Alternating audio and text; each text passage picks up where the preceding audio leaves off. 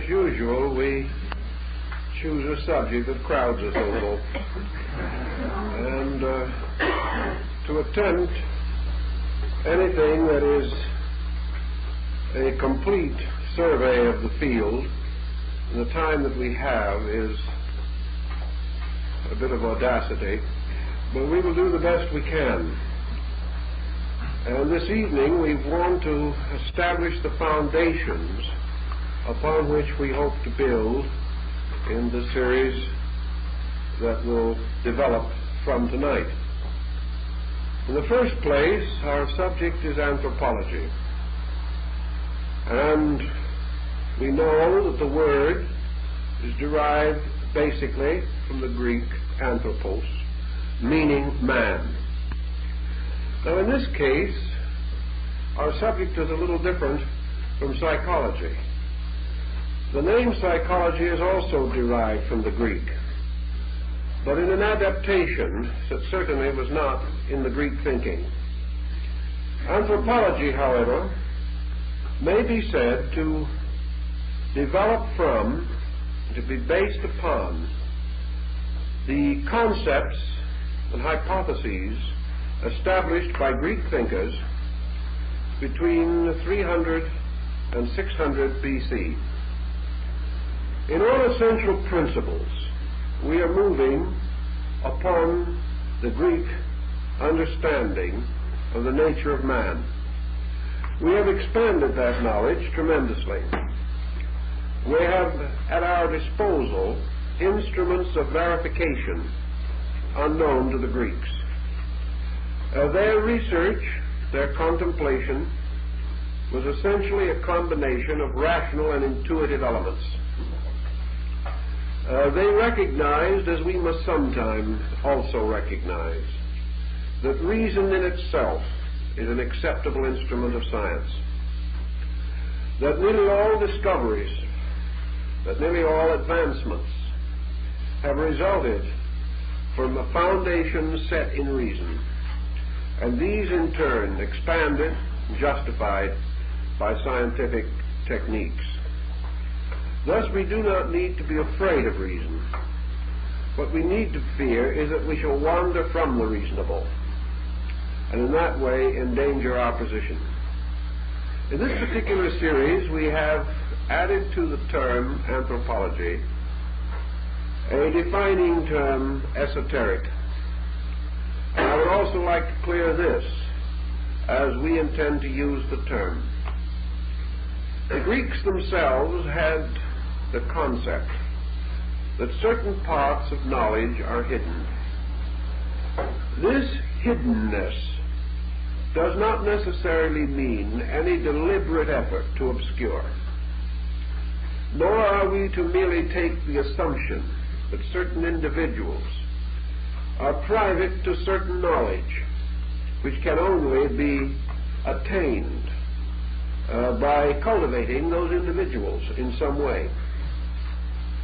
The ancients certainly possessed arts and sciences which were locked within their temples, and which they taught only to qualified students. Qualification, in their eyes, was not unlike a university entrance examination in our way of thinking. Esoteric, therefore, really conveys a certain neglected possibility in knowledge, something obscure, some part of knowledge that is darkened. This darkness may arise from common neglect, and through a long period of time, ideas which have apparently passed out of fashion without actually being disproven may pass into a subjective condition which we may term esoteric, as not immediately and readily available, things that must be sought for, dug out, or in one way or another found in the ruins or rubbish of our common believing. Wherever the word esoteric is applied to a term of scientific importance, it almost means the equivalent of idealistic. In other words, it takes into consideration certain aspects of knowledge, not generally popular, not generally known. And it also points out the need for further exploration of certain archaic or hidden fields. The possibility, therefore, of a larger knowledge about things, a knowledge in which things obvious are extended toward those ends which are not obvious, or where knowledge readily available is traced back to foundations hidden deep in the mysteries of time. Thus, we do not mean to imply supernatural. We do not mean to imply by the term esoteric cultural or pertaining to some private group of opinions. Rather, what we wish to do, if possible, is to restore a larger picture that is generally understood by the principal word, anthropology, to see if we can discover valuable clues in neglected areas, and most of all, to bring idealism into harmony, if possible, with modern scientific research. Esoteric religions are not those essentially apart from other religions, but are usually phases or divisions within a religion. Divisions of persons more deeply concerned with value. And I think that, again, is part of the meaning of our term, esoteric. From the general definition of this subject, then, we must pass to a broader definition of anthropology itself. What is this field? Anthropology is a science and is concerned primarily with the origin, development, and social condition of mankind.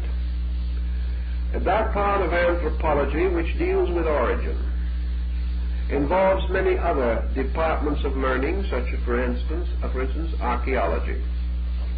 That which deals with the development of man also calls upon many forms of knowledge. These forms of knowledge having to do with the various biological processes in nature, particularly as these apply to man. And finally, the cultural phase of anthropology includes practically everything that contributes to the progress of man. And especially, I think, in its broader sense, the cultural part is deeply indebted to religion. Even the most conservative anthropologist will admit that there has been no single force operating more continuously upon the life of man than his religious convictions.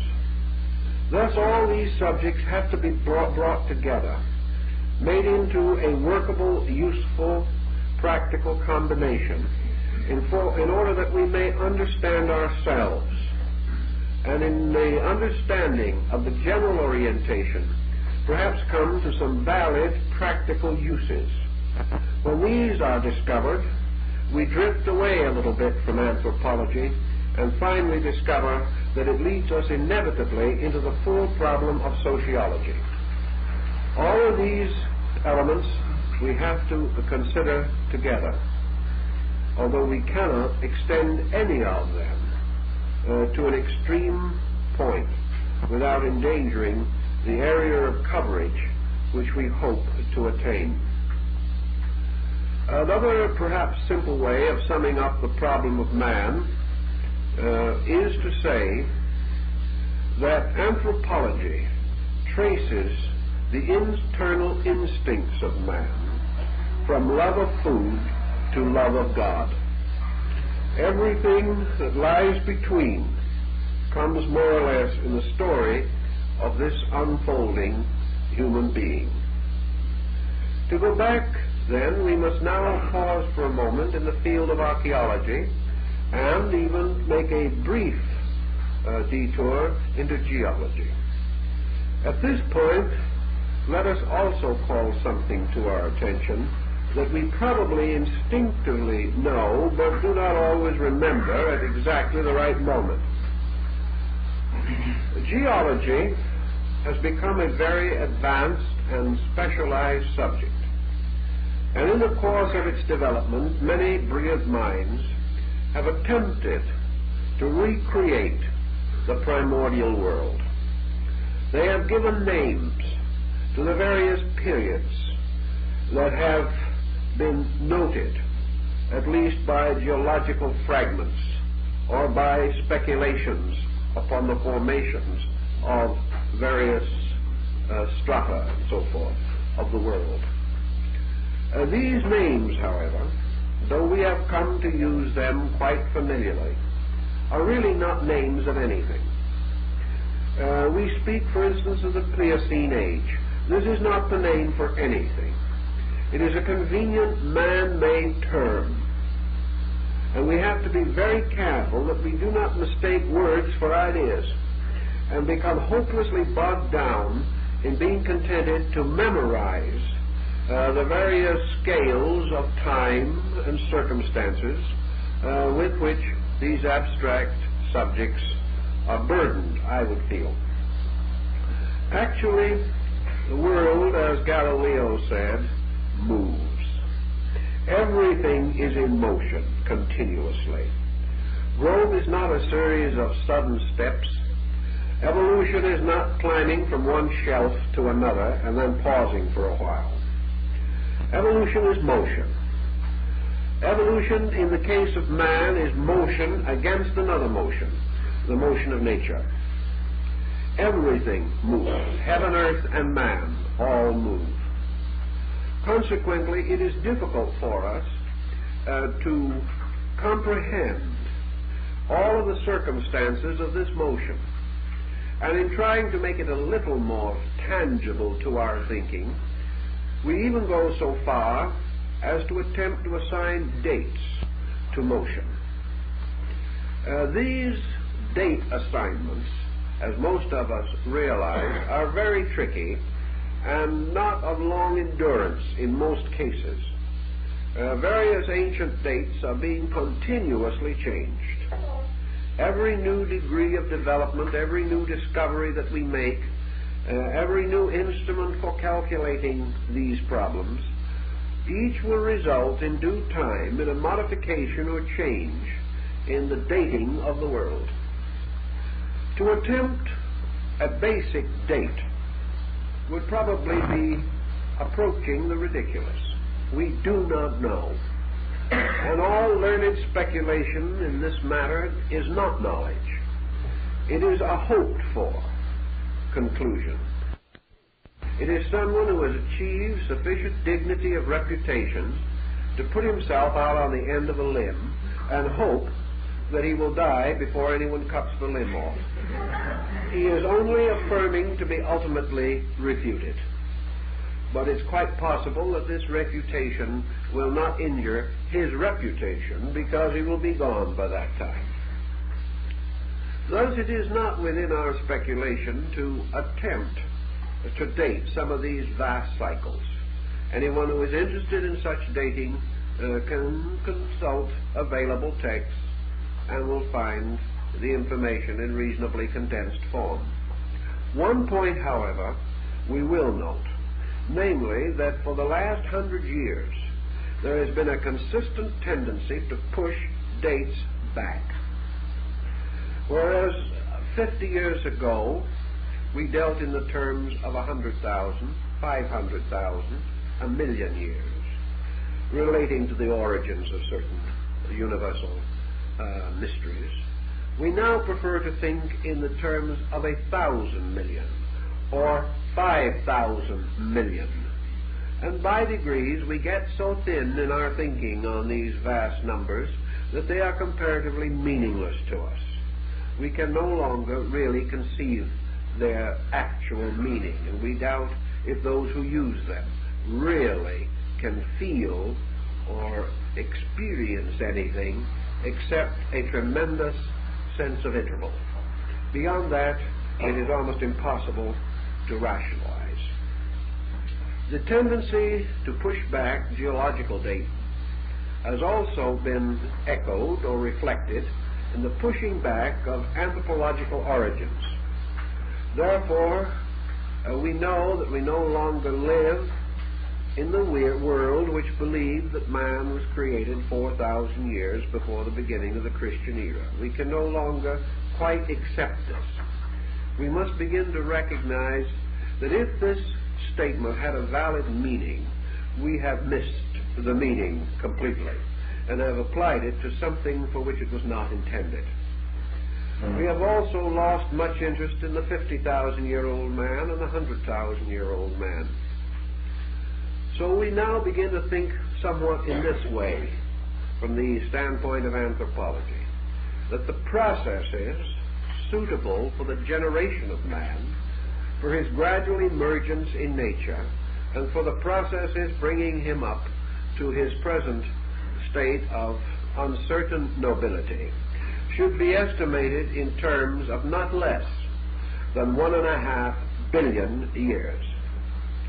Now, that's a long time. H.G. Wells pointed out that it was such a long time that what we call the historic era of man is less than an instant in that time. Now, 1.5 billion years is, as we say, purely a symbolic dating.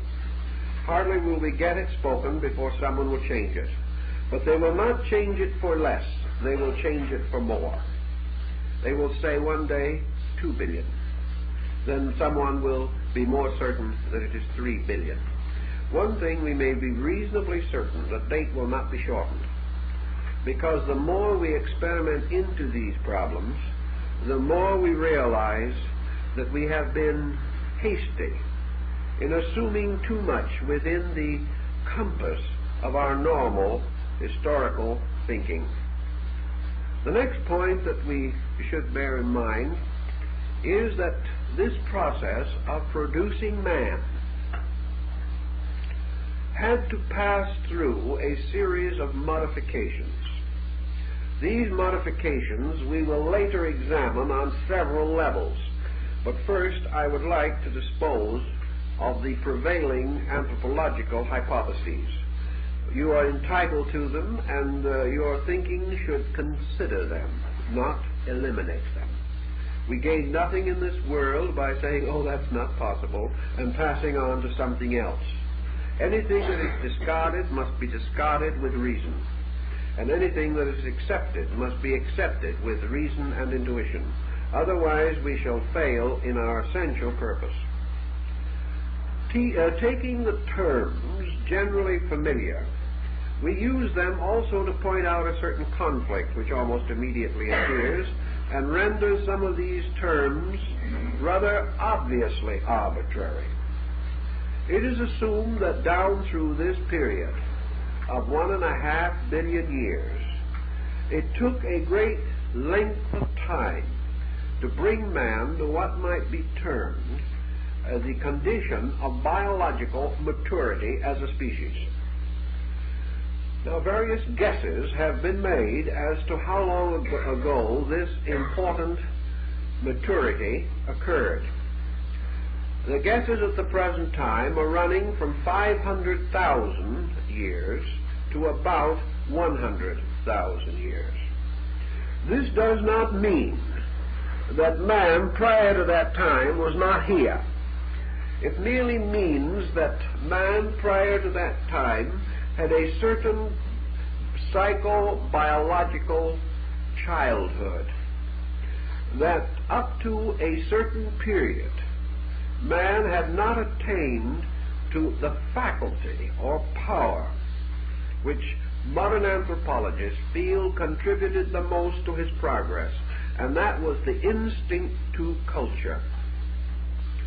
The instinct to culture had to arise from something. It had to arise from the attainment of certain previous conditions. And the instinct to culture is regarded as a unique attribute of the genus Homo. This instinct to culture is not to be observed in other kingdoms of nature that we can see. And I might also point out that this has caused a bit of concern in some quarters, because it rather definitely assails certain phases of the Darwinian hypothesis.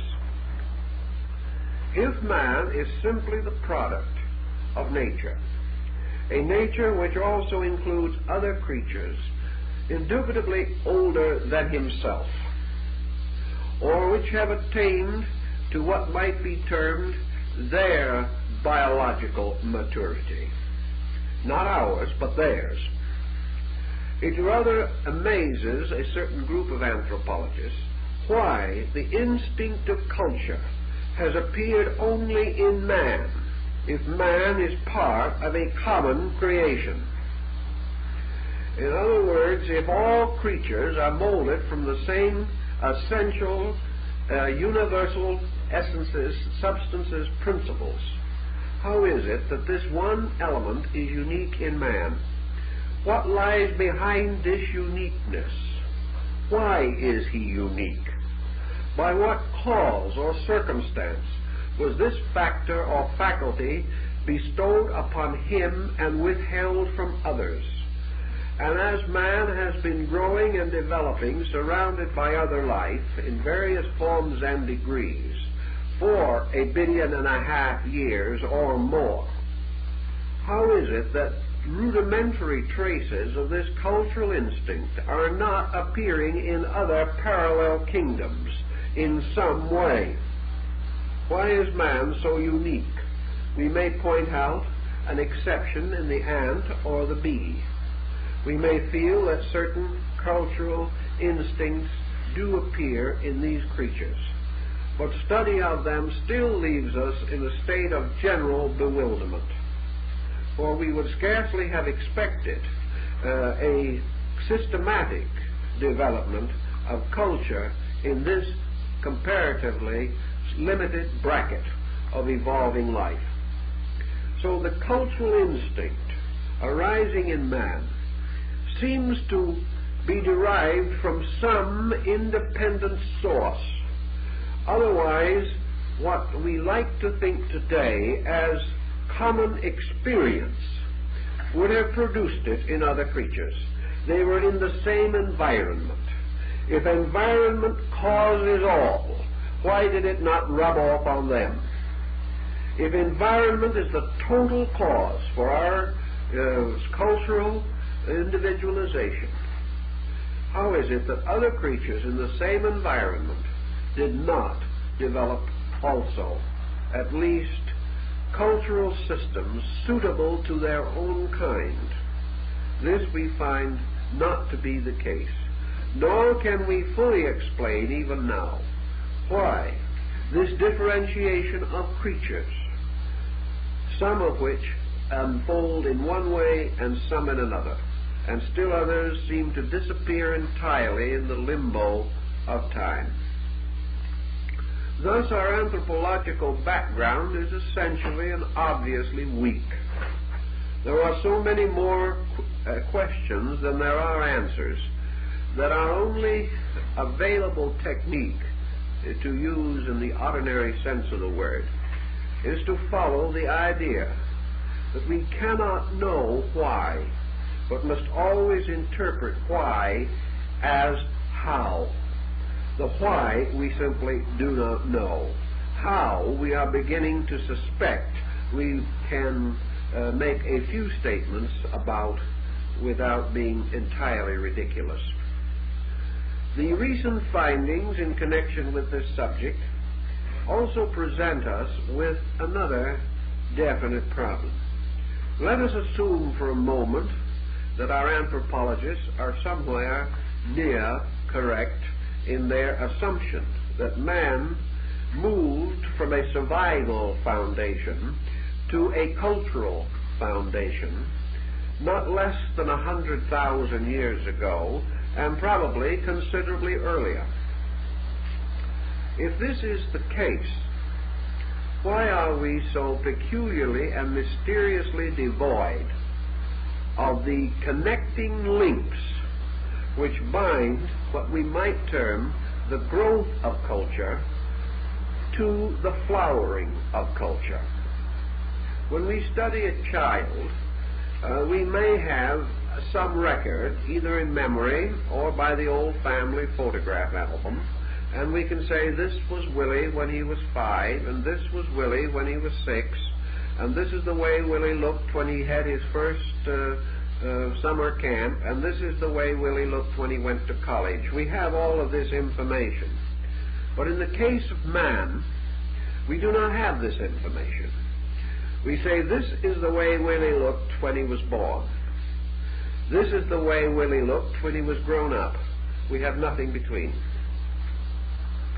When I say we have nothing between, I mean by this nothing that the grown-up Willie begins perhaps 5,000 to 6,000 years before the beginning of the Christian era in terms of anthropology.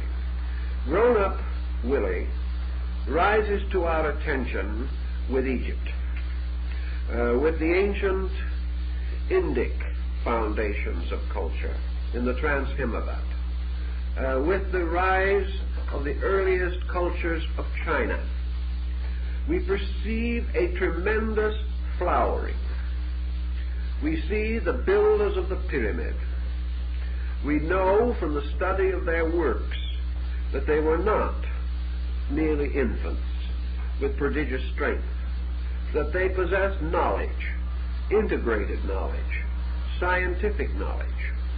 This in itself is a very strange and somewhat wonderful circumstance, because it represents the attainment of a certain cultural platform. We are perfectly willing, or perhaps a little grudgingly willing, to acknowledge there were some pretty smart people 5,000 or 6,000 years ago. It is humiliating, but we will ultimately get around to it.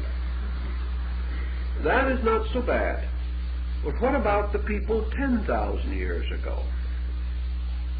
We have nothing to link them with the rise of Egypt. We have speculation, yes, but that is all. We do not know the steps that led up to the dawn of historic culture as we know it. We know they must have been there. We know that there has to have been a cause for the effect that followed. We know that man did not suddenly step through a curtain from nowhere, but we do have what is called the dark curtain of history. And this dark curtain covers the backstage of a situation that is most intriguing, but about which we are almost totally without knowledge. Thus, we must assume one of several things.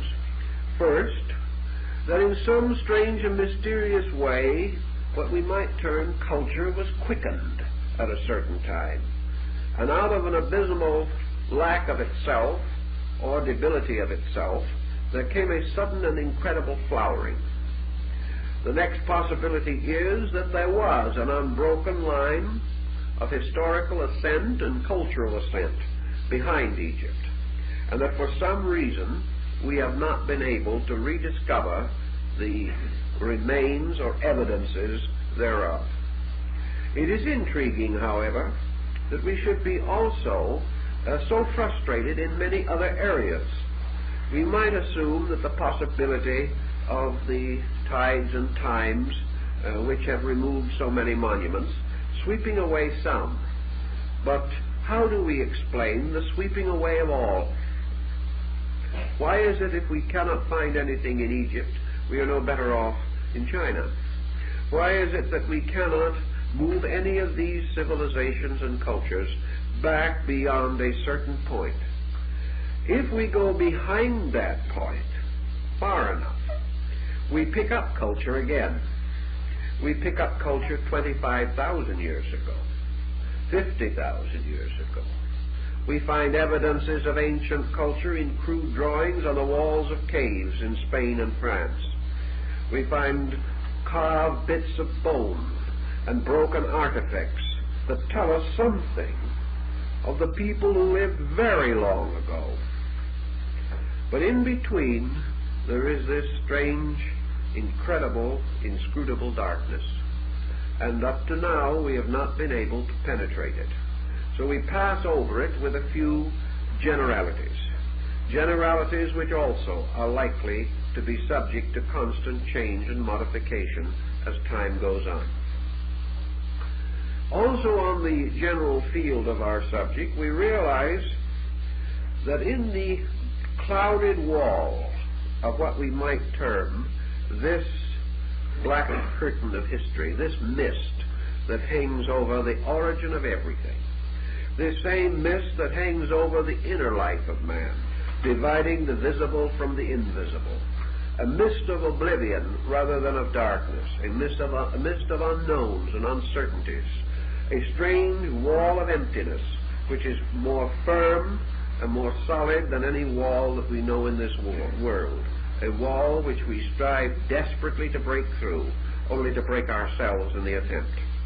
Sometime man will break through, but up to the present time he has not been able to do so. So we now have a parallel phenomenon accompanying this, and that is that right against this curtain, this dark curtain, as though against a motion picture screen, an incredible fantasy unfolds. For just at the point where history vanishes into the darkness of prehistory stands a tremendous pageantry of shadows which we call myths. Myths and legends. Someone has said that mythology is the history of the prehistoric world. But this rise of a world of legends that are distributed throughout the world, legends dealing with the sources of things, and also in an intermediate way with other things, legends that certainly originated long ago, but passed gradually into embodiment in the earliest institutions of history as we know history. Legends of ancient times that perhaps move into embodiment in the heroes and the great persons who must have flourished at a comparatively remote time. Yet never do we find these heroes, these remote persons, either primitive or barbaric essentially, or different from the cultures which later developed around them. Had these heroes been different, the cultures would have been different, because these heroes became the archetypes or the patterns for the development of culture groups. Thus we find, for instance, standing against the background of Greek mystery, standing between the known and the unknown, the rising of great hero cycles, of which a good example is the cyclic myth of Hercules. Now, Hercules was not a primitive being. He was not a neo-anthropoid. He was not a creature corresponding with the concept of the Cro-Magnon. He was not that kind of person at all. Hercules was a son of the gods. He was a great person. He was endowed not only with vast physical strength, but also with great skill, with wisdom, knowledge of arts and sciences. And he stood out to the Greek world as a truly heroic prototype of the satisfactory Grecian of at least one period in Greek thinking. Who was Hercules? Was Hercules a deified mortal?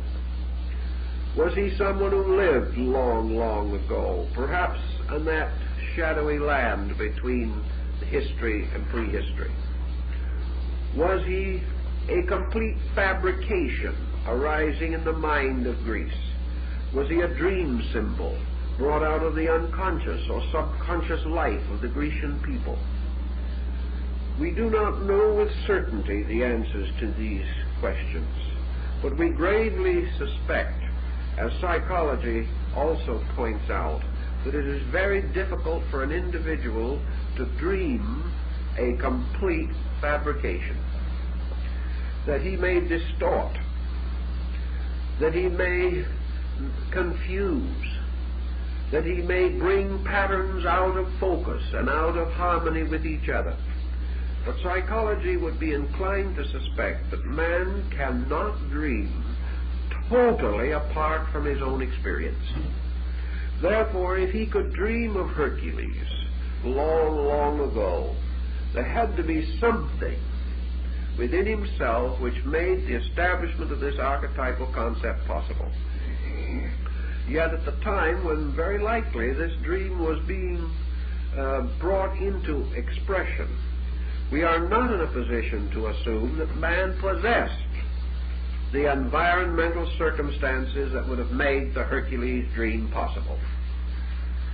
This presents another very confusing element of our pattern.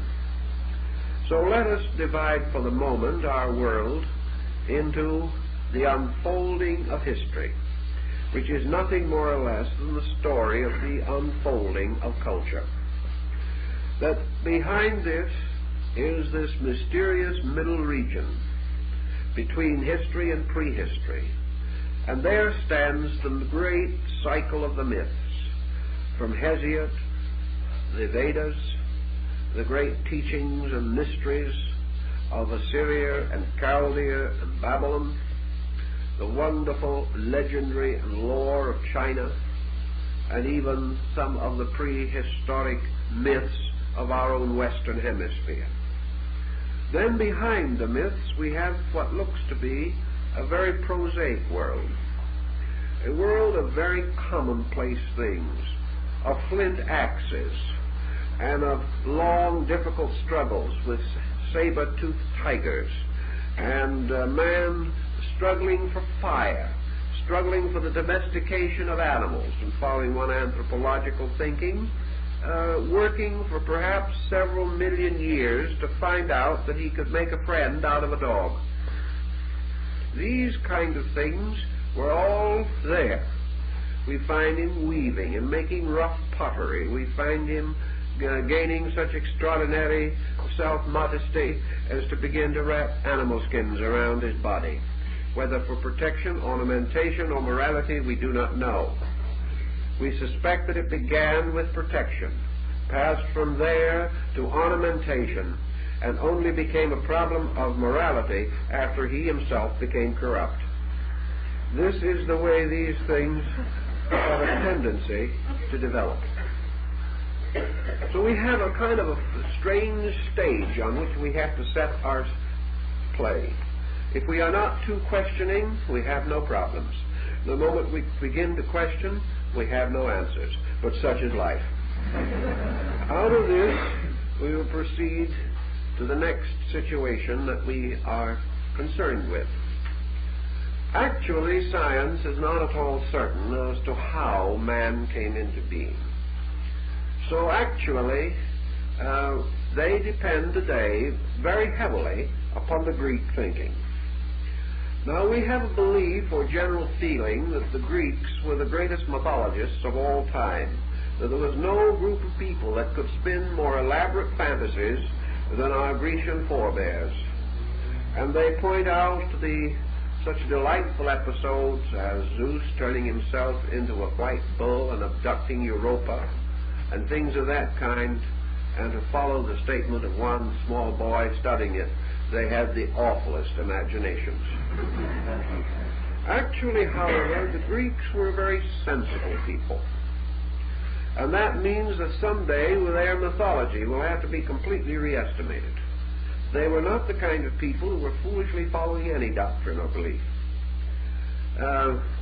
Arthur Murray of the Department of Greek and Roman Antiquities, the British Museum, tells us that in the Greek we have the story of the creation of man, and that perhaps of all peoples the Greeks were the only ones who said that the development of the species did not begin with a single pair of persons. This is one of their more or less unique contributions. The Greeks, in their own simple, natural way, divided this concept to assume that man appeared simultaneously in a number of areas. That man was not merely one generation, but it was a kind of species. and even among the Greeks themselves, there are separate, or worse, separate, distinct creation myths for the different provinces of Greece. The Greeks did not feel that they descended entirely from one pair of human beings. They believed that at a very remote time, by various circumstances, man came into existence in many places. Therefore, they assumed that it was scientifically reasonable that human beings were different, even from the beginning. That these differences to the Greeks were not qualitative in the sense of one being having greater aptitudes, attributes, or more worthy of honor than another, but simply that they were different. And our early Greek thinkers in this matter were quite ingenious. They assumed that these different beings arose in different regions, and therefore were immediately exposed to the pressure of regional conditions. Thus, long before they had attained even anthropological adolescence, those who dwelt or were originating in mountainous areas were different from those in valleys or by the shores of the sea. Persons in tropical regions different from those in frigid regions. And the Greeks had already discovered that climate and location were tremendous forces in the individualization of man. Now, they did not attempt to explain all the mysteries thereof, but they took it rather for granted that humanity was a kind of creature, that it appeared in various regions, that these regions became distinctly and definitely associated with the races, tribes, and clans that originated in those regions, and that growth was the natural unfoldment of men in the places where they were, and that the secondary factor of growth was the gradual awareness of other men, and the mingling and bringing together of these different groups under various types of sociological pressure. The Greeks got about that far, and that is as far as they were able to go with that particular phase of the subject, although this does not exhaust their whole thinking on it by any means. It would not be easy to quickly exhaust the thinking of Hesiod or the thinking of Plato on such problems as this. The Greeks in many regions had their legends and their myths. One of the most common of these, of course, is in share with nearly all others, namely that there were two distinct creations. That there was a creation preceding a kind of universal deluge. That there was then a creation following this deluge. That there was somewhere in the ancient form and time of things a race or an order of life of human nature and structure at least capable of those moral delinquencies which we associate peculiarly with humanity and no other creature, by which the wrath of deities came to bring about a deluge or a destruction in punishment for sin, and that this ancient order of life vanished away.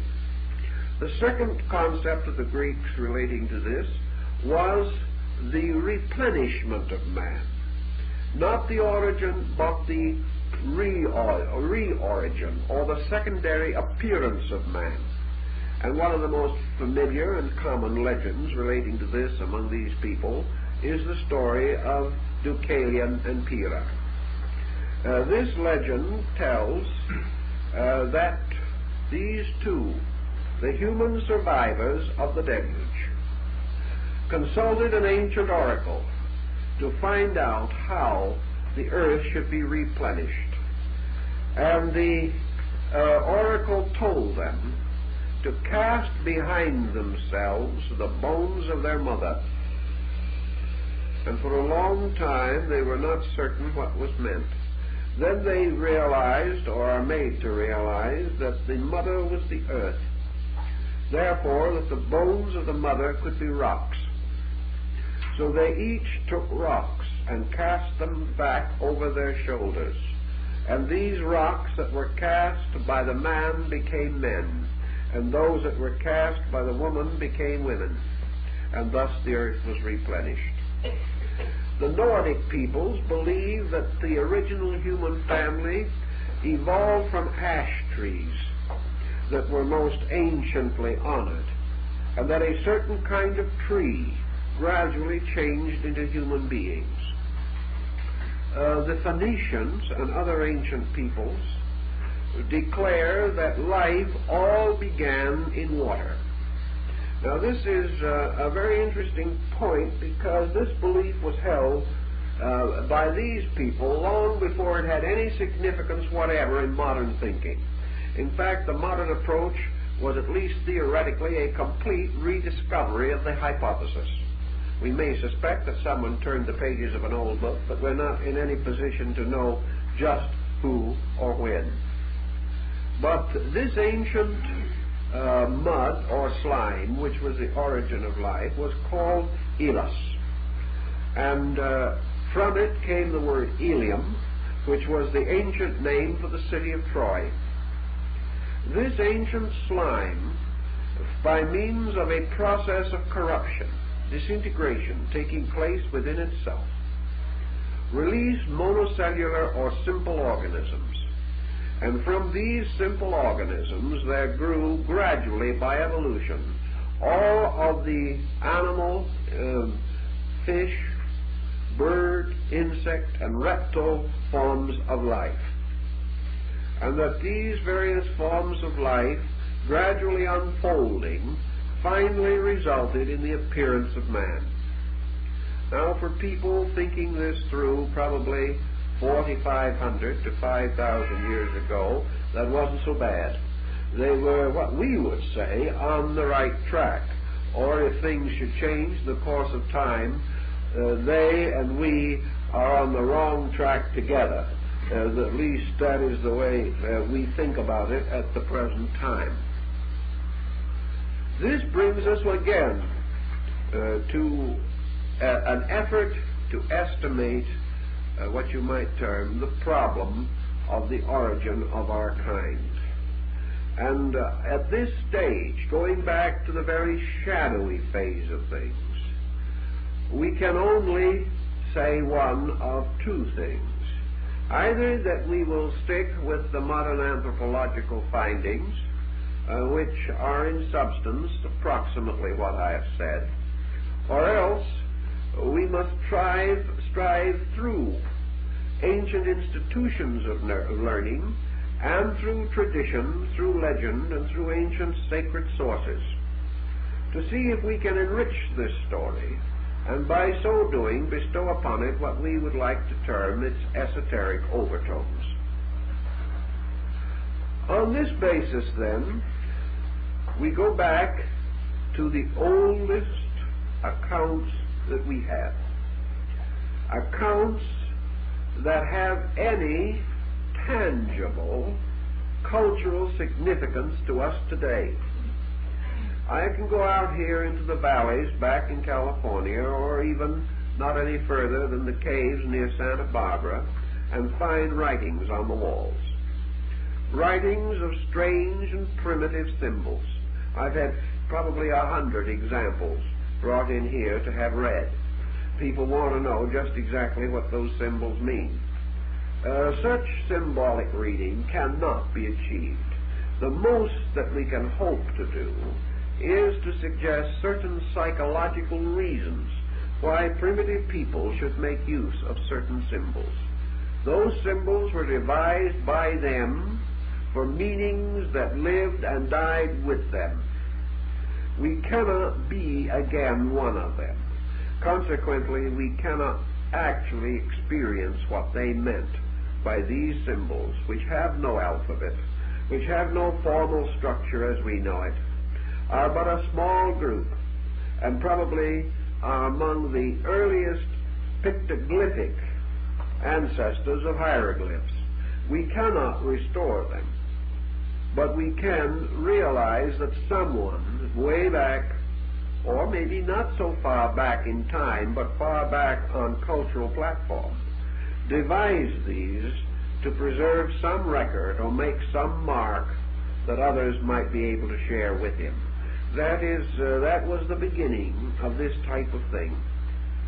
Back in the days, therefore, where we are most interested, we have no records, not even crude markings on the walls of caves. Much earlier, far behind this, no written language, no spoken language that we know, no true evidence or substance upon which to build. We are groping back into the twilight of the pre-dawn of mind as we know it, and we cannot relive it.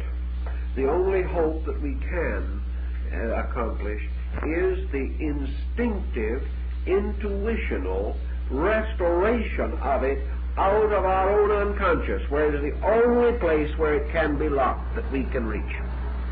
Whether we can reach it immediately is a grave question, but it will never be found except in man, inasmuch as it is part of that infancy of man, which psychologically can sometime be restored out of the symptoms and symbols that arise in his more advanced state. This is all that we can hope to think through very clearly. Others tried to think this through before we came along. The Egyptians tried to think it through, and they were a little closer to it than we are, although the proximity is probably fractional. They gave us altogether this wonderful age of fables. They gave us their psychological restoration from the folk or from the subconscious collective. Everything that was possible to conceive to be there.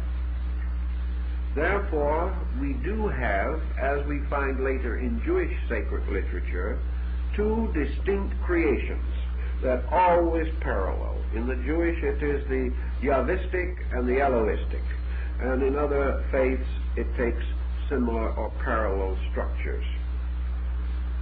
And all these cultural origins together, there emerges at the dawn or the beginning of things the gods. Nothing begins actually below. That is something that is in our subconscious. It is not something we've learned primarily. Even if we had learned it, it would be much like other learning that is long gone and forgotten, unless there had been something about it that made us want to remember. And so today, 6,000 years after the rise of Greek myths, we still study them in school, and we are grateful for the great Greek dramatists like Aeschylus and Sophocles, who have given us revisions of these ancient stories in the first great theatrical productions of Greek theater. All this then goes back to one primary concept, that it all began in a strange way with the gods. Now, different nations have different gods or different names for gods, but further research on the basis of language proves that there is an underlying, submerged, lost language form which bears heavily upon the subject of our concern.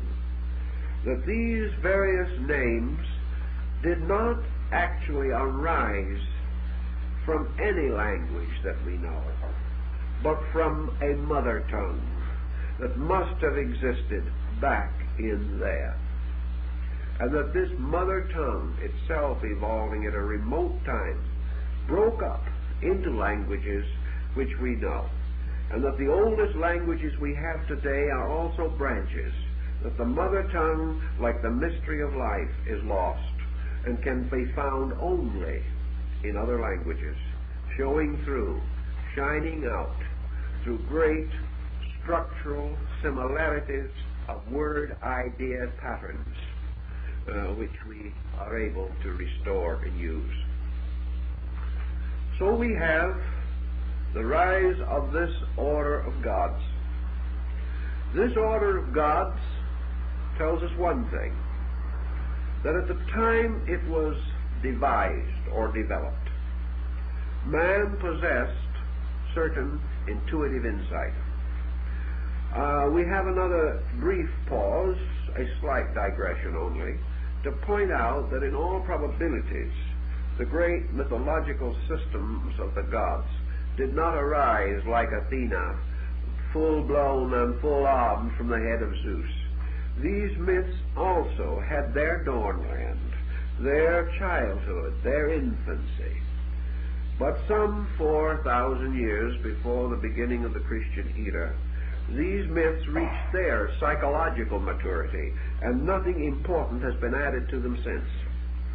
From that time on, they did not grow.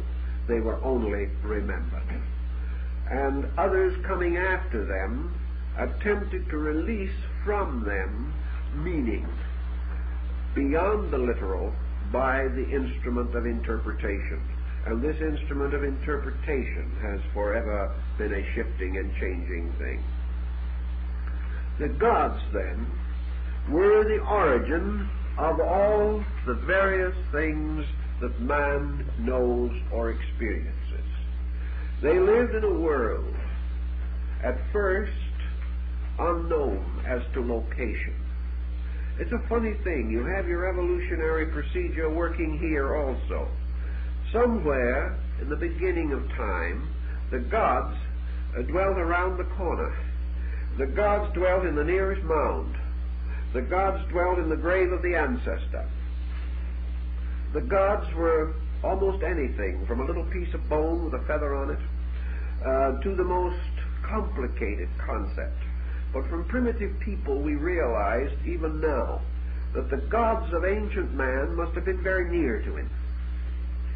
He couldn't quite see them, but he could almost reach out and touch them. Therefore, he left a little food for them. They were hungry. He tried to be nice to them because they had a bit of vengeance in their natures, among other things.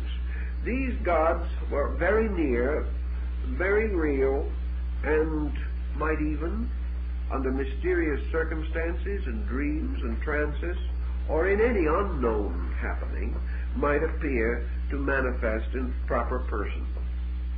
Gradually, the gods began to move away. They became more and more remote, less and less physical, and at the same time as they drew further away, the area of their omniscience enlarged. The original God nearby could only perhaps understand the doings of a family by listening at the keyhole, so to say. He had his little shrine in the house and people talked to him, and that's how he found out things. And even today among primitive peoples it is not uncommon to have them punish deities or saints or other persons who do not appear to be taking proper care of the family. Down here in New Mexico at the present time, in the little mountain villages, you will frequently find an image of St. Joseph in a niche in the wall. He has been turned with his face to the wall as punishment for failing to perform his proper duties in the household. This is very near, but it is also a very primitive belief. But little by little, the gods moved away. But as they moved away, they became greater beings. They became vastly more important. And in the case of the Greeks, they moved to the mysterious, shadowy mountain peak of Olympus.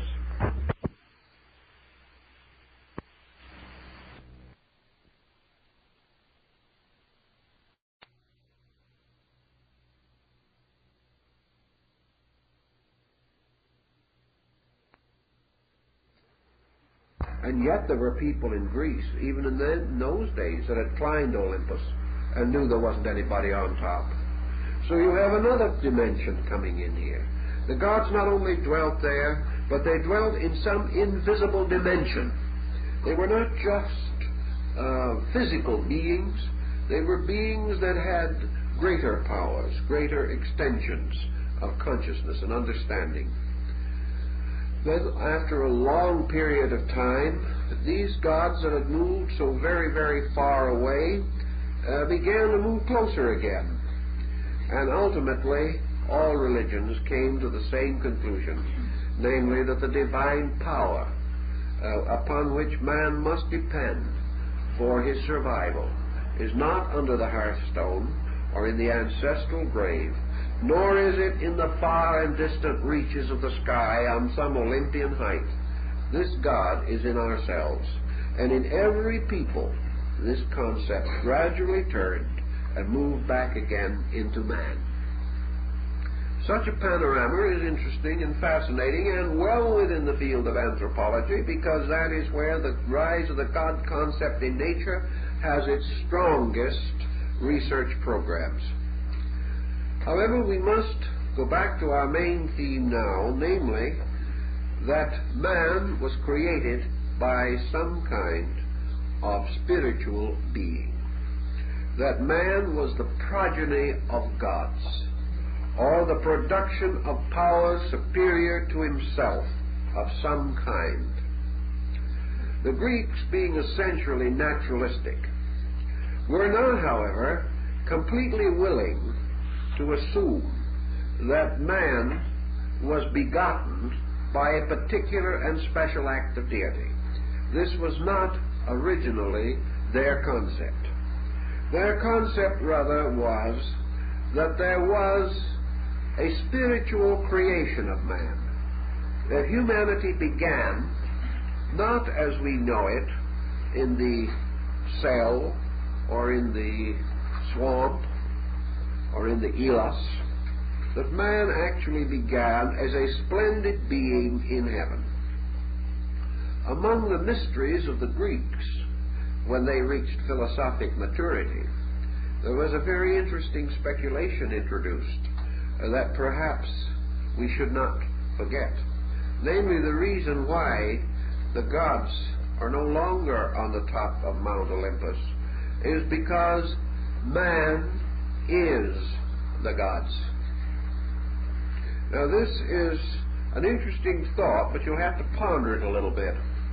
Namely, that the great order of life moving into manifestation was not only created by the gods, but was the motion of the divine power itself into manifestation. Therefore, that the gods moved into their own creation, became immersed in it, and absorbed in it, and that somewhere in the background of things, the great, splendid world of the gods sank into the darkness and mystery of matter, and in this way resulted finally in the emergence of life as seed everywhere because of the divine presence in matter, that this divine presence made all parts of matter full of life and capable of infinite growth from its own total substance. Dating on this, impossible, but theoretically thinking about these problems, we then have the second consideration, namely that something like the story of Deucalion and Pyrrha, namely that stones were thrown over their shoulders and that these stones became men and women. This is the second Greek concept of creation. The first creation was swept away by the deluge, and some of the old poets suspected that this deluge meant, in reality, the descent of the gods into the darkness of generation. That this is the great Ragnarok of the Nordic sagas, where Asgard and the great throne and the palace of Valhalla, all in flames and in combustion, fall into abyss together at the dawn of human existence, carrying the Aces, the gods, into oblivion. That all that survived was a new world and a new peace, and two human beings to carry on the mystery of creation. So these legends are archetypal. They have some meaning. We know that. We know they are too splendid, too deep, too broad, and in the case of most of them, too strangely and deeply pathetic to have no meaning. They meant something, and part of the neglected field of our area is to try to find out what they meant. If we have two creations, we can also go back to the Dionysiac legend, where the Titans, or the primordial elements of nature, managed to inveigle Dionysus, the young god, to follow them out into the sea and field of space. And when he was far from his divine home, they sat upon him, destroyed him, cooked his flesh, and ate him. But in the process of eating him, his head was saved by Minerva or Athena and taken back to Zeus. Zeus, discovering what had happened, threw his thunderbolts at the primordial giants, slew them, and from their ashes, containing the blood of his own divine son, he fashioned the bodies of men. Now, this also is a very stimulating series of thoughts, for it also tells us that in some mysterious way ancient man believed the human being to be a compound of the ashes of the Titans and the life blood of a god. And while we might say this was primitive egotism, we're not at all sure of it. We are more inclined to suspect that the same meanings that were later developed into great philosophical beauty by Plato are to be found in their simplest statements in these myths. Actually, then, the ancient people told us that what we call the creation of man resulted in the combination of two circumstances, one of which is traceable anthropologically and the other is not. The only other way it can be traced is by means of your great religious cycles of myths. And that these religious cycles were not outgrown, but were deeply and carefully considered, and from them elaborate structures of rational projection were fashioned about man. And these have never been disproved, although most of them have been broadly ignored, particularly within the last century. Of course, all of these structures were of much greater import prior to the rise of the Darwinian hypothesis. But now, to go on from this point, man, created or brought into existence, represents therefore a twofold motion of life. The positive motion of this life is from a divine source, called by the ancient Chaldeans the father fountains of the gods. From, therefore, the divine nature there descended the divine man. This divine man was truly and completely archetypal. Psychologically, we are not too sure of what is implied. We cannot be certain, but the tone, the general tone of this ancient thinking is that this divine man was the true anthropos, the true being, and that this being had walked with God, that this being had an existence in a divine world or a divine state. The ancients are not clear as to whether this divine state had been eternal or had risen from some previous state. But the general assumption actually is that divine powers either created or generated, or if we wish to go still further into this thinking, that these powers preserved in their own natures from previous unknown sources this essential being that is called man. Consequently, that man actually is the Son of God. not in the personal sense of an individual, but in the collective sense.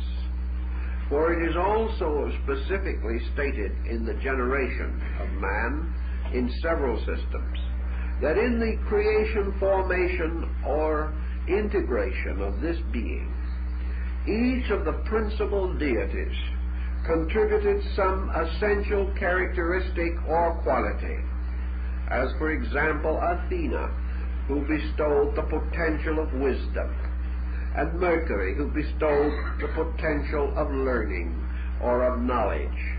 And each one of these deities bestowed from its own nature a quality. This immediately tells us something if we want to think about it for a moment, namely that the deities themselves are the personifications of qualities. Otherwise they could not bestow them.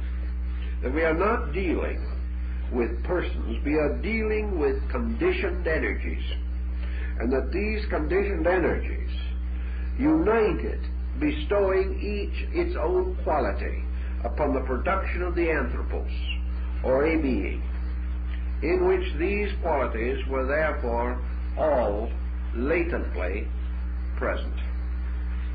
This does not deny, however, that this being or this creature had great and enduring need for certain extensions of itself. In all systems, life, in order to manifest in any situation or condition, must adapt itself to form. Every life must be informed and end-formed. In order to exist in any environment or condition, a being must have an instrument, a body or a nature, composed of the substances of that environment or condition. Otherwise it may be present, but it will be unseen and unknown if we wish to presume that it is present. This is true not only of the human being, but of the beings that very likely and most certainly do inhabit other planets, other solar systems, other cosmic systems. Whatever life comes into manifestation must clothe itself in the substances of its environment, and by so doing make a bridge between its own subjective and the sphere in which it wishes or needs to function. The ancients had a simple example of this, and they made use of it. We know that the Indian people undoubtedly developed a large part of their great cosmological theory from embryology, from the actual study of the birth of the human being now. They believed they had a key to the great cyclic processes by which universal generation is achieved. This has also been noted in many other systems of mythological thinking, as in Fraser's Golden Bough, where you will find many references to these parallel groups of legends. If, therefore, in the primordial nature of things, we are to have a being coming or entering into a state of form, we must also have form itself gradually moving. Everything moves, and the development of life implies the production of forms. In the great prehistoric Phoenician history, we have a record of this particular phase of the subject, namely that we have opposed, or at least polarized, to the great power of the divine beings who fashion the inward parts of things. We have another being that the ancients called nature. Now, nature to them was a little different from what we hold the word to mean today. Nature was a little more geological in their thinking than in ours. To us, nature is a rather beautiful panorama of sunrises, sunsets, and daisy fields. That was not the way the ancients thought of it. Always ensouling everything, making everything to live, which is part of his ancient way. To him, nature was also a being. And if God was the father of all things, nature was the mother of all things. And everything that exists is a child of God and nature, a child of the primordial father-mother. Now nature was constructing continuously strange and beautiful and wonderful shapes and devisements. Nature, therefore, was spontaneously generating forms. Nature was hard at work with this monocellular organism coming out of the primordial ooze. Nature is full of life of itself. This life is not different from the life of God. It is merely an aspect of it. It is merely the opposite pole. It is the obscured or privated life of deity, according to the ancient legends. And therefore nature was producing forms in which was a degree of life. This degree of life, as Anthropology points out, however, was a comparatively humble degree of life. A life that might correspond with the prenatal growth of the human being, in which nature itself, as in the womb of Meru in the Indic myths, is generating a form which at some time is to be quickened or to be made alive. Thus, the embryo was made in nature. The life was made by the gods. And these two coming together represented the quickening, or the union of these parts, so that by the breathing of the breath of life into the dust of the earth, God fashioned man. Now, the more we think about it, the more we can get scientific on this theme, because it opens a tremendous vista of possibilities by which a great many concepts otherwise meaningless can be reconciled and ordered.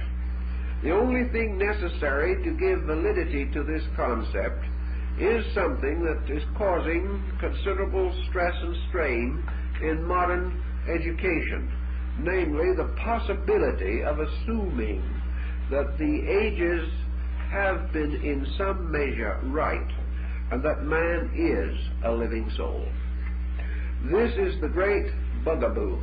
This is the great unsolved mystery. If man is to be regarded as solely and totally the product of Mother Nature, with no help from a divine Father, then we cannot follow this hypothesis successfully.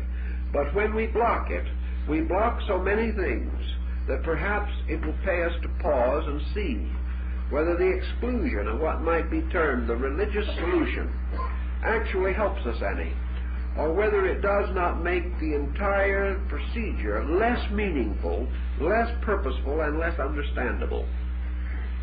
And always assuming that nature's ways are orderly and that nature's ways are purposed, we have to begin to speculate as to what this order is and what these purposes might be. In any event, the greatest thinkers of all time, those to whom we are indebted for the greatest amount of knowledge that we possess, and for the foundations of every art and science that we now regard as essential to education and learning, these leaders, these pioneers of life, all agreed in the simple belief and conviction that man did have a soul. That this soul, or psychic nature, actually was not identical with his body, nor was it a byproduct of body, and that there is nothing essentially unreasonable in the conception that a quickening did take place, and that at some extremely remote period this quickening brought together a condition or circumstance which accounts for what we call the beginning of the culture impulse, the culture instinct. It is quite possible, as the ancients pointed out, that the form of man reached a comparative state of maturity before this culture instinct set in upon him and began to change him.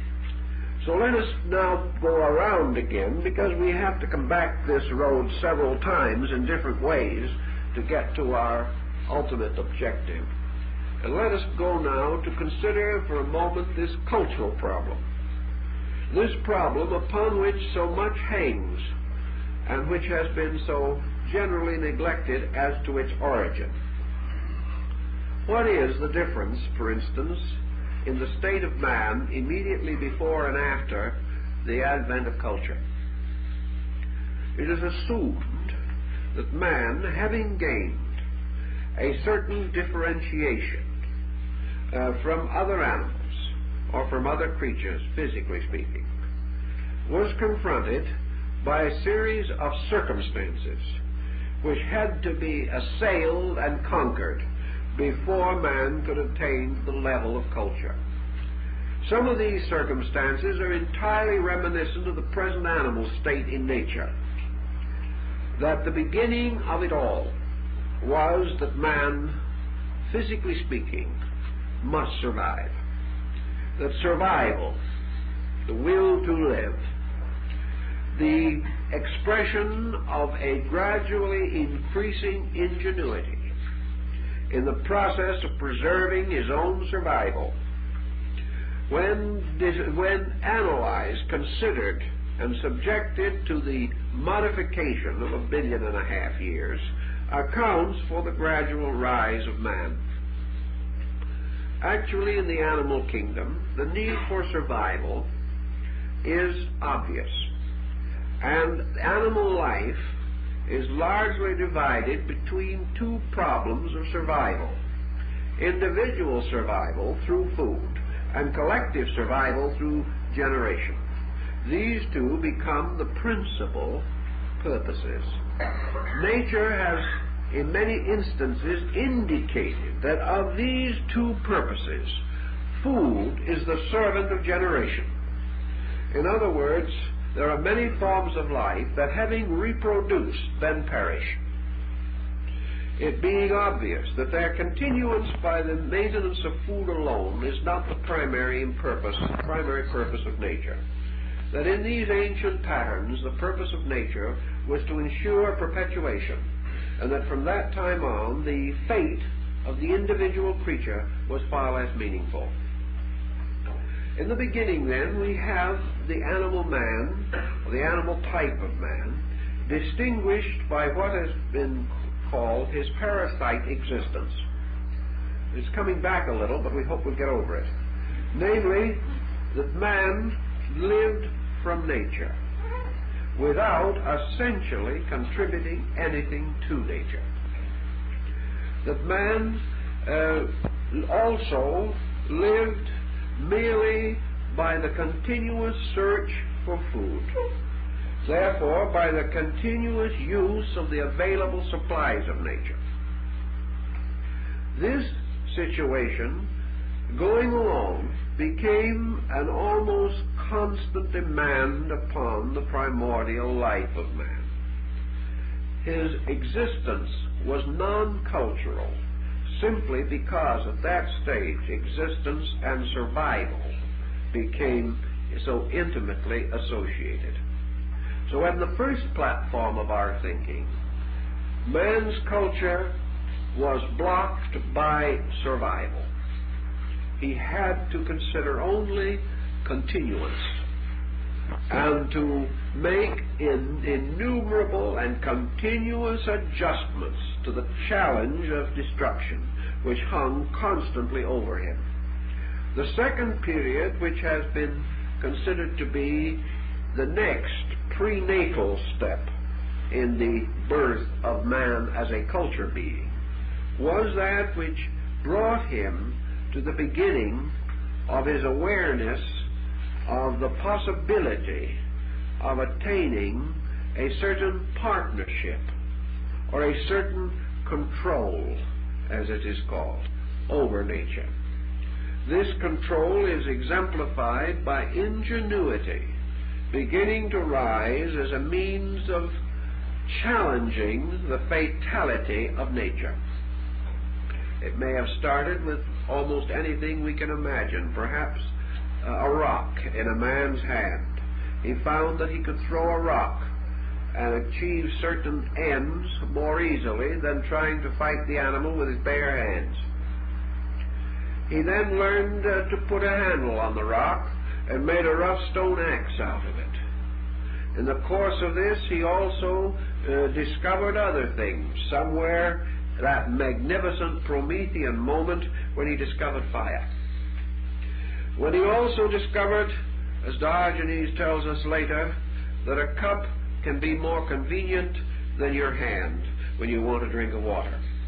That by degrees man began to surround himself with the primitive necessity luxuries which began to indicate the rise of his own basic pattern for survival. But he's still struggling to survive now a little more successfully. Undoubtedly he was nomadic to a degree. Those who could not be nomadic had to adjust themselves to the seasonal world in which they lived, and some of these adjustments were pretty strenuous. In fact, many did not survive at all. Then comes the next important step. Man beginning to cultivate nature, to gain control. And one of the simplest and easiest ways he accomplished this was by learning agriculture. And the oldest gods of the Greeks were venerated and honored because they brought the agricultural mystery to man. The domestication of animals and the rise of agriculture made possible gradually the integrated living in a community. It was no longer necessary to wander to find new food supplies. It was possible to produce food where you wanted it, and not necessarily always when you wanted it, but in sufficient abundance so that parts of it could be stored against seasonal change and condition. Man began to gain a certain victory. In the course of this victory, he reached a point which we may call safety. Safety is always a relative thing. Safety meant more surviving than were lost. It did not mean total survival. Safety meant one thing, however, a break in the continuous demand of survival. It meant the possibility of the individual having available to him an increasing amount of leisure. His wants were few, his needs were not too many, but as soon as it became possible for him to make use of control of nature, he began to develop what might be termed leisure. Leisure, or freedom from the challenge of continual survival, permitted man to turn upon himself, not in the sense of war primarily, although this was one of the byproducts of undisciplined and unenlightened leisure, but rather turned upon himself to be able to sit still, to be quiet, to contemplate, to take his eye from the utter immediate and consider that which was somewhat more remote. Gradually, out of the sense of leisure, out of the possibility of man having time to do something beside eat, propagate, and die, we see the beginnings of culture made possible to us. Now, this period we now reconstruct in this way. But there is another possible interpretation of this reconstruction procedure, following a little bit of what we have, obviously fulfilling it. But what we are really telling in this story of man's gradual victory over the prehistoric problem of survival is that man was constantly growing in some way. He was growing in resourcefulness. He was growing in skill. Perhaps he was growing in strength. More likely he was growing in control, which is the thing that makes it possible with less strength to accomplish more. Thus we finally have the story of a being growing up to a state of self-identity, growing up to a state which is the first peculiar evidence of humanity, and that is thoughtfulness. Up to this time, we can find man differing in some ways from the creatures around him, but with no certainty of victory over them, and no probability of a destiny apart from them. Suddenly, well, I say suddenly because it appears so in our frame of reference, but probably not in time so rapidly, man differentiated from all other forms of life around him. He suddenly began to assume a uniqueness. And this uniqueness was only possible when a certain degree of personal integration had been attained. The Greeks and other ancient peoples, working upon their mythological platforms, came to the conclusion that this growing up of bodies through the animal state finally resulted in the creation of a being in whose organism and integration the release of what might be termed an extra faculty was possible. This release of an extra faculty was not its dawn, was not its beginning in man, but according to these ancient peoples, it was at this time that the quickening took place, and that which had previously been a free soul became identified with this growing form, because this form had now reached a degree of growth in which the function of this being began to be possible. Certain centers of nervous structure, certain refinements in brain and in the various fields of the human sensitivity made it possible for something to take hold of this form, to possess it, to move in upon it, to ensoul it, and to begin to operate upon it from within, moving gradually and inevitably towards final conquest of this form. This would be perfectly in line with some of the basic thinking that we have, namely that what we might term evolution or cultural growth is therefore being controlling its own instrument, and that what we see around us as cultural progress is merely a byproduct, an inevitable consequence of a pattern of self-conquest occurring within the being. That civilization, therefore, is nothing more or less than a degree of progress attained in the essential psychic compound of man.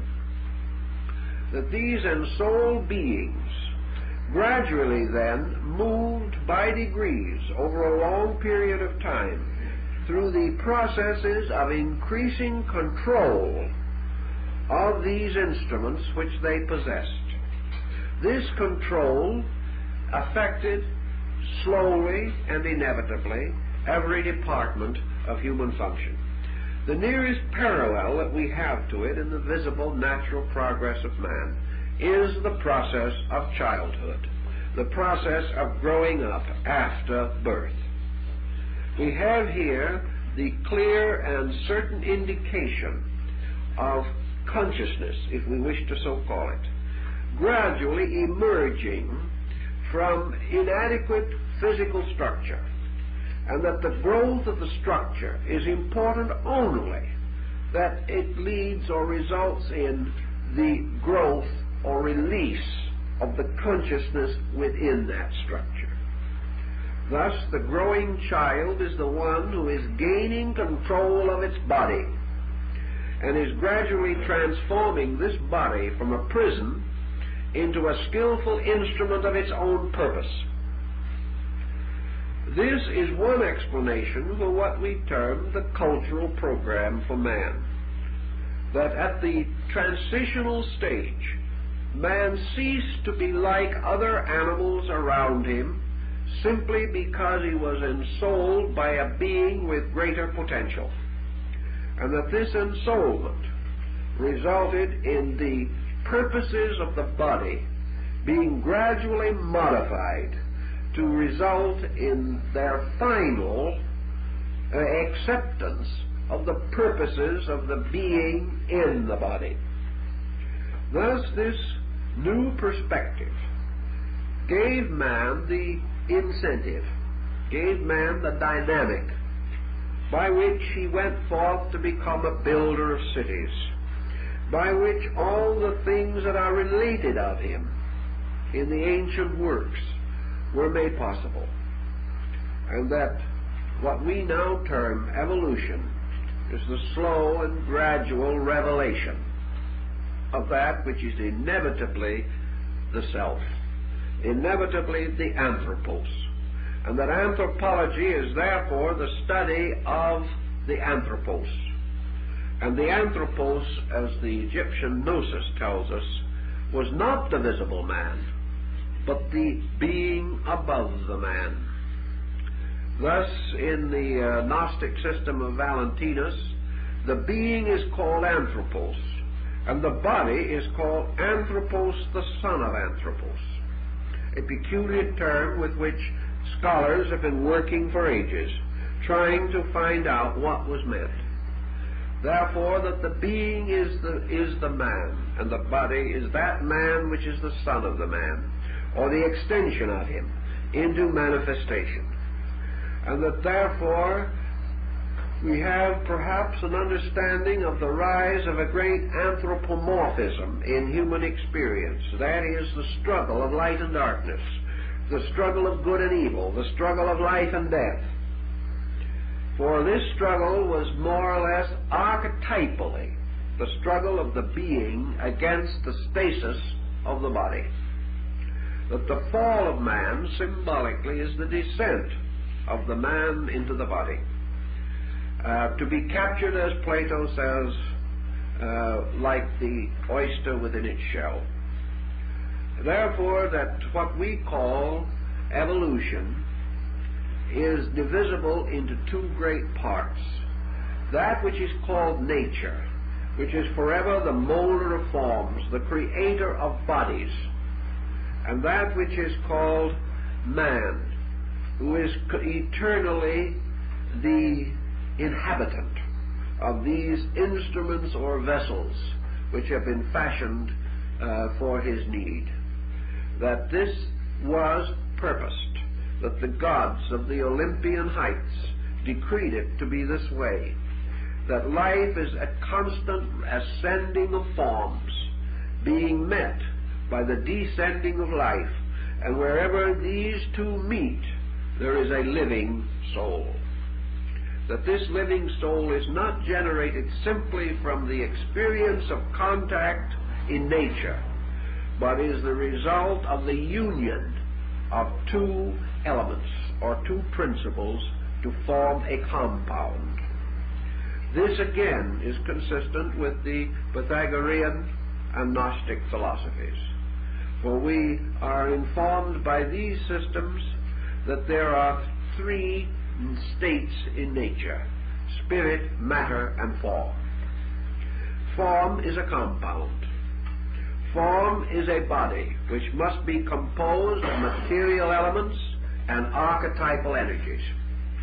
The reason why matter becomes formal is because it comes under the laws and rules of a pattern or archetype, and that this archetype bestows mathematical or geometrical harmony upon matter, raising matter into organization, and that such organization as is resulting from these two factors may be regarded as the proper definition of the ensouled man. Now we may say, what have we actually done on the level of our anthropological researches? We have not changed the fact that out of the amoeba, out of the clod, out of the marsh and the mire, there crawls something forth upon the earth. But we may question whether that thing which crawled forth upon the earth was actually the beginning of the total man. We may question whether this being, left entirely to its own devices, could ever have been anything than a super animal. That it rose with others of its kind, that it developed with others of its kind. And as in the case of the embryo before birth, up to a certain point the human embryo cannot be differentiated from the embryo of a chicken or a horse. But as a certain point is reached, then the one indicates gradually and inevitably that it is going to be a chicken. The other remains, continues to unfold, and finally becomes a human being. But at a certain state, they are indistinguishable. There is no way of telling one from the other, except that one grows more before it is born, and the one that grows more is man. Thus, in the face of nature, there is no way in which we could distinguish, or no certain method by which we could indicate a point in the remoteness of things where man and the animal could be clearly differentiated. This would follow again the most ancient thinking we have, namely that in that time there was no obvious difference, but that this difference appeared in due time, appeared when life reached the point of sustaining this difference, and that at that time this difference became manifested, and man suddenly became a creature with a purpose, a creature with a reason for existence other than biological, and that biology did not cease, because the continuance of forms for embodiment continued to be necessary, that the search for food did not cease, because this body, which was to be the house of a soul, had to be maintained and sustained, or the soul was homeless. However, life divided now into two purposes. One, to be regarded as the maintenance of the house, and the other, the increasing freedom of the householder, the being that lived in the house. This immediately divided the life of man into two purposes. Psychologically, these purposes are everywhere obvious. Man is not a united creature in his purposes. He is purposed by two contrary forces. And the conflict between these contrary forces is one of the principal reasons for nearly all the problems that arise in human life. The survival from a bodily standpoint is also sustained by something that we call instinct. Now, instinct is something we do not know too much about. It's one of those delightful things that we should know a lot about, and because we need to know, we cannot find out. But instinct seems to tell us, or our own study of instinct, that in this part of our nature we have the survival of what has been called the pre-Adamite man, that is, the pre-ensouled man. That instinct was the power that governed before the quickening. That instinct, therefore, was a life out of nature, a kind of nature spirit that rose out of the earth and was that part of man's structure that did respond unhesitatingly and continuously to the demands of survival.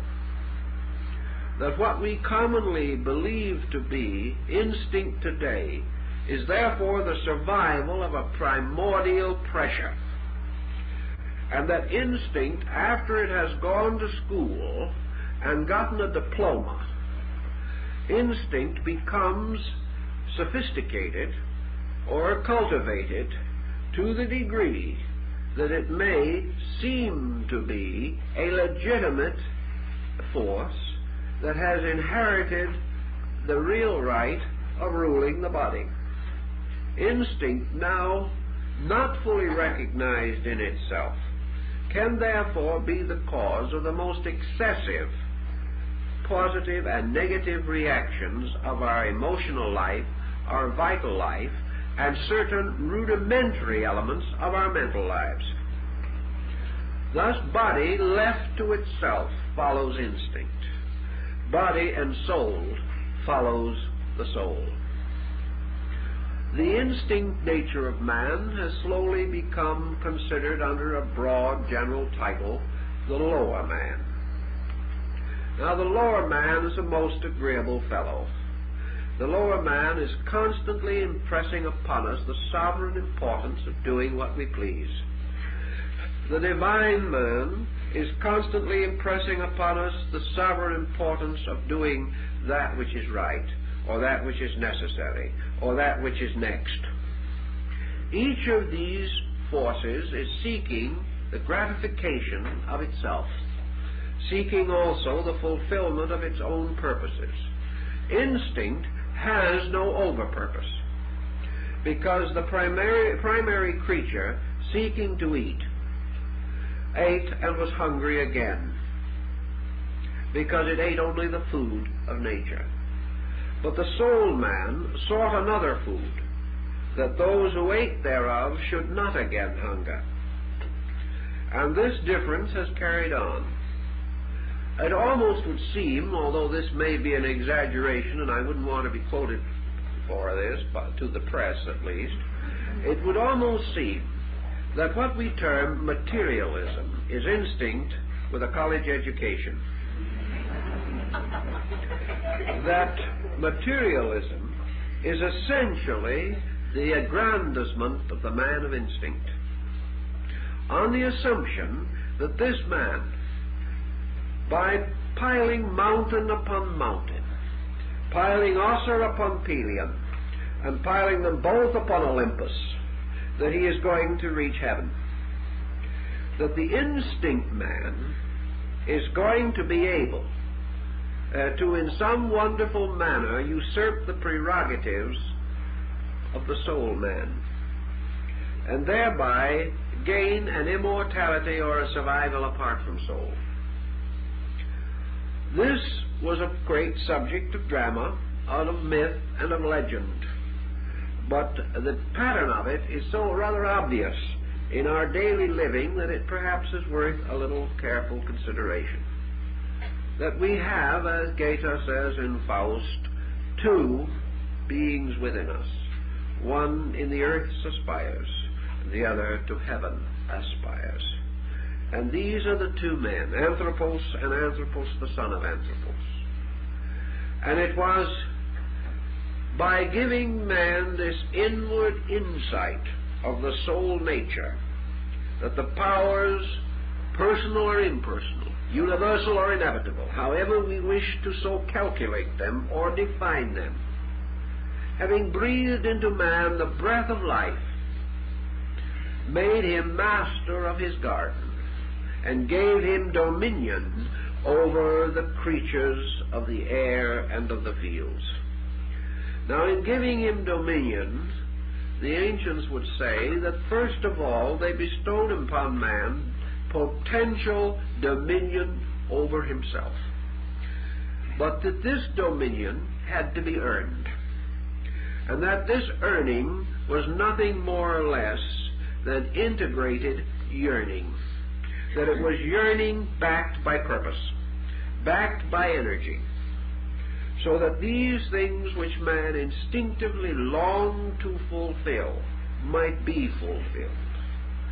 Culture has been defined as man's longing for truth, longing for total internal maturity, and that this internal maturity is the result of a kind of second birth, that by the first birth man was born out of the water and the mud, but by a second birth the Son of Heaven was born in man, and having taken up its abode in man, becomes by natural right the proper ruler of man.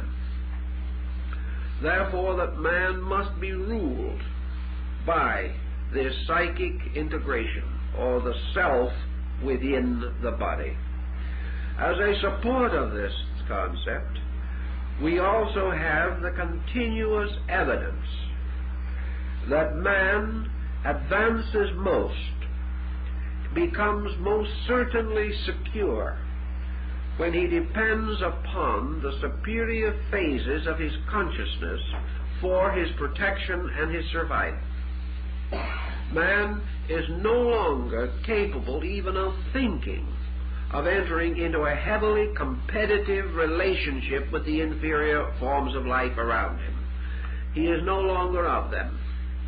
He sees them no longer as like himself.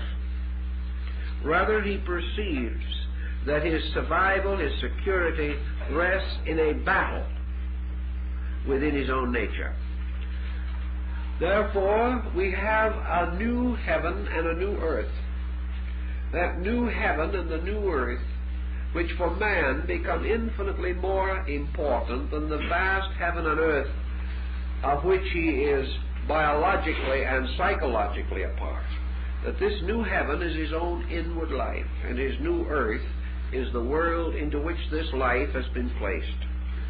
That there is therefore the heaven in man and the earth which is the outer part of man.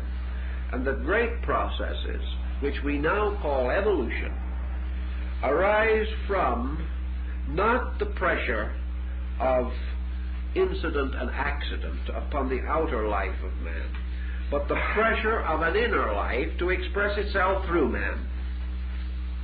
This pressure becomes then the irresistible and inevitable force that has driven man down through the ages, causing him to become ever more concerned with self-knowing and ever more concerned with not only adjustment to the world, which might presumably be even achieved by instinct, but of a reformation of the world, of a restoration of a better state, and the envisioning of a way of life superior to that which presently exists. These things arise not from experience, because man has not known them. The world we look for is not a world that comes to us from our physical environment, but rather is archetypal of a universal state which preceded our involvement in a material existence. Thus we can assume a parallel, the possibility that anthropology as we know it is not essentially in error, but rather that it is half of a story, and that the other half of the story takes part or takes place behind the line or the veil which divides the external life of man from his internal and eternal roots. Now our time is up, so that's the foundation for the first evening.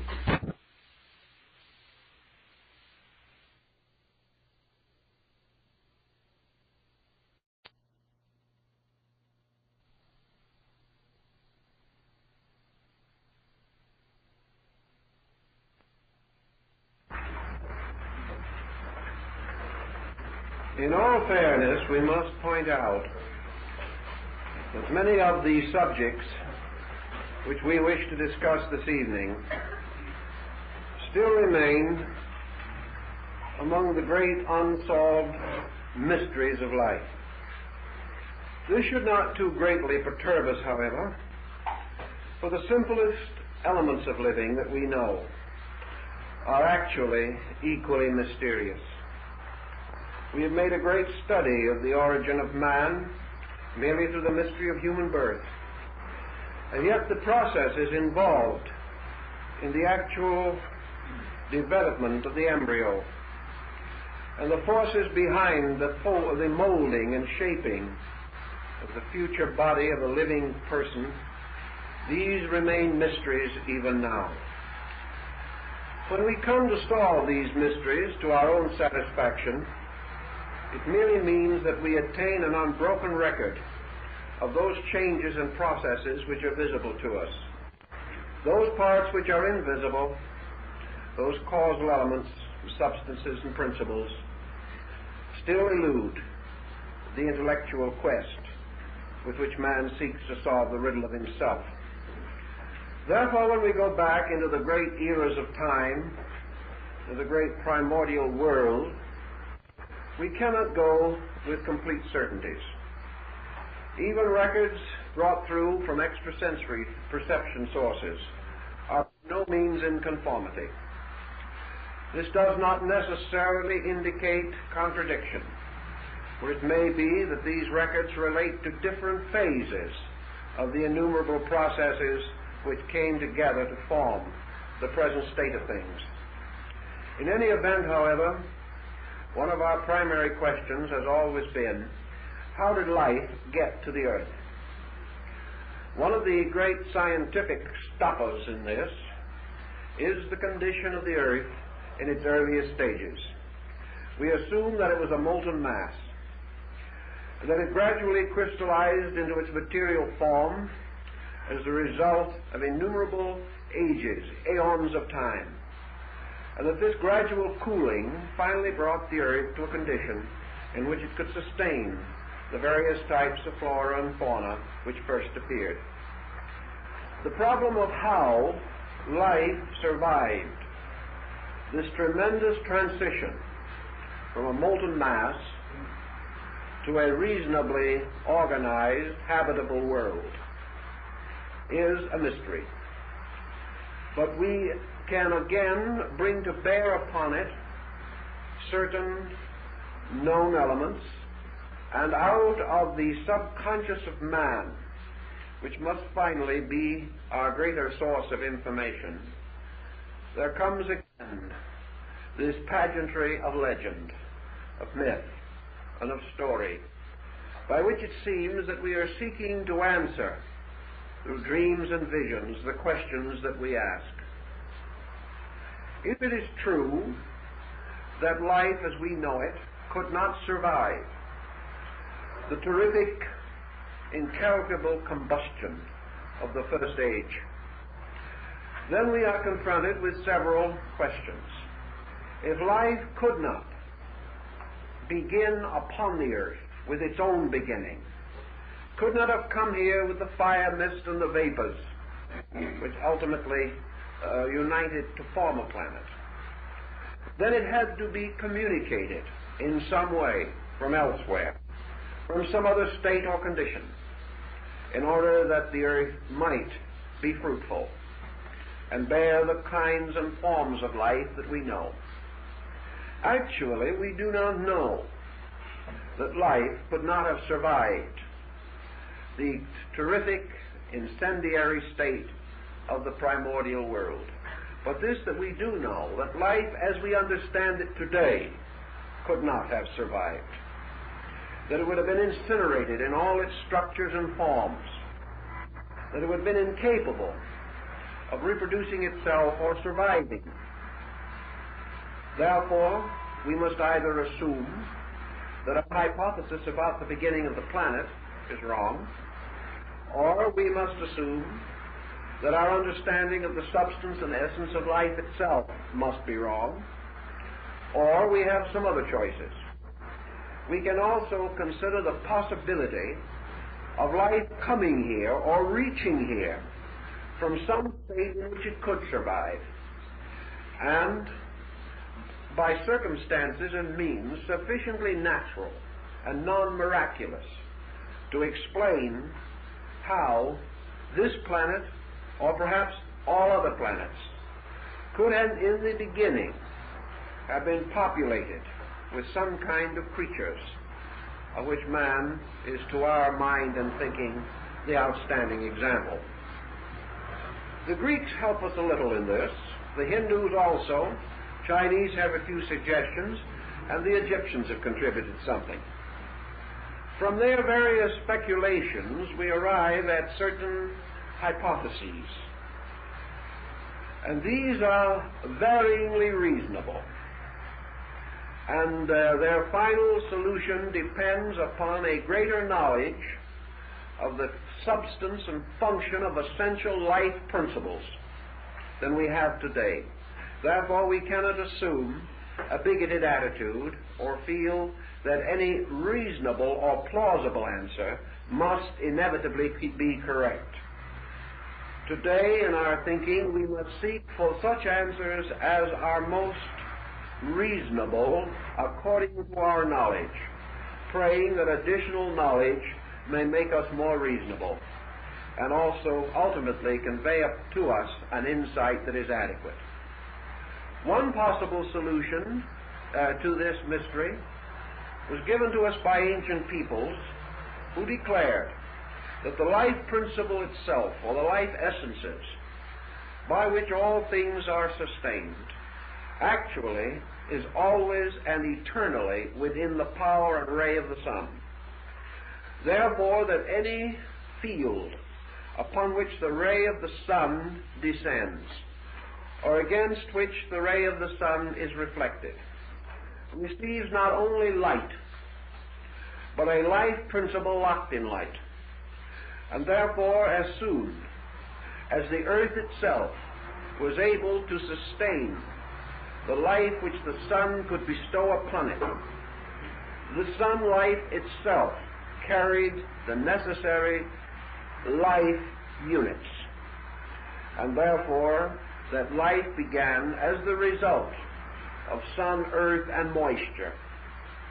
That this was apparently a spontaneous development, but that in accordance with the concept of the ancients, the light itself was the power of God, or the power of life.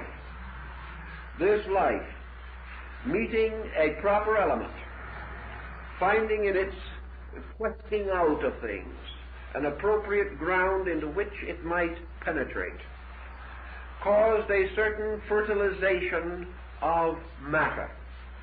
And from these two, with moisture and the various vicissitudes of the seasons, there resulted what might have been regarded at first as a spontaneous generation.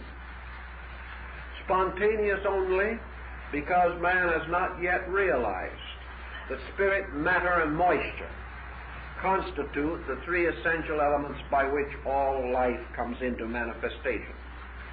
The persons and schools of thought embracing this concept did not actually believe that this life carried by the sun was merely a physical thing, nor did they believe that the forms generated by this life had merely a physical existence. These forms or bodies became the instruments for the inner energies of this life. For as surely as the visible ray of the sun conveys certain germinal powers, so the sun also has locked within it the psychic life and the spiritual life of man. Thus, to these ancient thoughts, all life comes from the sun, which is the generator, the redeemer, the creator, and the renovator of all things. And wherever in the solar system the ray of the sun can strike, in that place there can be living things growing up, each according to the environment and circumstances in which it finds itself. This might be termed in general the solar theory of life.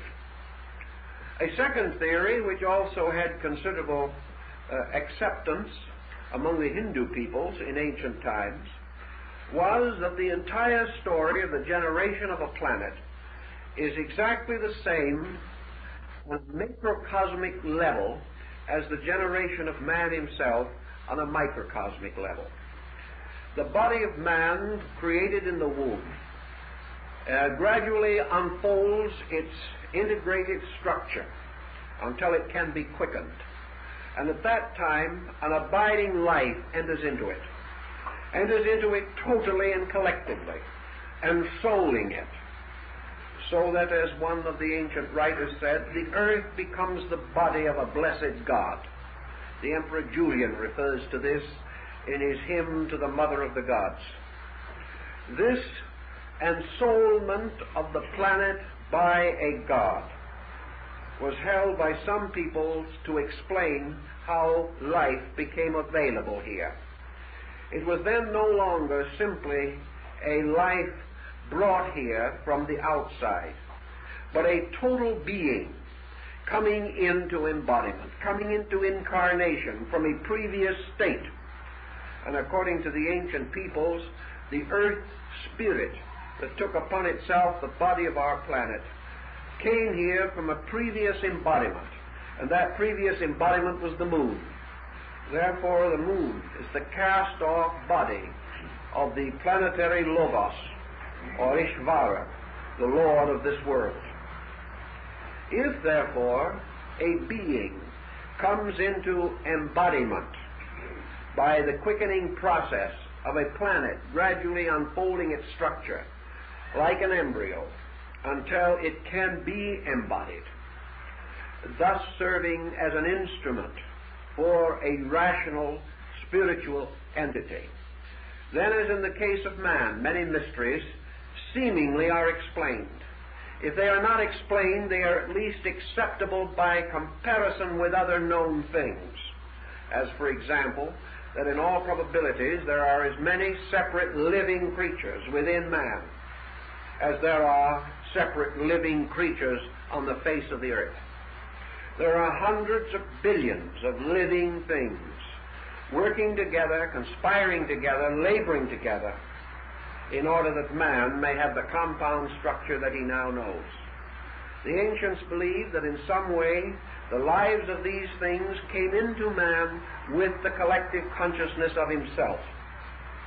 Therefore, having once established his own conscious polarity, the life in man begins to unfold out of its own nature, the infinitude of parts, which are gradually to become lesser centers of life within its compound structure. This, then, is an ensoulement idea, and perhaps is one of the most interesting and dramatic of all the solutions that have been given. In taking this, we then pass through a modification, because we not only study embryology as it is now physically studied, but we have to consider it in the terms of ancient thought.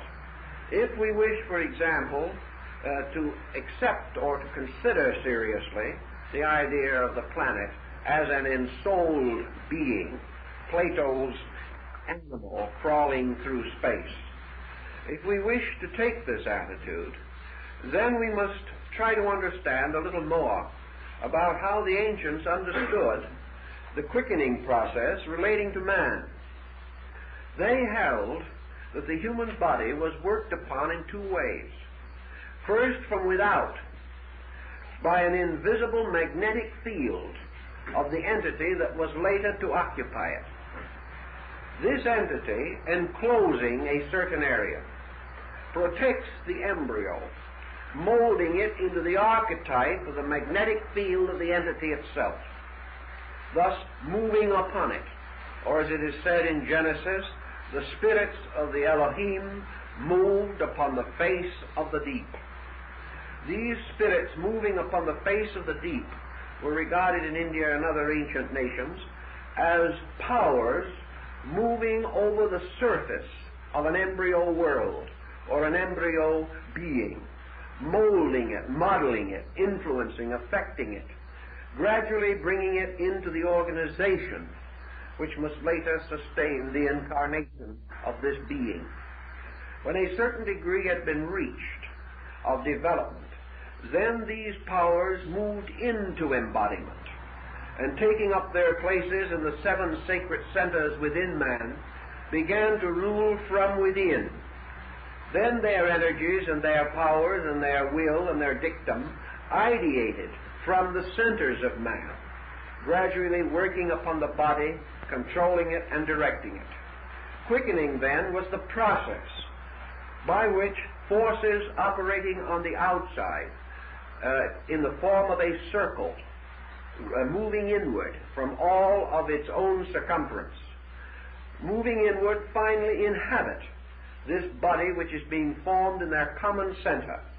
And having inhabited the body, they begin to radiate out to fill the field of the circle which they originally occupied. Thus, quickening is a process of a life taking up an internal residence within a structure and continuing to move and to refine and to perfect that structure, accomplishing things that could not be done merely by molding its external development. Thus, in the case of a planet, it is also conceivable, and was so held by Plato and some other Greeks, that the life principle, the God, whose body was to become the planet, operated from a series of superphysical planes or circles which in a concentric way surrounded the physical planet. These planes or circles were regions, and in these regions there dwelt or existed the orders of life which were later to become embodied.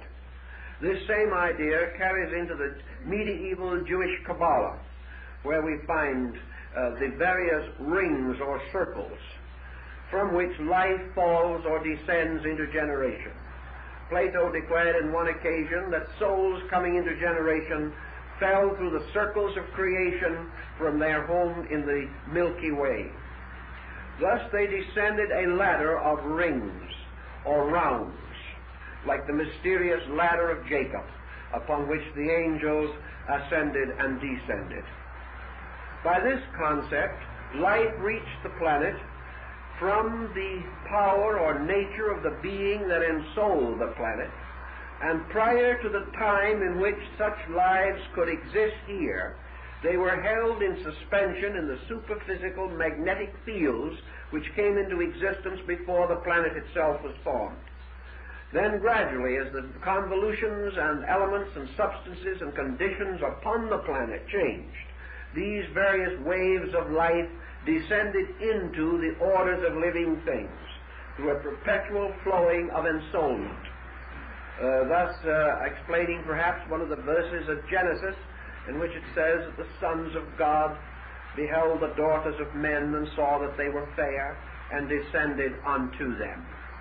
By this would mean that spiritual beings abiding in various orders, in hierarchs similar to those described by Dante in the Divine Comedy, that these beings waited or remained in their various planes or levels until forms appropriate to their development were generated here.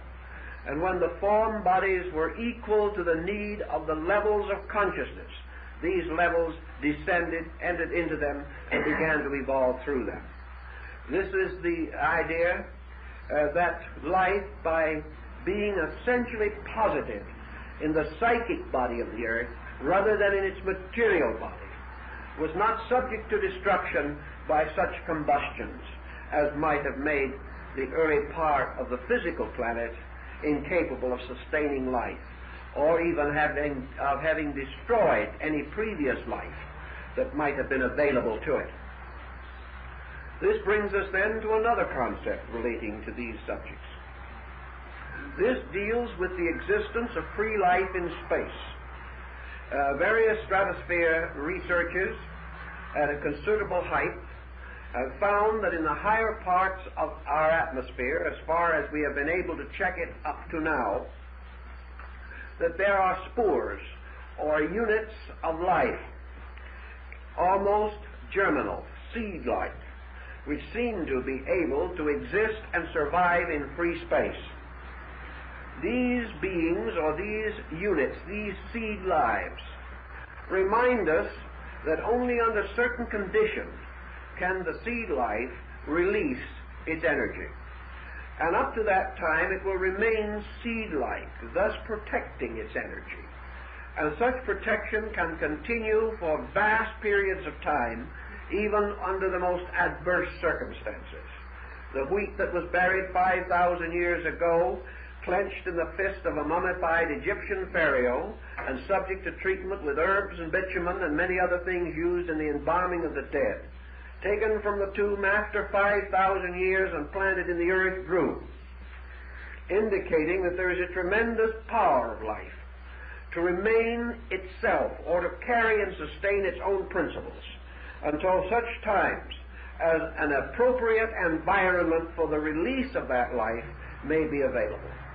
Under such conditions, it is not an extravagance to assume the possibility that free spores in space are in a preserving but non-germinating condition, that space in itself will not cause them to manifest their life potential, but it will preserve them, protect them, and sustain them for an indefinite and infinite period of time, until through circumstances of one kind or another they are drawn within the atmospheric field of a planet.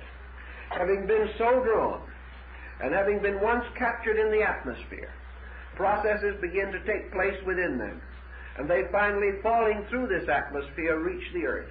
And having come into an atmosphere suitable for germination, they immediately begin to release the kind of life that they contain. This has several interesting concepts in connection with it. First, it would fulfill the ancient belief that pure space is pure life. Therefore, that actually space is the common ground of all existence. That it is not the earth but space that is the custodian of life. Also, it would imply that if in interplanetary and even intersolar space, that these spores may be found to be at least generally distributed, it may then remind us that one essential form of life is behind the diversified manifestation in all parts of a solar system. If the spore theory can be completely sustained, we have almost certain grounds for assuming that all other planets are inhabited, that life exists on all of them. For we are not to assume for a moment that only one atmosphere and one kind of atmosphere is suitable for the expression of these lives. Held in suspension, they will express in any atmosphere or any circumstance in which it is possible for them to release their internal power of expression. It is true undoubtedly that under various conditions, in various environments, this release will be different, and that the degree of growth may be different, and that the specialized nature of these creatures as they evolve may be different.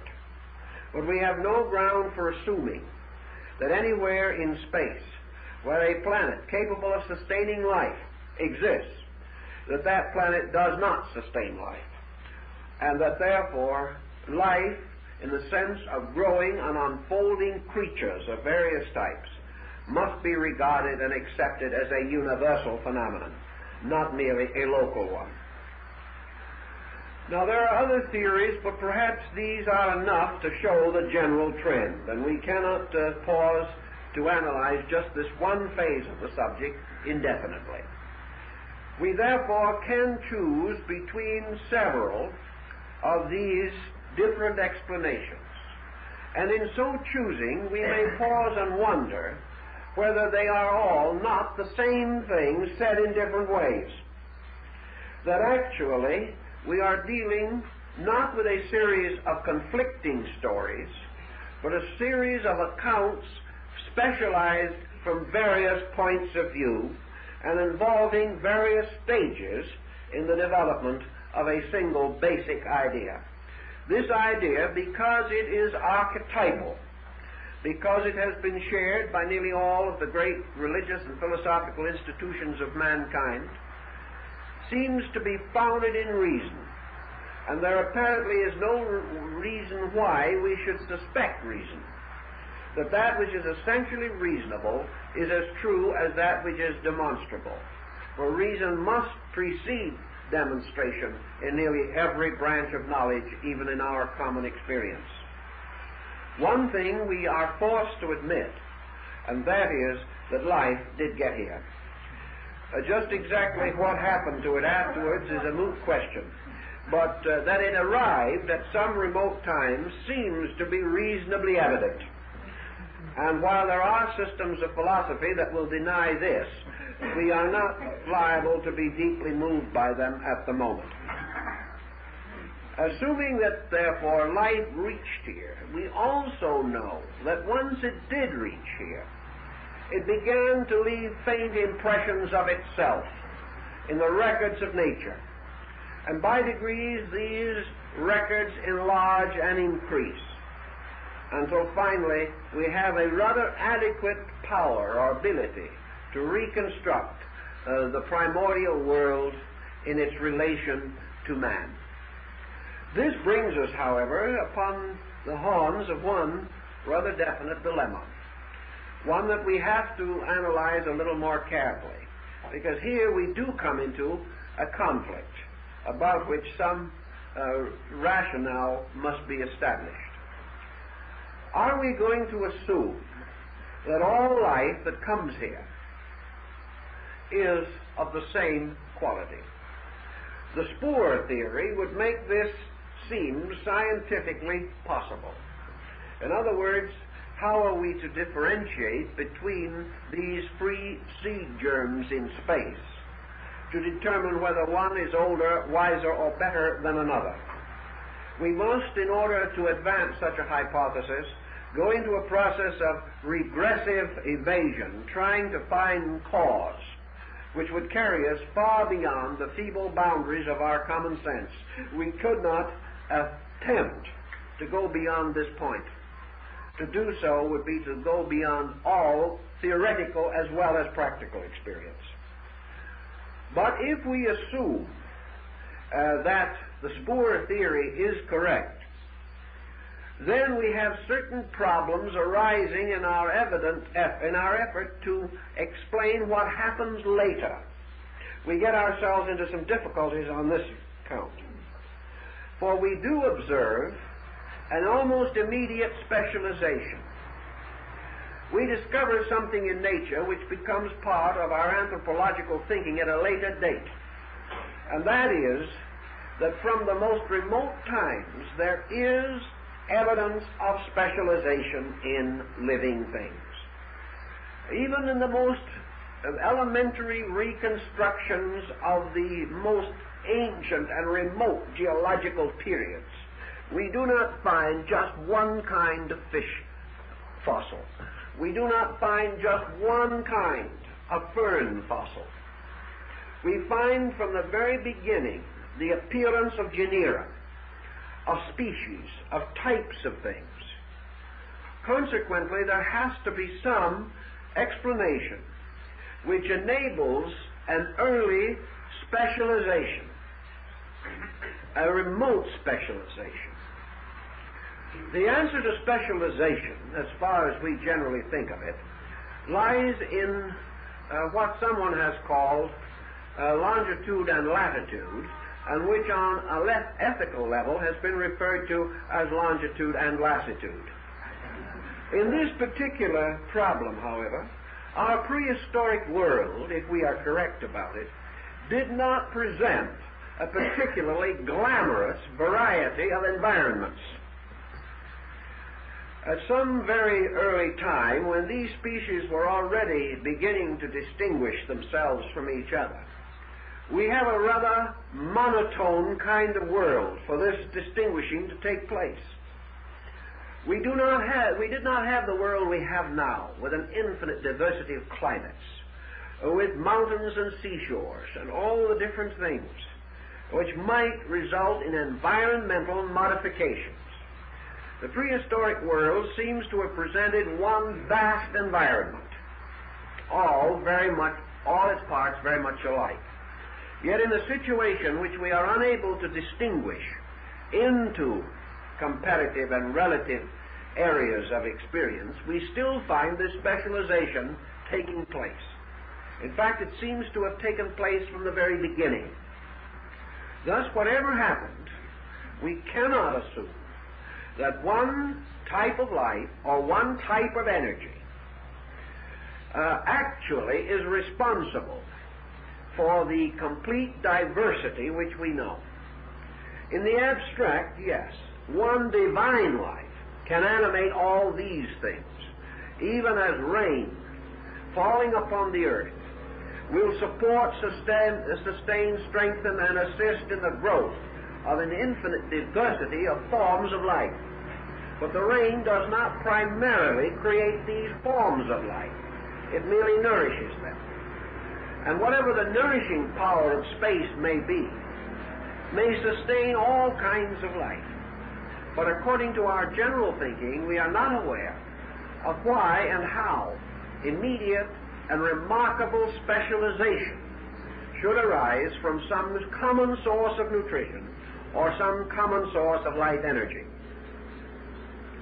Now, as evolution proceeds, and we come more and more into the light of things, we might assume that man also, by standardizing his environment, gradually overcomes separateness, and that in the course of ages, even human growth would have resulted in men becoming more similar than they appear to be today.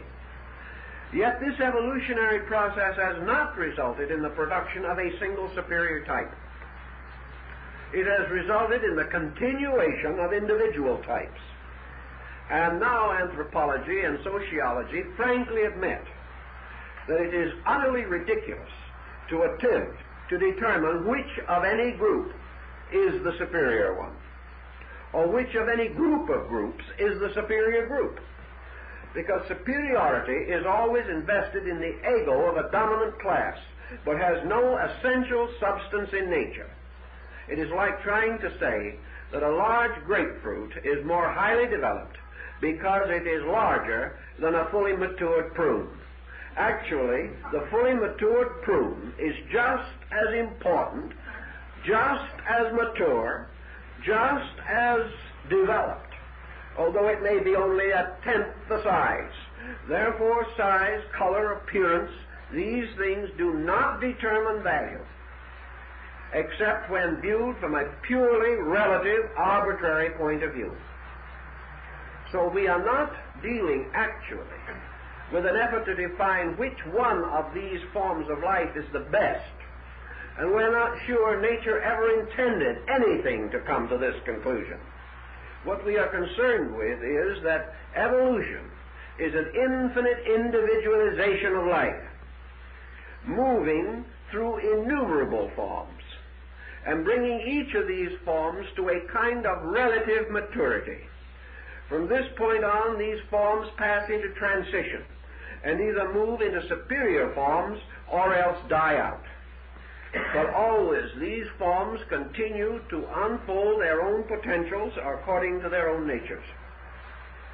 Thus, at the beginning of things, we have to accept that the universe produced more than one kind of growth impulse, more than one kind of conditioning life energy. This brings immediately, of course, to our mind the variation between this theory and that of evolution as we find it in the Darwinian theory. We come suddenly to the consideration of this most important point. At what time in the development of life upon the earth was it predestined and foreordained that a horse should be a horse? Did this arise at some time? Or was horse always horse? By the same consideration, we know that horse has passed through various evolutionary processes, by means of which its form has been modified to a considerable degree. It is perfectly possible to trace horse back to a general form which can no longer be recognized as horse.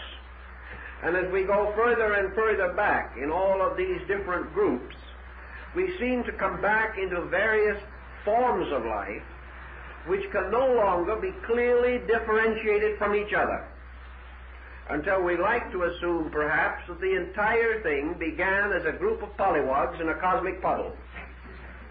But the question we're interested in is, were those polywogs all alike in the first place? They might have looked alike, but were they alike? If they were alike, why did they cease to be alike? If they all had within themselves the identical potential, why did some develop this potential more than others? Why did one little strain of this original group of polywogs develop into a horse, and another strain into a baboon? Why did one group ultimately produce the hyena, and another group produce the benign and kindly cow? Where was this differentiation? Are we to assume that a hyena is an unadjusted cow? That somewhere along the line it rebelled against being a cow for reasons unknown, and by environment and circumstances became a hyena? Well, if it's said that way, it sounds ridiculous, but if you say it in Latin, it sounds rather important. Also, it gains great verisimilitude if the right people say it. But the question is, are they saying anything? Is it true that the differentiations between these creatures are due entirely to psychic pressure? That is, pressure of reaction to environment and heredity.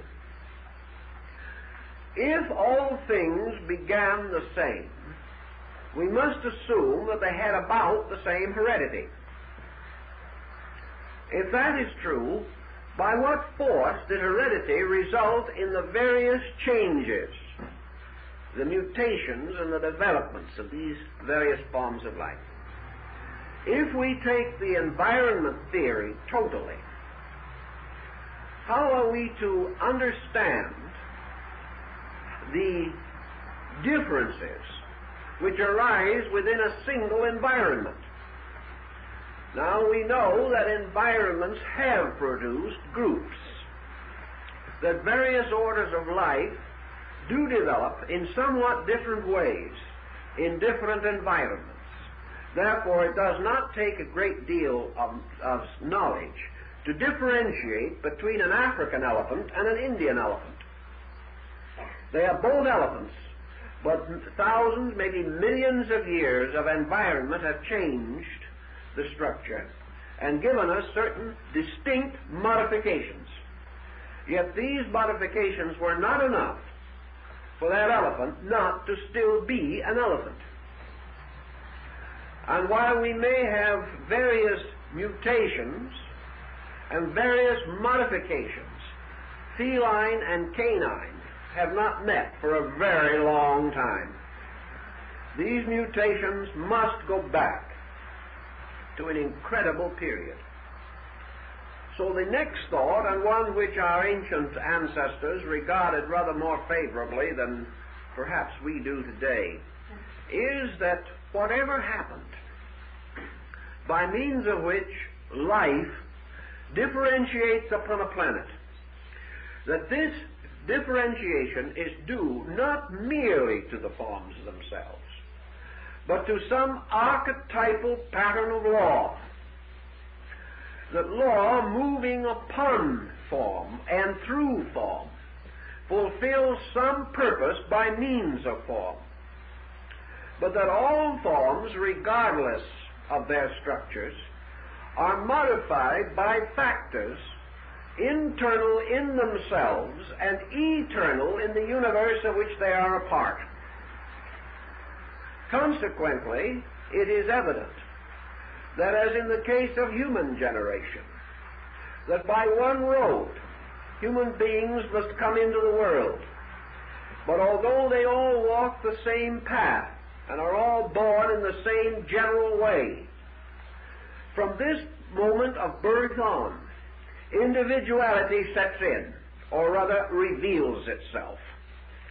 And while it is true that a great thinker, a great idealist, or the most materialistic individual.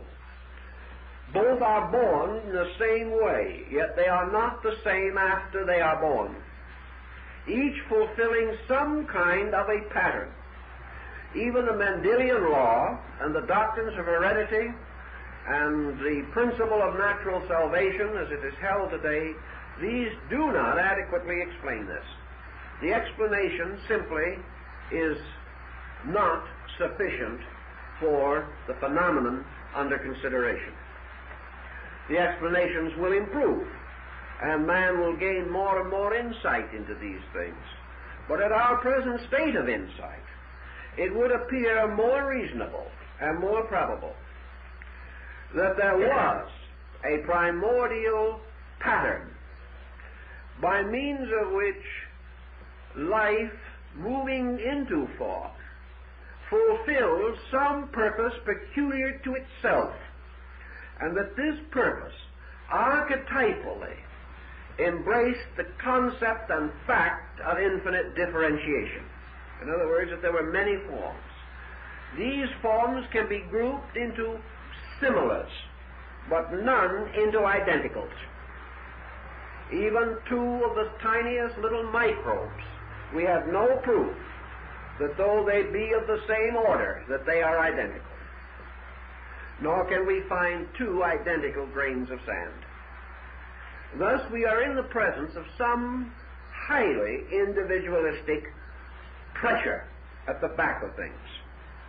Now if this be true, and there seems to be much to indicate that it is true, we then can assume that the primordial ooze from which all things came, and from which we trace our polywogic ancestry, that these things, that these creatures were potentially the seeds of everything that is here now. This is no more remarkable than trying to convince a person unaware of the facts that a 60-foot tree can be locked within an acorn, and that this tree, as it develops, will inevitably and completely fulfill the laws of its own particular species and kind.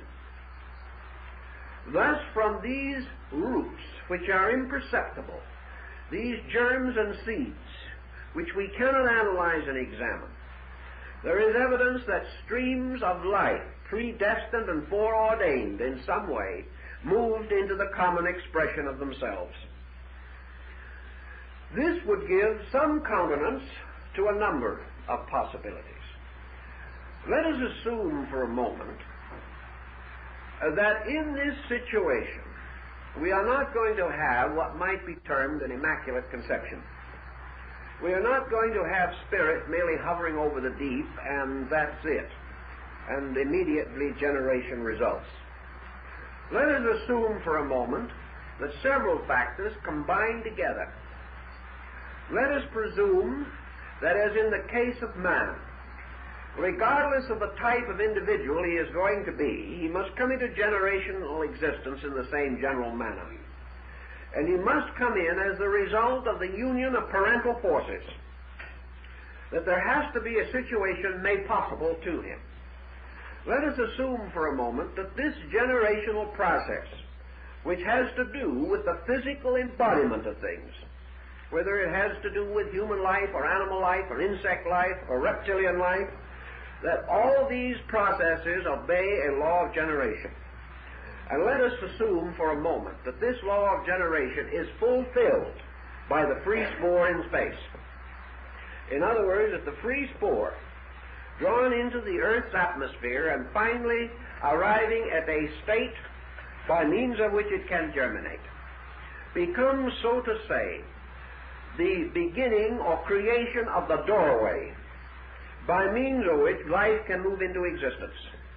That unembodied life is brought into proximity with environmental conditions by a focal point which may be termed the free spore or its equivalent. Thus, the moment the basic unit of structure is made available, this unit of structure is immediately taken over or taken as the doorway or the beginning for the moving in of orders of life. That these orders of life are able to move in because a physical act of generation has taken place in nature, by which the seed, the earth, the sun, and the humidity have united, thus creating in each environment a vehicle, a potential body, and that this potential body then becomes accessible for the incarnation or embodiment of light waves.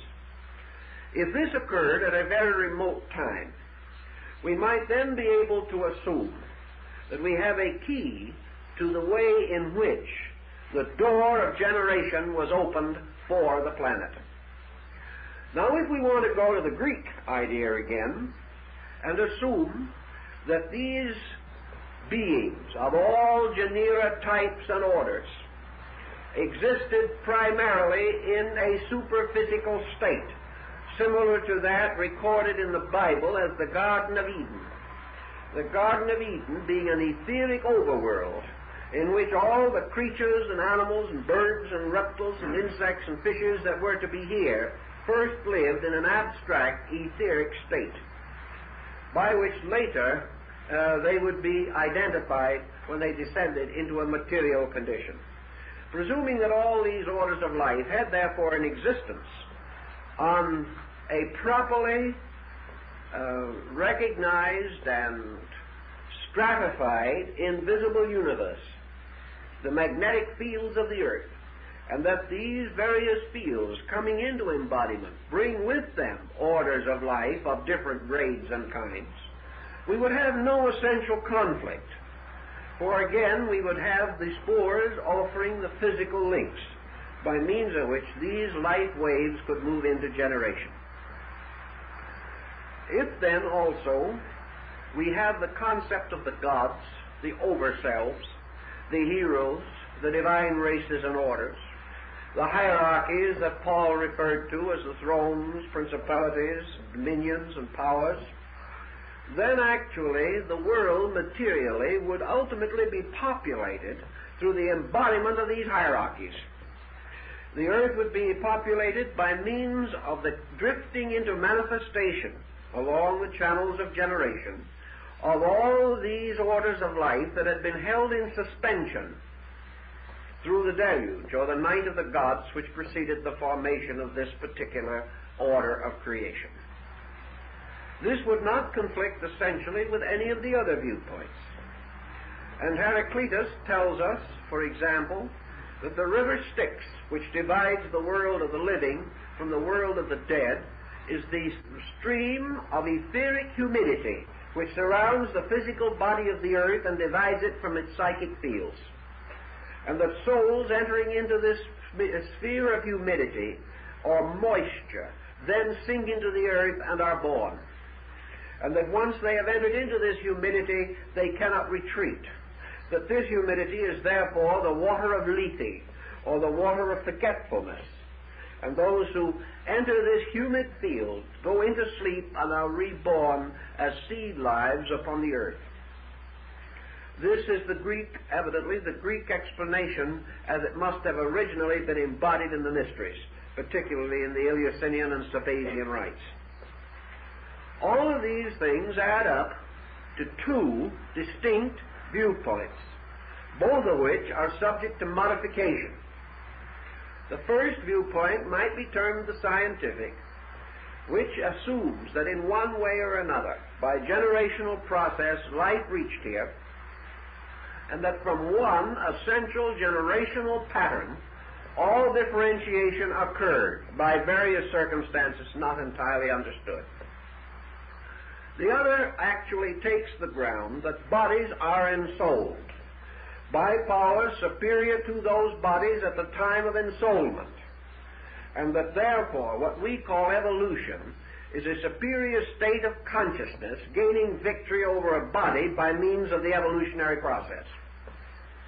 That growth is therefore the coming into manifestation of the locked potential of a being of some kind, and that these beings belonging to orders, waves, or hierarchies are fulfilling themselves by attaining their proper maturity, some as animals, some as plants, some as birds, some as reptiles, some as human beings. But that the human being therefore represents a wave of life from a previous pattern of life, which moves into expression at a certain time under a certain condition, and taking over the forms which have been prepared for it. Therefore, that these forms, from all visible and physical conditions, are not to be divided from any other form in nature until the point comes in which the human being, as an order of life, transcends other lesser orders of life, and therefore continues to grow beyond them. The moment this process takes place, man appears. Prior to that time, man is not apparent, and you cannot tell which of the polywogs might produce him. But the point is, one of the polywogs was destined to produce him by its own essential nature. This does not vary from the visible, knowable account of evolution, but it does account for certain things, certain processes occurring in the development of man which are otherwise comparatively beyond explanation.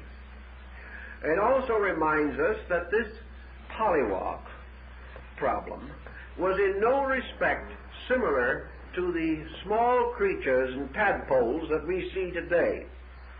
It is merely a convenient description for an order of life or a creature whose actual appearance and nature is unknown to us. It represents the value of polywog rather than the appearance of polywog.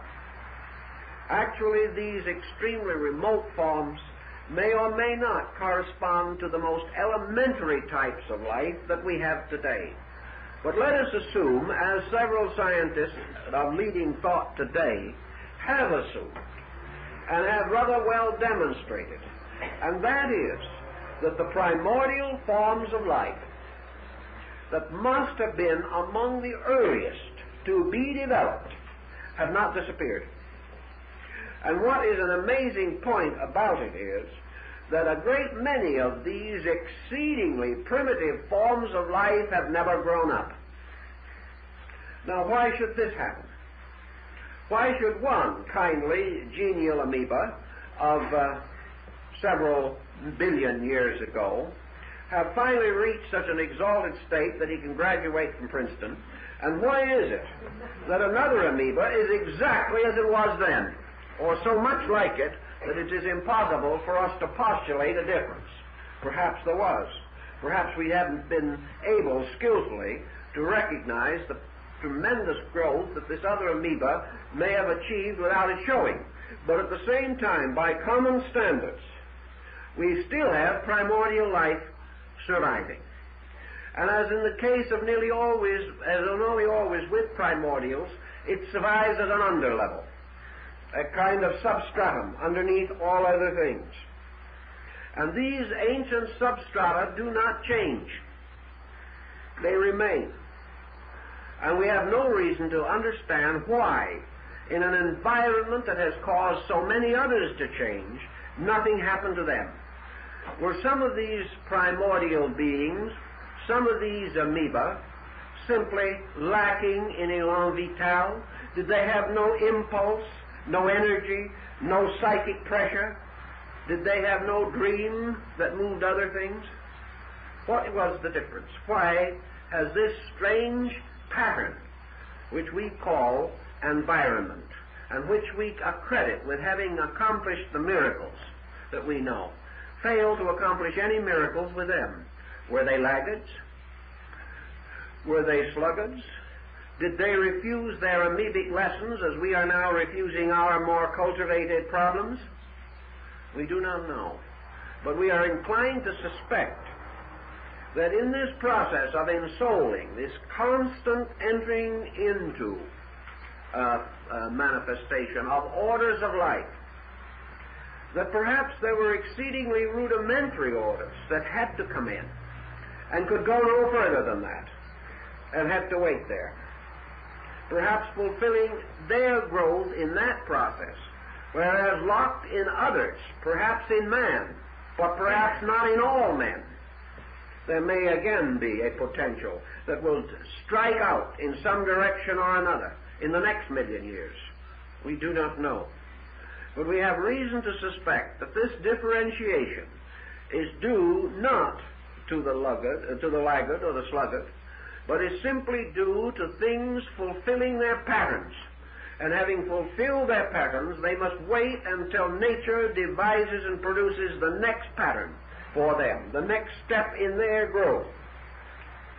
And that their growth is eternal. But within any environment, it is controlled by law. And that there is a lawful growth for all things, and therefore a lawful reason for man and the surviving amoeba. These things have to be within a lawful pattern of some kind.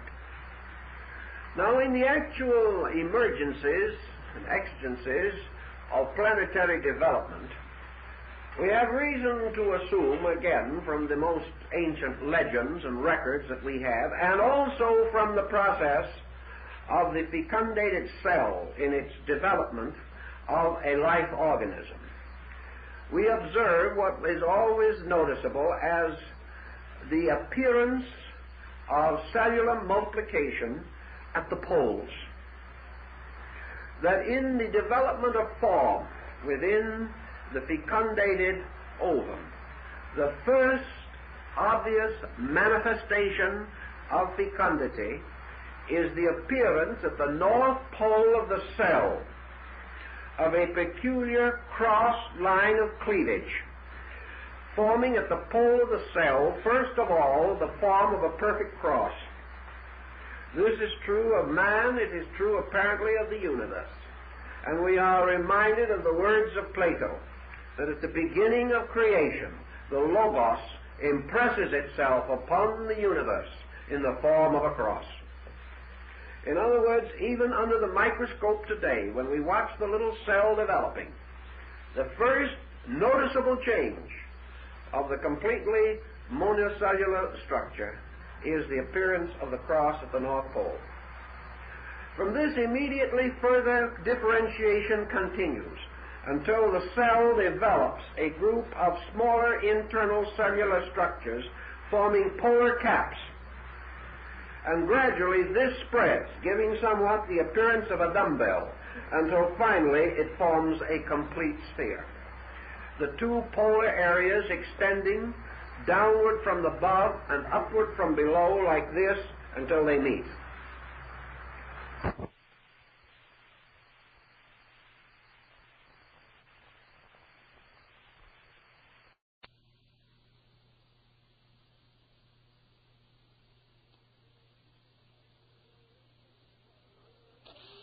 Now, in your ancient study of universal cosmogony, your Hindus followed this concept almost exactly. And the Greeks, apparently, probably from contact with Asia, did at an early time arrive at a remarkably similar conclusion.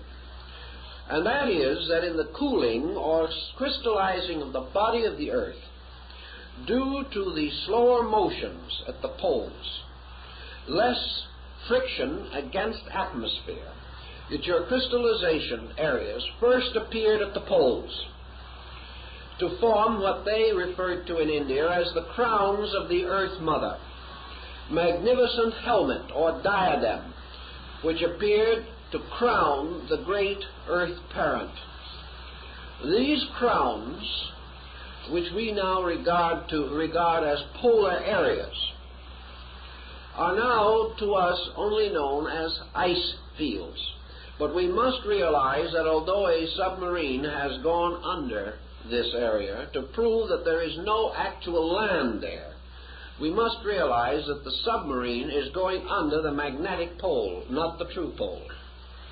That at a long period of time ago, what Camille Flammarion, the great French astronomer, referred to as the 13 motions of the Earth, that the Earth has many motions, and one of these motions is the gradual separation of the true pole and the magnetic pole due to a third earth motion, and that this means that only in so many billions of years will these two poles recoincide. Consequently, the area which was originally the polar cap is now in the Gobi Desert of Mongolia, and what we call now the pole is the magnetic pole, which we discover only by means of the magnetic needle. Thus, do not mistake the idea that the original polar area was not a land area. It was. And among all ancient people, Asiatic and otherwise, this mysterious land area, which is now known as the Desert of Shamour, or Gobi, and where Roy Chapman Andrews so sincerely believed he was going to find the first vestiges of life upon the planet, that this area was originally the polar continent, and that all other things being equal, the manifestation of life, not the creation of it, but the manifestation of life, would first begin in those areas where it could be first sustained, where you still had tremendous volcanic flux, where you had a hopelessly insecure area, still tremendously influenced by the tremendous contact of fire and vapor, until you had what was called to the ancients this mystery of the fire mist, covering the entire earth, that the combustion and the atmosphere formed a most non-congenial atmosphere for the development of anything. Therefore, it is where this began to clear, where form and structure began to emerge. The free spores striking the planet could have found survival. Otherwise, they could not have survived. Those that struck in other areas, if they did not survive. But all that was necessary in connection with this problem was that a few should survive, as in the case of the human sperm, of which only one actually breaks through to fecundate the cell. This situation means that according to the ancient beliefs, that life as we know it began on the Polarian continents, as they were anciently called. That is, continents composed of the polar caps. And that of these, the North Polar Cap was the one most favored, and first supplying the magnetic field, for it was here that the earth was directly connected with the sun. So the ancients held it to be a truth, that life appearing on the earth first appeared in the Polarian zone, or what one would have called originally the geographical pole of the earth, North Pole, and began to function in a completely isolated area, surrounded by chaos, surrounded by a condition that required millions of years of further development to make habitable by life as we know it. That other lives, according to legend, could have existed in the fire mist, we also are told, but that these lives in turn departed and did not return, that after the fire mist cleared they could no longer endure, and went on to other atmospheres or environments or dimensions of time and space, which we may sometime also explore. But the Polarian development resulted in the gradual creeping southward of habitable land area, perhaps in the beginning extending itself almost like fingers down into the combustion. Little by little, the combustion area moved southward, or rather perhaps was overcast by a solid surface moving southward, until the fires of Vulcan were encased and enclosed, and only the great volcanic vents of ancient legend remained. Thus this area, which was not snowbound then, or anything of that nature, represented an ancient zone of life. How long it was before this area was snowbound, we do not know. But assuming the approximate zone which would now correspond with the band of the Gobi Desert and other areas, but which may now be frigid. We know, for example, that when the Yukon breaks up in the spring and vast amounts of ice come down the Yukon, and also breaking off of ancient glaciers and so forth, slip down into the sea at various points. For all your living glaciers move, and the ones which do not move are referred to as dead. But moving or living glaciers are forever breaking off and causing icebergs and other similar structure. But frequently, these great glacial masses are filled with frozen tropical vegetation. The types of vegetation that you would normally expect in a climate more like Hawaii or Tahiti than anything we have in those areas. Some years ago, in mining in the northern part of Alaska, about as far north, not the farthest north, but as far north as Fairbanks, or even a little further north, miners drilling found red dirt coming up out of the pits. After this red dirt had had a little opportunity in the outside air, it was proved to not be dirt at all, but that as it melted, that it was the flesh of an animal, frozen solid. So they proceeded to dig out a very excellent old mastodon that at some remote time had been frozen in the deepest freeze in history. This animal, after having been thawed out, was in sufficiently good condition for some of the miners to try a steak or two. We are also not informed as to how digestible this was. But in the stomach of this frozen animal was a partly digested meal of tropical ferns. Now, we can't just talk this off. There has to be an explanation for it. And this explanation follows rather closely into the general belief of ancient peoples, including the very ones that Roy Chapman Andrews talked to, and who influenced his search in the Gobi area for various remains. That what were called the great northern areas, the Polarian world, was once a magnificent garden world.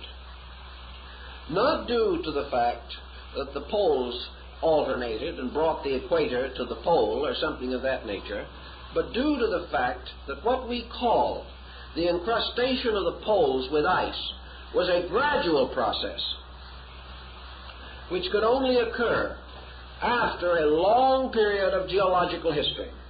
So it didn't begin that way, but only came to this degree when certain other changes resulted in the distribution of the various temperatures and climatic areas of the earth. The same type of thinking reminds us that the Greeks, including Hesiod and other ancient ones among them, describe a race of beings called the Hyperboreans. The Hyperboreans, as their name implies, simply means above the winds, or beyond the winds.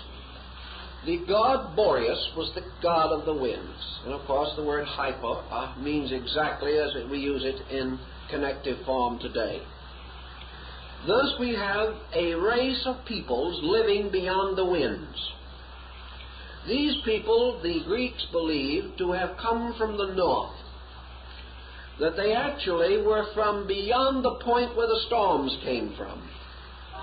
Therefore their world was not stormy. Their world was a very beautiful one, filled with gardens and fountains and everything that was lush and beautiful. Yet they came from the extreme north, far beyond the abode of the winds.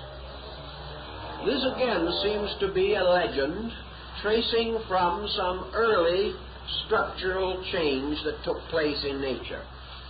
But that such a land could have existed where now a snow waste stretches and the earth is seldom, if ever, unfrozen more than 12 inches below the surface. That such a land did exist, we know from the contents of the mastodon's stomach. because he certainly didn't travel several thousand miles before he could digest a meal.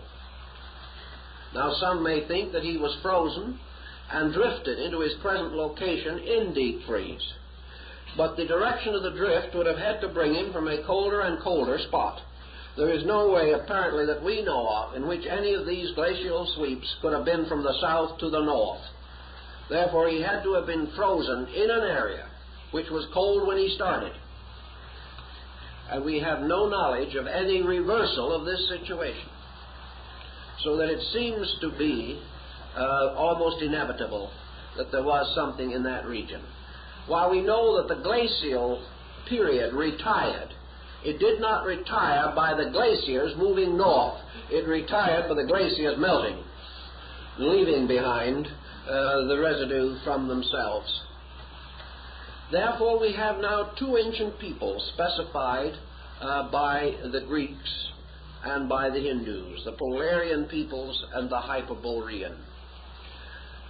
Now, such a distribution, as we have mentioned, probably did not limit itself to the human race or anything resembling it. It was probably part of the old legend of a paradise. In your old rabbinical law, we find a differentiation between the term paradise and Eden. In some ancient accounts, Eden is regarded as existing in one of the corners of paradise. Sometimes the order is reversed, but they are not identical. And it would appear that what the ancients were trying to tell us is that there was some kind of an ethereal world in which the Garden of Beauty existed, and that also there was a primordial paradise of some kind on earth that perhaps plays back to the legends of the Golden Age, that plays back to the infancy of man. Now, we do not assume that this paradise was a garden in which a prototypic Adam and Eve of the pure Nordic variety were wandering around without very many clothes on. This paradise was in all probability a lush area in nature, a riot of life forms, gradually developing, and that it in all probabilities contained archetypally most of the forms of life that have since developed and distributed themselves around the earth. That they may well have moved downward, slowly, over periods of millions of years, following the lines of earth crystallization, taking by degrees what land came into existence, encroaching as wild growth encroaches on a deserted city, encroaching upon the uninhabitable, until finally it was able to inhabit all of it. This creeping of growth is one of the most common things we notice in nature. Cut out an opening in the clearing, in the jungle. Leave it, and in a month it is gone. Nature has closed over it again. You take machetes and you go down into the dry, thin jungle of Central America. The dry, bushy jungle of Yucatan, only 10, 12, maybe 20 feet high at most. You take a machete and you cut a path through it, 6 feet wide and a mile long. And by the time you reach the end of the mile, there is no trace of the beginning of the path you cut. Everything closes in. And you cannot even find your way out again. You can say it's easy, just follow the cut-off branches. You can't even find them. It has happened time and time again. All this happens by nature moving, and nature at the poles moving downward, relentlessly, with every available inch of land that could support them. The same thing you see in Sicily, where you see life growing as near as it dares to grow to the very edge of the volcanic fields of Etna. You will find lava pool bubbling, and 1.5 feet away a little plant trying to live. The moment this earth becomes capable, life moves into it. And according to the ancient belief, life moved inevitably until it covered, moving from its first perilous foothold at the beginning of this area at the polar region. Here also, if this differentiation took place as we understand it, we can understand why it was held or believed that in the dawn of things, in that once upon a time land, which precedes all history and all serious accounts of everything, that the gods came down from their own exalted and mysterious abodes and took up their thrones upon this ancient land, that this was their first homeland on the earth. Now we think, of course, of these gods as coming down, maybe like old Zeus with his thunderbolts, or Athena brandishing her spear, or something of that nature, but I doubt very much if that was what they originally intended. I think what they meant was that the gods were these overorders of life, that in their pure and radiant state dwelt in the spheres of light above and beyond matter, but that these are the gods that descended and became man-formed, or took upon themselves matter, thus descending into the shadows, descending into the darkness, and bestowing the orders of intelligence and consciousness according to the plan governing this procedure. That the gods truly took form and dwelt among us, and actually they were us. That we in some mysterious way are part of that great order that moved in upon the ancient polar region of the earth.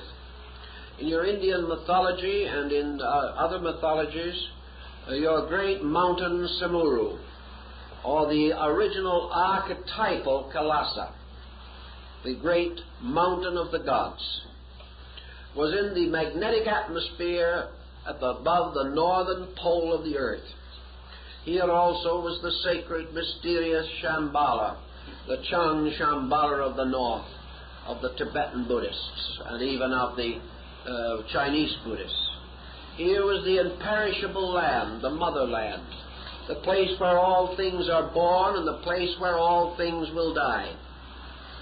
Here is the great route of the pilgrimage, which leads around the world and back again to the black sand of Gobi.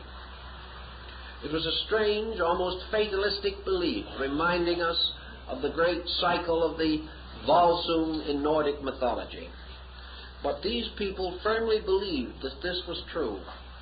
And where else are we going to find an equally interesting, informative, and possible solution to some of these problems? For a long time we have suspected that humanity did come from Asia, particularly from that area of Asia, which is north of India and south of Siberia. We have also had for a long time the conviction that man did not travel alone, that life moved with him. For at that time man was part of this life, and to visible minds and to visible eyes, did they exist, there would be no difference between man and other forms of life. He would not be noticeably different. He might not even be a leader, because very often those creatures with potential leadership are sluggards in the early degrees of their growth, because they have too much potential work to accomplish. Their life is more complicated than creatures that mature more easily. Therefore growth is slower. And as in the case of man, who as in his childhood is the most helpless of the animals.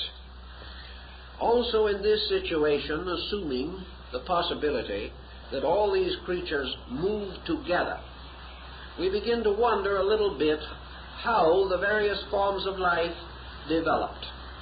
And here the beginning of environment can be traced.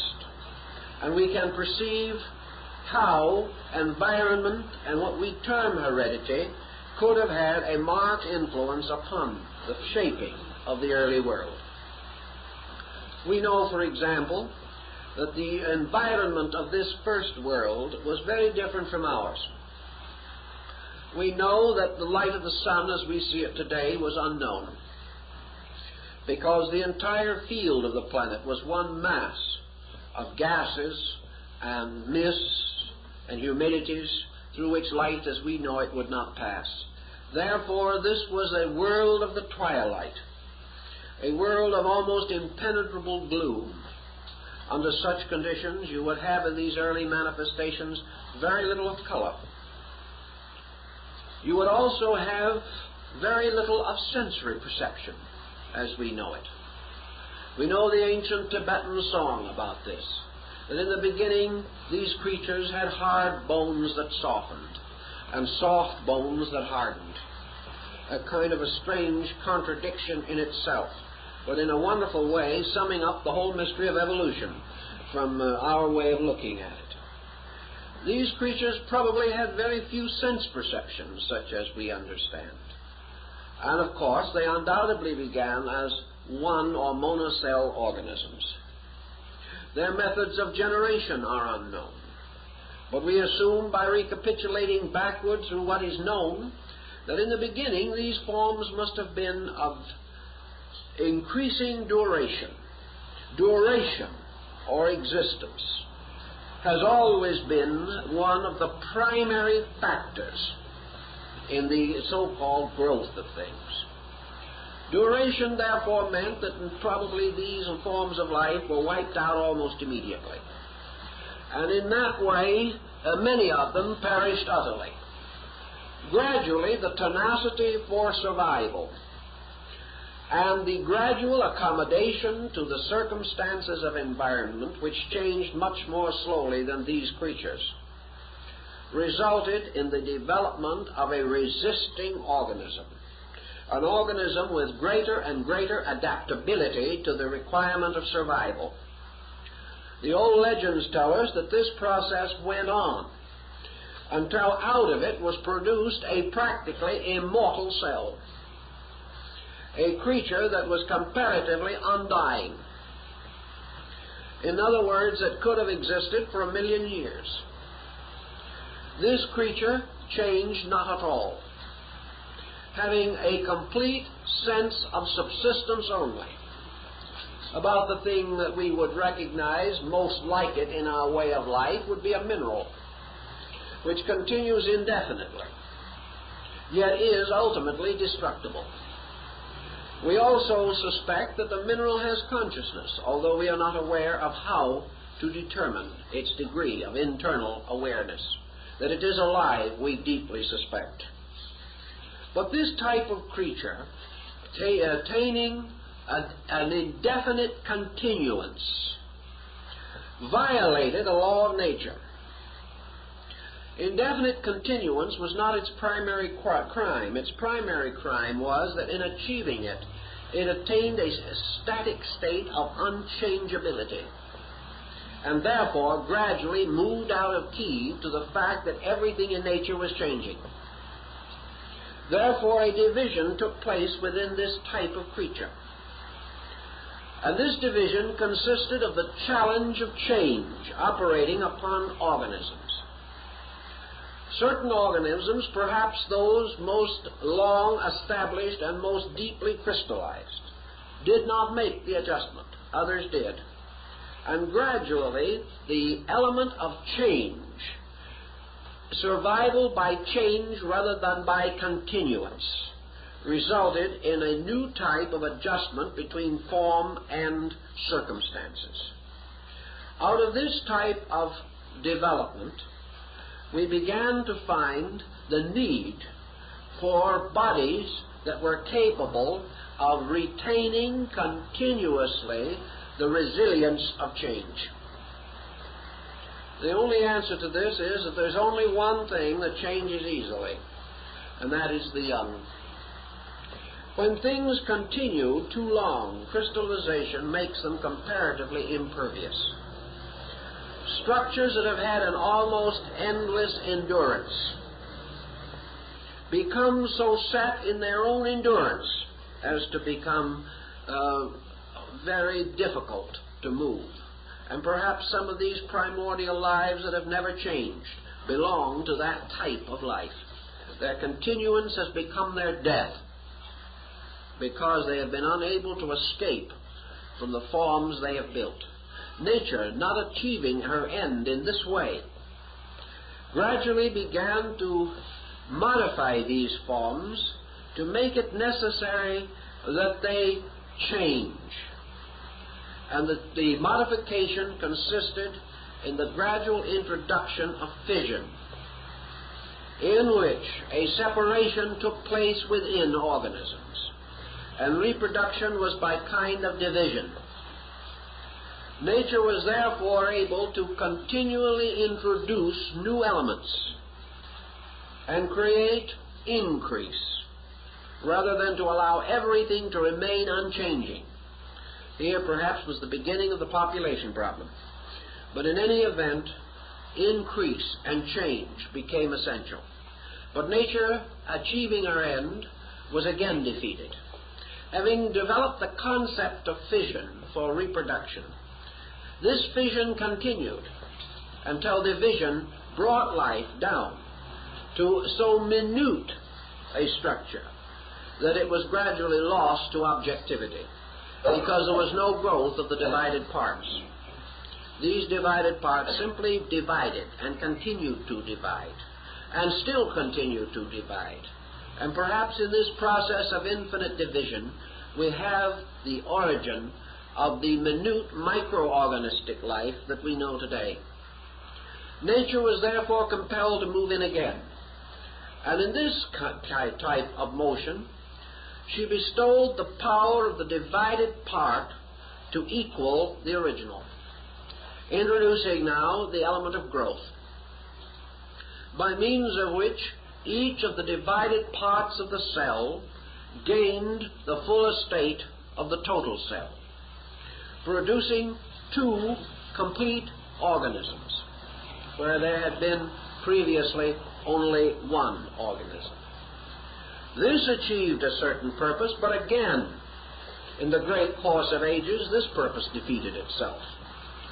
For in this purpose we had multiplication without change. We had the infinite propagation of the same kind of thing.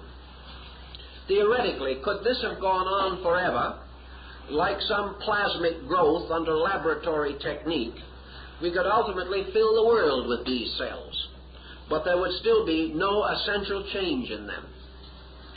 Now, all these processes are described in ancient writings in a rather allegorical way.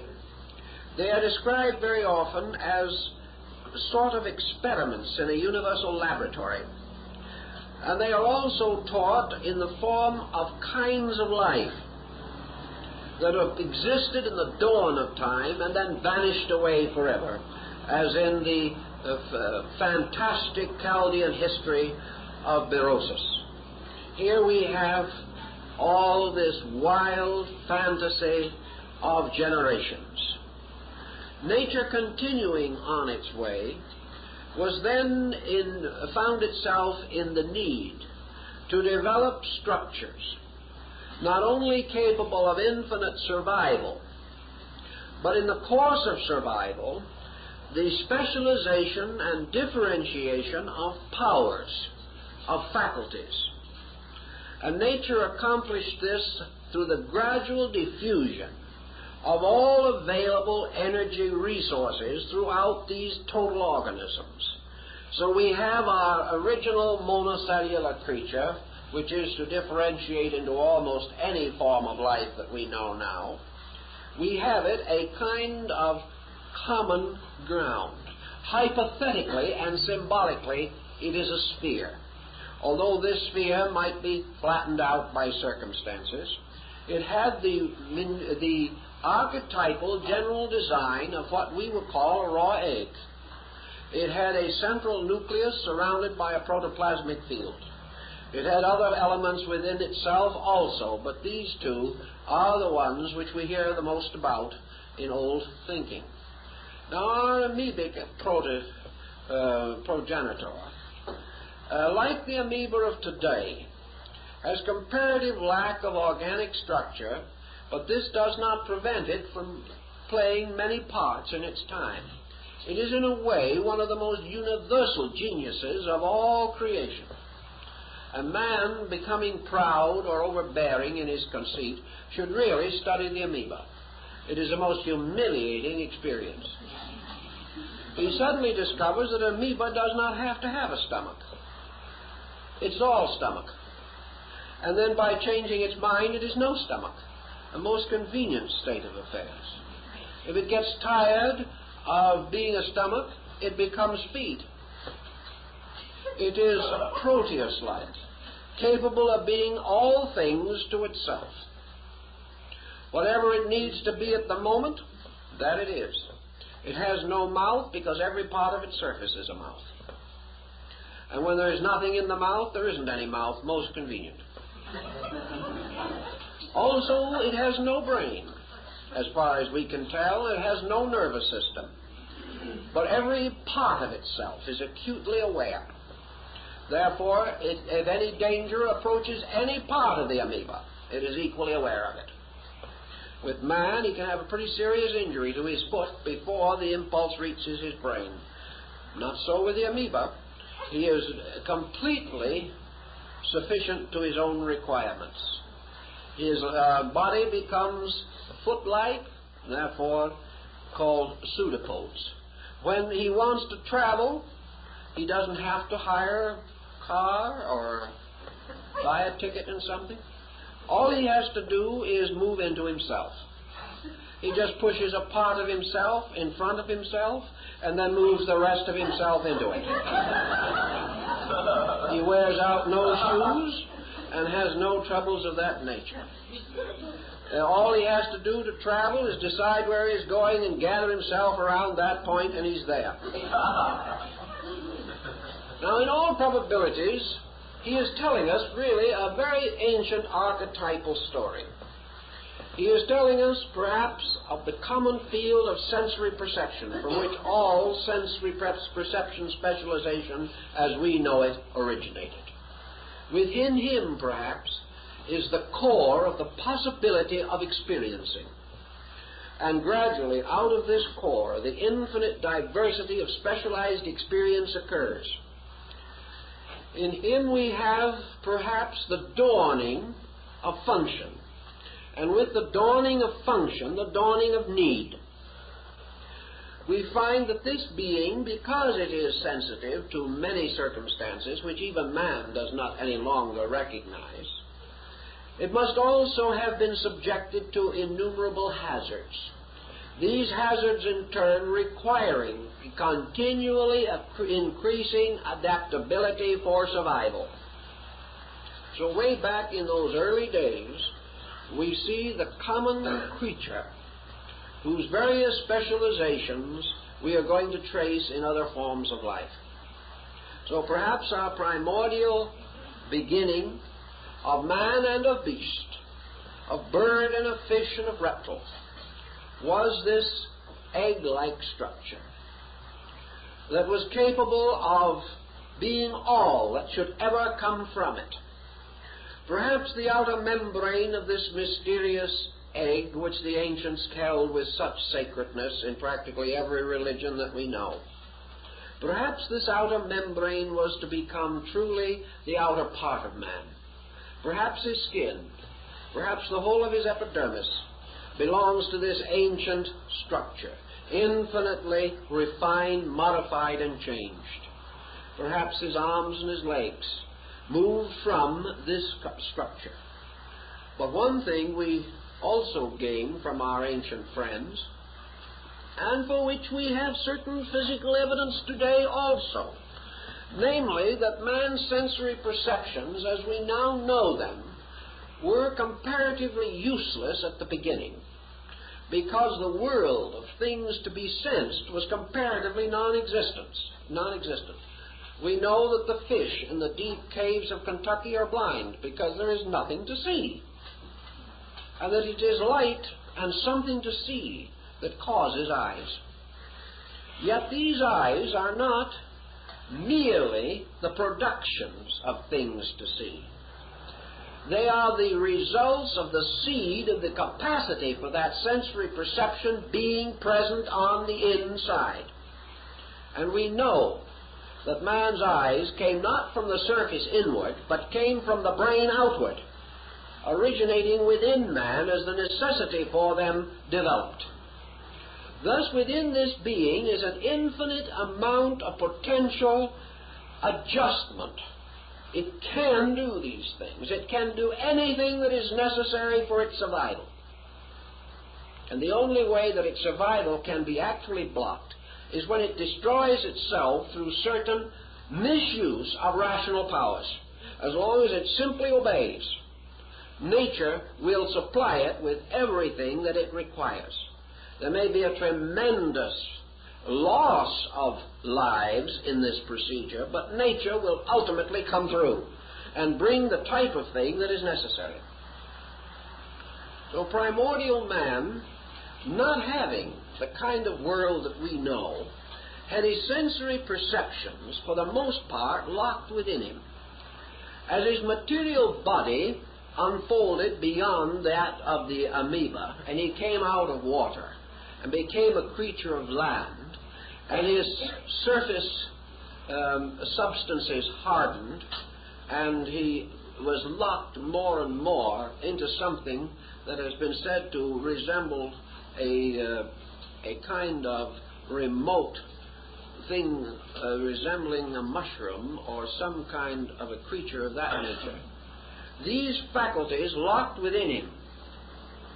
The ancients said, what did this mean? Did it mean that he lacked contact with anything? And the opinion was, for the most part, that what we term this area of potential function locked within him, the rudiments which were to become sensory perceptions, the rudiments which were also to become emotion and mind, what Buddha calls this machine of the six senses, the aggregates of which become involved in the creation of the objective personality, that all of this rested in a common sensory organ that was the first to appear, and according to modern thinking may be among the first things to appear even in the embryo.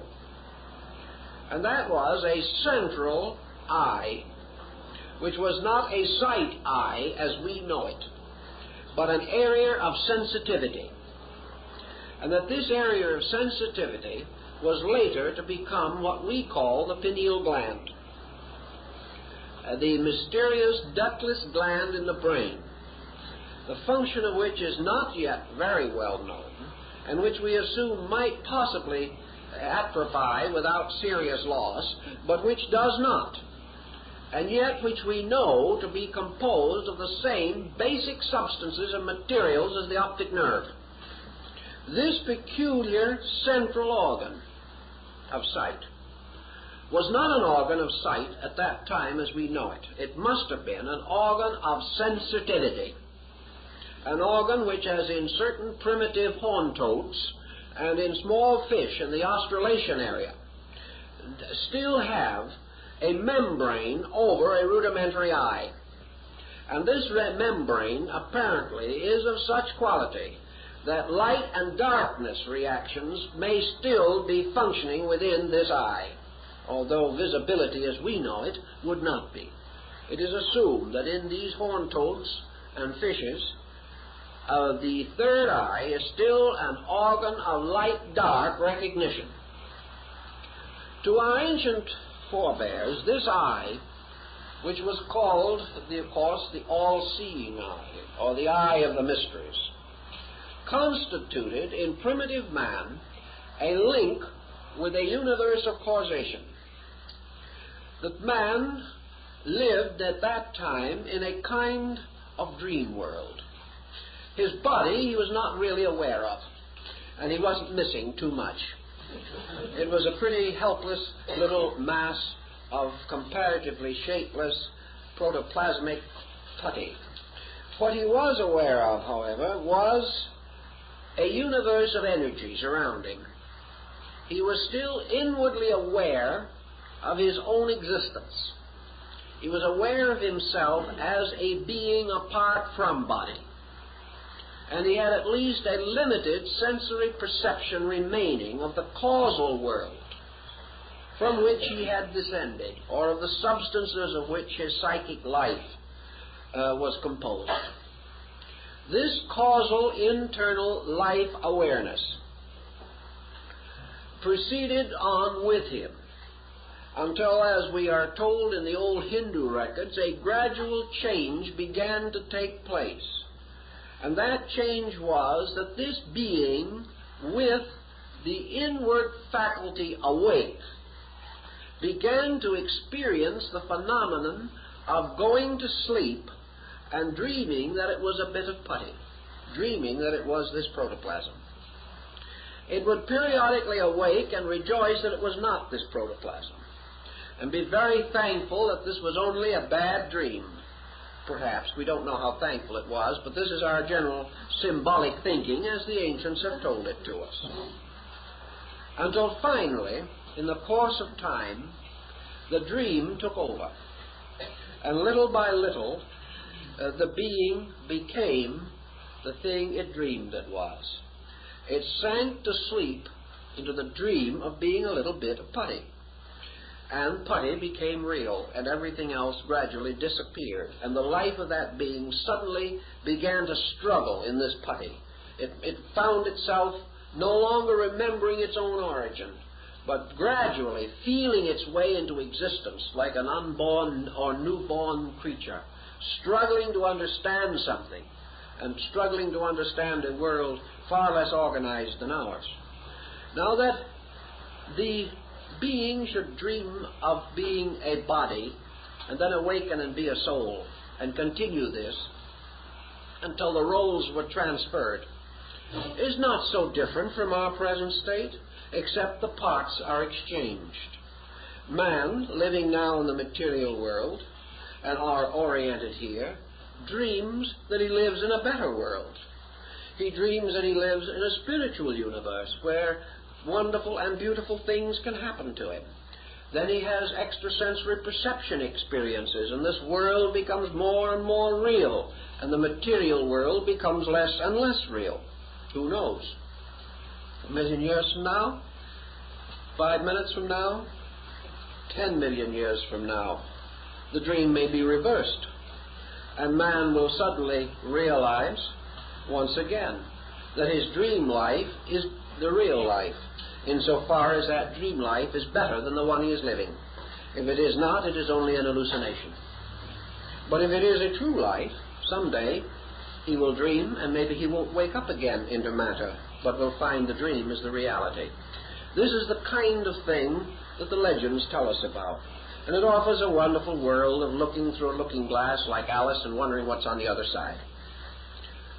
Actually, man continuing in his struggle, it is said that the knowledge of the universal pattern, the knowledge of everything, by which he was consciously able to mold his own prospective body from the outside, his careful nurturing of these forms, so that they might sometime be a home for him. He was building them.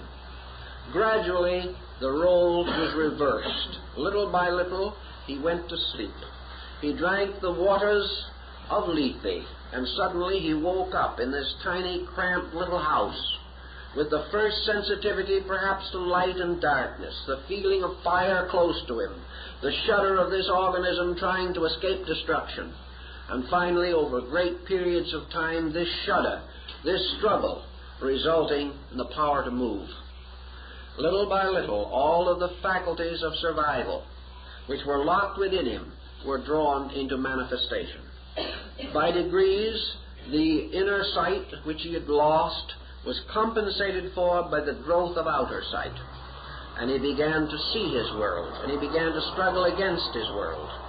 And in these periods also, according to the ancient accounts, there were terrible struggles of life. This was the time of prehistoric creatures. And this, we are told, is the day when there were giants upon the earth. And they fought and struggled like the titans of Greek mythology, and life destroyed life, and form devoured form. And finally, in the great ages that follow, nature subsided this struggle. Nature gradually destroyed these forms that were no longer capable of advancing in a line of reasonable development. And in the course of ages, the next miracle occurred. The miracle which was to affect the whole future life of the human race. and that was the gradual individualization of the power of mind. Now, mind is a very extraordinary thing, and Besorus tells us, and the ancients are of that opinion, that mind requires more of life for its maintenance than the body does. It also requires a kind of essence drawn out of all physical things to sustain the brain, through the instrument of which this mind is going to function. Therefore, the development of brain-mind relationships immediately produced an effect. The ancient legends of the mindless who went to sleep in the dark of the dawn and never woke again. The mindless perished when the mind came, because that which was mindless could not survive against mind. But mind had many parts and divisions to it. Recent researches in the last 25 or 30 years in India, for example, have indicated on a scientific level that there is no reason to think that a carrot doesn't have a mind. We are not accustomed to it, and we hate to think that we are grinding up a mind for our salad. But actually, we have no proof that the carrot does not think or feel. Placed upon delicate electrical measuring instruments that measures minute energy impulses, a carrot approached by the point of a sharp instrument will draw back before that point touches it. The drawing back is so slight that we could never see it. But it tells us that it's quite conceivable that that carrot, like everything else, wants to live. It's an amazing thing. We haven't thought of living in a universe of life. We have thought of being alive in a universe of things that do not matter. And this has been a basic mistake for which we must sometime find a proper solution. But we know that mind was not limited entirely to man. Other creatures began to develop it. And most of the phenomena that we see around us today, even in the lesser kingdoms, the magnificence of motion, of color, of coordination, of instinct, sensory perceptions, in which many animals greatly excel ourselves, all of these are partial or dawnal developments of mind in various forms and various conditions. But out of these things rose man as mind. And the moment he began to toy with mind, he found that his other energies were no longer as important to him as he thought they were going to be. The need for the energy for the brain processes and to fulfill the innumerable area of activities which the brain consistently and continuously released resulted in a major modification in the form of man. The age of primitive giants, of monsters, and of prehistoric animals passed in limbo, because brain required the energy that had previously formed these chaotic bodies. The great prehistoric mammal, with an enormous body and an insignificant brain, did not survive. Forms reduced in size gradually integrated more closely and began to develop purposefully and specially only such instruments and such powers as were useful or necessary in the unfoldment of the mental life of the individual. This was true of most of the so-called advanced animals. In fact, all animals as we know them now. As this continued to proceed, we find another important situation arising. Studies of primitive life reveal to us that with almost certainty the primordial forms of life were hermaphroditic. They were creatures, male-female, or positive-negative in their own structure. Small examples of this type of life still survive in nature as normal creatures. Undoubtedly, in the beginning, reproduction was of this nature. The development, however, of the psychic, mental, and emotional polarities seemed to have resulted in the need for the division of the reproductive power of man, so that gradually the energies required to sustain generation and mentation were divided. And this division resulted in polarized life.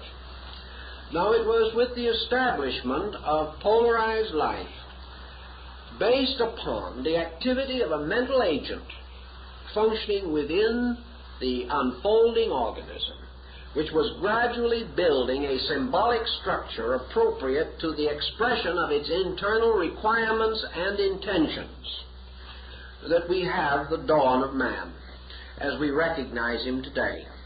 And in this dawn of man we have what the ancient peoples referred to as the Lemurian being. The Lemurian being actually passing from a pre-Adamite to an Adamite condition by the division of its reproductive polarity and the establishment within itself of the cerebrospinal nervous system. From that time on, the story of man is the story of his growth. It is the story of the continuous unfolding of the powers, principles, and energies within him. And of course that is to be the subject of further discussion. And now that we've gotten him to this elegant condition of existence, I think we'll let him rest there until next week.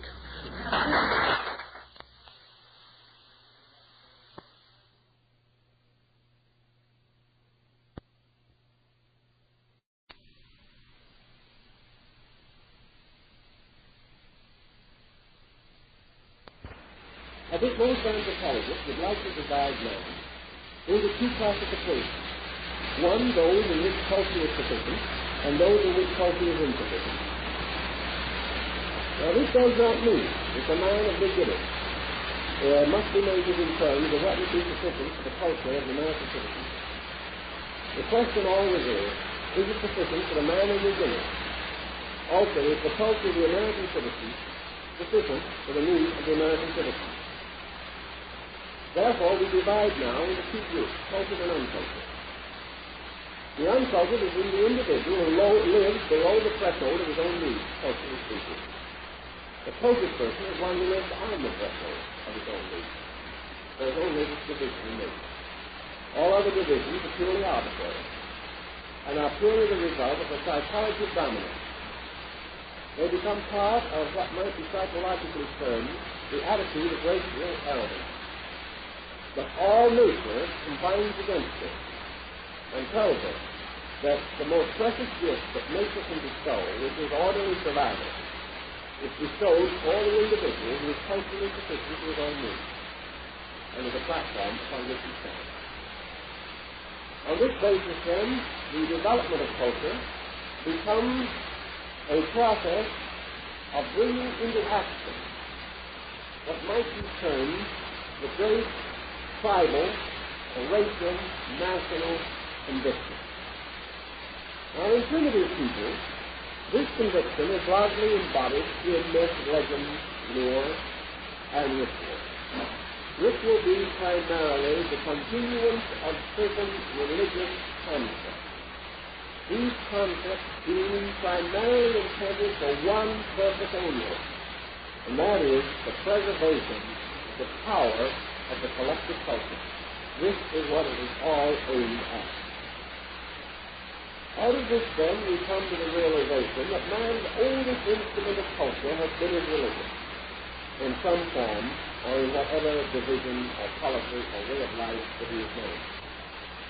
Up to the present time, we have noticed that many people have a religion which has strongly outdistanced them in one direction or another. Most individuals are either trying to live up to it or are trying to live down to it. When you outgrow a belief and try to hold on to it, you must live down to it. When your belief is beyond your comprehension, you have to try to live up to it. Both of these procedures are painful. Therefore, both of these procedures are essentially non-cultural. That is another point in connection with culture. Culture is not man aiming at the impossible. Culture is not man living tomorrow. nor is it man living yesterday. It is man living well today, with the certainty that upon the foundation of today being a satisfactory experience in the fullest sense of the word, yesterday can be gradually forgotten and tomorrow will be no problem when it comes. The great difficulty with non-culture is the individual who is living out of the now. And as he lives out of the now, he awakens a series of mechanisms within himself. Among these mechanisms are his guilt reflexes, which can be very powerful to him and are the principal causes of his neurosis. All these problems involve more of culture than of psychology, although the two problems very closely relate together. To the anthropologist, psychology as a problem science, or a science of the human problem, is actually derived from a grand error relating to anthropology. You would expect, of course, the anthropologist to put his ideas first, every science does. But he has a certain point, namely that the psychological problem of man arises from his lack of anthropological knowledge. That the individual trying to be what he is not is the cause of trouble. And he will continue to do this and have this trouble until he discovers what he is and lives accordingly. This kind of reasoning is essentially very simple. Simple culture, as experienced among so-called natural people. Simple culture is not deficient in any of the values with which we are normally concerned. Simple culture is not unmoral, nor is it immoral. Simple culture probably has the greatest morality of all, because it is completely honest. Simple culture is not restrictive. It is not dogmatic. It is not fanatic. Simple culture is essentially honest, because it has discovered what we do not know, that honesty is the only way in which individuals can live together. Everything else is an illusion, and a delusion, leading only to error. So we have what might be termed basic ethics arising from anthropological social sources. Man's great experience has been to get along with man, and those who have achieved this harmoniously have learned certain essential lessons, and these essential lessons form culture. Culture is the result of the experience of man with man, the inevitable contacts of relationship. These cultural facts are far more evident to so-called primitive man than they are to us, because under our way of life, we have deluged our living with so many artificial considerations that we are no longer able to deal directly with any problem. The result of this, our culture is continuously corrupted. And the proof of the breaking down of culture is the failure of the human social unit to hold together. It is the inability of the individual to so live that the essential values of his culture remain healthy. The moment they become unhealthy, he is endangering not only his own survival, but the survival of his entire group. So here in anthropology we have this important point, namely that all estimation of culture is non-comparative.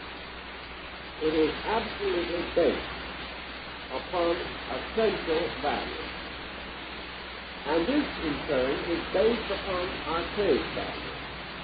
If you go back through, for instance, your great religious systems of the world, it is astonishing how closely the ethics and morality of these faiths correspond. It is also amazing to the degree that these, in turn, are identical with the basic beliefs of those primitive people who have never yet emerged into the structure of great social or religious institutions. The American Indians, wandering in small bands on the plains of our Southwest, had just as clear an insight into essential values as is to be found in the codes of Justinian, Moses, or Hammurabi.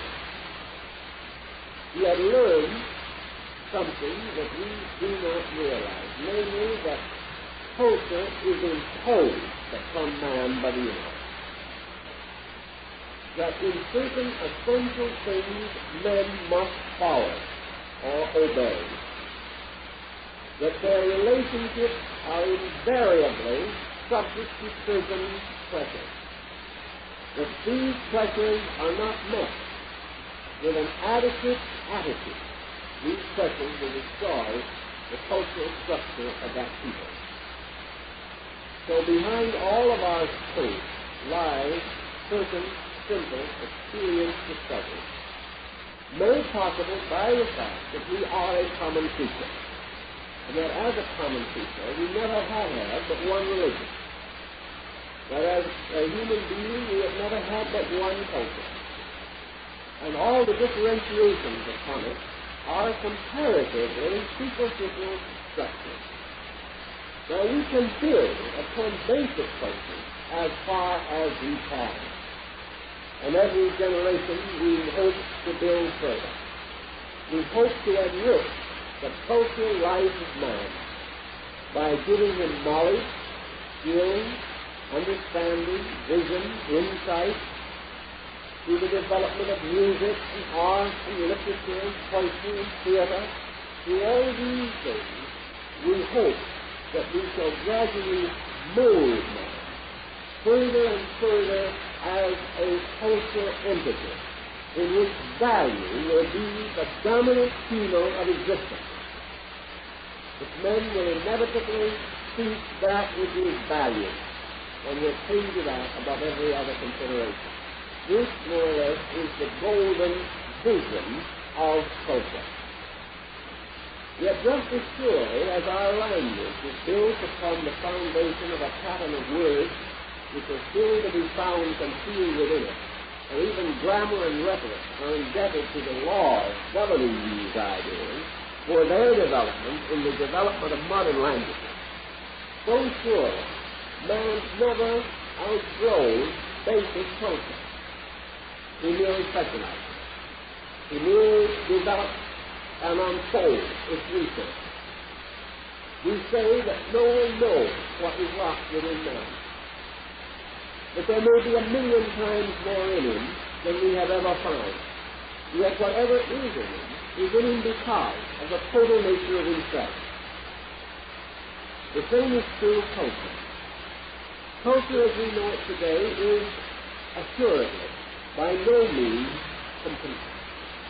And the anthropologist who likes to think in these terms would like to view the hope, rather optimistically, that 100,000, 500,000, or 1,000,000 years from now, man will look back upon his present culture and recognize its basic imperfections, that he will have gone on beyond it. But though he may outgrow one cultural system after another, he can never change the basic elements of culture as these elements exist. Therefore, all cultures are various improvisations upon the theme culture, and never can get beyond it. No advanced culture becomes greater by rejecting old culture.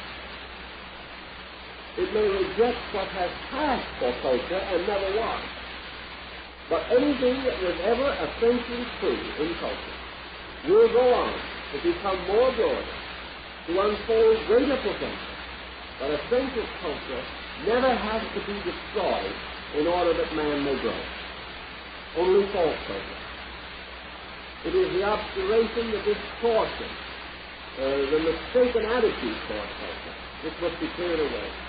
Today it would be our attitude that if our interpretation of culture fails, then our culture would fail. But that is not necessarily true. It might be that the failure of our interpretation of culture might assist us to recover essential culture. These points are very large in the thinking of anthropology, because they have to do with these essential values. So we go to the more primitive people to find out what constitutes a conscious function. We find that these people instinctively possess attitudes. But these attitudes they do not explain. They do not interpret. They do not claim that they are even virtues. Most of these people have a very dim attitude toward virtue and vice. They have not been indoctrinated as to the particular ways in which they can be wrong. Therefore, the thought hasn't occurred to them. These people simply have learned from the daily experience of intimate contact with life and nature the simple rules necessary for themselves. If they follow these rules, they observe the prosperity, convenience, and security that results. If they break these rules, they observe disaster. Therefore, these rules become taboo, or become patterns by which the community's conduct is regulated. One of the first things that men discovered was that the quickest way to die was to think about only themselves. And there's scarcely a primitive person in the world who has ever attempted to make a virtue or to justify selfishness. This has to come in at a time when the involvement of living becomes so complicated that the immediate result of a cause is not apparent. In a simple society, where cause and effect follow so closely that they cannot be misunderstood, the common faults that we practice cannot exist.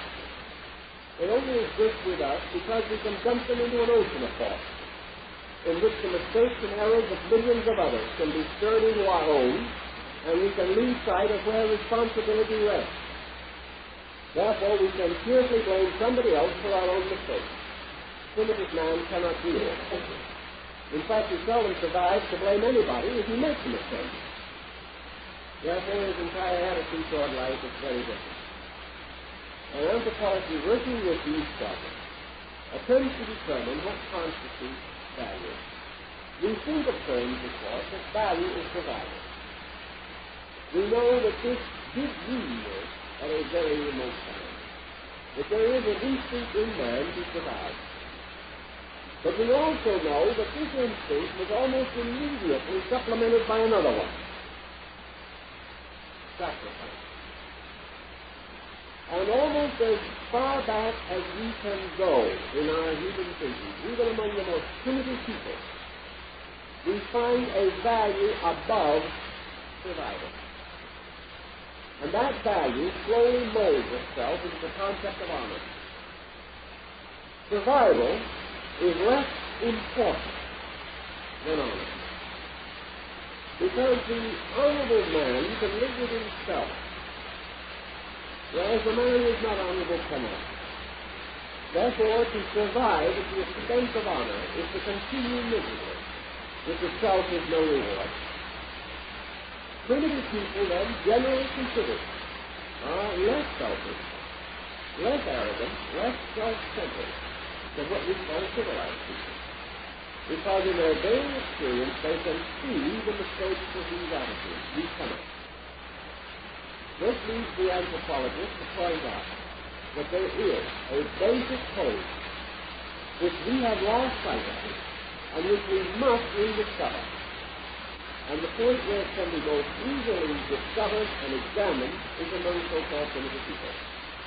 Thus are tremendously increasing interest in them, because they represent a level of value which we have so completely obscured that it's no longer accessible to us.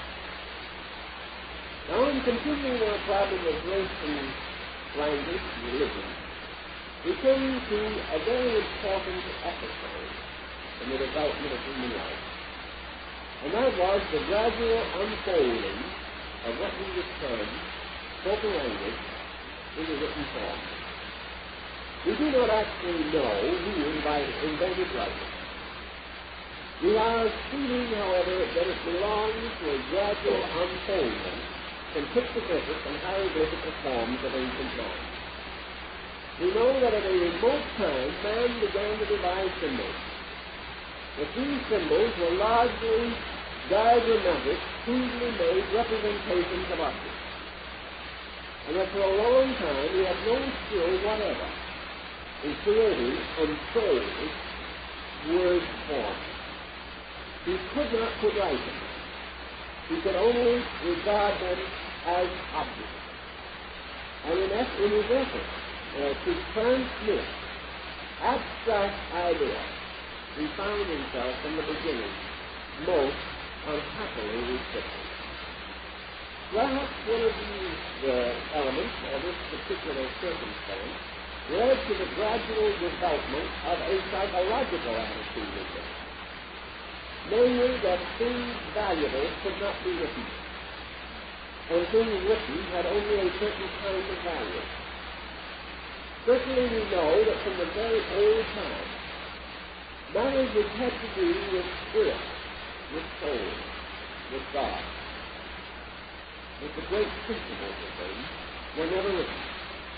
We also know that in those times later, when men symbolically began to associate bodies with life energy, which they did, that it was customary for them not to write these thoughts, but only to have them figuratively in their own minds to be inserted in the writing by the reader himself. This was one of the peculiarities of the very early Hebraic writers. We also know that the effort to bring words to life resulted in a gradual change from a hieroglyphical or pictorial form to the hieratic form, or the gradual increase in language symbols, by making these symbols equivalent to sounds rather than to things. The natural division of these sounds, as Lambda attempts to show us in the development of his concept of the Maya language, these sounds probably originally were the names of the things pictorially represented. Therefore, the sound for a picture was at least the beginning of the name of the thing for which the picture represented.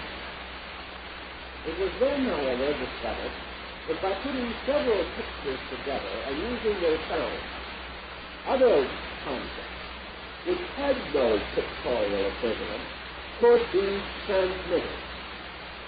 And in Egypt, this became most commonly associated with proper names, in which by placing the glyphs in a cartouche, they were read no longer as symbols, but as symbols. This is an expression and an example of man searching for written form. With the erosion of written form, a very interesting thing took place in the anthropology of man. We say there was nothing that was more important to man than the discovery of writing. We just love to glamorize that magnificent event. But when we gained it, we lost something. Whenever we gain anything in this world, we lose something. The thing that we lost, very largely, was the strange acuteness of memory, with which previously we had been endowed in order to perpetuate ideas. We lost the intimacy of the great storyteller. We lost the bard. We lost the ancient and valued ancestor. We could communicate his language and his thoughts only directly to other persons by speech. We began to create a new anthropological world in which knowledge was divided from people and became a matter of being recorded on stone, tablets of wax, papyrus, parchment, or paper. Thus knowledge suddenly went cold, like the medium on which it was placed. We lost a dimension of transmission. Perhaps that's one of the reasons why today we have an instinctive love of fear. It's because it has something to do with the living transmission of ideas. Something went sour in the development of written words. It was the living inflection. Words are not only according to their letters and their syllables, but they are according to a life moving behind the breath. And in all kinds of transmission, there is a factor of the holy breath, the breath of life, carrying those words. It meant something. It meant something on a purely physical basis. It meant that the earth was called to the render, the transference of a spirit, rather than merely a picture. So men became more and more indebted to pictures. They became more and more conscious that ideas could be passed around in books. And they forgot that in the transmission of ideas, there was a tremendous individuality. The old storyteller never told his story twice before. He told it according to the need of the hour. He told it, and he made a certain emphasis according to the nature of the person who sought to instruct or inform. He made a lesson of it in every instance. And it was the lesson about the subject, rather than the subject of the work itself, that became the aura of culture relating to that thing. And the discovery of writing and the entrusting of all of man's ideas to almost unchanging written form blocked the living transmission of knowledge. It blocks the individual from having this knowledge forever contemporary. If we had Plato today descending through 100 generations of people, teaching only orally, we might not know quite so much about what Plato said, that it probably got a little out of order in the course of time. But we would have a more living power of Plato moving into our lives, the others living in our time. We would have the opportunity to add to the original 2,500 years of constant living descent of ideas. This could be a very important subject, and perhaps we will help to solve it at some degree at least by our increasing recognition of the importance of visual instruction and visual education.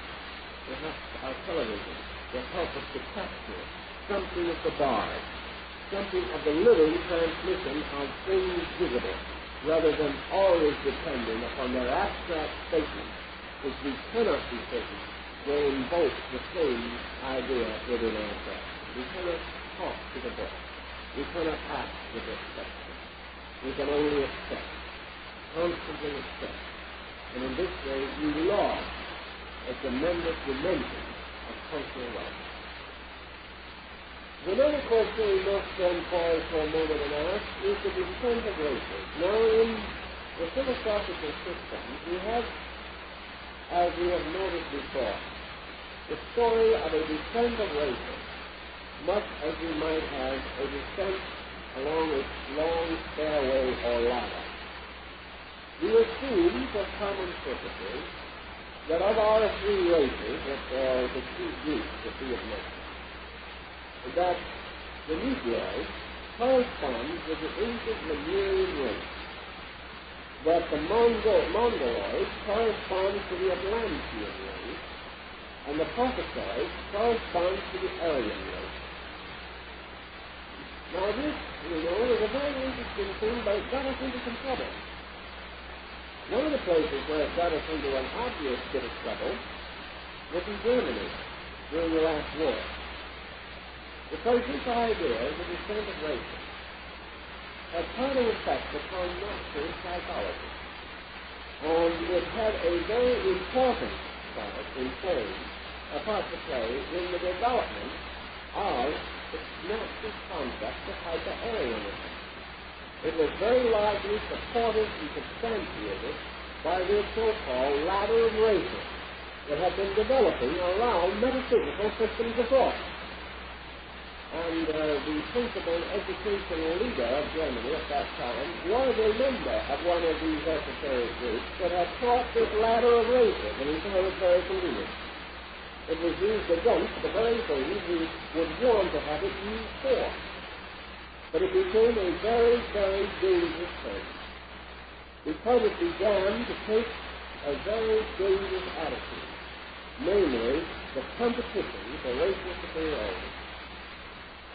it began to take the attitude of the latest Tibet, and that all other ancient races had had their days in the sun, were disappearing, and that the world is now in the keeping of the mighty Aryan force. This led to a very bad problem on the level of culture. It was used against itself and has brought out an evil which your anthropologist has been quick to discern, because he recognized it long before it even became a problem on a religious level at all. Namely, the difficulty of trying to determine these defects in terms of relative value. So out of it all, the anthropologist has come to a conclusion. Namely, that human progress is not essentially a matter of growth. Human progress is essentially built upon an entirely different foundation. Namely, the strength of a culture to induce the growth of an individual. Wherever he is placed in a cultural pattern, it is this cultural pattern that very largely determines what he will use, how fast he will grow, how bright he will be, and how so-called superior he will become. That these factors are not necessarily intrinsic in the so-called racial differentiation. That the cultural factor is its effect upon the life of the individual, inducing him to excel himself by a series of continual motions, not to outstrip himself to the degree that he cannot catch up, but gradually to challenge him more and more, to release or reveal values within himself. Experiments have been made on a number of different levels to determine the validity of this concept, and most of these experiments have held up on the level of essential culture, though they have not necessarily held up on the level of assumed culture, such as specific forms of knowledge. Therefore, man has a common knowledge and a specific knowledge. These two may not agree, but we must not and should not assume that lack of specific knowledge is an indication of deficiency of common knowledge, or the essential knowledge that lies beneath the surface of things. This essential knowledge, which also has locked within it the potential of almost every type of specialization under appropriate cultural incentives. Therefore, culture is not only this pattern, but it is a progressive unfoldment of incentives. And the trouble has been not that the individual did not have capacity in most instances. It is that he lacked incentive, that he lacked the circumstances around him by which certain demands were made upon his own anthropological complex. Thus, for example, if he was never under a challenge, whatever was necessary to meet such a challenge never came out of himself. This happened in the case of the Inca of Peru. These people, isolated on the western hemisphere in the southern part, never developed any adequate international cultural concept. They had no idea of anybody but themselves, because they had never seen anything or anyone except these native groups that were not even on their level of culture at that time. The result was that a handful of Spanish and a dozen horses overthrew an empire, simply because there was no way to meet the sudden impact out of experience. This type of situation simply means that within the interstate there had been a cultural specialization. And as we study their policies, we study their ethics, we study their morality, we are lost in admiration for it, because they were a magnificent people. But they had never developed the ability to meet an invader. They simply did not know how to accept such a challenge. It was beyond their experience. This was essentially true also in Mexico. although perhaps not quite as complete, still very large. So that we have cultures only developing according to certain conditions. These conditions begin to bring in outside elements, which we have to consider. These include environment, locality, isolation or proximity to other people. The culture of islands is very different from the culture of continents. Also, we will recognize that your great cultural motions have always arisen in your largest areas of land. Because in these enormous areas you have variety of demand. You also have proximity of a variety of neighboring circumstances and conditions. Therefore, we learn as a basic principle that culture advances most rapidly in a polyglot society, inasmuch as it presents greater challenge. But this does not necessarily mean that all motion within a polyglot is culture or is advanced. Not only is culture or advanced by which advancement is actually attained on a culture level. But we do observe that the great racial motion, the great religious motion, the great language motion, all begin on large land areas. Because here you have a comparatively complicated way of life being forced upon the individual. Now we will also point out that this forcing of a way of life of one culture group upon another has produced stress. And out of this stress has arisen most troublesome society. So we might say, as the persons have said to me, that if they were all by themselves, they could get along all right. The great rub is not to get in trouble and still have other people around. Thus, in your development of culture, you see a primary problem emerging. And this primary problem has resulted in the bloody history which we know as that of mankind, the problem of eternal conflict.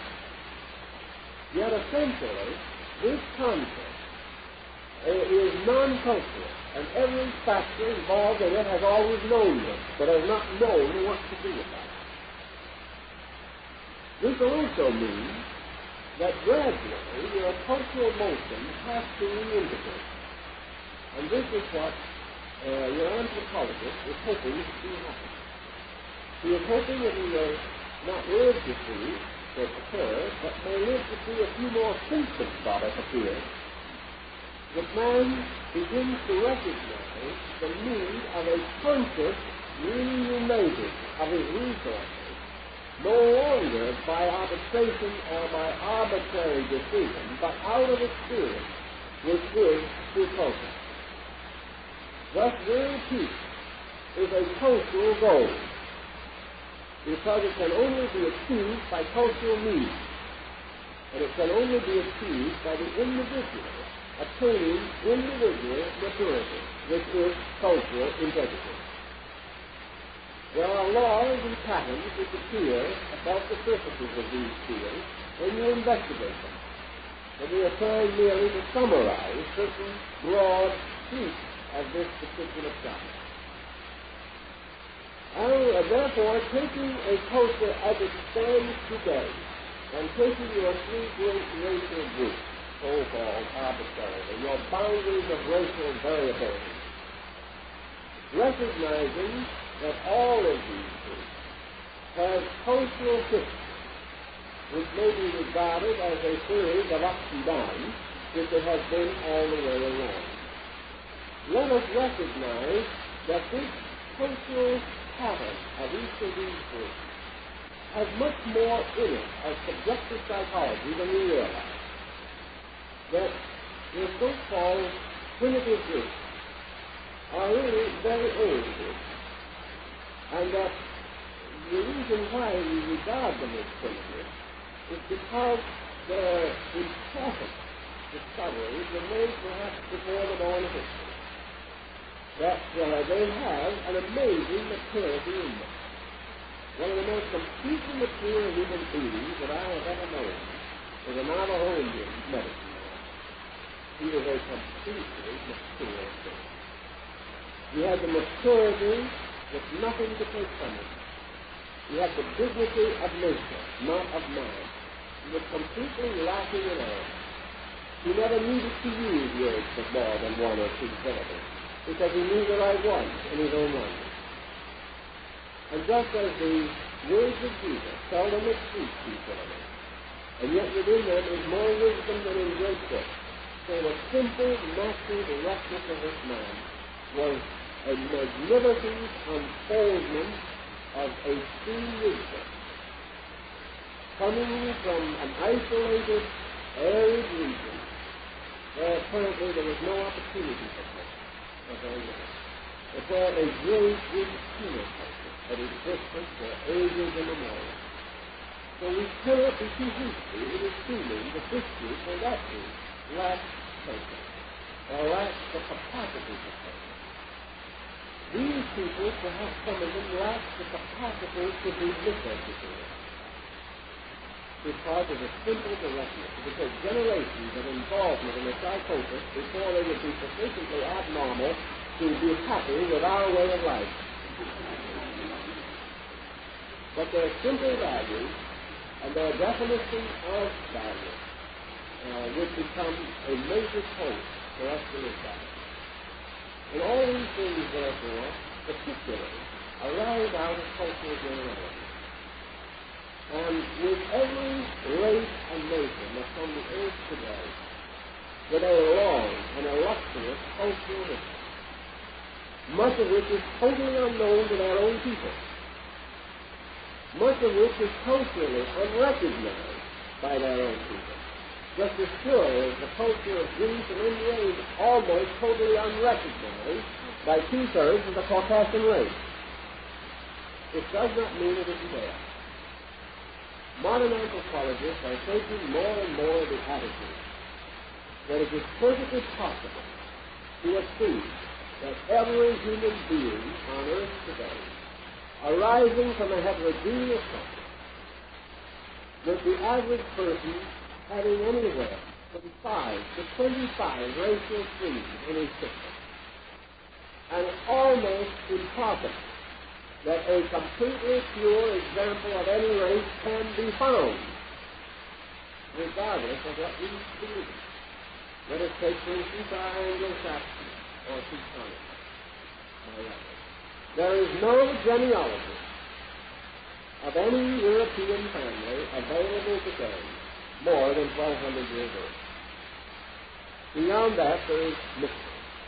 There's legends, and there have been some manufacturing. But actually, in fact, the easy method, we cannot say.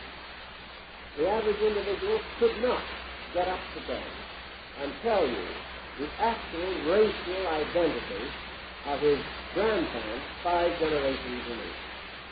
He could hope he could, but he isn't sure. And no one.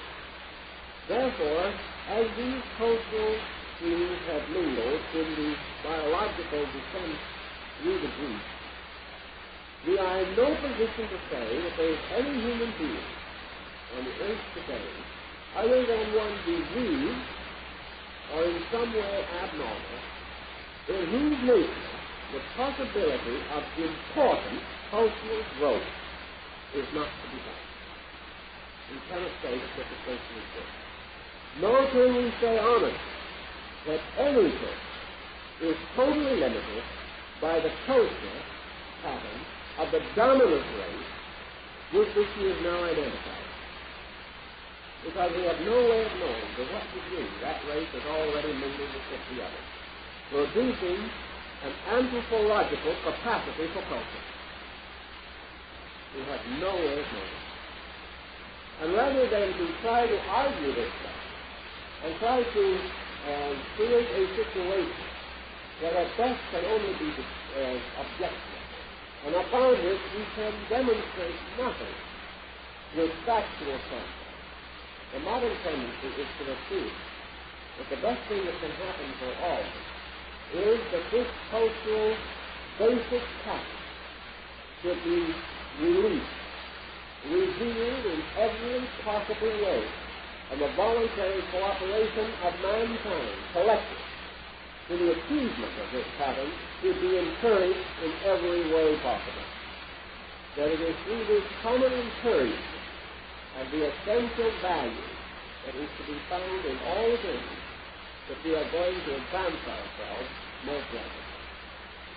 Our experiences of men like Lawrence of Arabia and others who went into comparatively remote areas, the Austrian refugees who went to live in Tibet, and other people like Claudio Haynes, who went over and lived so many years in Japan. Those people who go to these areas, live among them, are gradually but inevitably overwhelmed with admiration for the values in all these diversified areas. A man wrote not long ago that in his estimation, the noblest standards of human conduct that he had discovered in a lifetime of wandering he found in a small oasis in the Sahara Desert. Here was the thing we talk about being done, while we only talk. So that culture, from an anthropological standpoint, is the encouragement of recognition, the importance of building upon achievement, and to recognize that achievement transcends race, inasmuch as achievement arises almost always from the polyglot, which has itself biologically transcended race. Achievement arises nearly always in a scene in which there have been many meanings, thus creating apparently an important internal biological tolerance to ideas. These points, then, cause us to say this, that there is all probability, or much to support the idea, that races did appear, as the esotericists would like to assume, and I think he has reasonable ground. Yet these did appear in some time as a secret, and that in this secret, which is undoubtedly an archetypal motion into manifestation, in which the individualization which is present everywhere in the universe took over its proper manifestation in the production of man, that these races did emerge in a pattern, in a sequence. But let us also realize that races, once the racial structure is established as a base, races were born out of races. Therefore, that races in every instance, according to the Hindu esoteric tradition, were the result of specialized groups arising in a previous race, possessing apparently those advanced cultural instincts by means of which a new dispensation or a new way of life became proper and useful. That such a thing may have occurred, and probably did occur. There seems to be even no good anthropological reason to doubt that such could have happened. And there has been no essentially better explanation of it. But this also tells us of something that even the materialist is inclined to admit. Namely, that when progeny arises within families or within race, this progeny always carries with it an essential element from its own ancestry. That if we wish to follow the scientific idea of natural salvation, and we do not wish to assume immortality for man, I'm not saying that we should do this, but I'm saying if we wish to take the scientific route, then the answer to science officers is that the Father lives in the Son, and that this Son in turn lives in his Son, and that all continuance is through the continuance of the racial structure. If we wish to assume this, and perhaps physically there is some ground for it, although metaphysically it is not a sufficient explanation, we then realize that ancient races never died. They vanish into their own descendants in each case. If, therefore, a first race finally vanished from the earth.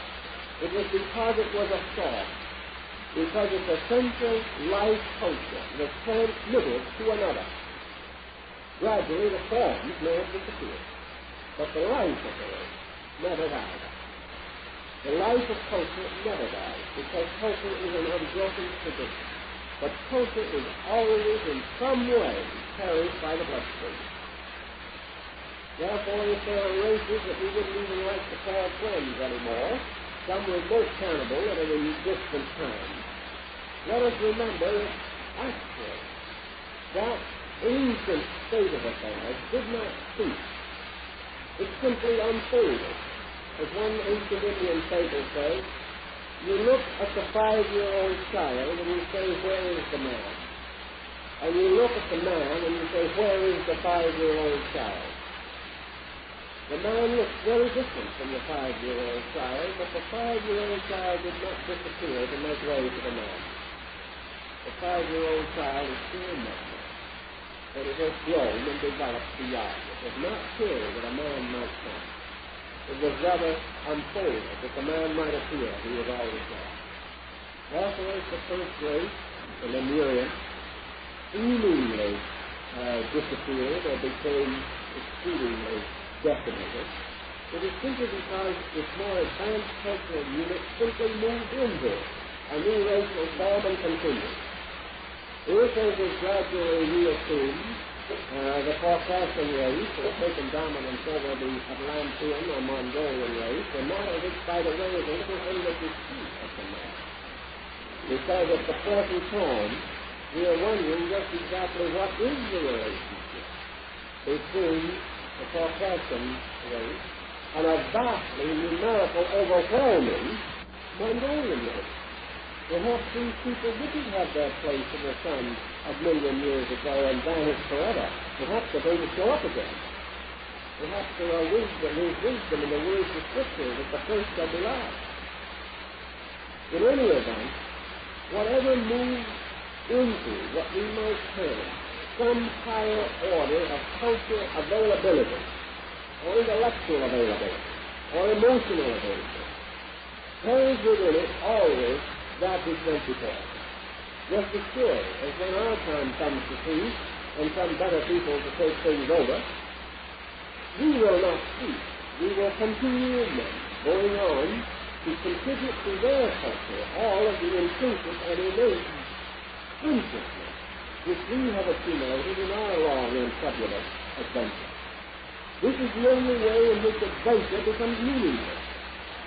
The adventure of the caveman and the Neanderthal man is only meaningful because it made possible what exists now.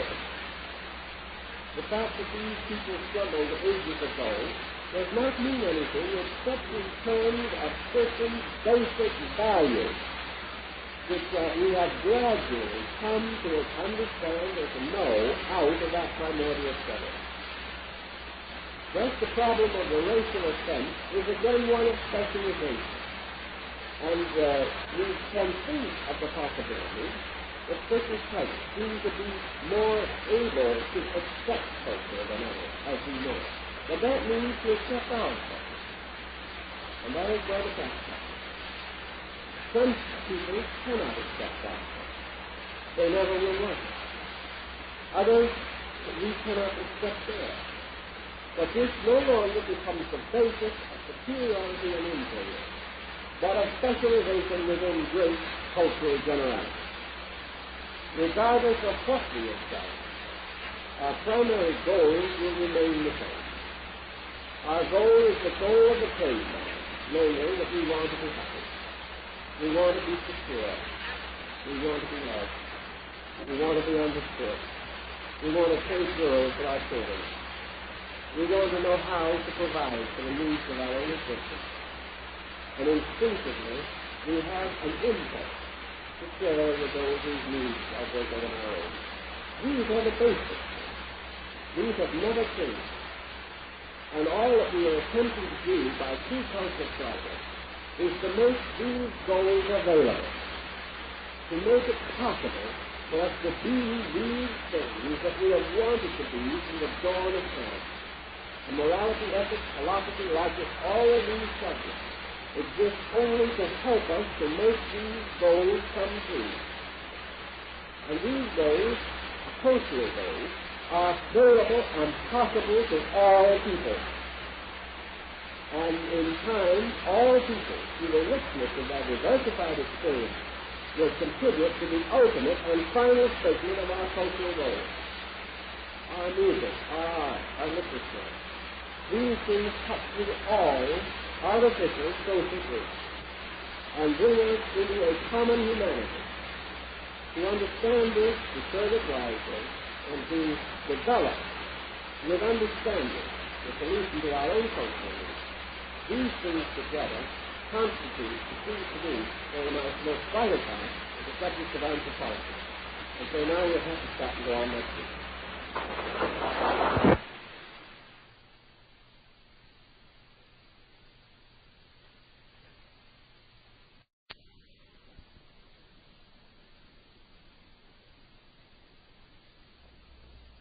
Well, this evening, friends, we're in a fair way to be in trouble, because we have to make a series of comparisons which may be very confusing, and if a general confusion results, we will be in a completely scientific attitude, because that is exactly the way the matter is. We now come to somewhat of a parting of the ways between what we may term materialistic knowledge and the esoteric teachings of ancient peoples.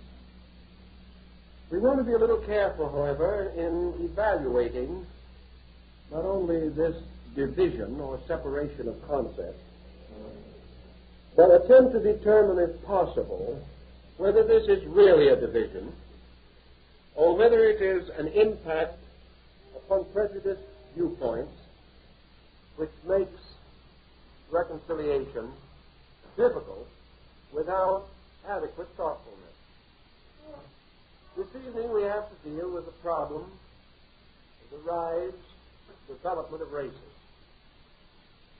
And we are already in trouble when we actually announce the subject. For this reason, we seldom have ever paused to wonder how the anthropologist uses the term race in the processes of his classification and investigation.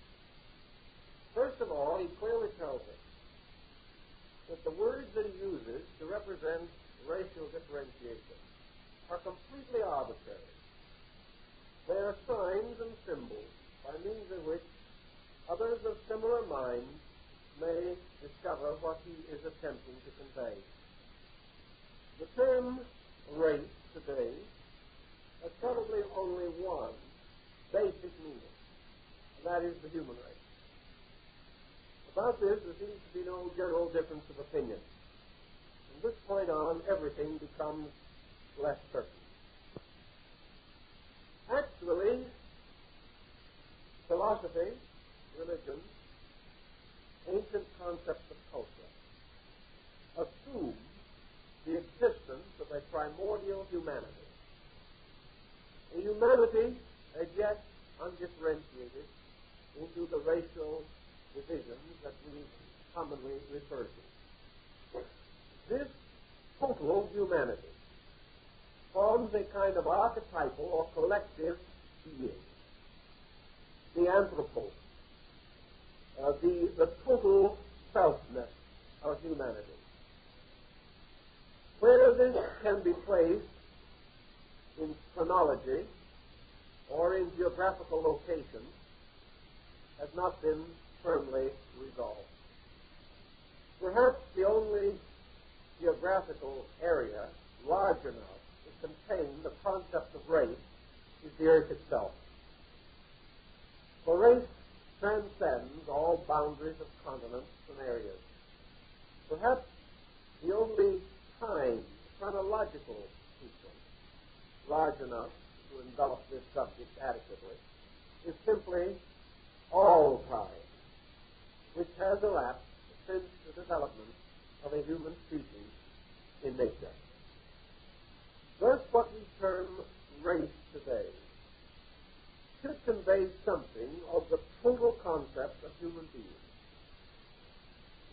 remind us that humanity is a kind in nature, that it is ultimately a total kind. Actually, from the standpoint of genetics, there is less than 1% variance among all human beings. Thus, what we term variety or variance arises not in the phenomenon of nature, but in the cultural experience of man himself. Allowing, therefore, that there is a collective mankind, we can then follow the Pythagorean concept. The division never divides a collective. The division always exists within a collective. Therefore, various divisions can arise within humanity. But this does not mean that humanity is divided. It means that in 99% of the essentials of our nature, we are always one creature. And that this 1% becomes overly important to us, largely because of our interpretations and our addiction to things seen rather than to things known, factually or philosophically. There is much to assume, therefore, at the beginning of our experience in person, that there was a common race. There is also much to tell us that this common race is no longer visible to us. It has ceased to be visible because it has been submerged, as far as its appearances are concerned, in the divisions which have arisen within it. This does not mean that this primordial race ceased. Rather, that this primordial race continues as the pure substance of race, and that from and within this substance an infinite diversification takes place. The ancient Aryan Hindus tell us that there was an ancient race, a race that preceded all known races, but this race vanished in the dawn of things. But this race was composed of beings that were to disappear into the life wave of their own descendants, or those that descended from them in terms of racial differentiation. That there must have been a hypothetical first race. We must assume there has to be a first of anything that has a beginning. But instead of imagining that this first is an individual or a group of individuals, the ancient Hindu scholars assumed that this first was the total structure. That this first was a kind of vast architect's plan, a living plan, incorporated into substances, developing according to an almost incredible span of time and an almost infinite diversification. Thus, the first race never died, because there can be, and never has been, but one race. This race, however, passes from our recognition, passes from our phenomenal contact, because it is disappearing constantly into the structure of the races which are produced from it. This concept is not actually in variance with basic anthropological thinking. It may represent, however, an angle or approach to the subject which has not been given as much consideration as certain other subjects. I would say that the anthropologist today is more interested in discovering a unity than in realizing that it has always existed. Of course, he is unconsciously and instinctively admitting its existence, or he would not be able to search for it or believe that he could find it.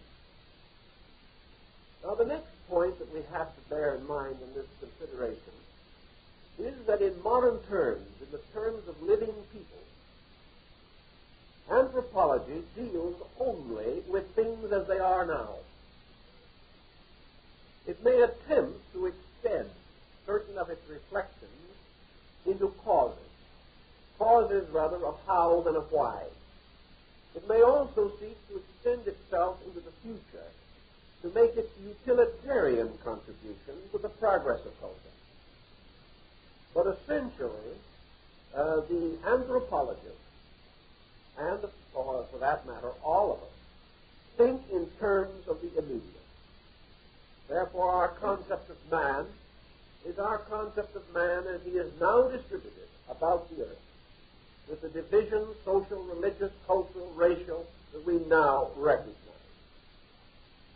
Yet in arriving at such terms as we presently use, we should bear in mind the fact that these terms are geared only to the contemporary, and the anthropologist is the first person to admit this. He realizes that he is not talking about all time. He is talking about only those familiar parts of time which are within his present examination. And he is using things as they are as a kind of symbol by means of which he hopes to clarify his primary end, namely cultural enlightenment on the subject of man, not of any particular man or group of men, but of man as a collective.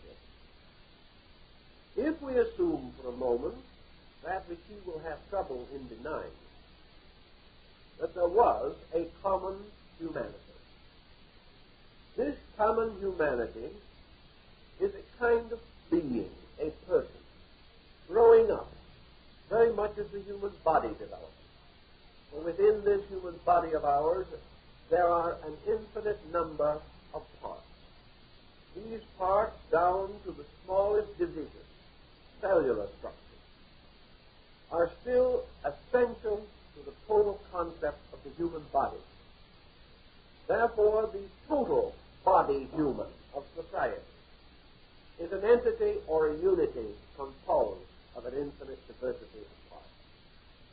Anthropology is concerned to a degree to determine, if possible, the basic reason for this diversity. Actually, he hasn't done too well, and he is among the first to realize that he has not done too well. It is hard for him to do as he would like to do, for the simple reason that the evidence necessary has been obliterated in the aeons of time that have already passed over, and about which we have no adequate record. Man began as a non-recording creature. Therefore, up to the time of the discovery of a method or means for the transmission of knowledge, we have no adequate continuity of account concerning man. We do have, as has been mentioned previously, two possible streams of evidence. One, tradition, legend, myth, lore, which have descended as part of the cultural heritage of mankind. The other is man's internal repository of intuition, of instinct, of the power to dream or to visualize. And modern psychology is beginning to recognize the re-emergence of the archaic or the ancient through the symbolic processes of human thinking. Thus, man has the whole story of his kind locked within himself. And this story of his kind he lives out every day of his existence. And the primary impulses and instincts which move him today derive from the primary instincts and impulses which primordially moved his kind. And we find these impulses now rather dramatically and grammatically expressed for us in terms of security, peace, fellowship, friendship, integrity, honor, and these subtle processes which arise within the individual. We must not, however, ever confuse the impulse of honor, for example, with the concept of the honorable. They are two entirely distinct things. The honorable expresses itself through innumerable codes, which may be proper to one people and improper to another. But the instinct to attain to certain levels of accepted conduct must be regarded as basic. At the same time that we proceed with this line of thinking, it is interesting to pause and consider something else, because there is no doubt in the world that the study of languages parallels very closely the study of mankind. In the first place, at some very remote time, man became vocally articulate. How he became so is again uncertain. Perhaps we have some key to it in the mimicry of certain birds and animals that copy other sounds and do so originally and primarily for purposes of survival, although this has no longer its original importance. That man began by communicating ideas by sounds originally associated with those ideas, perhaps is our most natural conclusion. Therefore, when man instinctively wept because of sadness, he made certain sounds, and he was later able to copy those sounds to express sadness, even though at the moment he was not weeping. He might in one way or another also associate sounds with activities, with places, and with various procedures in living. But in the course of time, there arose in the primordial human group a primordial human language. This human language, like the group itself, has disappeared. Perhaps it had something to do with the ancient pre-Sanskrit language of India, sometimes referred to as Sansa, or the language of the gods. Very often we create mythological concepts to express this problem. But we are in now one very simple position, that in language as in race, we begin with an archetype. We begin with a total language. And what we know as languages arise from the total language. There were certain common words that arose in the pre-history of man. And out of these there came into existence an extremely flexible vocabulary, long before man had any written form whatsoever. Some may wonder just to what degree this vocabulary was universal. I think we probably will find that it was universal in its beginning, and like all other things in nature, drifts from a universal to a particular condition. In all probability, these primordial sounds, like certain primordial ideas which are distributed throughout mankind, arose from such simple natural phenomena that most peoples either held them in common or were able to recognize them when others made use of them. That this language should die, disappear, vanish from the face of the earth is not reasonable or proper, any more than that the first race of men should vanish from the earth. What happened was that this language became submerged. It was submerged within and behind languages, so that we cannot actually say with certainty that any language spoken by man today was first, although almost all ancient cultures claim a certain priority for their own.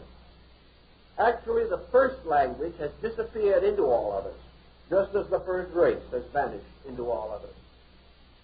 The proof of this, of course, lies in the most ancient and basic terms and words that we know.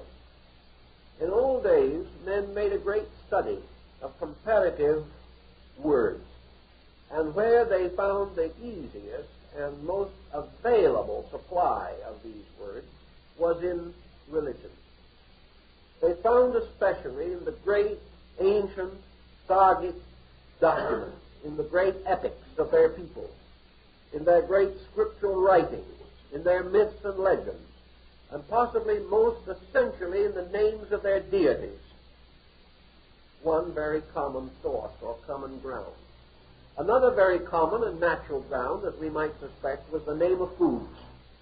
various food elements. The names for most common and simple things, most anciently known, were the words that still survive, hidden in the extensive vocabularies that have later developed. We think it is interesting to find, for instance, the name of a Greek deity traceable in India, or the name of an Egyptian god paralleled in America. We begin to think that the possibility is of migration that accounts for this. Perhaps to a measure they do on a secondary level of later events. But primarily, these words are kind of root words from mother languages. They have passed through various modifications, which the students of this subject can handle. But actually, we have evidence of a common spoken language, a language which may have been inadequate to the specialization of people, so that it vanished from our notice as specialization proceeded, and particular and special things required more and more attention. But in this specialization, attention being constantly turned to the new, the old was left pretty much alone. Therefore, it is in the oldest and most basic words that the common language is most easily traced, although we cannot hope to restore it entirely. We know it was there, just as there was a common humanity that undoubtedly made use of it in the dawn of things.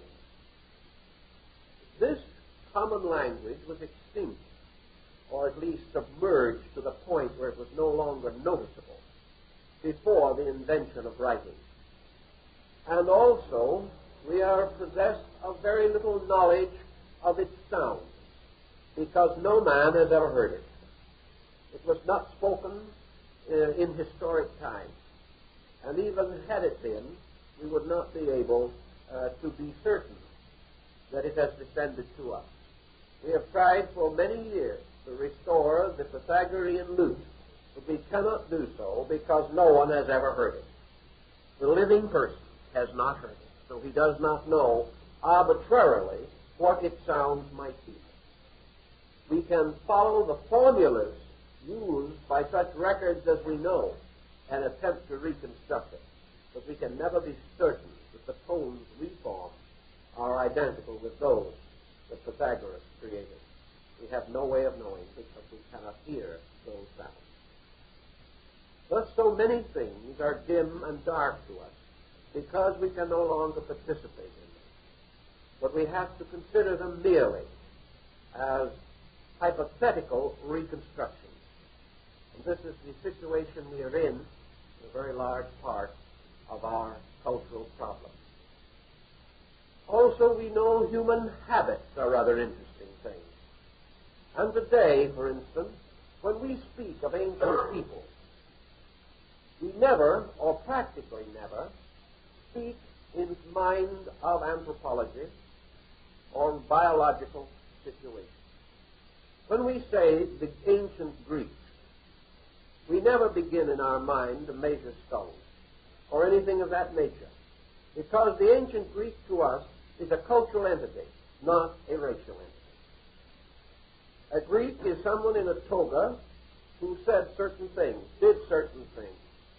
He was an artist, a scholar, a mathematician, a philosopher, a warrior. When we think back upon ancient Greece, there is nothing less important to us than the biological aspects of Grecian life. We have no interest in it. When we think of the Romans, we are not attempting to determine the difference between a Roman and a Syrian. We are not at all concerned. To us, a Roman is a soldier, a legislator, an emperor, a despot, perhaps, an adventurer, a conqueror. But he is not a biological entity. And the same is true today in viewing practically all cultures that we know, except for a small group of specialists who are searching constantly for missing links in the descent of man. All peoples are now divided according to their cultures, recognized and admired according to their cultures, or reproved because of the defects of their cultures. We no longer think of them in terms of their genes, but in terms of their genius.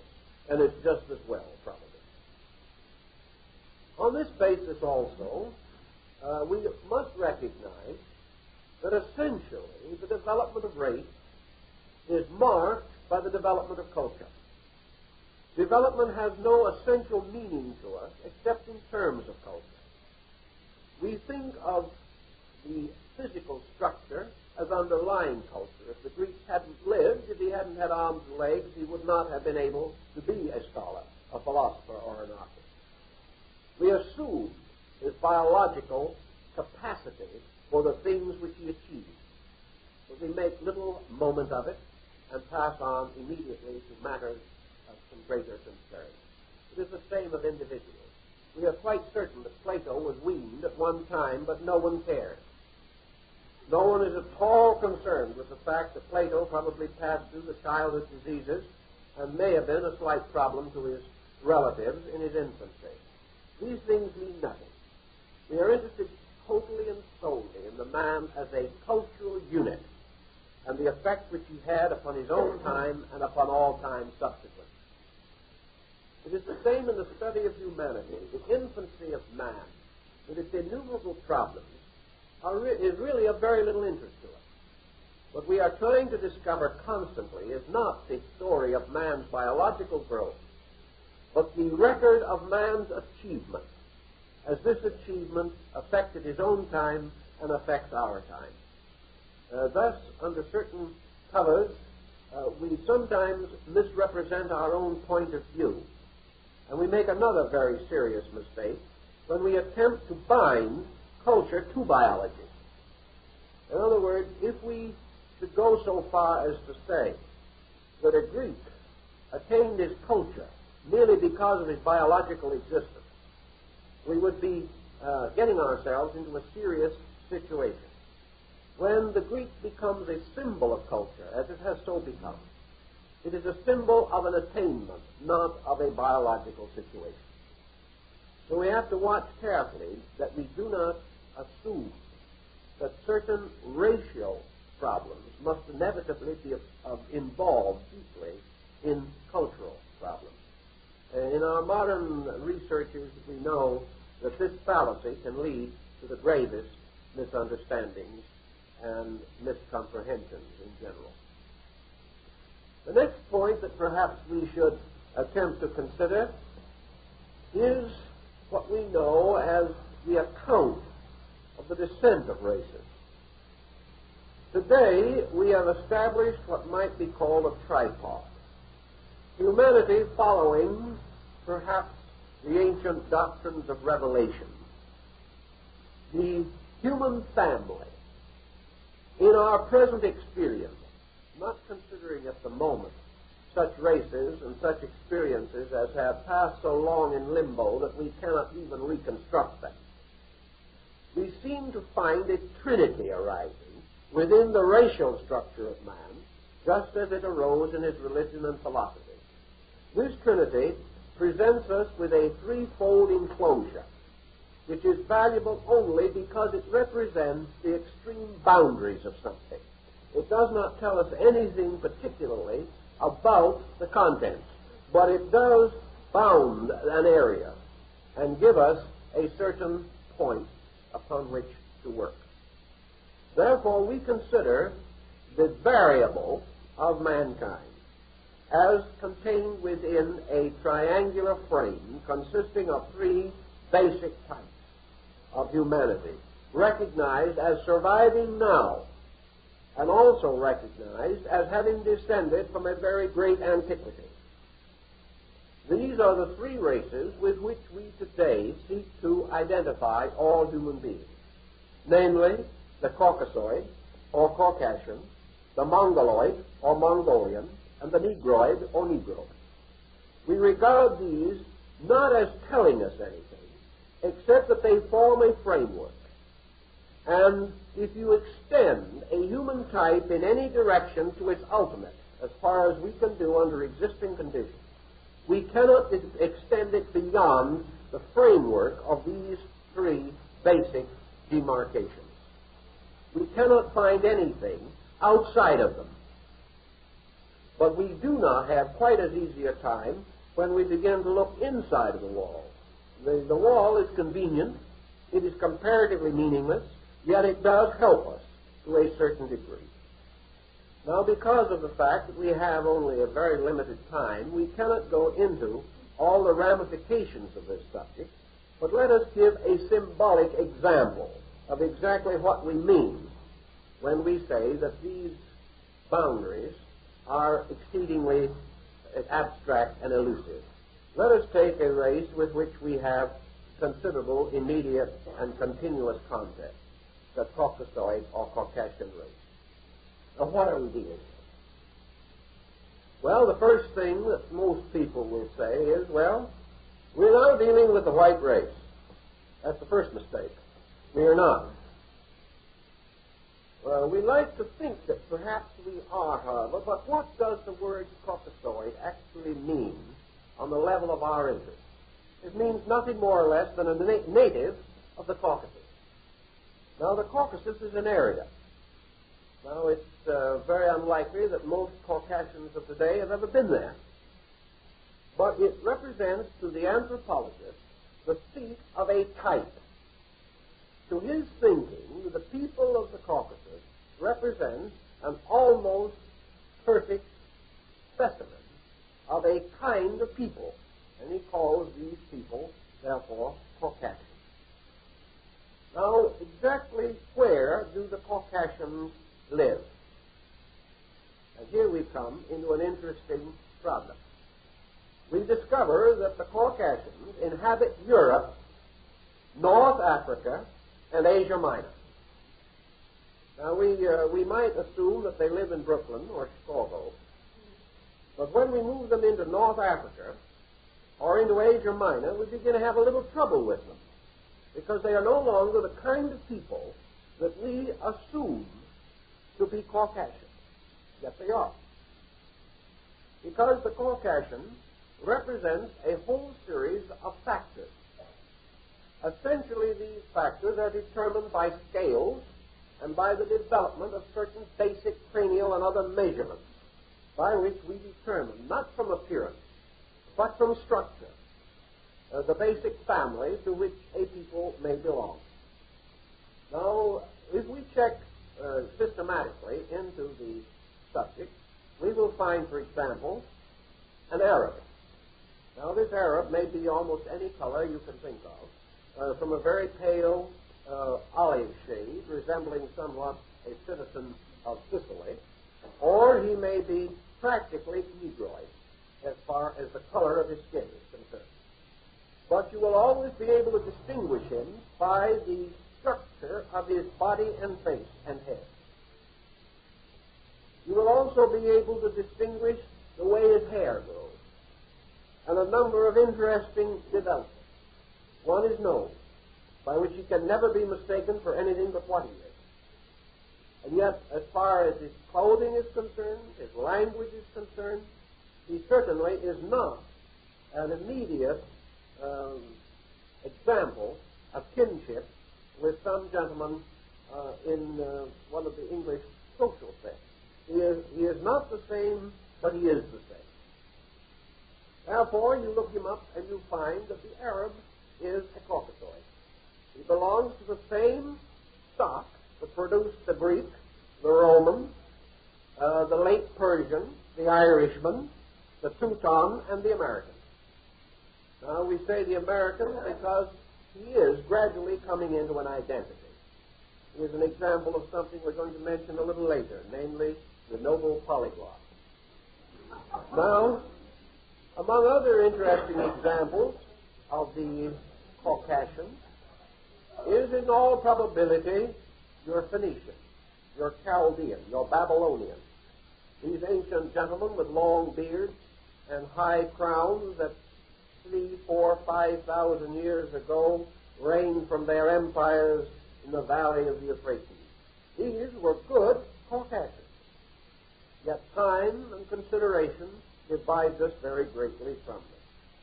You look up in any work on anthropology the word Semite, and you will learn that it is a branch of the Caucasian race, something we have not ever thought about. Why? Because regardless of what this man believes, regardless of his cultural backgrounds as we know them, regardless of any other factor, he is bound into a pattern by genes and by the basic structure of his nature. So that we have, under the word Caucasian, a marvelous differentiation of possibilities. Now, the same is equally true of the Negroid type. The Negroid type we essentially regard as the basic type of the African people. However, he also extends into some rather remote and unexpected areas, showing up with a variety of attributes. But never can we mistake the basic structure of this particular group. Our Mongolian is another. Now, our Mongolian is a very polyglot group, and he has had a tremendous influence. Actually, we know today that the Mongolian group is larger than both the Caucasian and the Negroid put together, and also shows up in more places than even the Caucasian, regarding him as a trader, adventurer, and explorer. Actually, your Mongolian or Mongoloid is the most widely diffused and distributed of all your groups. Now, the moment we come to the realization of this, we come into another situation, which has been very well pointed out by anthropology. Namely, that at this time in our racial development of life, there is practically no possibility of differentiating either the racial or cultural descent of any people.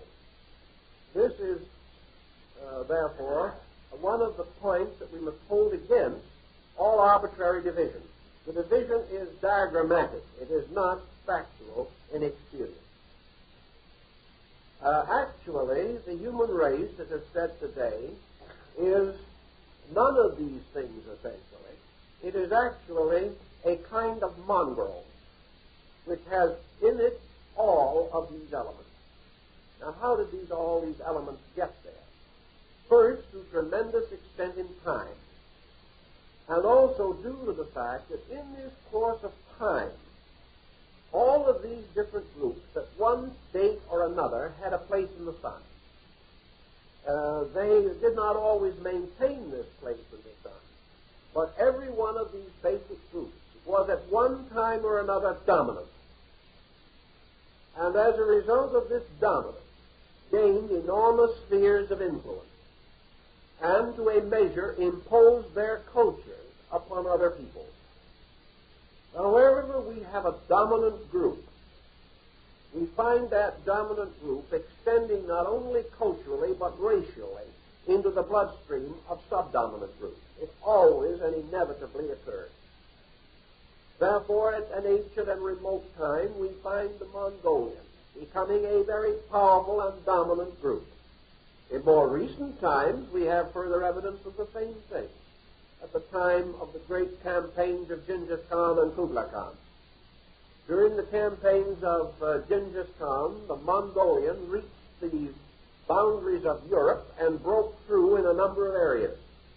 And as a result of this breakthrough, he is very strong racially among most of the Slavonic peoples and even as far as the Germanic.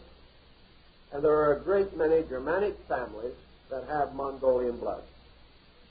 Another important point of breakthrough in more ancient times affecting the relationship between the Caucasian and the Negroid was the rise of the Ethiopian dynasties in Egypt. During these dynastic periods, the Ethiopian kings ruled the world.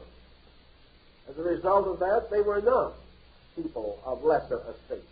They were not regarded as in any regard inferior. During this time, they filtrated throughout what we call most of the Caucasian area. And they certainly played a tremendous part in the rise of all cultures that were affected by the later Egyptian culture. These things are merely examples of a general trend. Now let us take a little different type of situation. We have in the Pacific a very interesting and intriguing group of people we call the Japanese. Now, from the standpoint of anthropology, they are a little bit of a mystery also, because we have to recognize at least 4 levels of Japanese racial differentiation. The first is the X-race, the original inhabitants of the island. And as most cases, the X-race doesn't count very much. It more or less disappears. It is either submerged into or in one way or another disposed of by the rising tide of other racial motion. The second group that is still comparatively powerful in the Japanese area and contributed to the molding of what we call the modern Japanese was the Korean Manchurian racial division of the Mongolians. They contributed considerable to a certain type of Japanese that can still be dominant of those characteristics. In addition to the Korean Manchurian, there was a direct motion from the purely Chinese Mongolian into this area, which is marked by another differentiation, also in this case, essentially Mongolian. The third group comes from an entirely different basic cultural order and is called, usually, the Malaysian-Indonesian culture, which represents, in many instances, the small, slight body and the tremendous agility and grace and many of the psychological structures of these peoples, including the native faith, as it is called, of Japan, Shintoism, which is strongly influenced by Indonesian and Malaysian culture. These people represent, in turn, a polyglot involving other factors, going back and back and back.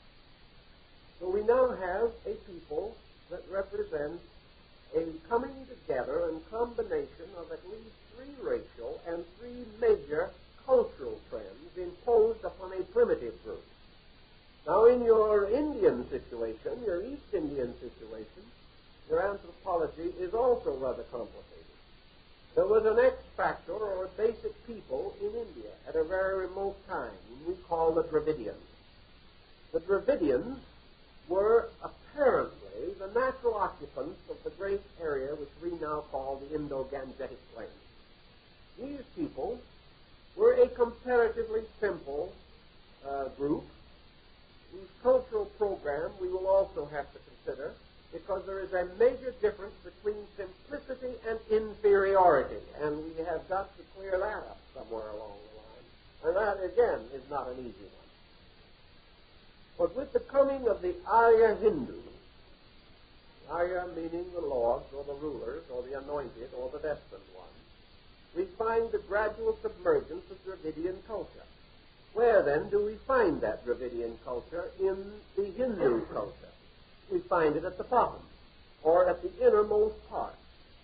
And yet, from this primitive source springs perhaps some of the most powerful influences in the forming of later Hindu and Indic life, as, for example, the tremendous binding ties between the Aryan and the Dravidian as found in the Rig Veda, which is the oldest of the great books of Indian law. Now, where the Aryans came from is again a matter of cultural problem. And here's one that we can't solve in terms of anthropology, because we can't come to any common ground with them. Actually, according to the Eastern beliefs, and these are the people involved, the Aryans came down originally from the Trans-Himavat, or that area of India which lies south of the great Siberian stretch and north of the common country of India as we know it, in the area now largely the region of the Himalaya mountains. The high plateaus of these mountains are said to have originally been the home of a people, which, because of the very environment in which they lived and because of the tremendous racial pressures within them, were a far more active people than those living south in a more tropical climate, and gradually, in extending their power downward, they conquered or dominated the entire area and finally forced the Numidians either to accept them or to run before them, which some did, and took their final refuge on the island of Ceylon. All this tremendous picture represents drives of ancient people. Whether this occurred, as the East Indian believes, perhaps 1 million years ago, or whether it occurred 50 or 100,000 years ago, the legend, the lore, the tradition seems to make certain that it did occur or exist.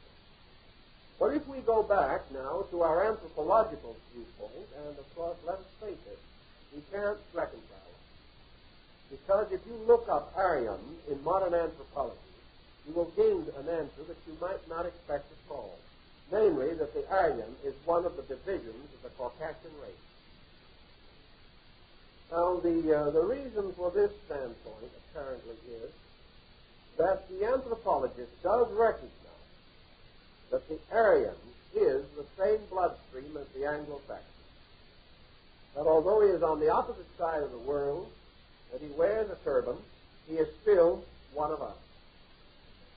Something that we sometimes fail to remember, and perhaps we can be excused for a brief detour because of an interesting thing that happened some years ago in this country, which has a bearing upon general ignorance of anthropology.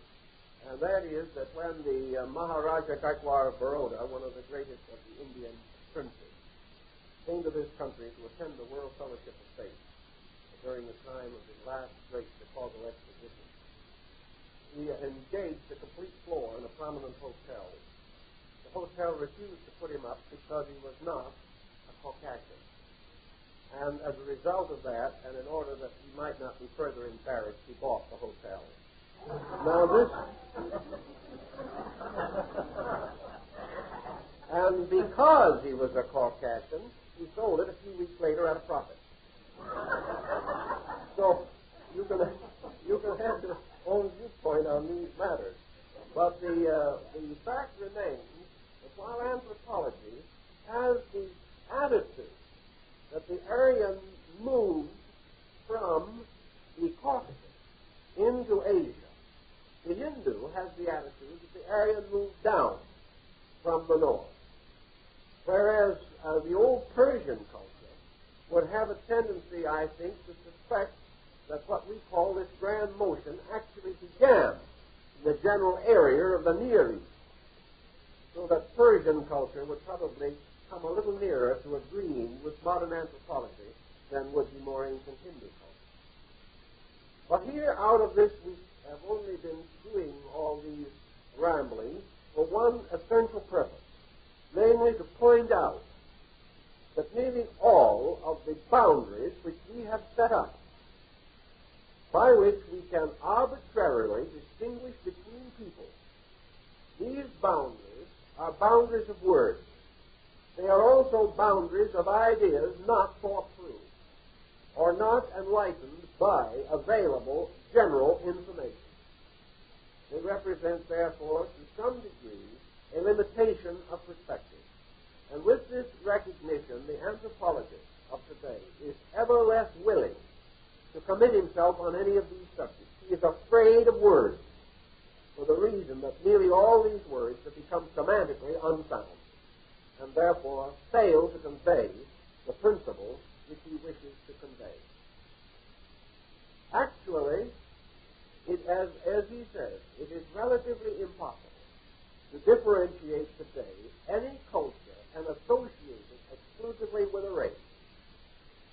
Culture is far more democratic than structure, and it has cut through structure on almost every front where development has taken place. So as we have identified the possibility of one race gradually individualizing within itself according to certain great universal laws, a triad of basic racial processes, we may also assume, without any particular danger of being inaccurate or unscientific, one basic language breaking gradually into a triad of basic languages which begin to emerge. And finally, one basic culture which gradually breaks up into a triad of culture groups, so that this entire process begins and develops upon a 1-3 formula. And this formula is to be traced and is traceable in almost every part of our cultural world. So now we want to pass for a moment to the cultural phase of this emergence of racial groups and things of that nature. And the next problem then that comes to us is the effort to determine relative advance in culture. Because essentially, we think of evolution as evolution in culture. We do not think of it as evolution in race. One reason being that evolution or change in culture is within historic records. Therefore, we may observe at least historic records of it. Whereas evolution in race is so vast and incredible a procedure that any amount of it that we can bring within comprehension is too small a fragment to be representative of any certain indication. In order to have any concept of evolution in race, clear concept, we would have to be able to examine the clear and certain records of at least 500,000 or 1 million years. This we cannot do. But we observe that cultures move more rapidly. Therefore, we are able to do more with them. And we must not be deceived by what we consider to be surviving aboriginal racial groups. Aboriginal groups as we know them today are far removed from the original, even though we are inclined to compare them with other groups and doubt their superiority, or at least doubt their ability to survive adequately in the general culture of prevailing times. So what is the basis by which we shall determine culture? Now, culture, I do not necessarily mean refinement. We speak of persons of culture. This is not the usage which I wish to make of it. I wish to use it in the terms of the cultural pattern by which people live. Those who attain harmonious adjustment with their cultural pattern are termed culture. But the pattern is far more ancient and more basic. There is no doubt in the world that the basic cultural pattern, it's like the basic language and the basic race, has been submerged, still lies at the root of all culture groups, and forms the beginning, the seed, from which all the differentiated cultures of man arise. These cultures are therefore variations upon a theme, and the theme itself remains essentially unchanged. In determining culture, then, we have also another problem, namely the effort to determine the status of the individual by his culture and the status of the culture by the individual. Therefore, we like to say a primitive individual and a primitive culture. And we would feel in a very unhappy situation if we found a truly primitive individual who did not have a primitive culture, but had some other kind. This would be considered an anomaly and would be hard to understand. Dr. Margaret Mead, who has been one of the most interesting and prominent of modern anthropologists, has come to a number of very interesting findings on the subject of basic culture. The difference between simplicity and ignorance. The difference between basic culture and unfolded culture. Also, the essential difference between culture and decadence. And these things are terribly important in determining the growth and development of the human race. We realize in some mysterious way that life is a motion from childhood or childishness through maturity and on again to childlikeness. We have an essential instinctive realization that value is simple. And it is that which is not valuable that is complex. On that basis, we have to approach the simple person with a little different attitude from that with which we are commonly aware. The first point is that true knowledge is actually the knowledge of what to do now. This becomes a tremendously essential factor in knowledge. Another form or phase of knowledge is that it is the ability, the intellectual resource necessary to fulfill the purpose for living. Outside of this essential pattern of knowledge, there is a great deal of exaggerated knowledge, much of which is essential foolishness in disguise. So our anthropologists, attempting to determine value, must determine the difference between learned and unlearned foolishness, and also learned and unlearned wisdom. Because culture is essential value, not assumed value.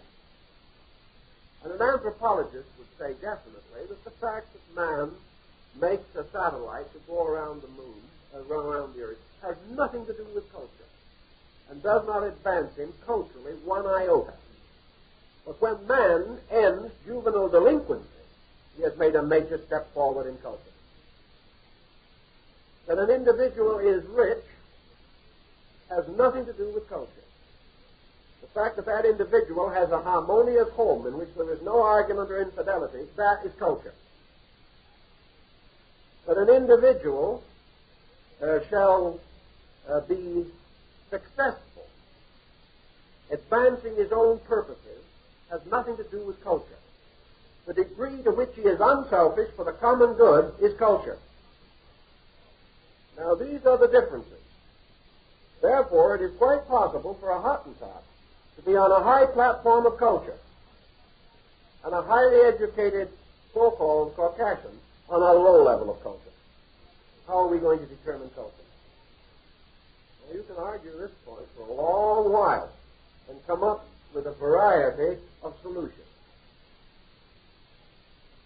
Dr. Mead, in her researches among a group of people in the island of New Guinea, a little isolated group of about 1,500 families, discovered that these primitive people had, as part of their essential cultural platform, a very simple fact, namely, that in the family, the general tendency has been to forget the father, to make him independent too soon of responsibility for the child.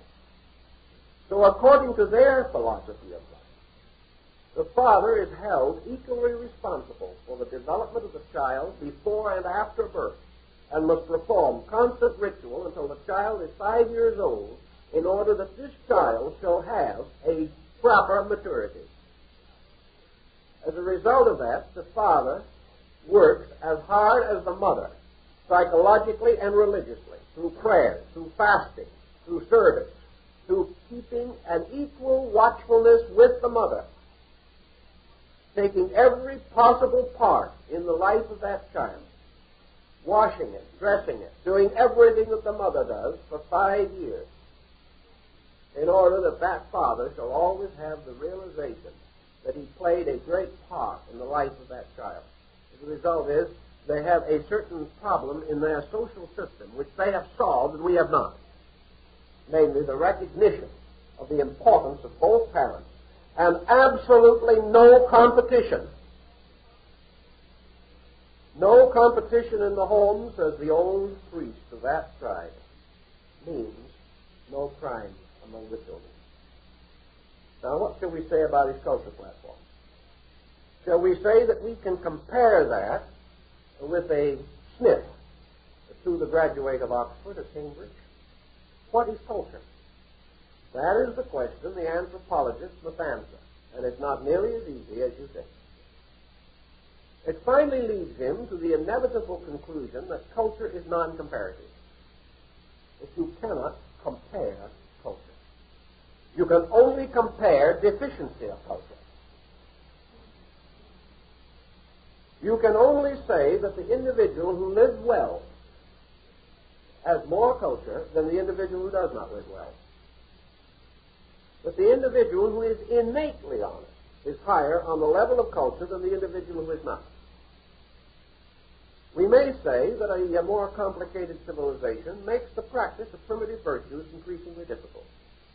The anthropologists will say yes, but it also makes available greater and greater knowledge by means of which we should be able to compensate for this difference. Therefore, essential culture rises from a series of factors, and these factors are perhaps as vital and even more important than racial division in determining the proper classification of mankind.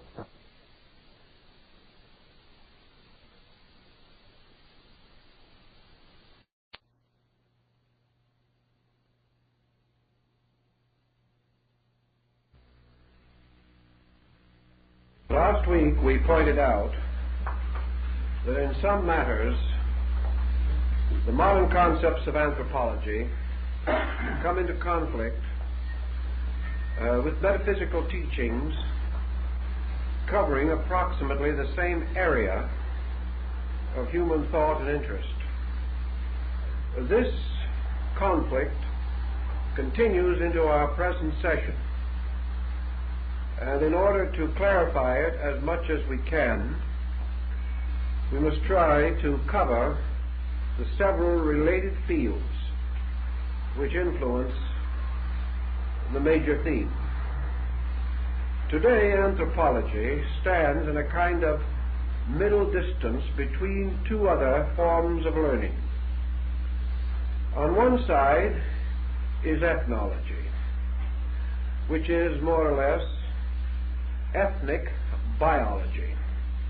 It has to do with the exact problems of man's biological ascent in nature and culminates in the rise of social conditions. On the opposite side of anthropology is psychology, which is concerned profoundly with many of the elements which are now regarded as peculiarly the property of the anthropological group. Thus, between biology and psychology, anthropology takes a middle position, deriving certain of its data from each of these opposing or contrasting groups. And tonight, as our subject deals with the nature of soul and the problem of the ensouling of man, we come to another interesting situation. We have heard many definitions of soul, theological and philosophical. We also recognize the scientific approach to the psychic equation in human life. But now we must consider for a moment a phase of the subject which perhaps has not generally come to our attention, namely the soul in terms of anthropology. It is quite different in many distinct details from other concepts. Aristotle anciently opined that the soul was in some way directly associated with motion, that in a sense things move because of the psychic life within them. Now, this motion principle, however, Aristotle refined in many ways, but at the same time, although he distinguished various types of motion, he still held to the conviction that it is the soul that moves things, and that this motion is of itself of two kinds: movement in terms of body, and movement which is not in terms of body. Movement in terms of body we behold around us constantly. Movement in terms which are not of body we also intellectually behold, until it becomes almost as familiar to us as the movement of body. Yet this movement which is not of body requires a different approach in an effort to understand its meaning and its part in our way of life. This non-body motion may be likened to a qualitative motion, as distinguished from a quantitative or physically directive motion. A man walking from Los Angeles to San Diego accomplishes the crossing of a quantitative interval, which we describe in terms of miles. He does this by means of a motion arising within himself by which he is able to take this long and tiresome walk. Another man moving from the state of ignorance to the state of knowledge also crosses an interval perhaps more difficult to cross than the miles between Los Angeles and San Diego. Yet by the methods used to measure the travel of the walking man, we are unable to approach or conceive the interval crossed by the thinking man. Thus we have a motion which does not move things visibly or physically, but does make possible the bridging of intervals and distances of a qualitative nature. Thus we must have a quantitative and a qualitative motion. In ancient times, qualitative motion was perhaps more interesting to man than it is today. Seeking to understand the movement of the psyche in himself, the movement of his own soul life, man began to identify motion of the soul with anthropological or cultural motion. Thus, in one definition, anthropology is the science of the cultural motion in man, or the soul motion in man. It does not deal primarily with clinical problems. It deals with the grand motion of culture. If a man writes a book, and I read one not long ago, and he was a learned man, and he wrote a book entitled The Soul of Greece. Now this book had absolutely nothing to do with religion, metaphysics, or psychology, as we commonly think of these terms. It had to do essentially with anthropological motion. In searching for the soul of Greece, this particular author gave us an outline of its philosophies, its religions, its arts, its sciences, its beliefs and opinions on a variety of subjects.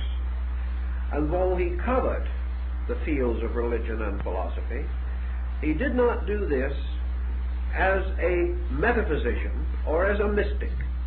He merely recognized religion and philosophy as aspects of culture, as the results or part of the results arising from the ascending human contact with the refinements of mature living, the association of the person and the group with an overall psychic conviction, pattern, or way. The anthropological aspect of this, then, tells us that cultures are not usually totally indigenous. Culture represents a stream moving anthropologically through humanity, or moving humanity along a road or path. All culture groups derive certain knowledge or conviction from preceding groups and bestow a certain fruitfulness upon all succeeding groups. Thus, culture may rest for a time with a people, but culture moves from nation to nation, from race to race, from generation to generation, enriched in its motion by the contributions of countless peoples, many of whom no longer exist as independent cultural groups. This motion, then, of a cultural stream through time, a stream invisible as far as our physical senses are concerned, but constantly impelling to the performance of actions which are visible, or consequences which can be seen. This motion is the anthropological psyche. It is the movement of man's attainment. It is the continual enrichment of this movement. It is the eternal and endless progression of things in terms of the unfolding of their attributes and the enrichment of the institutions which they create as they move down through history. The soul, then, to these peoples, to this anthropological group, is the consummation or the summary of culture at any given time and under any given group of circumstances. It can be examined historically. It can be contemplated philosophically. It can be approached religiously. But these represent interpretations of something which has a nature in itself.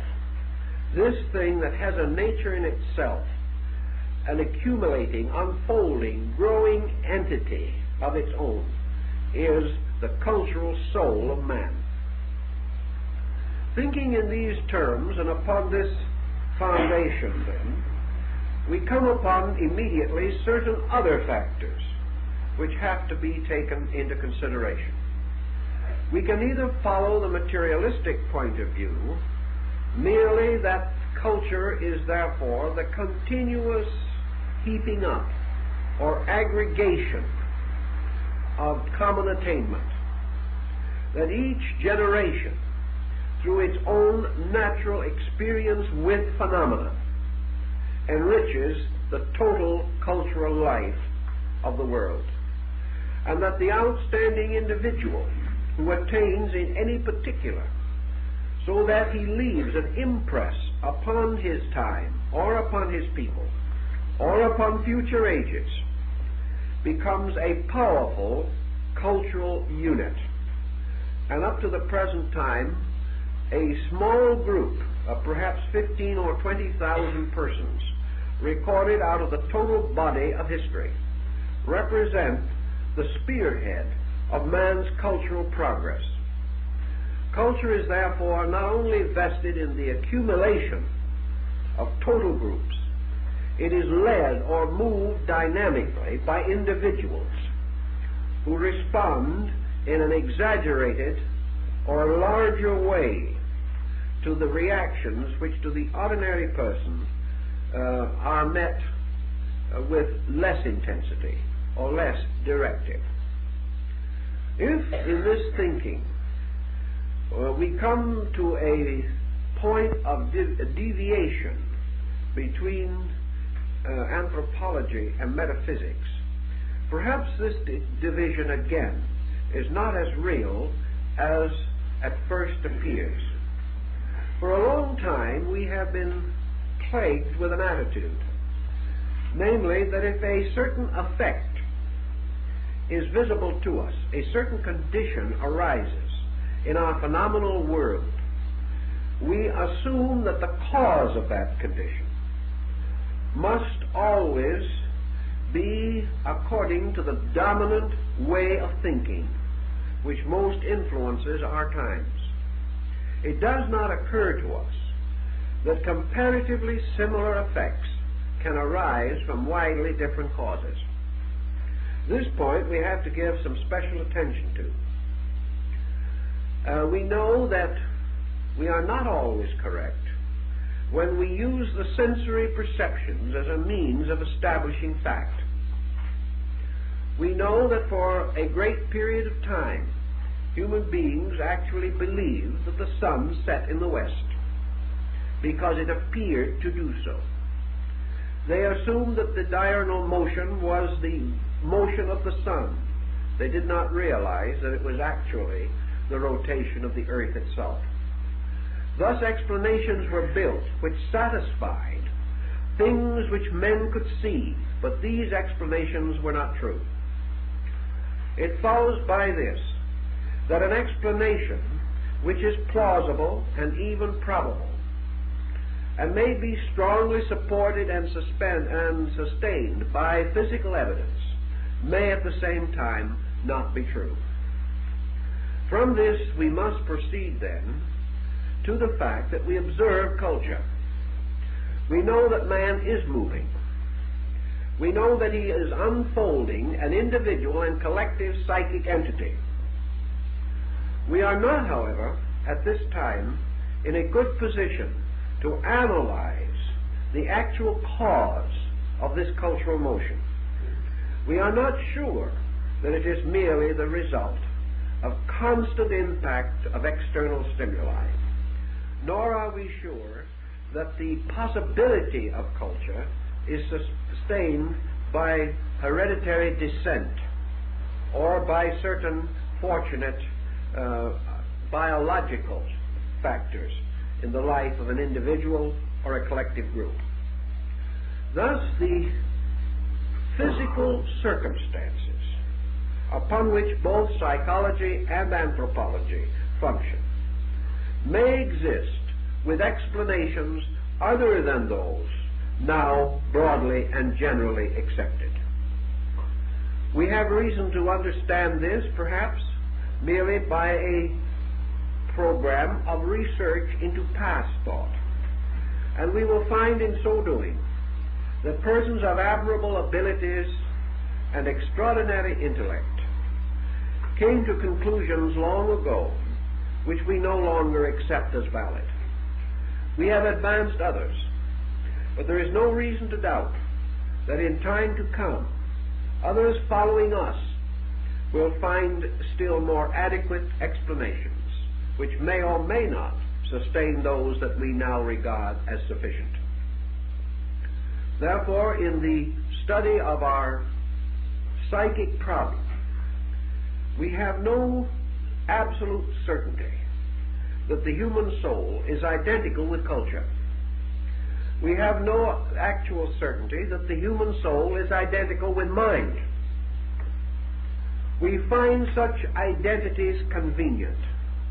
They seem to answer questions not easily answered without such concepts.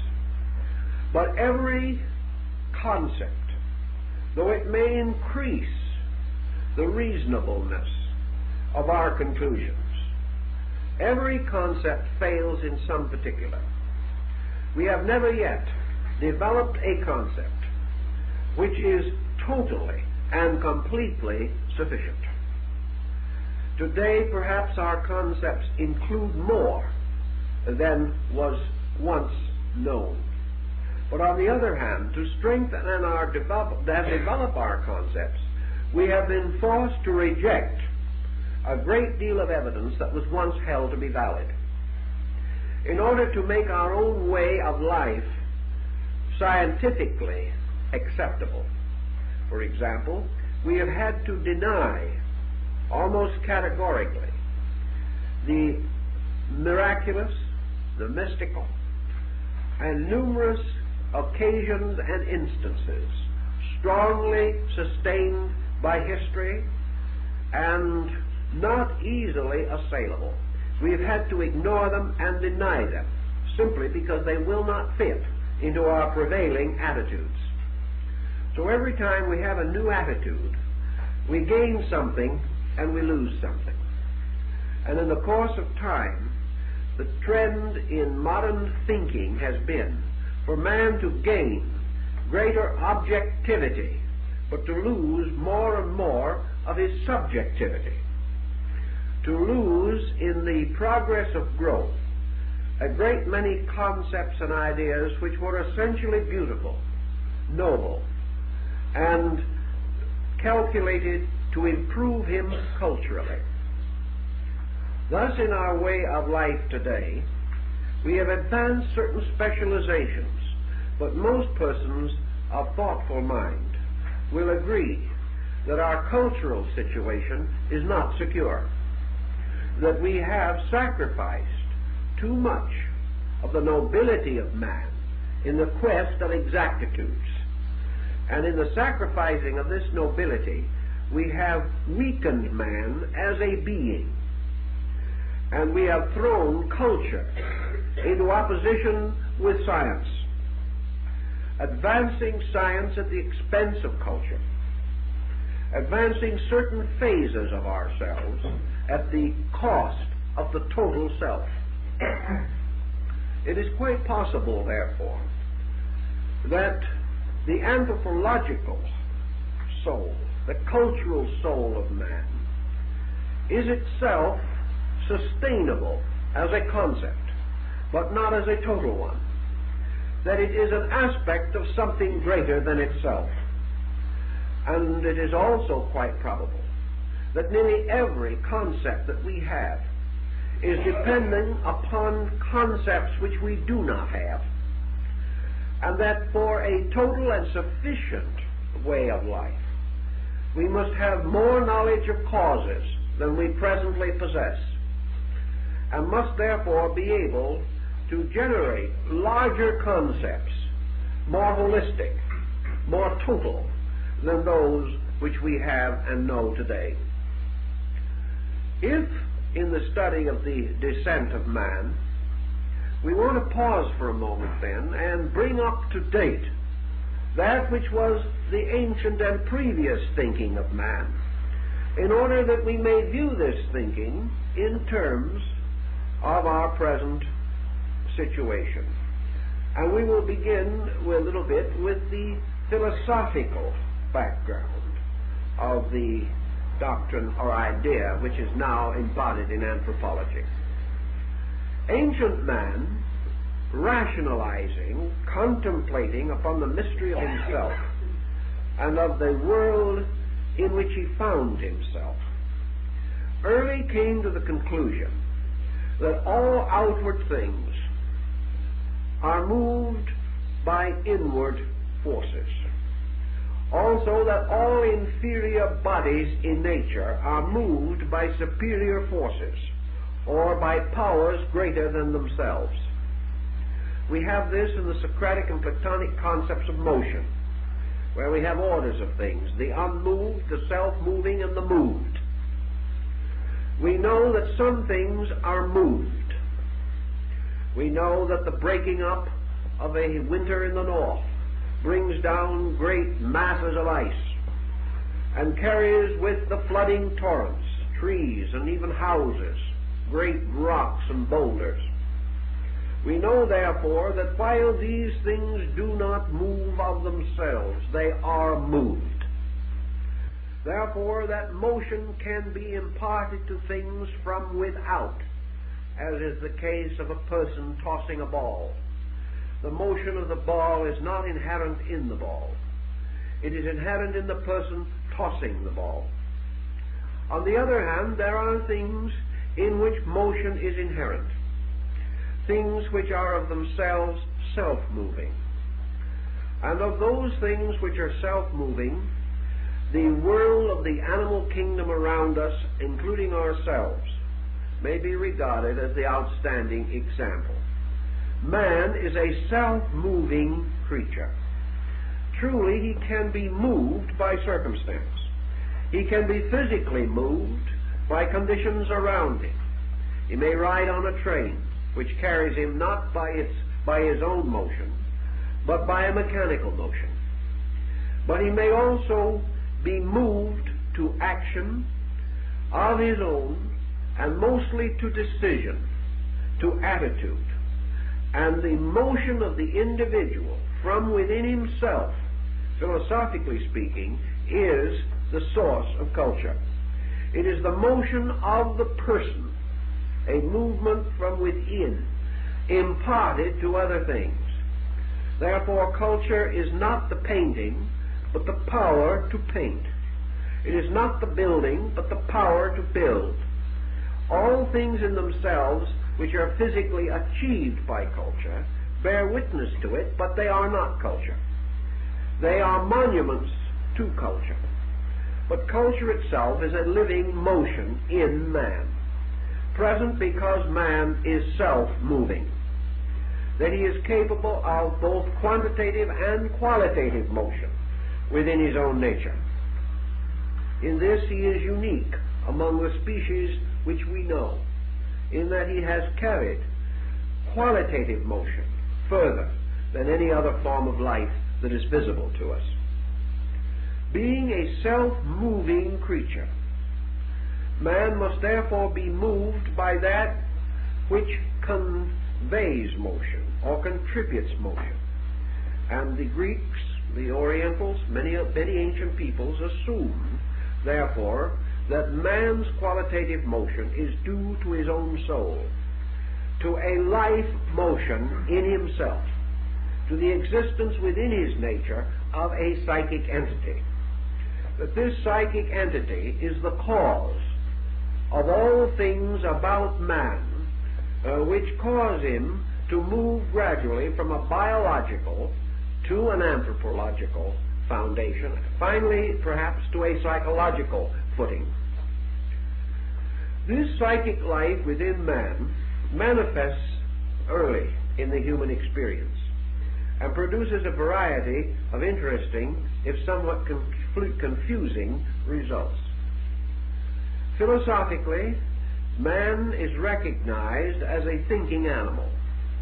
He is also recognized as a creature possessing within himself the power to imagine, the power to visualize. In the process of imagination, therefore, we find man polarized between two qualities of his own psychic nature. One is imagination, and the other is memory. By memory, man is bound to the past. By imagination, man can anticipate the future. Imagination is therefore an overtone, a motion toward the unknown. Now, imagination can lead to fantasy. It can also lead to hallucination. It can result in the individual surrounding himself with unreal and unreasonable fears. It can terrify the individual and tyrannize upon all of his other faculties. But in its natural and proper state, particularly under a cultural background, imagination becomes man's escape forward. It makes possible the dream of future. The dream of future makes orderly progress natural and reasonable for man. Now pause for a moment again and turn to the religious consideration.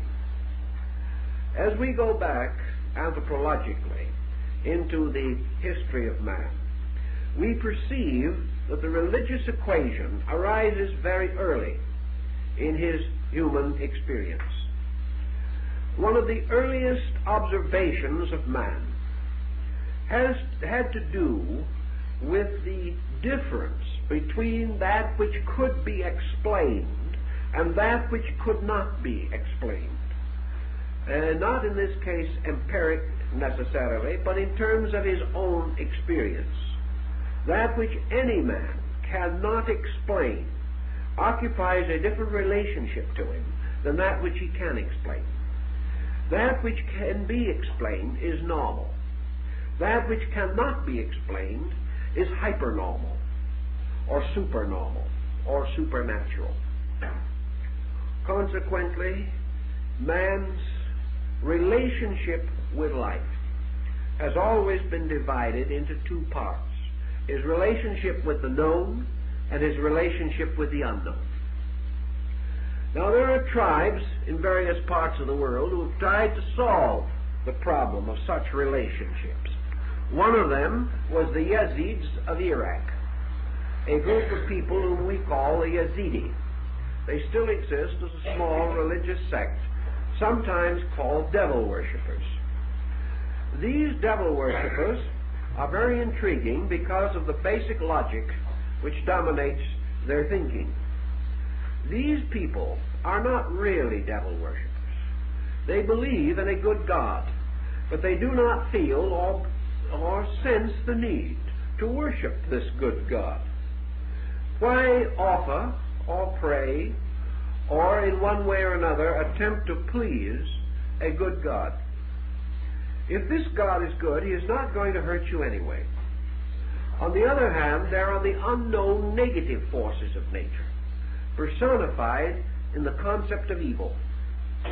These people, therefore, find it in their thinking more utilitarian to try to keep evil spirits happy than to worry about good spirits.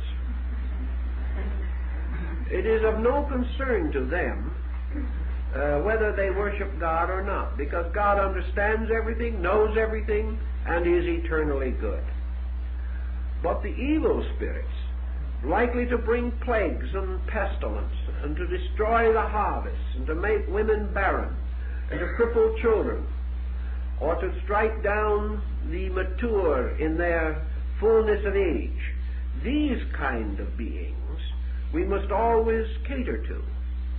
So it is to the evil spirits that the foods and offerings are made, and that the prayers are raised, asking these spirits not to hurt them.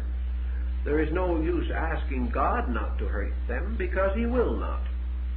Now this is a simple example of what more or less divided man at a very early period.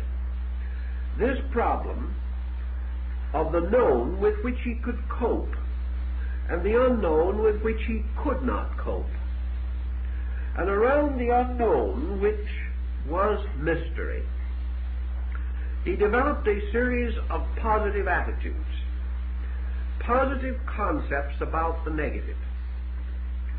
These positive concepts about negation resulted in the primitive social religious structure of savage peoples. It consisted of man's attempting to anticipate with his own consciousness the invisible factors of life around him. He was unable to do this rationally. He had to do it emotionally.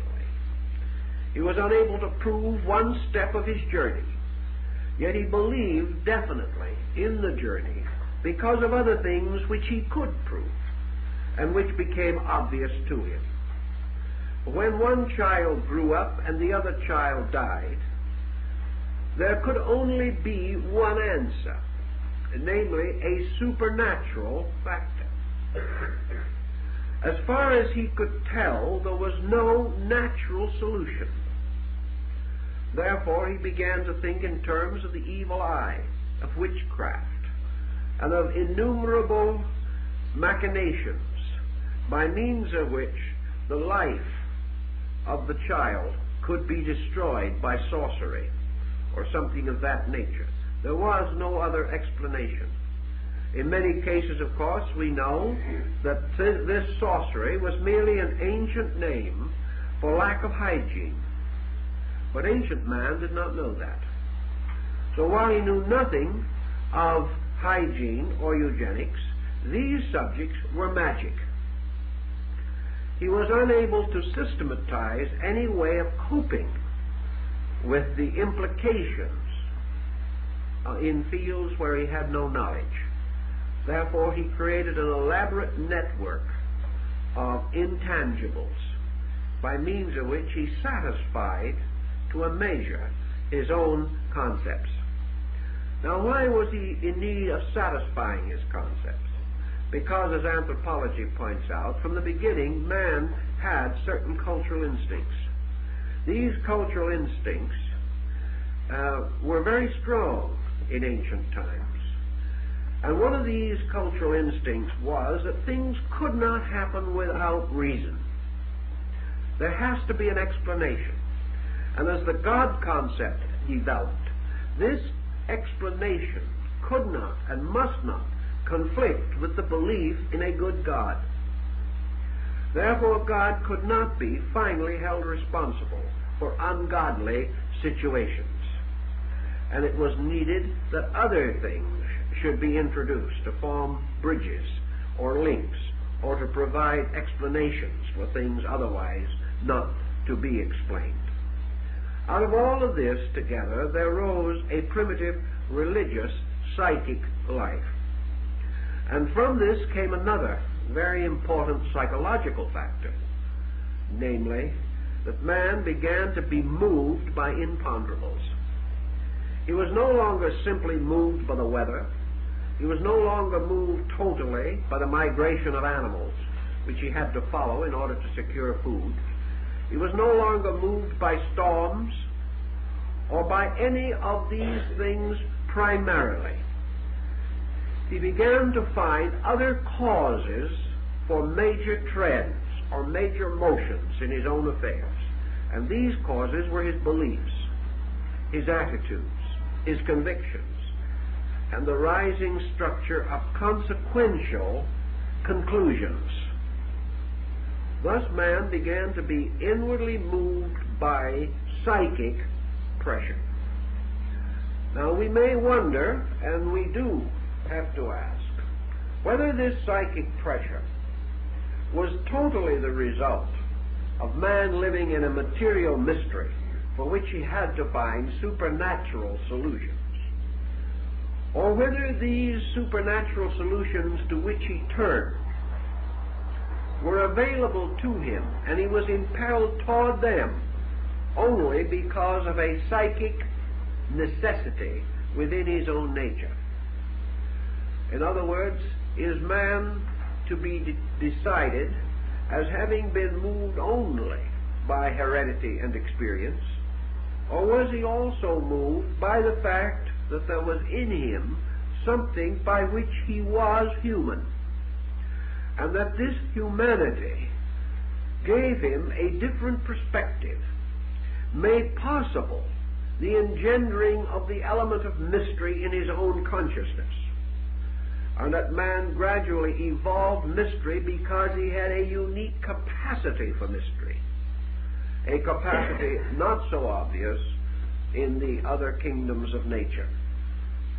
Your religionist will assume that this was true, and that at a certain time in the remote development of man, something was contributed to him by which he was unique, and that this uniqueness rested in his humanity, for it is in his humanity alone that he is unique.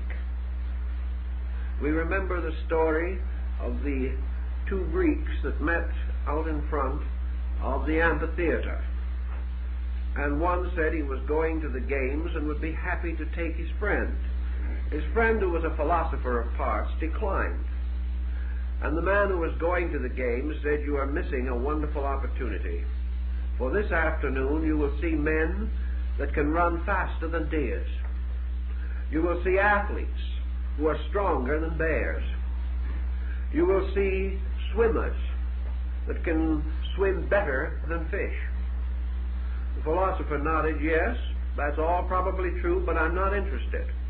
But I will go with you when you can show to me a man not who excels other animals, but who thinks, acts, feels, lives like a god, like his own uniqueness, not deriving his superiority from excelling in animal propensities, but by the excellence of his own humanity."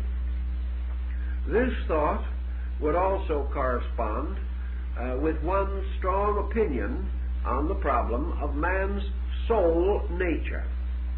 Anthropologists, ethnologists, zoologists, and many other branches of scientific thinkers have a number of little problems that they are not too able to explain. The animal kingdom, for example, is not merely one kingdom. Certainly, we can divide it without destroying the overtone of the collective animal type. But we know that there is some reason why a deer is not a dog. There is also a reason why a cat will always be a cat, and that this creature will have certain qualities and attributes which cannot be reconciled with or made similar to the attributes of a squirrel. Thus there are differences. Differences which cannot be totally explained by environment. Differences which seem to indicate that within the animal structure itself there are differentiations, that these differentiations will emerge and will reveal infinite specialization. Nature supporting this, in many instances, does not permit, in its natural procedure, the interbreeding of unrelated types. And usually where such interbreeding may accidentally occur, the progeny is sterile. Nature does not wish these types to be at least immediately reconciled. We must then come to the conclusion that there are differences in the archetypes or basic patterns of specialized forms of life. That these differences, while they exist markedly in animals, are not due to the psychological pressures which might cause differences in human beings. They are not due to religion, philosophy, and other cultural environments. They are due to something innate in the creature itself.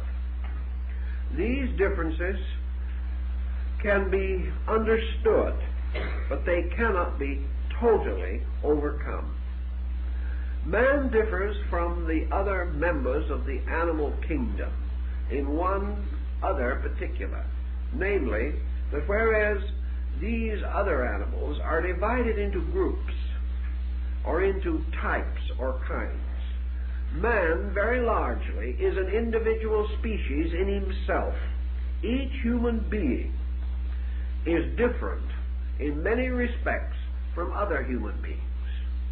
He does not have the general instincts which mark a species or type of animals. If we have seen a cow, studied a cow, analyzed a cow, and perhaps psychoanalyzed that cow as far as we can, we have then a fair concept of cow. And we may meet 10,000 cows without any marked variation. But you can never analyze any human being so adequately that you know how any other human being thinks. You have a much greater individualization here, so that the human being becomes a distinct order of life in himself. Truly, this distinction develops gradually. Yet, as our anthropologist knows, you can go to a small island somewhere in what we might term an underprivileged area, and we will find 20 tribes on that island in comparatively close proximity to each other. And as far as we can discover, they have lived together there for an indefinite period of time, perhaps 1,000 years, perhaps 2,000 years, perhaps for an unknown period of time. Yet that little group of tribes that little group has never become one entity. 15 tribes, maybe with not more than 500 members in each tribe and not more than 10 miles apart. 15 tribes, 15 languages. Perhaps in root similar, but not actually able to understand each other. 15 religions. Entirely different groups of attitudes. There are cases where in a group like that, one group will be cannibal, but not the others. There is another type of situation that is also noticeable there. One group may be agricultural, and another will still depend upon fishing and hunting for survival. One of these little groups may have created a comparatively well-organized cultural government. The next group, 20 miles away, is in anarchy and always has been. Out in the hinterland, where you come upon these things, you can become continuously aware that neither proximity nor similarity of environment will result in identity in human type. There can only be one answer, that the division is deeper. The anthropologists insist that cultural division is enough. This is doubtful, and a number of progressive thinkers in the field are beginning to recognize that we've got to go deeper. In going deeper, therefore, we are searching now, anthropologically speaking, for the psychological factors in differentiation.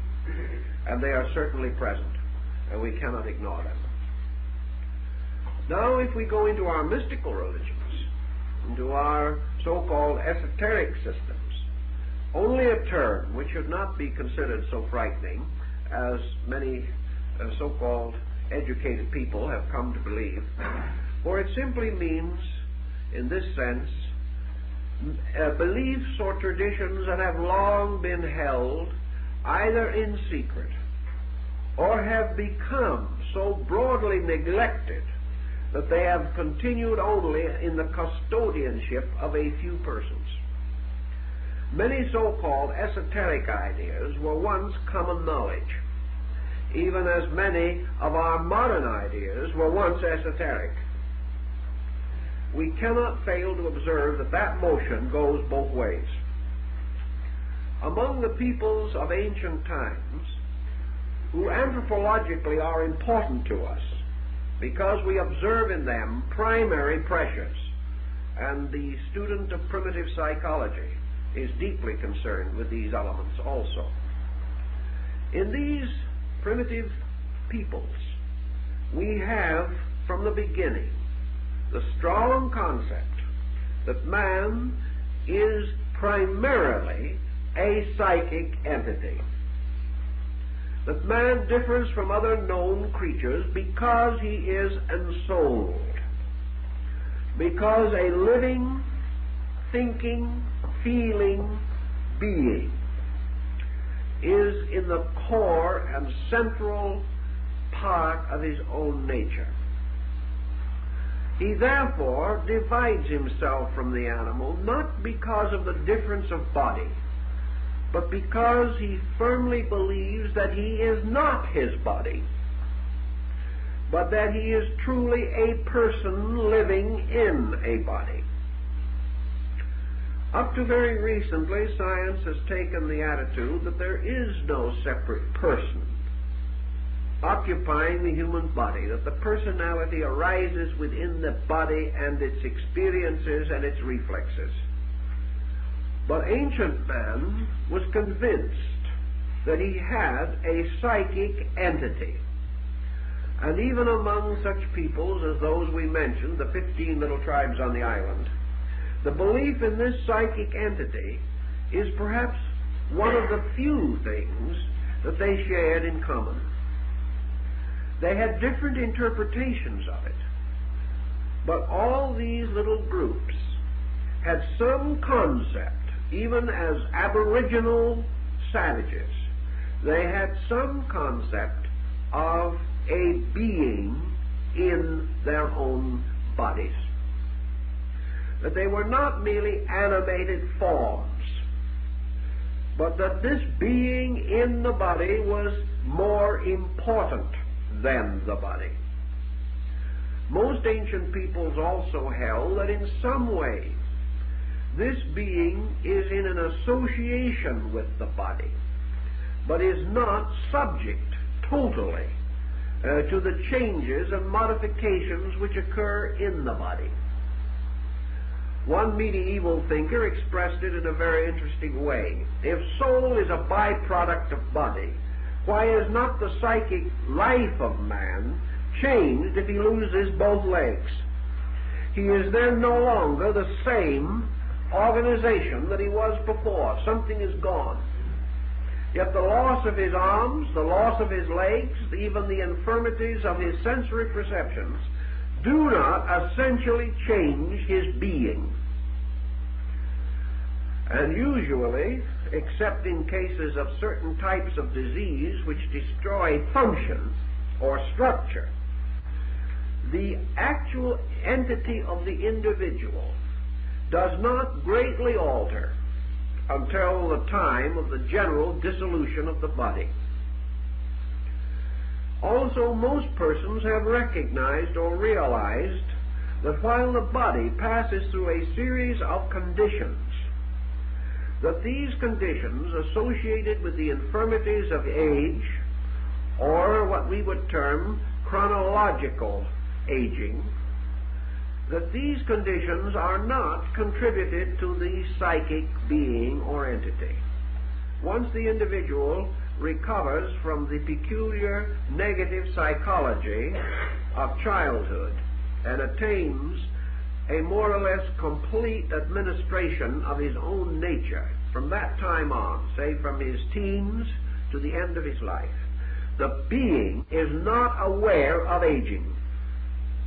It becomes conscious of aging only through the infirmities of its body, but it is never itself able to determine as an inward noumenal experience whether it is 20 or 40. It must look in the mirror.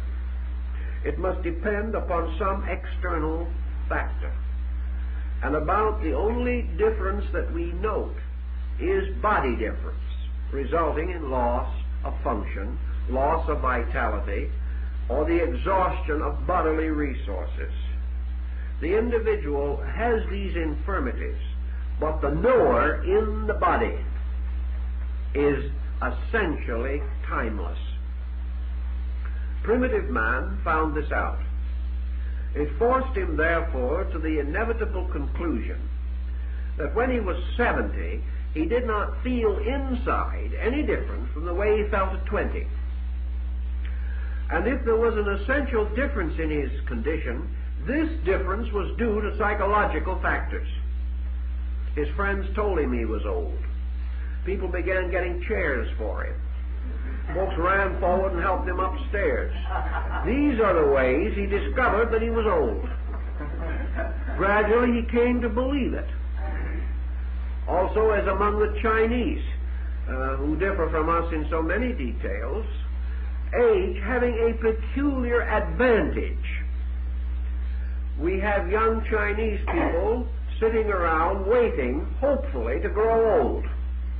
They want to grow old, because until they get to be 60 or 70, they are not really leaders in their way of life.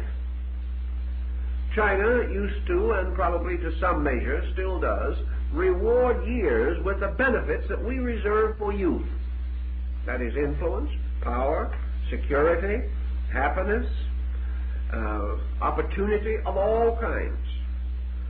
When Sun Yat-sen became president of China, he convened a Congress and told the various districts to send their senators and representatives. It was a simple matter. Every district selected the oldest living inhabitant. The result is half the representatives died before they got to the Congress. But it was the way things were done. In many cases, some cases, the records tell us that these representatives were brought in carriages and in carts because they could no longer walk. But they were the leaders. They were the great people. So a difference in psychology arises here. The primitive man, from the beginning, sensed that there was a difference between his being and his body. From this came his inevitable conclusion that his relationship with the body was impermanent, was transitory. Another factor psychologically considered that came in here at an early date was that no human being, then or now, can experience the extinction of himself. No human being can actually experience the existence or state of not being. We may know that 100 years ago he wasn't here, but he cannot experience anything about his own state of not being here. He may affirm that 100 years from now, most certainly he will not be here, but he cannot imagine the state of not being here. He can write his will, he can make all arrangements for his family and relatives, and he can be perfectly factual about the transition that is inevitable, but he cannot experience it. Therefore, no living person has ever experienced death. And no living person has ever experienced a state of non-existence. Primitive man, forthright in these matters, being absolutely unable to experience the non-existence of himself, although he watched his friends come and go, and even today in civilization as we know it, we are not so much wiser, because some of the most brilliant attorneys in the world die without making a will. Nobody expects or provides, except perhaps through cautiousness and responsibility, but never through the sense of the fact that he is going to cease to exist, because he cannot experience it. He can only rationalize it. It's a very different thing. So ancient man came to the conclusion that he was not only alive, but that he was life. That he existed because he participated in something that had an eternal existence. That life was eternal, that body appeared and disappeared. He saw it happening in a sort of offhand way as he watched the annual death of trees and plants until they seemed to die, and then in the spring of the next year they would come back to life again. He saw, therefore, the continuous victory of an invisible thing called life over visible things which apparently could live and die. Out of this realization, man came to the conclusion that life was superior to the body that it inhabited. This was logical, reasonable. Philosophy sustained it on through time, even till now. Inasmuch as that which moves other things must be superior to that which it moves. Superior in the sense that it possesses greater life. Thus, as man, through living, proves that he is a servant of this invisible thing within himself, and gradually his body becomes merely the instrument of his purpose, which is not his body. He resolves that his purpose is greater than his body, that his purpose is more real than his body, that it is more alive. And because his purpose can move his body, causing him to select a variety of activities, often even detrimental to the body, or that in heroism or in martyrdom he may voluntarily sacrifice his body for something he cannot see, and that is a principle or a conviction within his own nature.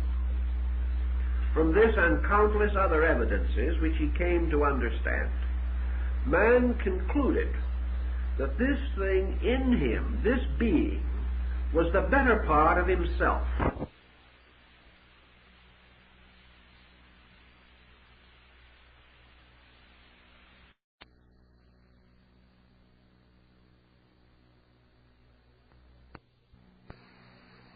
That in some way it formed an alliance with body. This alliance, through the mystery of birth, was difficult for early man. But a separation from body at death was not so difficult for him to comprehend. He saw the body become inert. He saw disintegration set to work within it. He even recognized disintegration itself as a form of life. But he saw that this friend, this brother, this parent, this child, who had come to the mystery of death, that the body, though it remained for a time, had lost something. Something had left this body. And the thing that had left it was the living being with nature, with temperament, with disposition, with attitudes, leaving behind only a comparatively commonplace body, which had no particular attributes, nor was it particularly interesting in itself in any way. The thing that was interesting was gone. The challenge was gone. The dynamic was gone. All that remained was clay, and the processes of disintegration were gradually destroying this body. They did not destroy it while the person lived. Therefore, in order that it might be destroyed, that person must leave or go. Something must change on the inside, or this body could not disintegrate. From all these observations, and from vast centuries of meditation upon them, man devised gradually the concept of immortality. He also devised the concept of the victory of life over death. He recognized the possibility of an existence apart from body. He recognized this existence as possible by the simple phenomenon of death itself, where he realized that at death everything that was important went. The dead man did not leave his mind behind him. He did not leave his emotions behind him. As a person, as a being, he totally departed. The only thing that he left was a body. It therefore occurred to the Egyptian and the Hindu and other ancient peoples also that that which departed was a self-sufficient being, differing from the ordinary being only in one particular, namely the absence of a tangible body. This led primitive man to surround the living with beings unembodied in the air around him. He believed that these beings had departed no great distance, that they were alive, that they were there, that they could accept his sacrifice and answer his prayer. The only difficulty was he could not see them. But even in this there was an exception. In sleep he could see them. They could return to him as dreams. He could internally restore their appearances. And he had a kind of inner life which seemed to bring him into contact with the kind of world where beings without bodies could live. And most of our early concepts of the afterworld were derived from dreams, from man feeling or believing that in sleep he passed through a kind of temporary death. St. Paul said, I die daily. And that in this sleeping procedure, the being also left the body, or separated from it in some way. Therefore, because man could sleep, be unconscious, not know, and not remember, yet he could awaken without any volition of his own. That sleeping and waking and all the decisions of life rested in the being, not in the body. The being could come and go as it pleased. It was the protector, guardian, master of the body. Thus all our magical cults bring in these points, as Fraser points out in his Golden Bough. In this, man then began to contemplate the broader reaches of things. And by the time of the rise of the great classical civilizations, the great philosophical systems of India, China, Egypt, Greece, Babylonia, Assyria, in these days men had also some knowledge of anthropology. They had some knowledge of the origin of species. They had a reasonably accurate insight into the historical descent of man from a savage to a cultured state. They also had a religious conviction, such as we find in the book of Genesis, where we discover that at a certain time in the development of primitive man, a fraternity was established between being and body. that being came to body, and that what we call humanity was actually a race of invisible beings that became embodied. That man had a psychic life that was eternal, everlasting, neither having beginning nor end, and that in this process of its eternal continuance, it formed periodic associations with body, as in the East Indian doctrine of rebirth. Rebirth being nothing more or less than the periodic re-embodiment of a being having the power of continuing between lives, even as consciousness has the power to continue in sleep or to pass through unconsciousness without dissolution. In the study then of the anthropological concepts, the Christian philosophers, borrowing considerably from the old Jewish teachers, decided that man was a unique creation inasmuch as he was an ensouled animal. He was a being different because a superior order of life had entered into him, possessed him, and had made his body their temporary abode, or the abode of this order of life. To accomplish or to interpret this, they had to explain what would bring the soul or the being toward body. And out of this have come several different theories. The most familiar to us, of course, is the theory of the fall of man. In other words, man is embodied as the result of sin.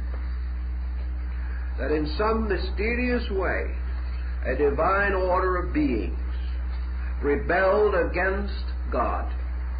And for this, the order was hurled into the abyss, as Milton tells us in Paradise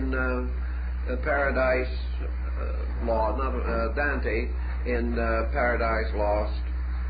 I'll get it in a moment. Milton's Paradise Lost.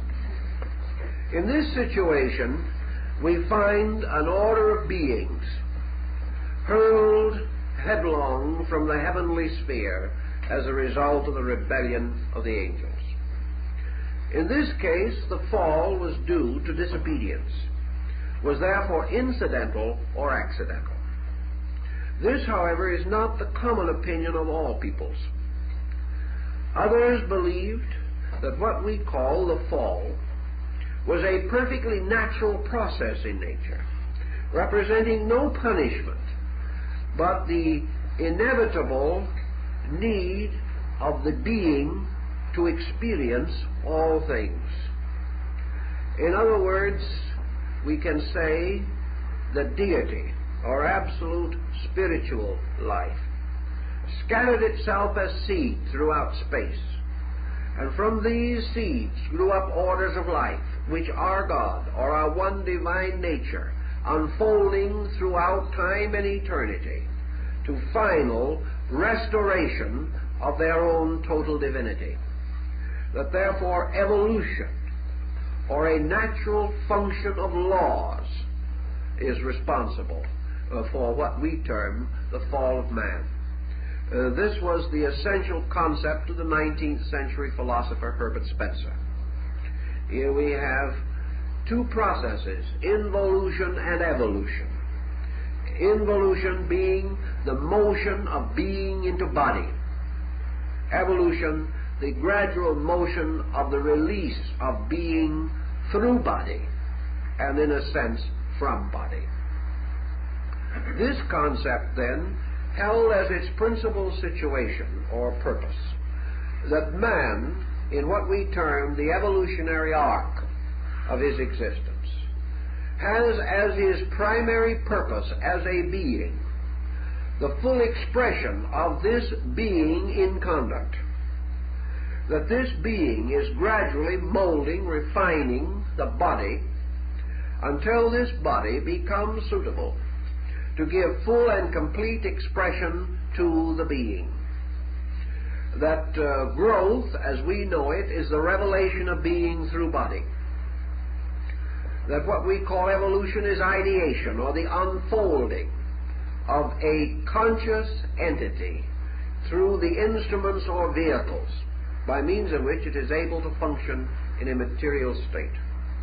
Thus, for man, evolution is the unfoldment of being into ability for total function in the state of matter, and total victory over the mystery of matter, or the dark side of the unknown as this relates to matter.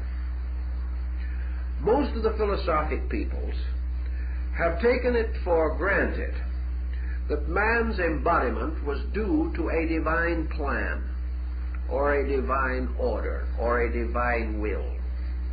But that having attained this embodiment, man then inherits a peculiar and natural human duty. If he is in body because of a divine plan, it is part of this plan to so place man here as to challenge him to work out his own salvation with diligence. Therefore, the primary purpose of man in this world is that he shall unfold himself through his body and shall attain dominion over the negative aspects of his own personality, these negative aspects being responsible for the ignorance and materialism with which the ages have been darkened. Thus, our real reason here is that we may rescue ourselves from the state of unknowledge or partial knowledge, which is the source of the confusion, misery, and misfortune by which we seemingly are incessantly dogged in nature. If this followed their ancient idea, then the question is, how and when did these things happen?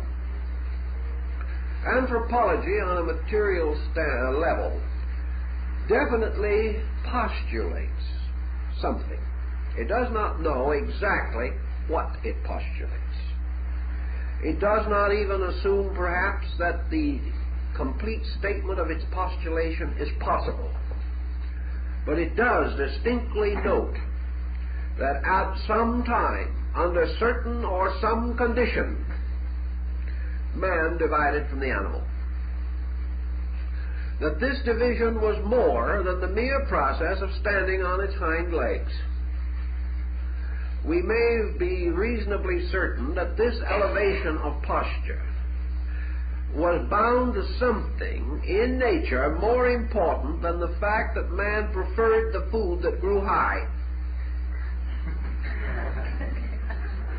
Apparently the giraffe did the same, but did not become human as a result.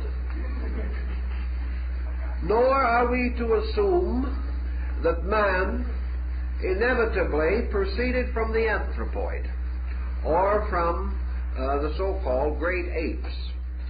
These apes, it is true, have certain attributes and characteristics which are reminiscent of a primitive type of humanity.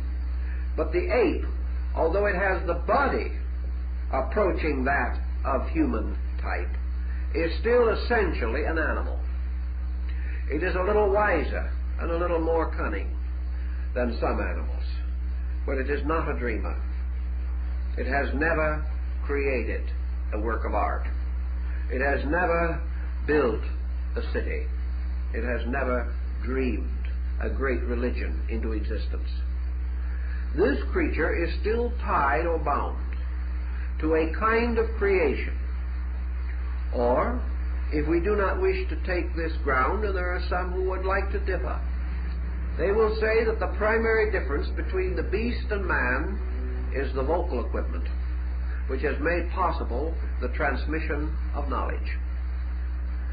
This, however, is not entirely true, for we have in the animal kingdom intuitive faculties for transmission that are much more acute than human faculties.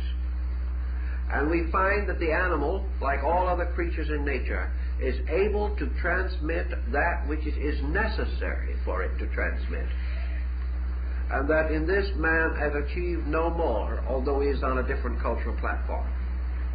But actually, somewhere, anthropologically speaking, we have what Gabriel Max attempted to portray as the missing link.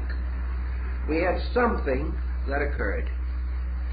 This something transformed man, placing within him a fire.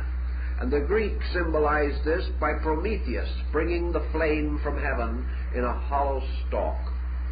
This bringing of the flame, which centering itself in man, created in him a separateness that was to not only continue but to increase until an entirely new order of life was differentiated. This problem, when it happened, how it happened, what happened, these questions have never been satisfactorily answered by material science. The answer to them perhaps merely lies around some corner, and they hope that someday they will find it. But in the meantime, they have not found it. And we can suspect that some of our more intuitive ancestors had a better explanation than we have now. Not necessarily better than we may have sometime, but certainly better than we have today. One reason being that we have given up. The modern man is not really asking these basic questions anymore. He is intriguing his mind with secondary questions, and frustrated in his effort to solve primary matters, has turned from them, because to continually think of them is only to remind himself of his own inabilities. Actually, the ancients did contemplate this problem and attempted to understand it. And old mythologies and ancient legends and lore, all rich in this particular phase of speculation, in this type of thinking. The early Jewish scholars who were associated with the development of the Bible were of the distinct impression that there were two creations described in Genesis. The first being the creation of man, and the second being the creation of Adam. And you will find that they are in different chapters of Genesis even now. Now it is interesting that at the end of the first chapter of Genesis, man has been created. But the Lord is not satisfied, because, as one of the verses tells us, there was no man to till the ground. So even after the man was created, there was nobody to till the ground. The man who was to till the ground did not come until the coming of Adam. And the two creations are distinctive. Some scholars are of the opinion that this was the result of the early blending of two totally different concepts of origin. One the Elohistic and the other the Yahvistic. That the ancient Jewish philosophy came from two roots, and that these two roots were never completely brought together, and that the two creations of man in the opening chapters of Genesis relate to this phase of the old philosophy. Actually, however, there seems to be more to it than this. We are not told in the first creation that the Lord breathed the breath of life into that man. The first man was not made a gardener or a keeper of the garden of the Lord, nor was he given the power to name all things according to their natures. This came later. It was this man, the second man, who fell, and who was forced from the garden, and who also was given the coat of skins, the body, in which he must suffer and labor, and perpetuate his kind with the sweat of his brow. The first man was the Greek anthropos, the idea man, the archetype, the man in heaven. And to these ancient peoples, the being in the body. The Adam Kadmon, the man made of the red earth, flesh, was the second man, the body. And it was into this body that the breath of life, the psyche, the soul, the ghost, meaning breath, was given or was transmitted. And it was this man who also in due time became male and female, and went forth, the man to earn his bread with the sweat of his brow, and the woman to bring forth her children in pain. These were the body. These were the final result of the union of being and body. The unembodied being lived in heaven, and it was believed by the ancient Jewish scholars that the first man attended the school of the angels in heaven. The second man lived first in ether, in atmosphere, the body being a condensation gradually of invisible gases and substances.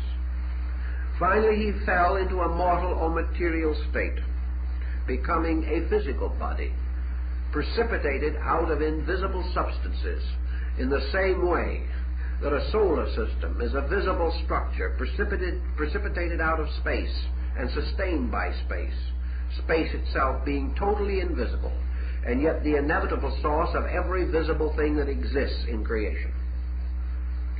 Thus, the motion of things from an invisible condition into a visible one may be regarded as a kind of fall. But this being that fell into body, fell into a kind of sleep. And the Greeks have the same concept of souls falling into generation. Plato tells the same story. The Hindus have it, the Chinese have it, the Buddhists have it. All these accounts, then, lead to the inevitable concept that at an X point, which we may not be able to date in terms of chronology, but we can date it in terms of anthropological phenomena. At an X point, the primitive creature, which was to be and had been fashioned to be man, was quickened or made alive and became a living soul. This immediately set the destiny, but there was no visible, phenomenal moment in which this could be identified, for it required a very long time for the gradual drift of the ensouled animal from that animal which had not received the being into itself. Berosus, in his Chaldean history, describes this problem also, speaking of the laboratory of nature in which innumerable forms were generated, forms with many heads and arms, forms with many bodies, giants and pygmies, the most incredible diversity. We ridicule it today, but there is nothing that he describes more incredible than a dinosaur or one of the pterodactyls or a brontosaurus. All these creatures we would not believe ever existed did we not find their fossil remains. No one could have convinced us otherwise. But Berosus tells us that in the dawn of things there was this riot of forms, and then that these forms gradually became orderly, and that among them the gods brought forth bodies suitable to become the habitations of beings. One way of saying the gods brought forth or created or fashioned would be simply to substitute the term evolution. Nature at some time produced an organism that could be ensouled, and in so doing automatically drew life to it. For a body can never excel the life within it, and as body grows, the life within it always appears to exceed the body in which it is functioning. This brings us to an interesting philosophical truism advanced by Pythagoras of Samos, and he does it by means of his numerical philosophy. Pythagoras points out that you can take physical substances, and that these physical substances become, in a sense, ensouled always by totalities. One way to express that is to take 6 matches and place them along in a row. The moment you do this, you ask someone what is there, and they will say 6 matches. Now, the term 6 is itself not composed of 6 parts. It is a single term to cover the phenomenon of 6 parts. Yet the concept of 6 is a unity, apart from the elements which produce it. Therefore, 6 of any single objects brought into relationship with each other immediately create a unit or a unity which we call 6. The soul of 6 is born when 6 items, units or elements, are placed in relationship so that they may form that design or bring forth the symbolism of that number. Now, if you remove one of these matches, the unit 6 disappears, and another unit takes its place, 5. Now, 5 is not just merely the sum of 5 separate pieces. 5 is a total being or an entity in itself, an entity termed 5. 5 is a word which is the name of a sum, and that sum is a total. Yet by adding to and subtracting from the matches, all different kinds of sums are brought into manifestation, then the combination is changed and those sums are removed from manifestation, and a different one or different sum takes their places. Assuming man, for example, as Pythagoras says, to be equivalent to the number 6.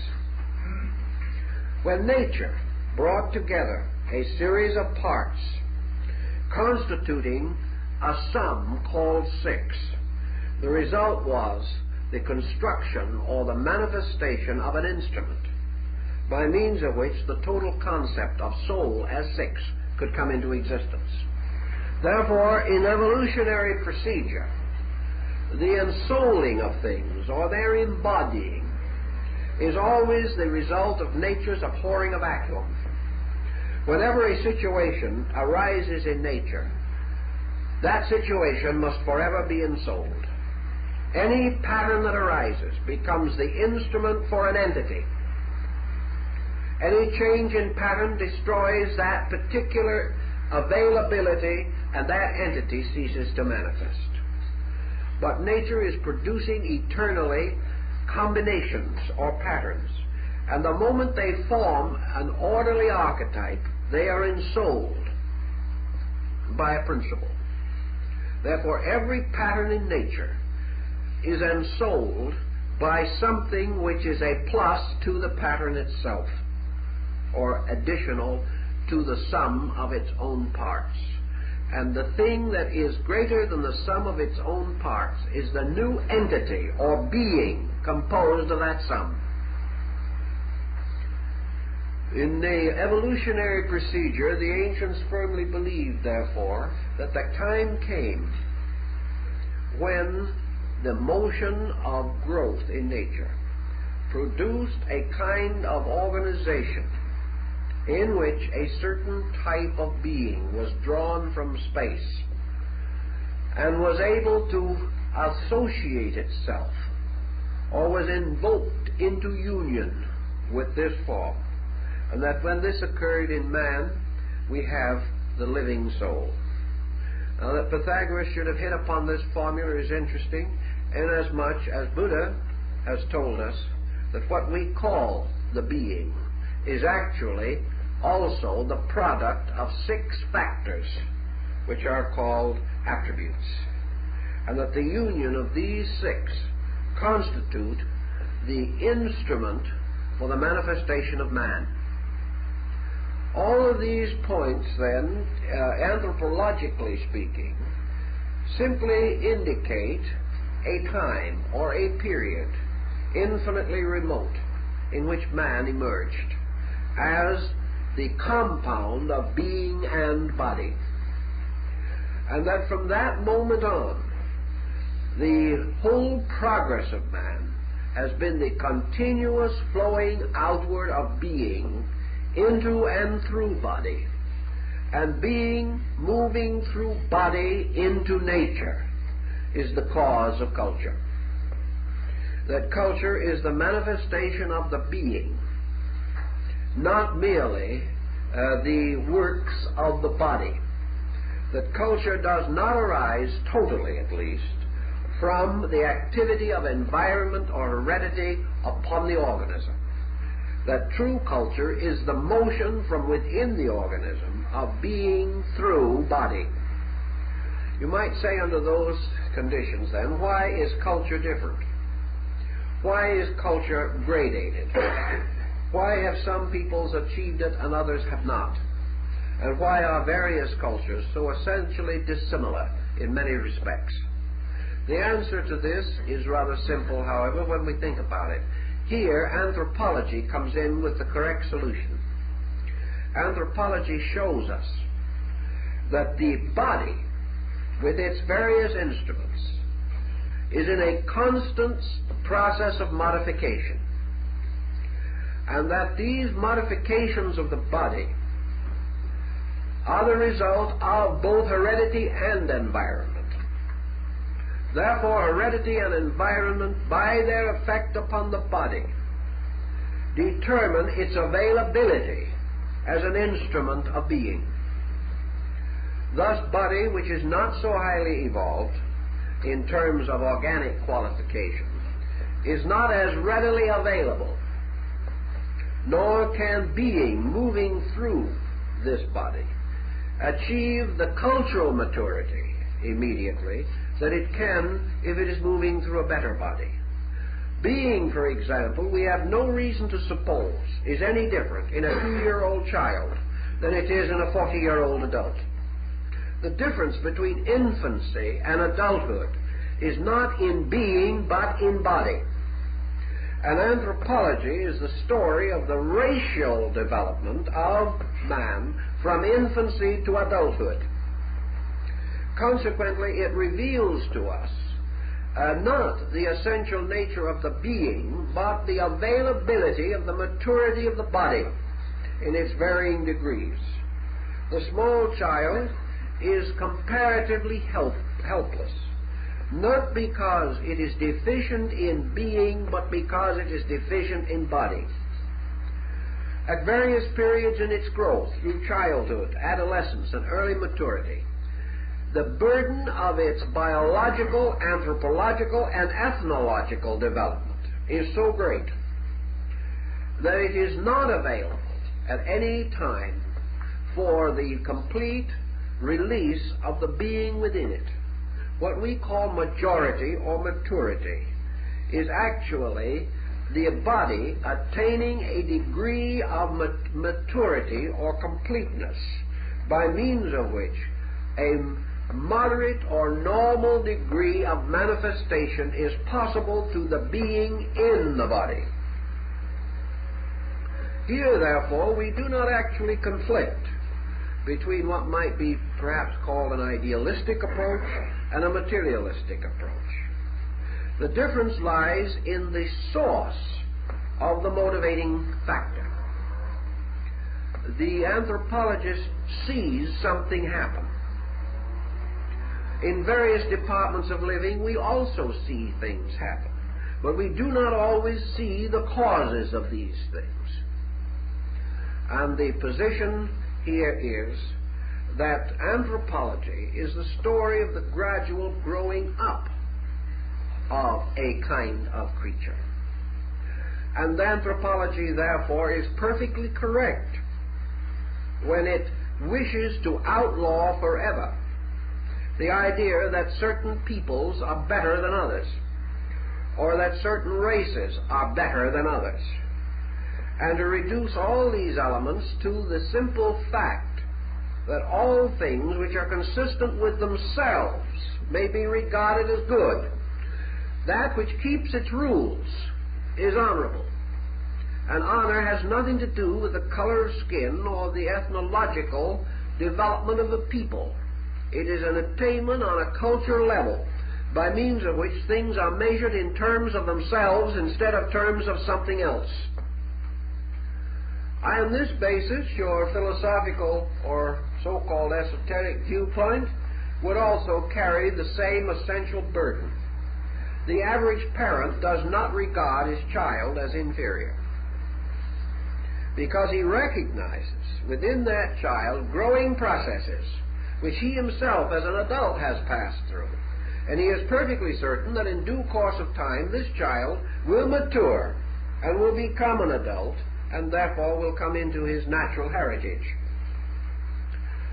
The modern anthropologist is beginning to think the same way, that the different racial levels are the degrees in the unfolding of a body which is moving toward its natural maturity, and that the only superiority or inferiority must be measured in the terms of what is the essential difference between a 6-year-old and an 8-year-old child. There is only the difference of time, the difference of a little more opportunity for the maturing of the body, for the being within it.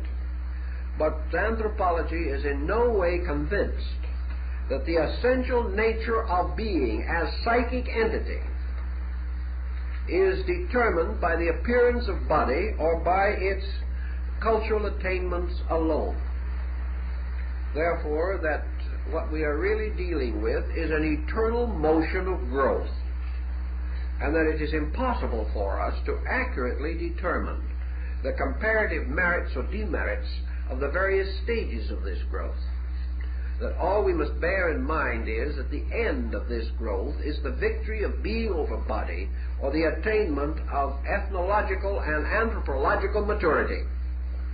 And that what we look forward to as a golden age or a better time is little more than this, that it is simply man finally gaining the maximum degree of manifestation by means of which being is released freely and adequately through body.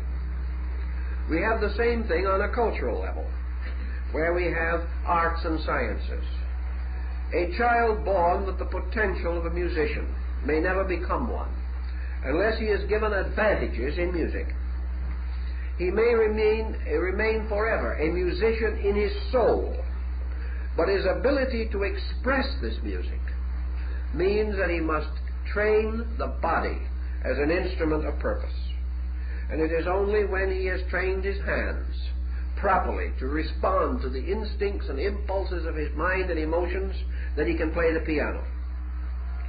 Thus the body must be brought within the discipline of the being, and must become the instrument for the expression of that being, or the being itself remains forever inhibited.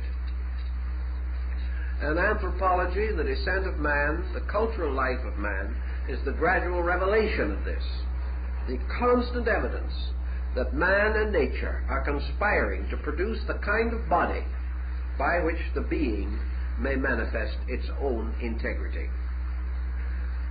This again brings up a psychological factor in connection with this, namely the possibility that this being itself is subject to certain infirmities, certain sickness, certain attitudes, by means of which, for example, collectively speaking, a race can destroy itself, or a culture can destroy itself. Here we come to a very complicated situation, and that is the relative interdependence of being and body. The being instrument, as we know it, the psychic nature, has been seriously misunderstood, or certainly abused, in the terms of our modern thinking. We have come to the conclusion that being and mind represent synonymous terms, that being is superior to body because it is intellect. Nearly every one of the great thinkers of the ages have pointed out the fallacy of this position, They have warned us about it on the religious level and on the philosophical level. They have pointed out clearly that the intellect is not the being. Therefore, that the gradual substitution of intellect for being is a form of dying. That just as surely as being is forced out of manifestation by the crystallization of body, so being as culture, as the psychic entity of culture, is forced out of incarnation by the crystallization of a mental concept as a substitute for culture. In other words, when a culture crystallizes, it is the same as a body that gradually falls victim to rheumatism, arthritis, and other ailments. Gradually, the power of the being to function through the body is destroyed. If, therefore, intellect and emotion, through misunderstanding, are given a dominance or a preference, and gradually force the being into an unfavorable relationship with body, we may destroy a culture. We destroy it because we destroy its soul. This does not mean that we actually destroy the soul per se, or in its own nature. Rather, we destroy the bridges by means of which the soul functions through the body. We lock the being. And the moment we lock the being, we are in a difficult situation. Being, as it is superior to body, cannot be held by body. And when a body is no longer suitable, and there is obviously no remedy possible, and a process of crystallization or disintegration has gone too far, being simply severs its relationship with body. And when soul severs its relationship with a culture, that culture dies. When the soul severs its relationship with a concept, that concept becomes extinct. Whenever the being finds itself in a condition utterly unfavorable, it departs from that condition and proceeds to move into other conditions more suitable. Now, this tremendous stream of life moving along presents us with a number of opportunities or a number of specializations. Being has a choice of old cultures, rich in experience but infirm with age, of contemporary dominant cultures, mostly utterly confused, and of aboriginal cultures, as yet comparatively undeveloped and for the most part unspoiled. Therefore, you will observe that wherever we get to a point of decadence on an anthropological level, we almost immediately release a backward people. A so-called primitive people begins to move forward. The power of the world moves.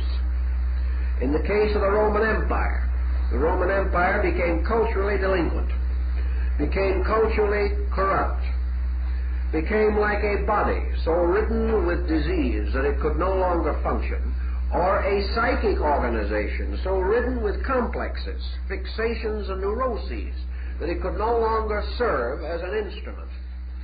Immediately we find culture moving out. Those that still possessed it in the Roman Empire went into the Near East and Arabia and created a new renaissance of culture there. That part which did not have sufficient strength to survive, that which had not recognized the difference between true and false culture, then passed under the influence of the Goths, the Huns, and the Ostrogoths. They were conquered by barbarians. And out of the barbarians came a new order of culture. And just as the Romans got arrogant, so the barbarians in due term became cultural and arrogant. And step by step the process is repeated. But always where a people or a culture group which has been dominant loses dominance, and it must always lose dominance by betraying its own psyche. It must always block the motion of being within itself. When this happens, being seems to depart, and the weight of culture passes to another people.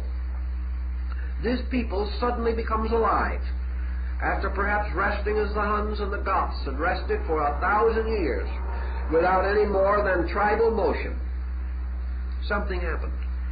And within 500 years, these people moved into a dominant place in civilization, gradually filling the most important place of their time, the place left a vacuum by the collapse of the Roman Empire.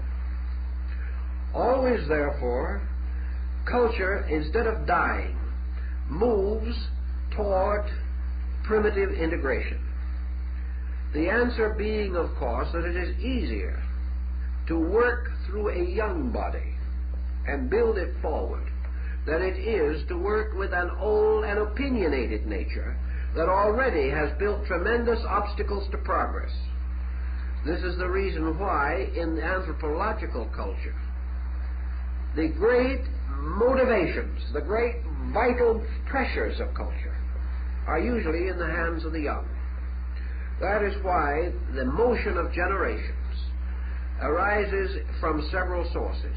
Youth inherits the cultural tradition. That part of the cultural tradition which is solid becomes useful to it. That which is decadent, youth resents and rises against. Youth makes its tremendous contribution, and then, having exhausted its initiative, it sinks back and waits for another generation of youth to carry on. But the motion is carried by youth. The consequences are contemplated by age. Each generation has its own youth. Every person who reaches age has had his hour of youth, has made certain motions. But in culture, a people unspoiled, as yet without the locking of sophisticated opinion, in each case rises up to meet the place left by decadence. That is perhaps culturally the reason why today many of the great arts of our people are coming to recognize the importance of the so-called folk arts of primitive people, simply because modern man culturally is sinking into an ocean of dishonesty, and he is seeking in every way that he can to discover the one thing he knows he must have in culture, and that is honesty. Primitive man is honest and unschooled.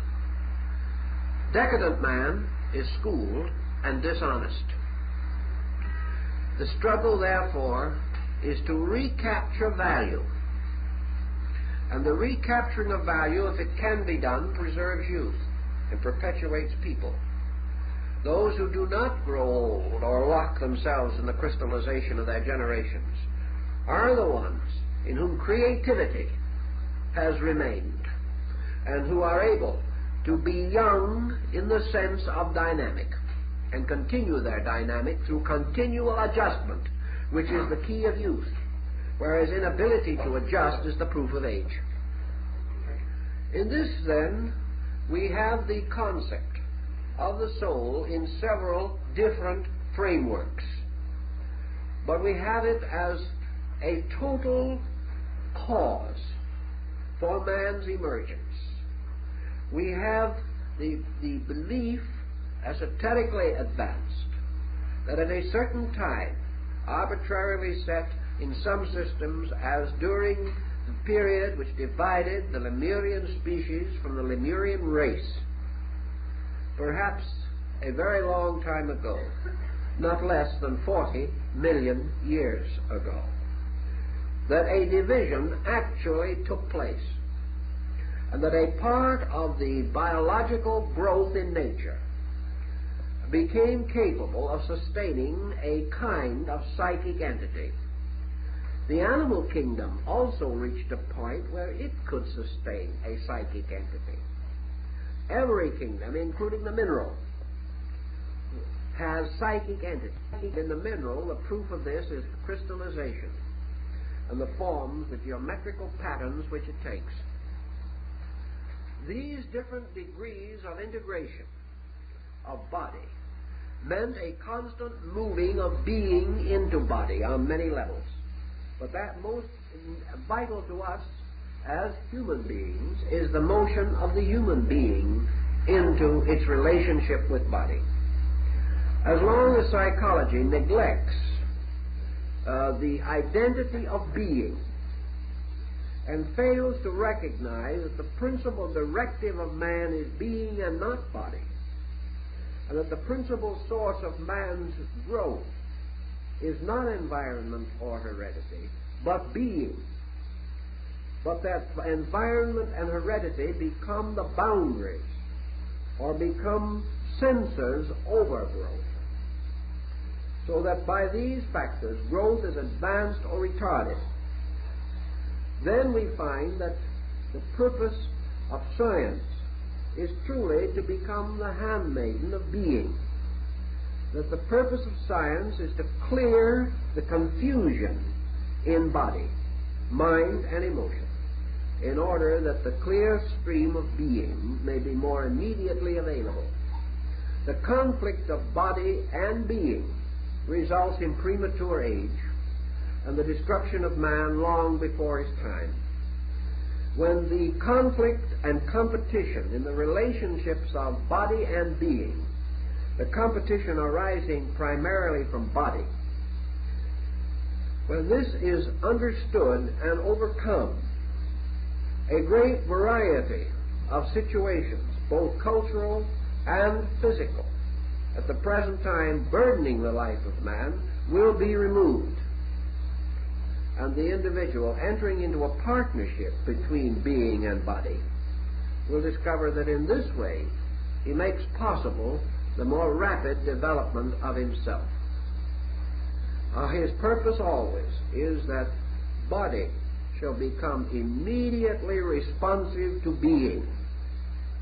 Therefore, actually, that all purposes by which man lives and cultivates and develops shall become sensitive to and responsive to the total purpose of being itself, and that man will never be happy until he fulfills being, and that the general and natural and inevitable purpose of being is to unfold into expression the innate creativity of itself, a creativity beyond our comprehension.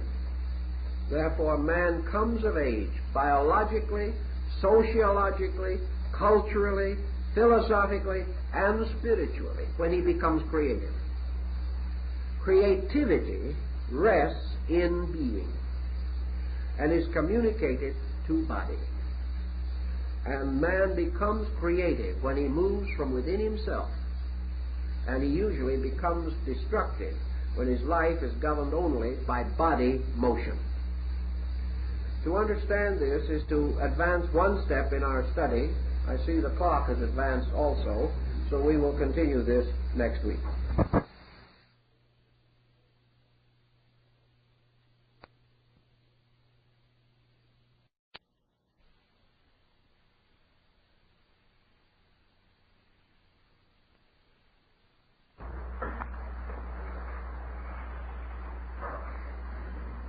As this evening completes the series of 5 talks which have been planned for this seminar, I would like first of all to gather up one or two loose ends that have come to attention. One or two of the friends are a little uncertain about some matters. Therefore, with your permission, we will briefly reiterate one or two phases of our problem. In the last talk, we mentioned that the over-self, or inner nature, of the small child or the babe is not essentially different from that of the adult, and that growth is a revelation of potential rather than a creation of potential. This means primarily that in terms of the broader aspects, certainly of Oriental philosophy, the individual is born into this world not as a beginner, but as a traveler, passing from one caravansary or rest house to another along the pilgrimage of existence. While the newborn babe is apparently quite helpless, and we must await the natural processes by means of which its individuality will emerge to our recognition. This does not mean that the individuality which we observe is being generated at the time we observe it. Rather, it is a gradual release through an increasingly adequate instrument, so that by the time of maturity or majority, we are inclined to assume that the individual, having now possession of the instrument which he has fashioned, and which was created for the purpose of expressing his internal individuality, the individual would be able to express himself on the level of his own maturity.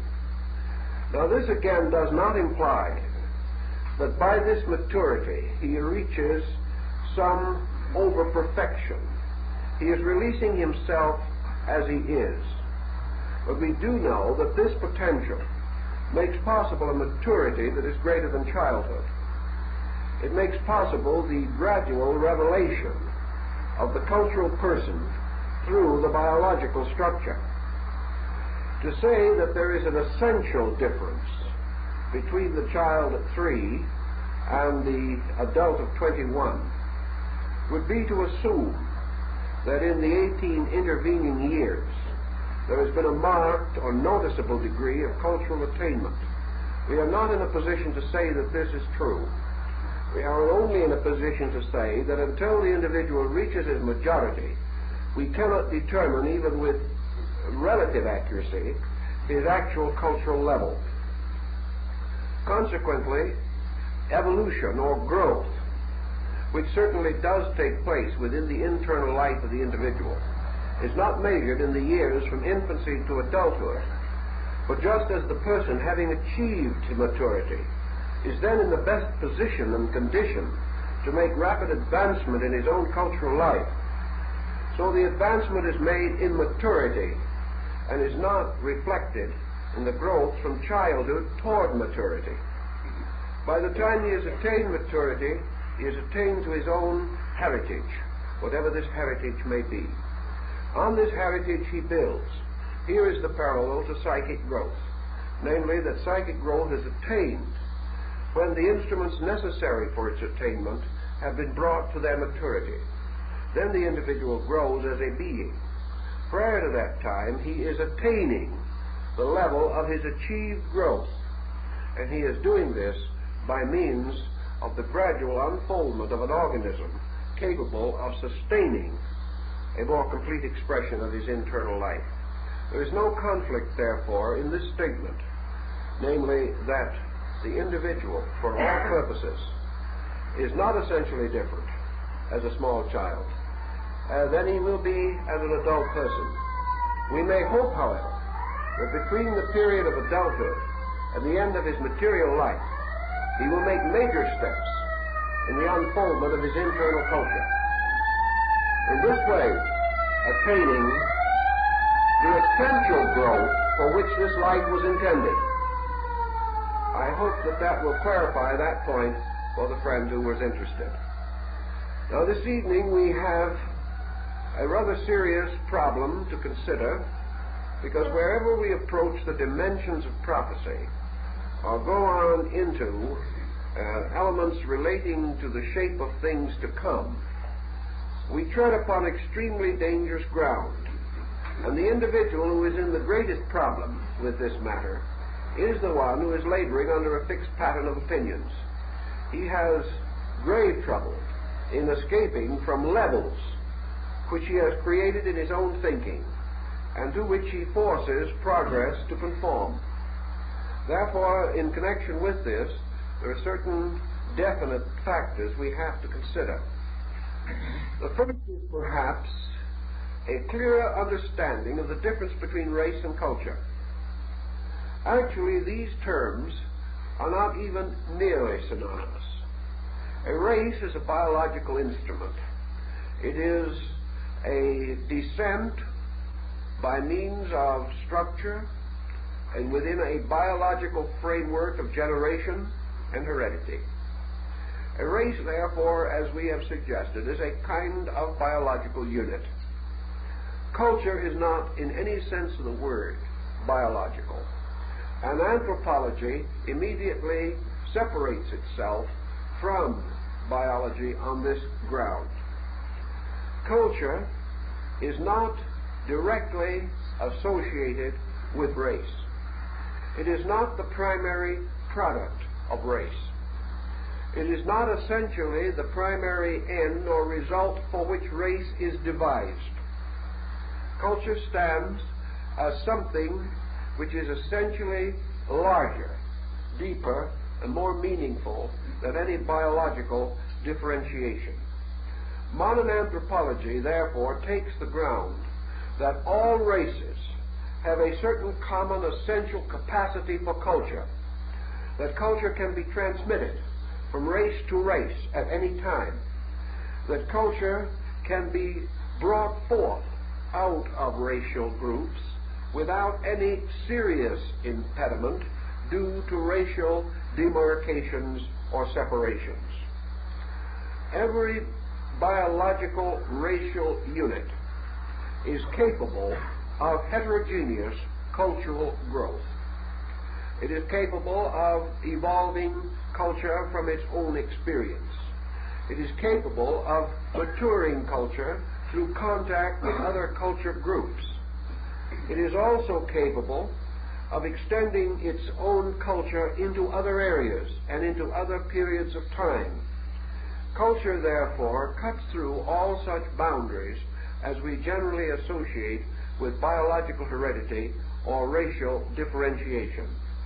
The modern anthropologist takes it for granted that all races participate in culture and that all races can make cultural contributions to other races.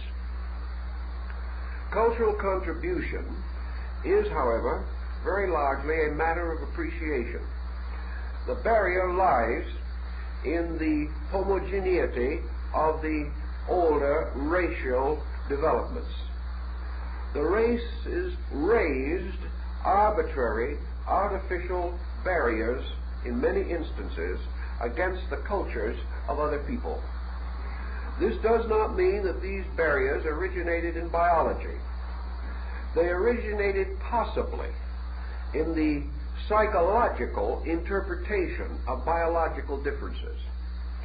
They originated in a man assuming that the color of his skin affected his cultural insight, or that by his material structure or by other external factors, areas in which he lived and things of that nature, his cultural life must be modified, changed, reduced, or restricted.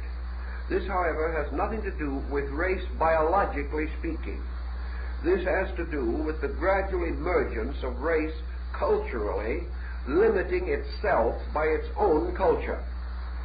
This type of position we observe among some ancient peoples, and we also observe that progress is more rapid in those areas where these restrictions have naturally disappeared or have been overcome by contact with other peoples. Thus we may say, for our essential purpose, that the future, looking into the future of man as an anthropological unit, anthropology takes the square and certain ground that the final total richness of human culture must result from contributions from all culture groups. That these contributions should not be regarded as conflicting, but as commonly enriching. We are beginning to appreciate this perhaps more than was considered conceivable 100 years ago. Today we are beginning to recognize that culture breaks through most of the arbitrary boundaries which we have established. Perhaps one of the most obvious instances of this is on the level of arts. perhaps somewhat on the level of music. We are beginning to see it on the level of theater, and also in crafts, and now in sciences. We are beginning to recognize, for example, the importance of the cultural contributions of Asia, merely in terms of architecture, in terms of commodities, in terms of decoration and decor of all kinds, in terms of clothing, weavings, fabrics, designs. We find in our California homes a tremendous tendency today towards the recognition of the architectural desirability of the Japanese house and garden. And we're becoming aware of this type of thing. Anthropology tells us that this awareness of the desirability of the culture of other peoples, this in itself is one of the most powerful agents towards world peace and towards the common understanding of mankind. When we really understand and share the culture of other people, we gain an insight into them, not possible on an intellectual level, and certainly not even suspected on a biological level. Today, the family, which certainly would view with grave apprehension an interracial marriage, is not at all unhappy over furnishing their home according to the decor of the race they would not want their child to marry into. We have, therefore, a meeting on a cultural level and no meeting on a biological level. This, in turn, does not necessarily, with the anthropologist, become important. To him, biology per se is a subject in itself, and biology is going to make very slight contribution to the solution of cultural problems. Therefore, it is far more important that we become aware of the cultures of people than that we become too profoundly involved in the study of their racial demarcations. Race, because of its physical implications, is a difficult barrier to move. Culture, because it is intangible in itself, and because it applies to a group of faculties and powers, not as easily prejudiced as certain others. We find culture moving in where the individual himself who created the culture would not be acceptable. We have also many instances today in which individuals with very slight sympathy for the national or racial groups with which he comes in contact, paying large sums of money to secure their art, or to become trained in their dance, or their theater, or their music. These cultural points also strengthen the concept of the anthropologist, namely that culture has absolutely no boundaries except those which are placed upon it by human prejudice, and that it is the gradual restoration of the universality of culture that will make a marked contribution to the future of humanity. Now, on the problem of this difference between biological and anthropological issues, anthropology gives us three very interesting and important lines of thinking, or fields, or areas to examine. These areas he considers as indicative of the fundamental issues with which we are faced. One is nationality, the second is language, and the third is religion. These are three good examples of the essential difference between anthropology and biology. Nationality, for example, were it biological, would mean the inevitable conformity of race and nation. This is not true in actual fact. There are cases, and we have them today, which we call homogeneous peoples. A homogeneous person in this concept is one whose nationality, language, and religion are all within one area. That is, religion does not go beyond the boundaries of his nation.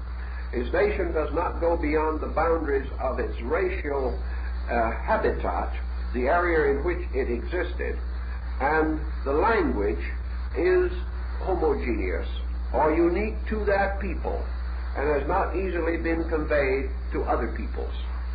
Thus, there are peoples of nations, and when you mention them, you almost inevitably tell when you say, for example, that this individual is Chinese, you most certainly think of him as Chinese racially and culturally, because race and culture, in this case, are very closely associated.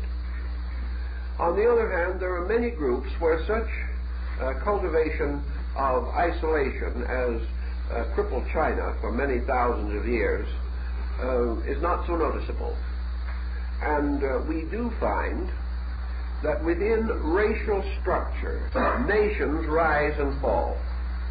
We will have a nation, and of course we can think of one outstanding example, the British Commonwealth of Nations, in which practically every race, every culture, and every religion exist together, or are found within a broad, so-called national pattern. Perhaps the most immediate example that we realize is our own nation, in which we have not only religions from everywhere and nationalities from everywhere gradually mingling into our nationality, but we also have a variety of languages which, while they gradually disappear, do not entirely vanish, with the result that in most of our large communities there are still areas or districts in which local customs, local languages, and local religions are very largely preserved intact, and yet a larger nationality absorbs them or takes them into a situation. A man will say, I am a Buddhist, I am Chinese, and I am an American citizen. We have now a new kind of pattern indicating that Buddhism, Chinese, are not incompatible with Americanism as a national entity. We can say the same of many, so that it's not impossible on some festive occasion for us to quickly draw together 40 or 50 nations for some celebration or some exchange of fraternal good wishes. These things bespeak the fact that nation is not biological, nor shall we assume that language is biological, or religion biological. Religion is divisible, like most other branches of human thought, into two grand groups: those religions which are homogeneous and those which are heterogeneous.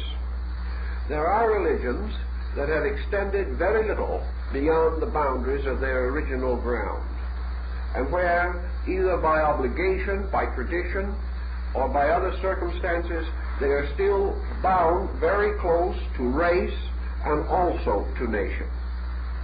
Against these are three great religions, and they are the most vital and active religions that we have in the world today: Christianity, Buddhism, and Islamism. All of these are heterogeneous religions. They are not religions which require that you live in a country, that you belong to a nation, that you stem from a race, or that you belong only in communities and areas where such faiths are prominent. You have almost complete freedom. Buddhism probably is an example of Eastern heterogeneity, for it has influenced every racial and national group in Asia. Christianity has done the same to the West and has to some degree penetrated Asia. Islamism is now represented in 228 national units.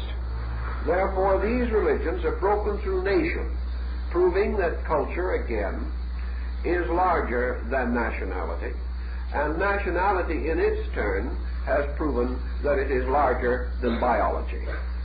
This largeness, to the anthropologist, becomes the basis of a credo, and he, in his own little way, or large way, as we wish to look at it, believes that he is making a vital and valuable contribution by making the science of internationalism the basis of culture. Now, he is not referring to internationalism as a manner of destroying cultural entity.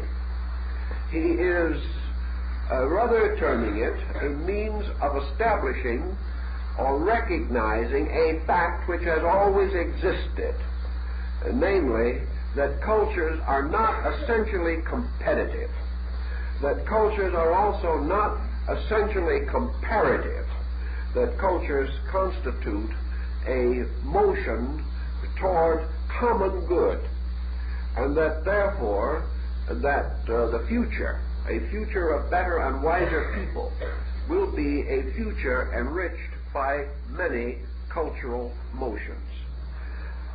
Contrary to biology also, the anthropologist views culture as essentially unhistorical.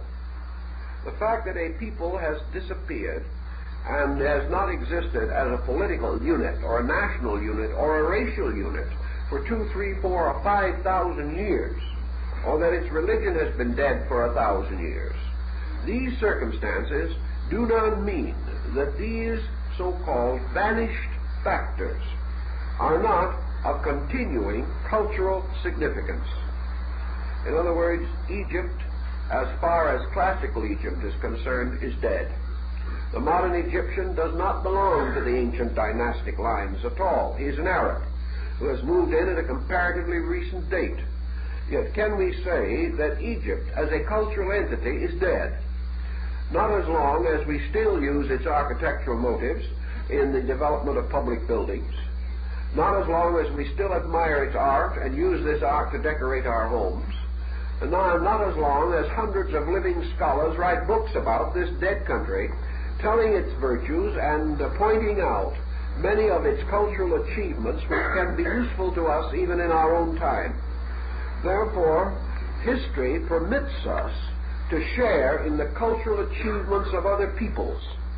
And history, through this, also gives us the opportunity to restore or resurrect, at least as intellectual food for contemplation, the peculiar achievements of these people in varying directions, particularly as it may bear upon problems of today, or which they may have approached more successfully than we have, or have run into difficulties of which we should be aware lest we follow in the same course. Thus, culture is unhistorical and is broken through in a very different way from the biological descent of races. Actually, in anthropology, the overthought is that we shall gradually gain a common level of heritage in culture, and that this culture is the basis of our ultimate capacity or ability to live together as one world. This, as I say, does not imply that anthropology is particularly interested in imposing blanket cultures upon people. This most anthropologists today regard as a very serious defect, and at the very least premature. In other words, we have had some very interesting experiences working today with peoples outside of our own culture groups. The tendency of these peoples, particularly in small and isolated areas, is to gradually vanish. And one of the points that perhaps we can mention at the moment is the influence of African art upon European art culture. Men like Baudel came very strongly and powerfully under African art impulse. We also find a number of the so-called outstanding moderns, such as Picasso, admitting their indebtedness to these primitive cultures of the French Sudan, Bali, and other comparatively isolated areas. These artists, regardless of how we may regard them, personally felt a great obligation to what they regarded as the dynamic sincerity of the primitive. They found in it an escape from the overworking, the meticulous loss of value that came from a more or less homogeneity of art culture in Europe at a previous date. They found Europe to be more or less drowning in its own traditional arts and unable to break through into a larger art consciousness. Now, these artists and anthropologists who worked with them and who knew the situation realized that the work that they wished to do must be done quickly, inasmuch as the native primitive arts were rapidly disappearing. They were disappearing under the impact of the contact of other cultures. Other cultures, largely egocentric and arrogant, were simply imposing themselves upon these people, ridiculing the achievements of these primitive culture groups and trying to sweep them into the common mechanistic art concepts of our time. And experience has shown that 25 years after these tribes and groups came under so-called modern cultural influence, their native arts deteriorated to nothing. And today, examples purchased in those areas are not worth bringing home. The impact of the foreign culture on the grounds that our way was better, that our arts were superior and our culture more advanced, wiped out something which we will sometime wish had survived in some way. The point the anthropologist would like to make is that the relationships of culture should not be one imposing itself dogmatically upon another, but each culture attempting as far as possible to mature and draw out the culture of other groups, realizing the infinite potential that is locked even within the most savage concept of life. That if this can be unfolded, if it can be allowed to move under protection and direction, but without overshadowing and overwhelming, it will reveal things to us that we really want to know. It is very much like the bringing up of the child. If we destroy the child's individuality, we produce the type of person who makes no further contribution to himself or anyone else. The problem is, how can we direct the child? How can we prevent the child from falling in common pitfalls which will be injurious to it? How can we lead it without dominating it? How can we educate it without destroying its individuality? How can we help it to be itself? And by what wonderful virtue can we restrain ourselves from attempting to overwhelm it with ourselves, so that it becomes merely a cut-out likeness of the dominating influences? The anthropologist feels that much more time and thought should be given to the protection of the cultural spirit of peoples. And he also points out that one of the deadly enemies of culture is the commercialization of arts and cultural factors.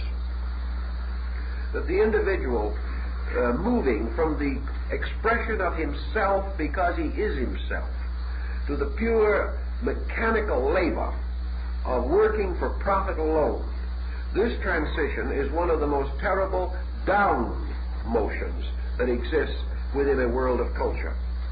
The reduction of culture to economic terms is the extinction of culture. And this situation takes on tremendous force, even in our way of life, where pride of work is rapidly disappearing, and the penalty upon creativity is becoming heavier than the average person can carry. One of the outstanding reasons for this bad state of affairs is ignorance. And the ignorance centers heavily in the field of anthropology. The average individual is not informed as to what may be regarded as the ethics of cultural relationships. And as a result of that, he is unable to take a mature position himself. The same is true so often of parents and certainly of community activities, and we see traces of it unfortunately developing even in our educational fields where things should be different. The release of the individual is being forgotten, and the process of transforming him into a robot according to the common acceptances of his time, this process is advancing far too rapidly. So we have here this concept which anthropology wishes to point to the future of things. And as we say, in some matters we may not be completely in harmony with the anthropological viewpoint, but in certain other matters we certainly have a strong sympathy for it and a recognition of its importance. Progress in terms of anthropology is progress in terms of culture. Now, culture is not, we will say, organization. It is not the factory procedure. Culture could not exist or could not conceive the desirability of a world which is gradually transformed into a vast laboratory or a vast economic enterprise or a factory or a superstore.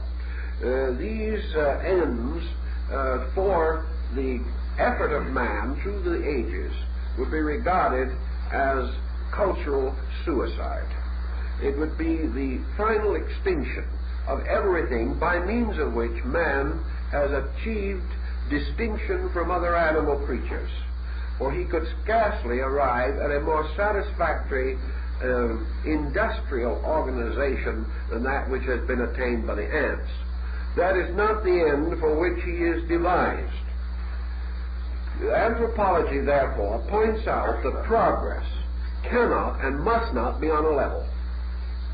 Tomorrow must not be today plus only more of the same.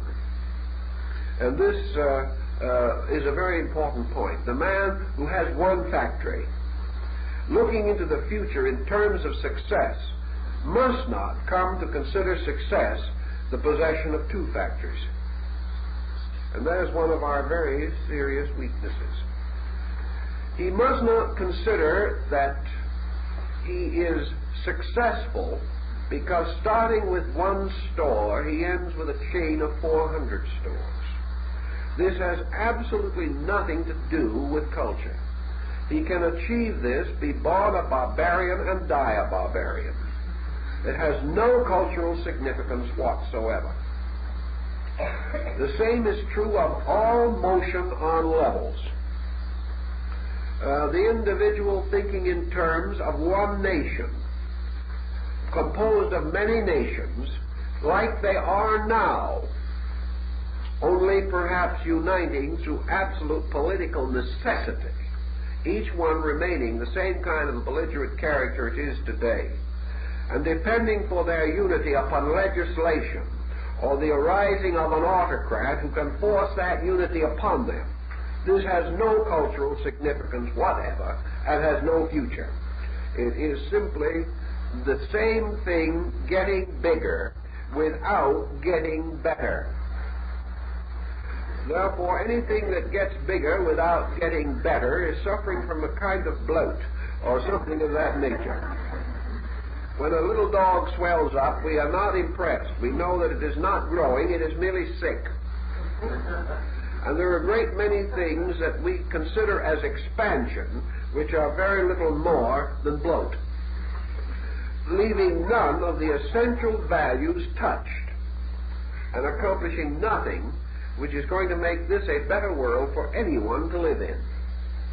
Over-organization, the tremendous and continuous development of things as they are, pushed into the future, means nothing. Nor does it mean anything that things as they are shall be done better in the future. The question is, will better things be done in the future? The concept, for instance, that we are now able to travel in an aeroplane at any convenient speed from 300 miles an hour to 1,200 miles an hour should not cause us to assume that when we can travel up 2,000 miles an hour, we have attained anything whatsoever in terms of culture. We have not.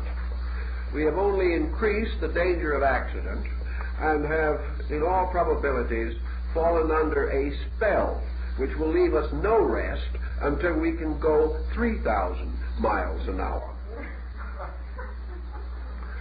But in our way of thinking, we are trying to push a way of life that is not mature into tomorrow, so as to make tomorrow merely the fulfillment of the unfinished experiments of today. Now, we may, of course, through a certain amount of this kind of motion, ultimately achieve, accidentally or incidentally, a certain amount of culture. We will gain culture through regret, for one thing, which is one way in which most persons choose to learn.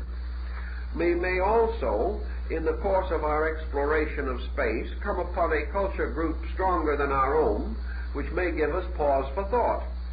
We may also find in our experimentation, in the form of byproducts, certain things which will advance human life, human security, and by so doing offer man increased cultural opportunity.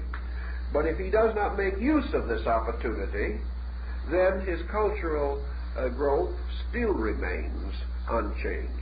A good and common example of that is the matter of conveniences and commodities that we have today.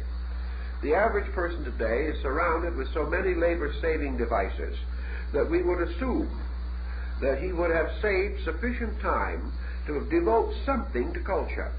But the average person is busier than he ever was and is not advancing culturally at all.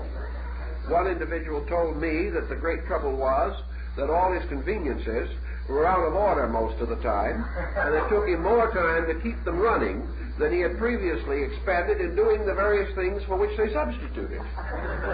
Also, he is under the heavy load of financing these productions, which require greater effort and greater labor and greater servitude to his own conveniences.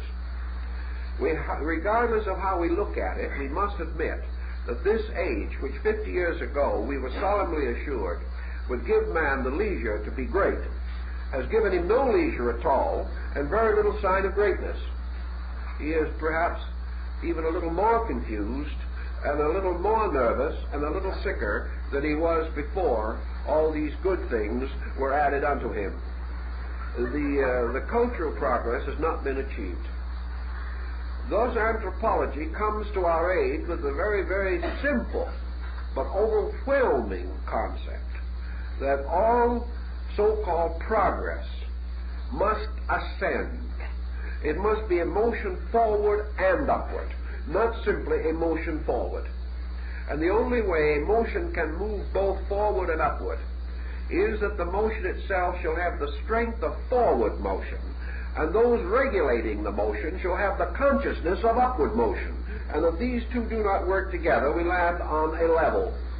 And while we don't agree with the pre-Columbian concept that if you went far enough in any direction you'd fall off the earth, it is still quite conceivable that we will fall off something if our culture does not gain wings of its own in some way to carry us over the level of problem for which we have as yet no solution. And anthropology assures us that we can never secure solution out of the problem itself, that in every instance solution must be bestowed, and this bestowal arises from the conscious capacity of man to give something to the things that he does. This thing that he must do is to give them wings, that they may have not only advancement, but have means of ascension into a higher plane or level of usefulness. So anthropology points out that in the progress of advancement as we have it today, culture is our weakest point, that it is the ignored value, that it is an intangible to most people, but is more real than tangible things, for upon culture is dependent use, proper use.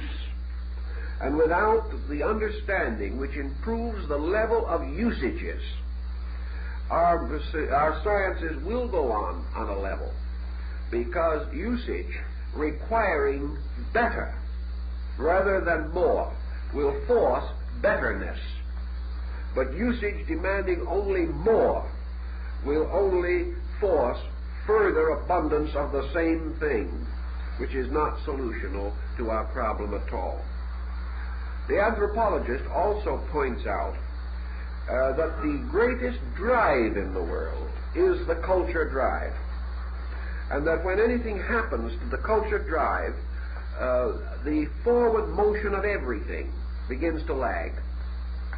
The individual is always moved by overtones. He is moved by dreams, by hopes, by aspirations, by the desire of fulfilling some internal power pressure within his own consciousness. Where this is removed as an incentive, and the individual feels himself frustrated in the search for self-expression, or the expression of culture through himself, he gradually lags on every other level of life. It is like the person whose psychology is confused, and in a short time this confusion causes him to be inefficient as a businessman, causes him to be inefficient as a family person, and causes him gradually to lose even the desire to live. The loss of the desire to live is very often associated with the loss of cultural drive, the loss of the drive to make the world better and more beautiful, rather than merely bigger and stronger. This means that to anthropology, the future of the world must depend upon its cultural leadership. And it points out that this has always been the case, that the truly honored names, the great people who are remembered, are for the most part powerful culture units. We admire the individuals who have left us beauty more than we admire those who have left us strength. We may write some histories about Napoleon and people of that nature, but in our simple daily living, we are much closer to our poets, to our mystics, to our scholars, to our artists. We feel a kinship with that which is lovable and is essentially beautiful and good. And we bestow gradually, and perhaps very tardily, our applause upon those who have made such contributions. Thus, instinctively, we seek culture, and we seek cultural outlet, but we do not know exactly how to make it fit into the present program of things. Anthropology, like all other branches of learning, appeals to both individuals and to groups. As an individual, the attainment of culture is perhaps easier than it is on a collective level. At the same time, however, collective momentums, once they can be created, once they can be caused to move, very often carry whole groups of persons with them along the road to some powerful cultural achievement. So anthropology says that tomorrow, the future of the world in which we live, is a future very skillfully and wonderfully compounded out of the beauty, out of the truth, out of the nobility that has preceded us, plus the vision which we ourselves can bestow, and the coordination which the contemporary must always impose upon the fragments of non-contemporary ideas. Thus we gather, we bring together that which has previously been given and use it as an immediate instrument of insight and interpret it, rearrange it, and cause it to fit into the pressing need of beauty or of truth or of wisdom or of love within our own existence and our own personal culture problem. So the anthropologist takes it for granted that if the world 100 years from now is merely a further exaggeration of the present world, that the future is merely the present pushed into the next century, that we are going to be in a very bad way, and that in all probabilities, if we push the now far enough, we will simply exterminate ourselves. This point is defensible on grounds of examining other peoples who got into ruts by which they were unable to keep the cultural sky clear above them. They lost the power to be free to become better. and in so doing they signed their own death warrants.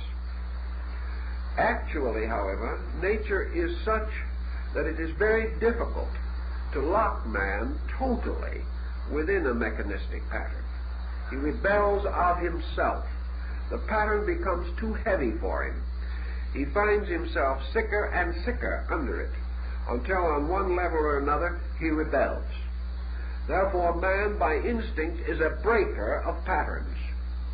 He is a constant rebel against the authorities which lock him. And for this reason alone, despotism can seldom permanently achieve its ends. These ends create so much reaction that the despotism itself is ultimately overthrown. However, with the present type of mind, anthropology points out the danger of the contamination of imagination by our present way of life. Actually, our imagination, or the inner life of the creativity of the person, if this becomes infected to the degree that he cannot find anything more beautiful than what he is doing, or that what he is doing satisfies him so completely that he is not culturally hungry, this is bad, this is dangerous. And that is the reason why it is unfortunate that science, religion, literature, art, music, and all of these diversified elements which should make up culture all become locked in one pattern. If this is so, then there is no open ground for rebellion. There is no obvious need for things to be different.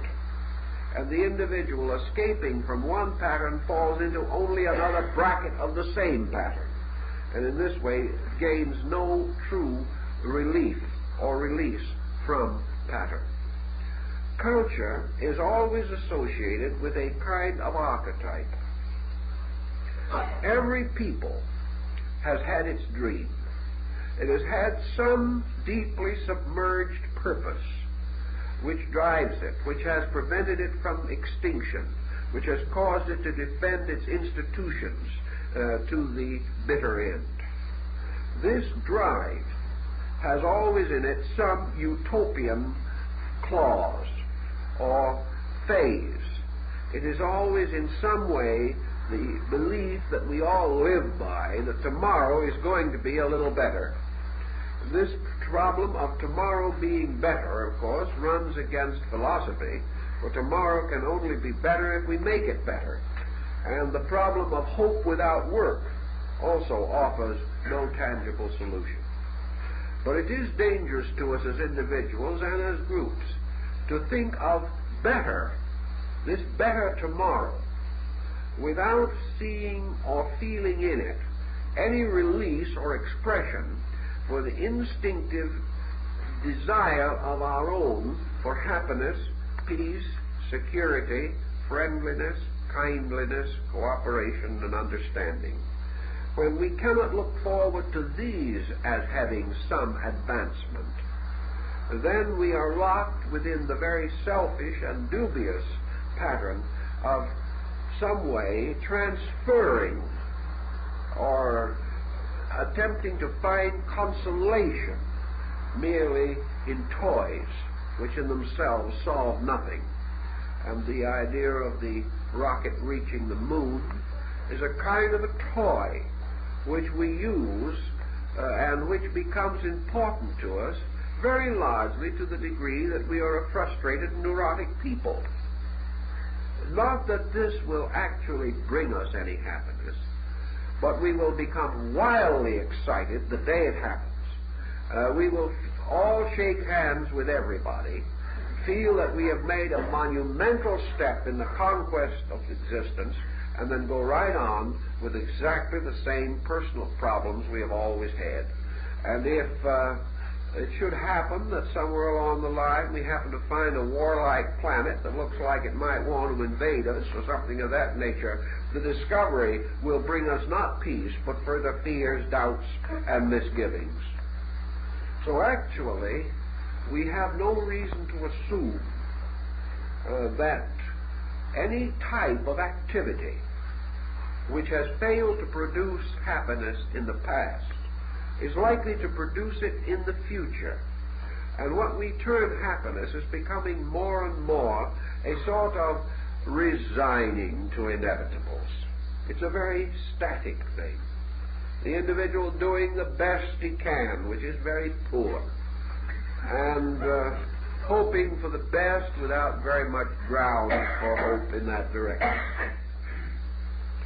If, on the other hand, culture is allowed to have its own way, the anthropologist can see a great many things that desperately need the doing, and he bases his concepts now upon his own scientific estimation of what has been done.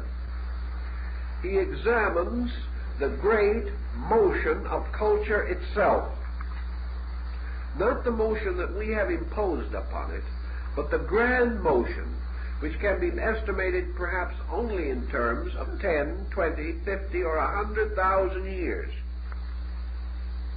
He perceives dimly that there is a grand strategy in this moral, ethical, cultural motion within and around man.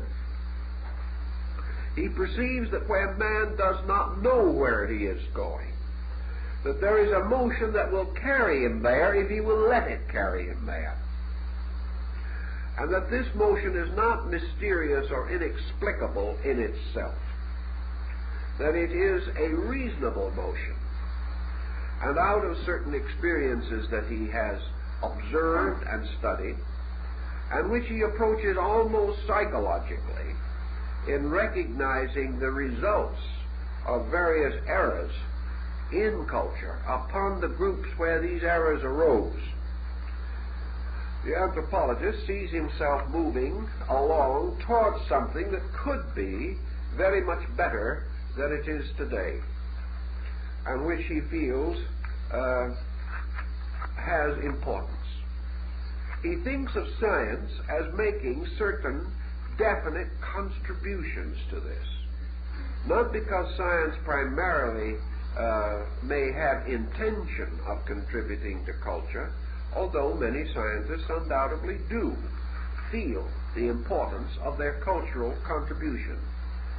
There are certain things, however, which science makes possible, and these things are essentially, perhaps, under two headings: communication and transportation. These two are perhaps among the most important scientific contributions to culture.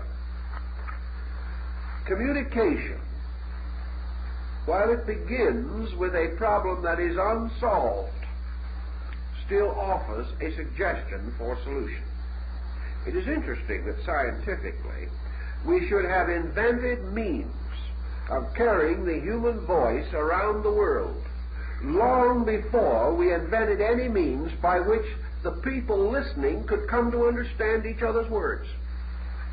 It is interesting that we have world communication on a mechanical level, on an electrical level, and we still have language barriers by means of which this marvelous invention is prevented from reaching 3/4 of its potential audience. This is an example of where science, ignoring culture, is now faced with a debit. The Voice of America, trying to work, for instance, in the Iron Curtain countries, has quite an elaborate procedure on its hands.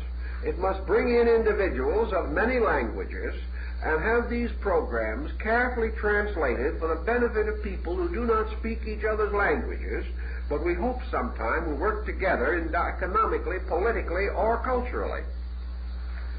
So we have solved the great problem of communication, but not the basic one, namely that communication is a problem of individuals having a spoken word in common.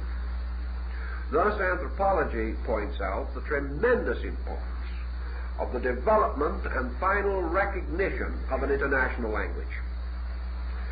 This is both anthropologically and politically indicated. And we've had experiments, but most of them have been half-hearted. Perhaps the outstanding experiment up to the present time has been Esperanto. But we still are faced with the problem that science now makes it possible for men to communicate with each other. And through various devices such as television, motion pictures, things of that nature, it is possible for us to share very largely in the cultural lives of other people. But in our motion pictures, most cases, these sharings are destroyed by the falsification of the documentation. No effort is made for authenticity. And for that reason, we think we are sharing and we become more befuddled than before. And one of our school teacher not long ago told me that it's very difficult to teach children history when they are exposed to motion pictures in which history is distorted out of all shape and form in the effort to preserve or to create some falsified romantic situation. A next problem that we do have that can be anthropologically significant is transportation. Here we have the possibility of the individual moving quickly into other culture groups and also moving toward the experience of world contact with culture. Areas totally isolated 50 years ago are now accessible in terms of hours. It is perfectly possible for the individual to have first-hand contact with his world. Transportation also breaks down the immediate isolation of purely local cultural patterns. 100 years ago, only 1 person in 10 left an area of 100 miles of his birthplace during his lifetime. Today, nearly everyone has the opportunity of looking over the fence into somebody else's yard and see what is going on there. This is culturally significant, but loses most of its value unless these elements are emphasized, pointed out, and given an opportunity to bear their proper fruit. Of course, world trade also has an effect on culture, for culture has always, almost automatically, followed the trade routes. And where we enter a country perhaps largely to buy its goods, we may ultimately share its culture. This has been a common experience for the last 10,000 years. Anthropology then points out the importance at this particular phase of coming into a rational communion with world culture, and very definitely points out that cultures do not overlap nearly as much as we think they do. It is still possible to distinguish practically all cultural patterns, even if you mix them up. You can rediscover the separate threads and put them together again. Cultures are highly complementary. Against the complementary relation of culture is your highly competitive attitude of so-called superior peoples. Anthropology says that one thing we've got to get out of our system forever is the concept of superior people. That we must have the concept of essentially different people, each one to be measured by its own yardstick and recognized for its potential contributions to a total culture as yet incomplete. If any race or nation or culture group had performed the miracle of producing a perfect culture, then we might say that others are not necessary. But we stand as we have always stood, in the immediate need of additional complementary culture.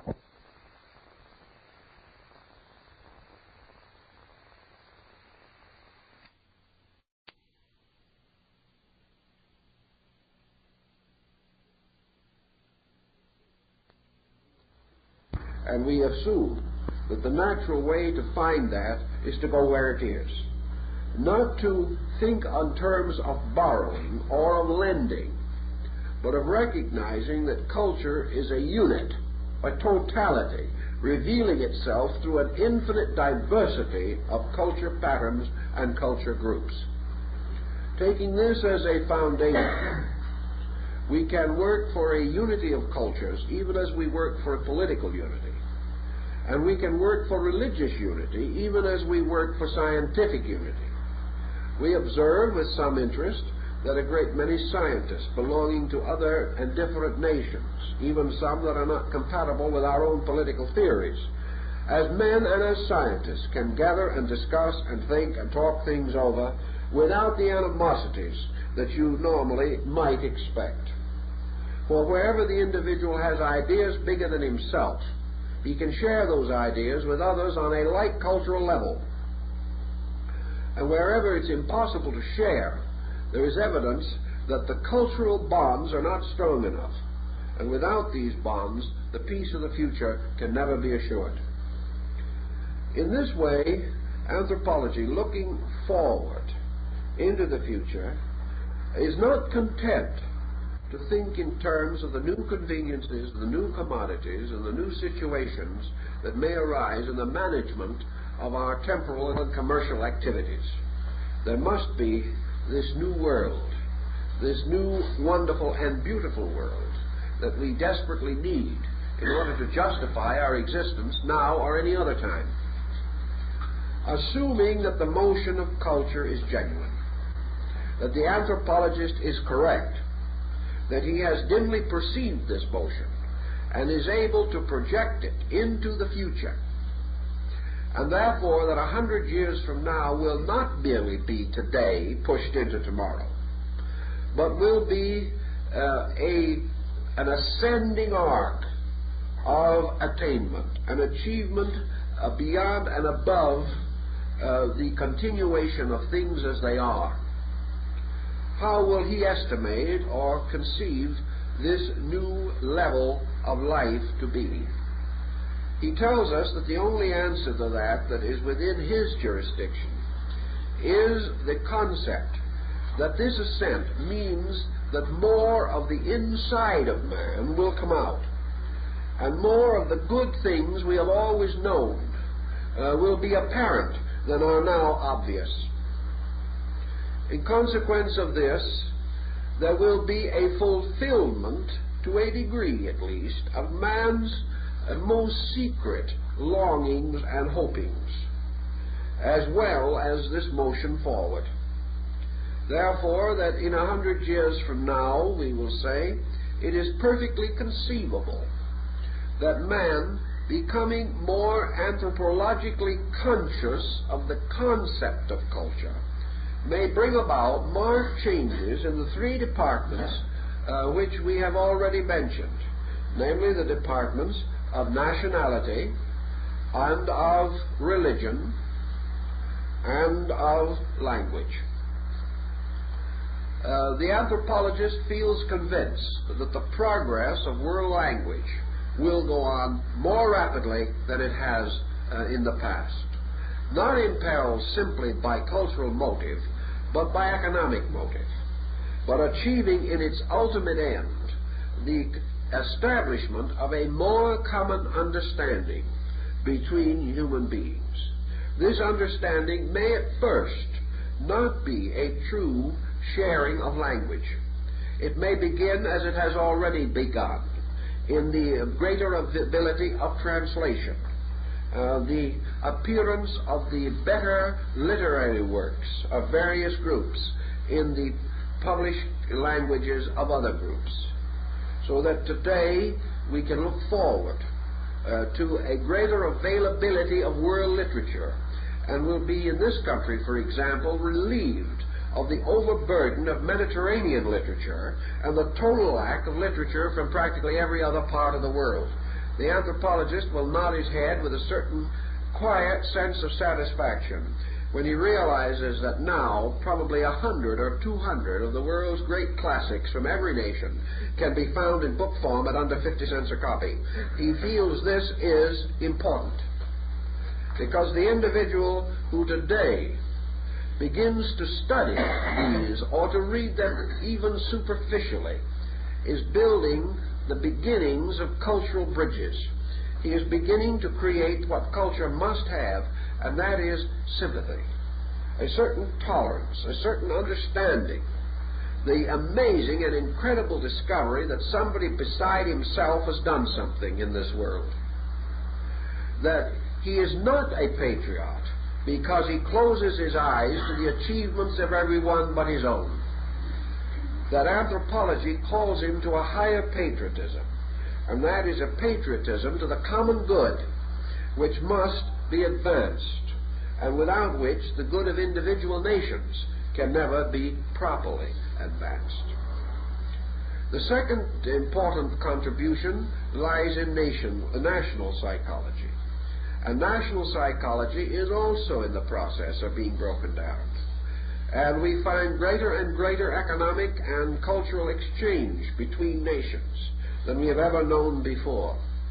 So that we are in a cultural motion, although as yet it is too slight to have any direct bearing upon the grand scheme of our living. Anthropologists are of the suspicion that as student exchanges and things like this go on for another 100 years, there will be cultural motion. That this cultural motion will mean that there will be fewer strangers in this world.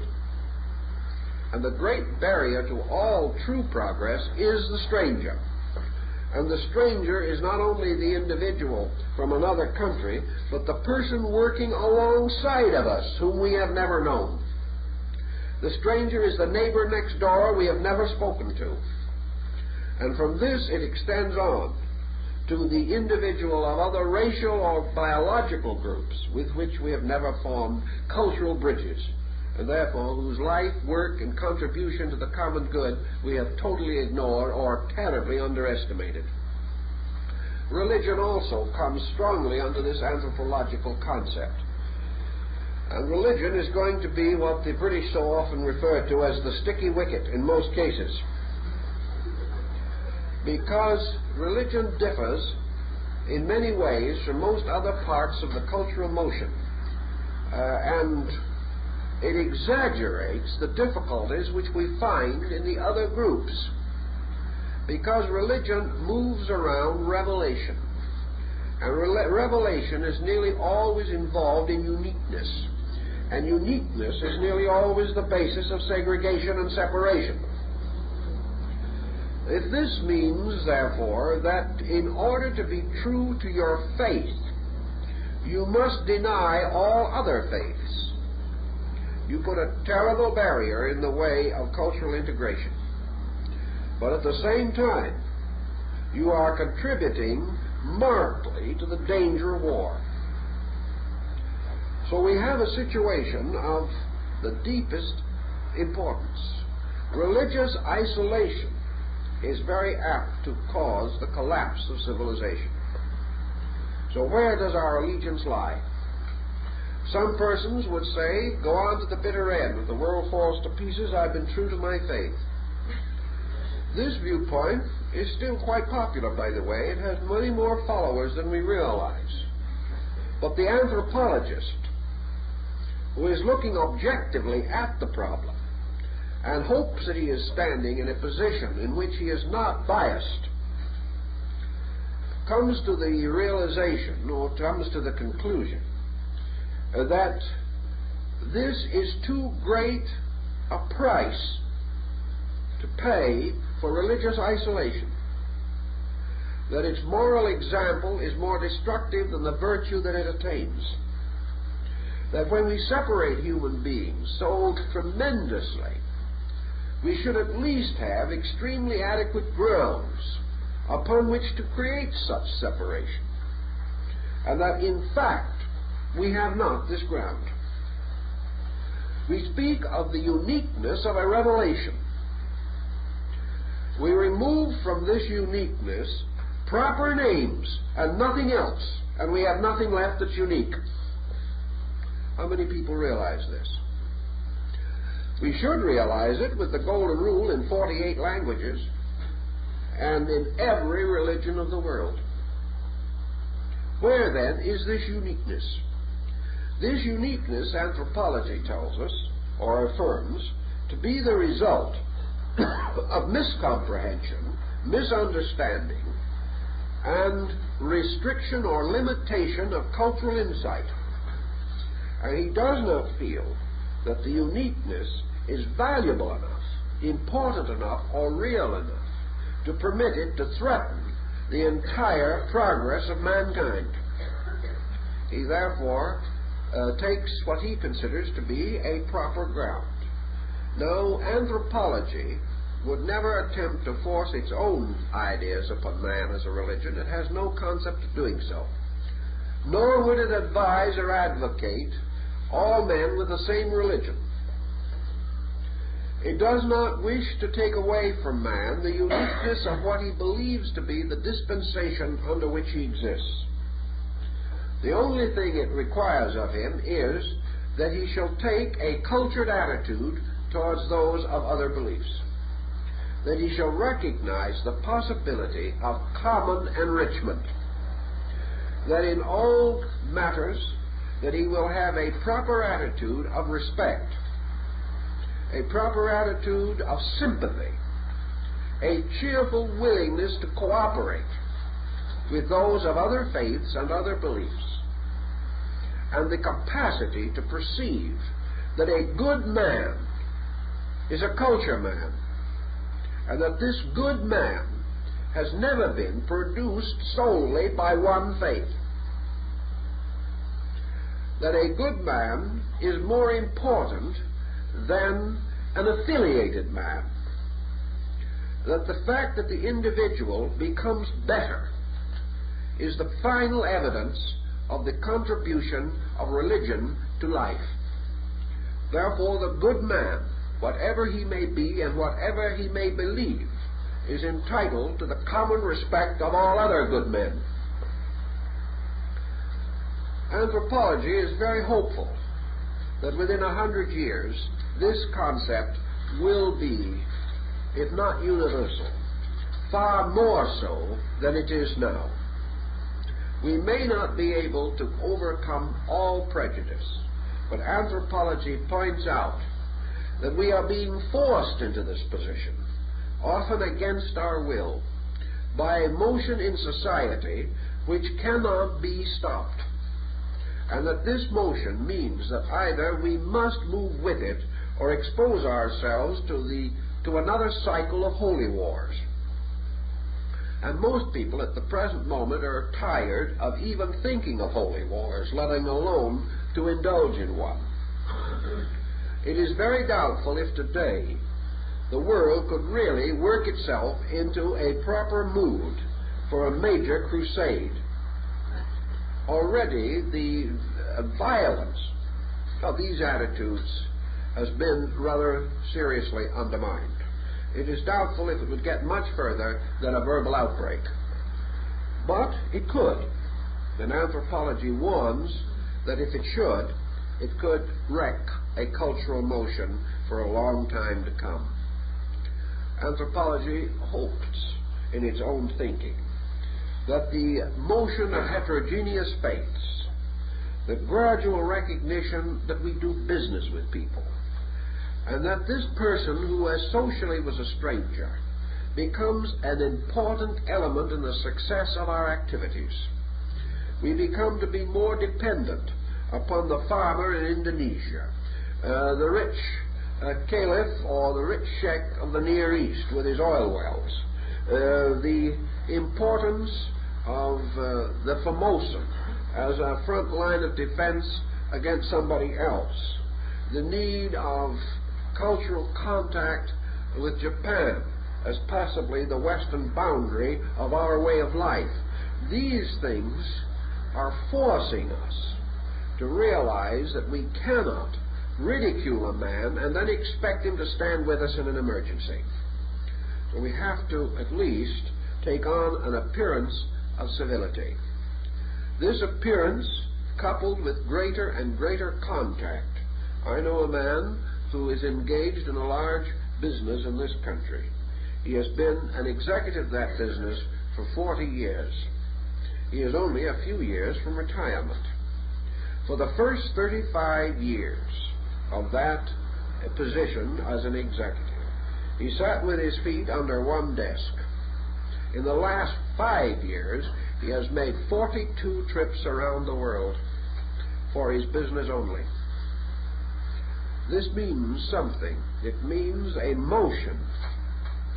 This man has no longer the same concepts of the world that he had while his feet were under the desk. He cannot. He does not. He is discovering, like a small boy, a world of wonders that he never knew existed. He is chuckling, he is brimming over, and the fatigue which made retirement seem very attractive 5 years ago has disappeared, and he hopes he can stay on for another 10 years and keep on doing it. He has suddenly found, as we are finding, what Wilkie called the one world front. That today, if you want to make a better mousetrap, you've got to import most of the materials. And that in only 1 or 2 scientific elements does the United States of America supply its own basic needs. This has its effect, and we must sometime, even as businessmen, realize that you cannot ridicule your brother's God and buy from him at a profit. It just won't work.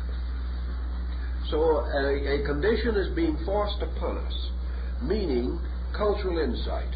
And let us not forget that the man we visit, and who in turn from some other place visits us, is passing through the same experiences that we are.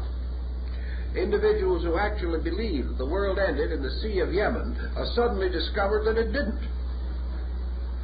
And it has been estimated that the 3 great dictators with whom we had trouble not so many years ago would probably not have been nearly so troublesome had any one of them been a traveler. But they were not. They had the delightful consistency of believing they lived in a small world and that there was very little other world. Thus they were right ready to be despots, and they were. Culture thus sees the inevitable improvement of itself and the advancement of its purposes through being forced into a new relationship with peoples. The United Nations presents another phase of this. The Geneva situation is still another. The League of Nations, the Hague Conferences, all of these different motions carry certain cultural overtones. But against them, the uninitiated person raises such barriers of prejudice and restriction that they go far less rapidly than we would normally wish that they could. The motion cannot be stopped, however. And within the next century, we must either move with this situation or else set up blocks and barriers which will almost certainly lead us to the worst international catastrophe we have ever known. This being pretty obvious, the anthropologist feels that education should hearken to him a little more, that there should be greater emphasis in educating young people from the beginning in the fact that they are growing up on a planet and not in a community, that they are growing up in a moving world and not strictly and entirely in a restricted local area, that they are going to be forced to know, understand, and do business with a great many peoples. Also, anthropology is concerned, in the United States particularly, with the unfortunate and rather limited monolinguist situation that we have here. The European has one advantage over the American in this respect. The average European speaks 2 to 3 languages. The average American does not. Therefore, in an emergency or under situations, he is not able to handle things as well as he should. It is only within the last 25 years it has ever occurred to us to teach languages even to our diplomats. And there are a great many individuals holding office in various countries and representing the United States who do not speak one word of the language of the country in which they're located. This is bad. This helps to preserve prejudices and at best leaves the representation of the nation in the uncertain hands of an interpreter who can destroy the entire meaning or pervert it in any way may please him, and the most concerned individual will never know it. This type of thing means bridging constantly, and is the reason why the anthropologist is so concerned with language bridges. As an anthropologist also, he is not without his interest in ethnology or without interest in biological and psychological aspects of his problem. He recognizes that culture, essential culture, is the basis of what we might term integration. He realizes that the lack of culture within the individual is the principal cause of his tension, that the international lack of culture is the principal cause of international tension. International tension reacts on every individual. Individual tension, if it accumulates in enough persons, gradually assumes the form of national tension. If, therefore, unreasonable tension exists anywhere, it ultimately destroys the smooth running of whatever mechanism is involved with that tension. Consequently, anthropology, looking forward into the future, assumes definitely that cultural progress will have important physiological effect upon the individual. Now, if we go from the anthropological level for a moment to some of the more philosophical and abstract concepts of the future, we realize that mystical prophecies about these things all run approximately in the same thought as anthropology, but upon slightly different levels. All mystical concepts of the future imply a better world. They imply some form of general reorganization. And to most mystics, from the such seers as Swedenborg on, the future is better because the individual is a more spiritual being, that the internal growth of man brings with it the impulses and instincts to better conduct, better relationship, nobler incentives, and to a measure detachment from the great bugaboo of materialism. These things are present in all mystical prophecies concerning the future of cultures. Most of these mystical concepts, then, are not essentially different from the end which culture suggests, but they go one step further, but only as culture itself would go, namely by assuming that the better world, turning about, makes a better person. That therefore man, living in a more suitable climate of conduct, collective and individual, becomes a more suitable person. Today, for example, the possibility of man possessing in 100 years, 500 years, or 1,000 years, greater extrasensory perception range has been given a lot of thought. The fact that the ESP researchers have indicated that some individuals do possess a certain extrasensory gamut would be anthropologically interpreted as meaning that potentially all peoples have this gamut. That it is also more noticeable in so-called lower culture groups. Lower in the sense of being less sophisticated, but not necessarily lower in the sense of actual value. Can we say that the individual who can perform acts of vision or clairvoyance or clairaudience that we cannot perform, must we assume that he's lower than we are, even though he belongs to some so-called primitive culture?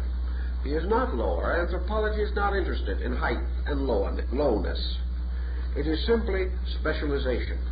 It is simply situation making possible something which our situation seemingly has denied. On the other hand, we face this man with certain knowledge which he does not possess, and through the common sharing of this knowledge, we discover that culture is a giving and taking, that it is the individual accepting what he needs and trying seriously and honorably to convey to another that which he needs, in order that we may have a free circulation of cultural attainment. Assuming that we could make a distinct 10% gain in our culture in the next 100 years, and that this 10% gain represents the cultural ascent associated with scientific progress, we could then say that in terms of the present time, we would live in a far better world than we have ever known. We would live in a world in which, for instance, we would be able to visualize solution somewhat better than we do now. For 100 years of culture with anthropological education would give us a new insight into the true meaning of growth, as growth applies to the human being, as growth applies to the individual coming of age in nature. If anthropology led this study, though, so that the average child of 100 years from now was perfectly conversant with the anthropological pattern, is quite possible and conceivable that this, added to the 10% of progress which might normally be hoped, would result in a very much broader, deeper, and wiser world than we have today. In this world there would be fewer enemies and more friends. In this world there would be more understanding and less misunderstanding. There would also be the gradual clarification of incentives. And as one anthropologist pointed out, the one, perhaps the unique thing that anthropology can offer to man is a systematic pattern of incentives. Incentives that are desirable, incentives that are significant. In other words, the reason for existence must be ennobled before we can hope to plan or build with any concept that is adequate. We cannot live only to extricate ourselves from immediate emergency. We cannot live today only in order that we can save ourselves from the misfortunes of yesterday. Nor can we live today only in the process of trying to block the misfortunes of tomorrow. We have to live in the concept of a gradual purpose, gradually attained by systematic effort. The moment you have this concept, you will find people putting their shoulders to the wheel. And the moment people have a vision, they will move. And this has been proven often by the most negative circumstances of history. For even tyranny has given men concept of something to be done. And many tyrants have brought their whole world with them to their common destruction with vast enthusiasm, simply because they had a strong program and everybody wanted to get into it. The same way, a good program, strongly and firmly stated, will gain the allegiance that is now wasted, and will rescue the individual from the neurosis of his own spare time, a spare time which is not necessary for his own survival, and which he sees no need of applying to the survival of anything else. The idea that culture could become a hobby, could become the great avocation of mankind, is most intriguing, most stimulating. Assuming that present cultural motion continues approximately as it goes along today, and that meeting certain very difficult situations, we meet them with some measure of sufficiency. Not a total measure, but a surviving measure of efficiency. The world 100 years from now should be politically quite different from what it appears to us today. The pattern of policy, the pattern of the means by which political ends are attained, is so faulty that culture could not permit it to go unchallenged. We must therefore reasonably expect that there would be greater emphasis upon honesty and integrity in the management of things than we recognize now. And it is quite probable that the political basis of governments and other important basic principles would be largely modified by cultural understanding. One of the things that culture would do would be to dignify public office, and dignify it by pointing out clearly to the conscious experience of man the responsibilities of office, so that man would regard seriously as his proper contribution to society opportunities which he now exploits largely for personal profit. And this type of motion would be cultural and would be an assent.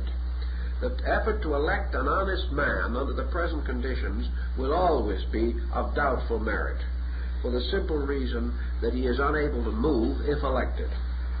Whereas culture would give him an environment in which honor and honesty would be supported.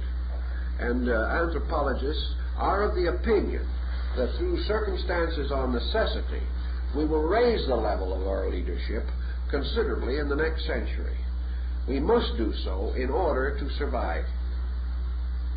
Culture bringing into our lives also greater harmoniousness by reducing the hazards of life, by reducing the negative and adverse experiences and observations with which we distort our present psychology, might very well add considerably to our health and assist us in the advancement of our hope of overcoming many of the forms of sickness and dilemma which burden us likewise.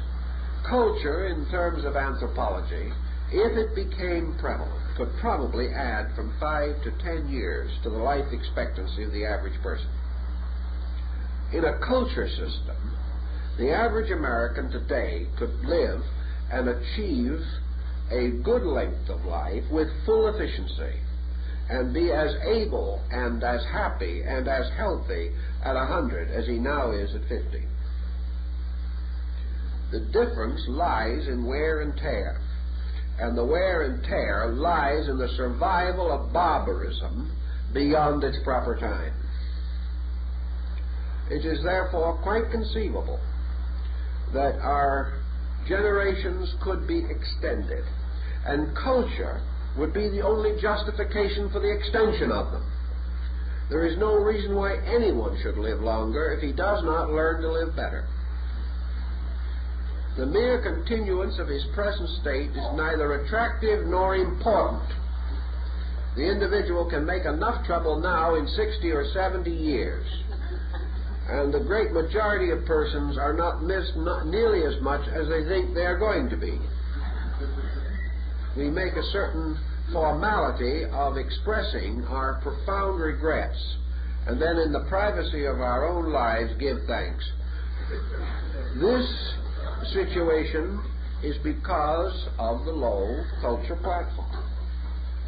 If man, living to 100, was during this entire period culturally occupied, he would have a pleasant, happy life, and culture would make him companionable and compatible, which is not the case in most instances today.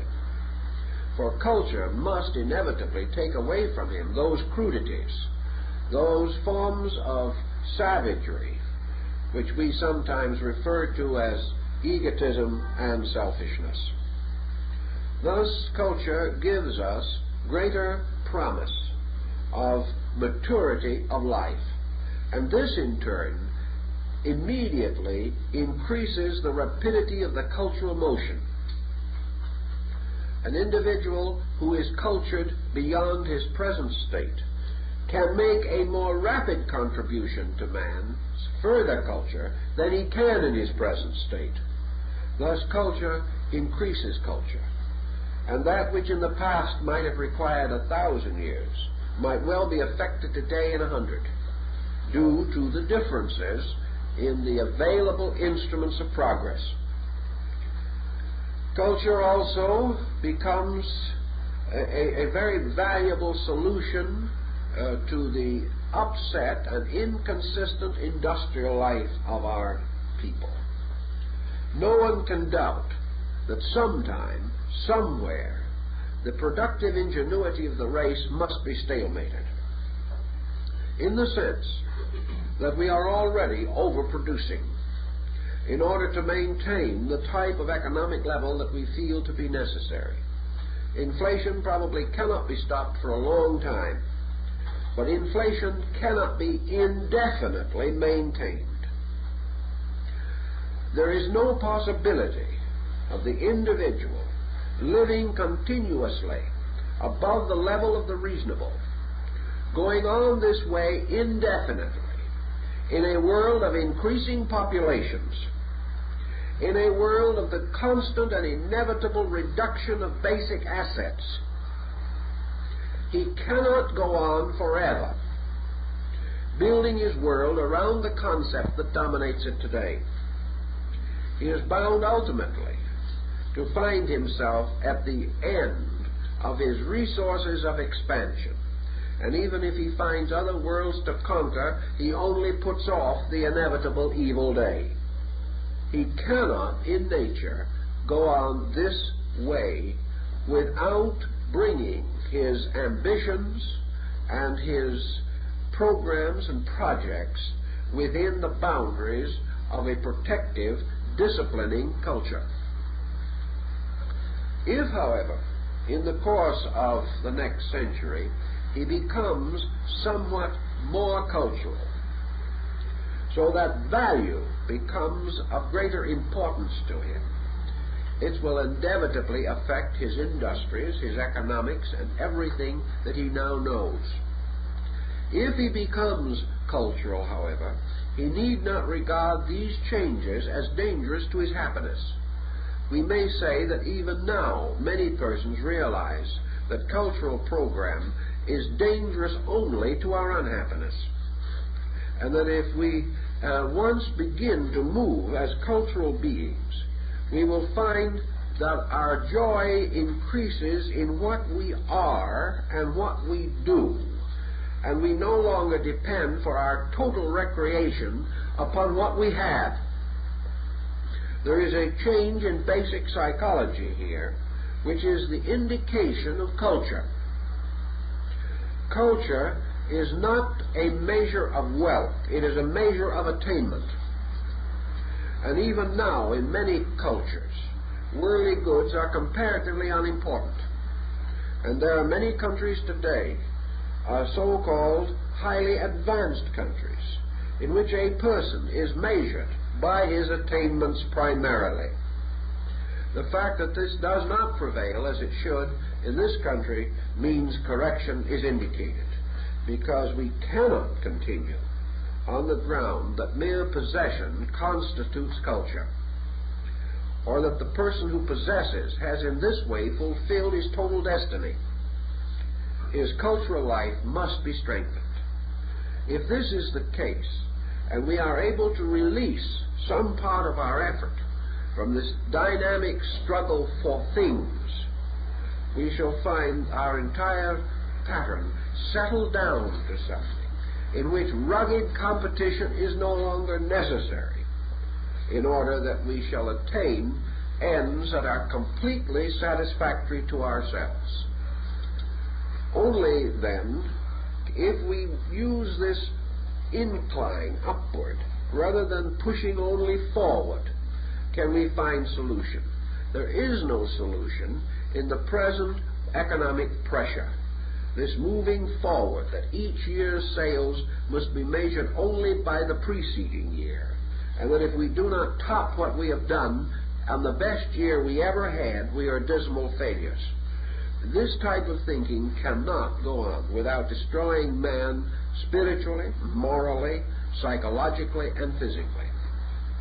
So culture points out the release that is given by permitting the individual to become aware of the wealth of personal self-expression, the wealth of sharing thought, the wealth of loving beauty, the wealth of creating rather than merely perpetuating.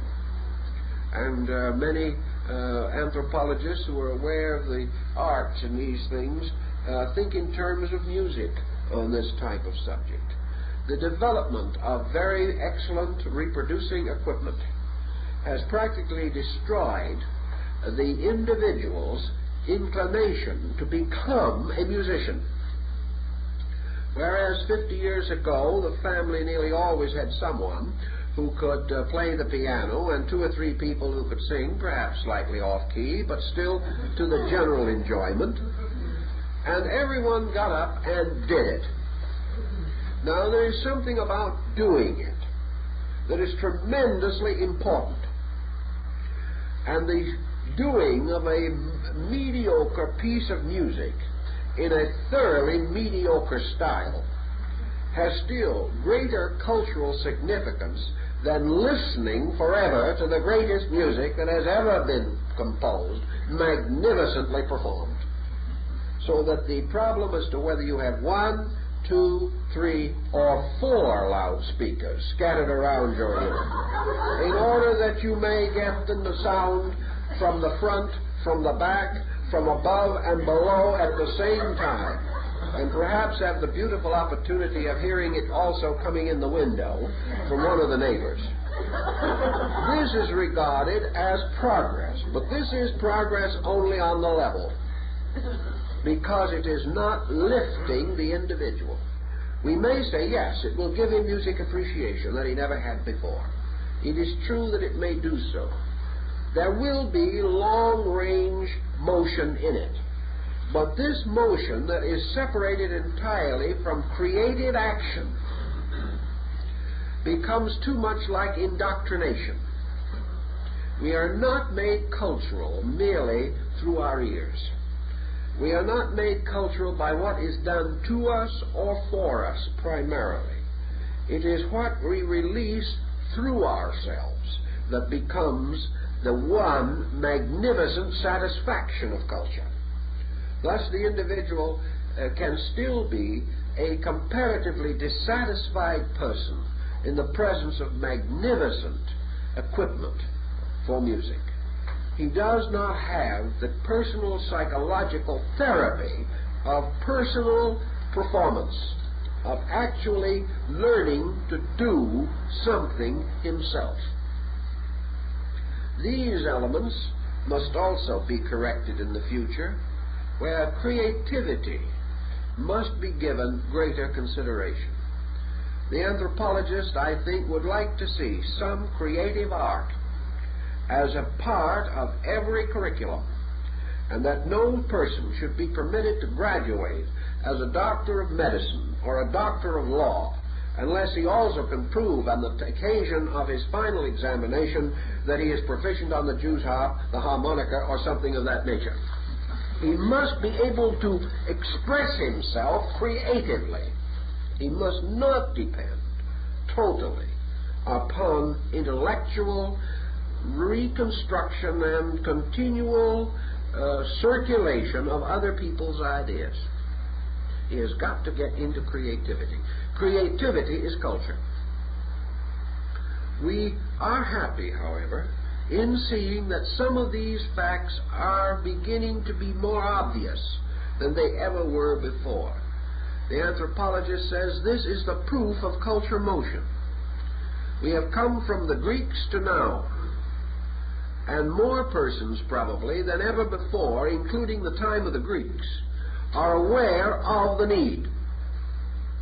In the time of the golden age of Pericles, 50 or 100 great human beings were aware of the need in a great way. Today, 25 centuries later, 2.5 billion human beings are to some measure, in some way, aware of need. Not as greatly as the Greek, but still the tremendous diffusion of the realization of need. And whereas there were 150 articulate Greeks who could tell the story, there are probably today 1 million articulate people who can tell the story. perhaps not as thoroughly as the Greeks did, but sufficiently to show that the motion of culture has gradually communicated itself to groups, to masses, and to the total body of humanity, whereas at one time it was almost a small autocratic group, locked within the boundary of its own circle and talking only to its own kind. This point is a very important one in representing cultural motion. It shows the diffusion. It shows it when we see everywhere the increase of art interest, of culture, the advancement of many things that speak of great culture, but at this time speak only of a longing which the individual has never integrated in himself into the statement that this is culture that I need. He has never stated that. He has simply felt the hunger and eaten as he could, but he has never learned the laws of the dietetics of culture. He has never learned what its nutrition is or how it should be administered, but he is moving toward it. What then would we say would have the effect upon the total growth of these beings? Going back to the first question we started with this evening, the growth of soul through body. The growth of body after maturity of years does not appear to be very obvious to us. We presume and assume that it maintains itself until decrepitude sets in. Actually, body can constantly grow. Body is either constantly growing or constantly decaying, one or the other. It never stands still. Consequently, anything which vitalizes the inner life of the individual contributes that vitality to body. Also, body under culture is in a constant state of refinement, and that is sensitizing of its elements. 20 years of culture will change the cellular structure of the brain. 20 years of culture will cause the individual to have command and control of nervous reflexes that he did not have before because he never called upon them before. And our psychological life also calls upon functions. It is not merely our physical living that demands functional coordination. There are in the body of man innumerable functional processes which have to do with the transmission of the psychic life of the individual into activity. The culture refines and strengthens these bridges, therefore giving the being in the body ever greater areas of function and enabling it to release itself more adequately through the body. If in the course of culture the individual transforms his mechanism from a $25 radio to a $200 radio, he is going to have better receptivity of something because he has better instrument to receive with. The program may be quite the same program if it's coming from within himself, but it is going to sound better. He is going to suddenly come to the conclusion that the program is better. That is the way he is going to immediately analyze it. He's going to say, when I heard it before with this other equipment, I am quite certain it was off-key. Now, with this better equipment, it seems to be on-key. And he is going to blame or assume that the program has changed. But actually, he is providing an instrument by means of which psychic motion coming into body will not be as distorted or inhibited by lack of available instruments of expression. Also, culture induces the individual to attain greater skillfulness, producing faculty capacities and intellectual abilities better suited to express himself, better suited to interpret, and better suited to discover new and more useful means of using the energies and powers and faculties which he possesses. We may then inevitably assume that culture which produces leisure, which is the foundation of civilization, is important. True leisure, however, demands of the individual true use of leisure. And without civilization as a factor in his consciousness, leisure cannot be used. Leisure wasted in dissipation is a sin against culture as far as our great need of today is concerned.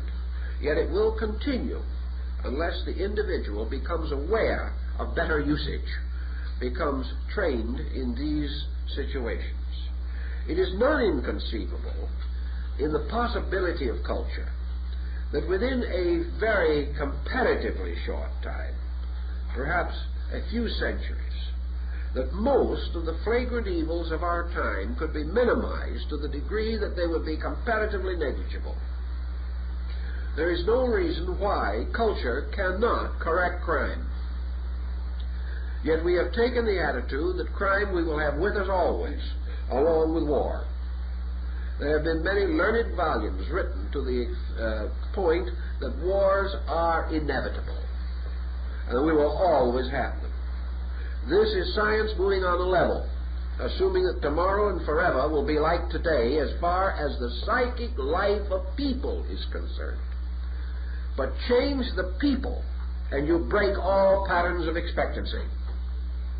Another kind of person will not have these wars.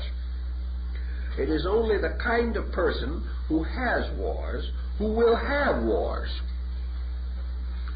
And culture will not permit this. Culture taking over will find means of arbitration, or will finally dissolve the problem which even requires arbitration. If then culture can take over in a major manner, several important fields of living can be immediately assisted. Domestic relationships can be easily handled.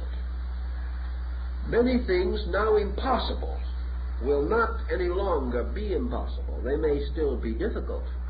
The impossible will become difficult. The difficult will become easy, and the easy will cease to exist. These things, step by step, will be eliminated by the progress of things. Now, culture also, moving into biology, points out that cultural sympathy will probably ultimately solve racial problems. Both your philosophical and your anthropological school see no reason to question that ultimately your racial problem will end, and that we will have a race which has absorbed all races. And just as all races came from one, primarily, so all races trend inevitably toward one. The forcing of such union is non-cultural, but the gradual permitting of that which becomes obviously necessary, good, proper, and acceptable to occur is cultural. Therefore, the cultured human being, over a period of ages, will probably find his own proper and reasonable solutions to religious problems, racial problems, national problems, and personal problems. There is no problem that will withstand a kindly understanding, and that is where culture must come. Anthropology is therefore dedicated on the field of utility to a battle for a cultured way of life for the whole world, on the grounds that by attaining this, mankind will overcome the great adversaries which have prevented peace and have prevented fraternity among men. That having overcome these adversaries, energy will then be released from wrong use, and the individual who has been fighting for his errors down through the ages will now have energy for progress. And more energy has been used to block progress by sincere people than has ever been endeavored into that progress itself. If we could take all the obstacles put together, we would find that they overwhelmingly have exhausted the energy resources of man for ages. Anthropology says this is not necessary. That what we must have is all energy conserved for progress. True progress being man's ethical victory, his cultural victory over necessity. Man, 1,000,000 years ago probably, conquered his primary necessities. He is now conquering his secondary necessities, which arise from his appetites. They are not necessities at all. They are luxuries which he has found or accepted to be necessary. Culture will assist him to achieve a victory over his luxuries, and by so doing, rededicate him to the essential progress of his race, or his creation, or his time, or whatever may be the unit with which he is immediately concerned. It will, however, give him a growing non-immediate concern for the common good of all things, and thus bring about a change. And the optimistic anthropologist believes that we can live to see important development in these directions, and that within the next few centuries we may actually find the solution, not by the expected routes, but by the fact that the solution has always been in man, if man would have the courage and the vision to let it express itself through his life. Well, our time is up, so I guess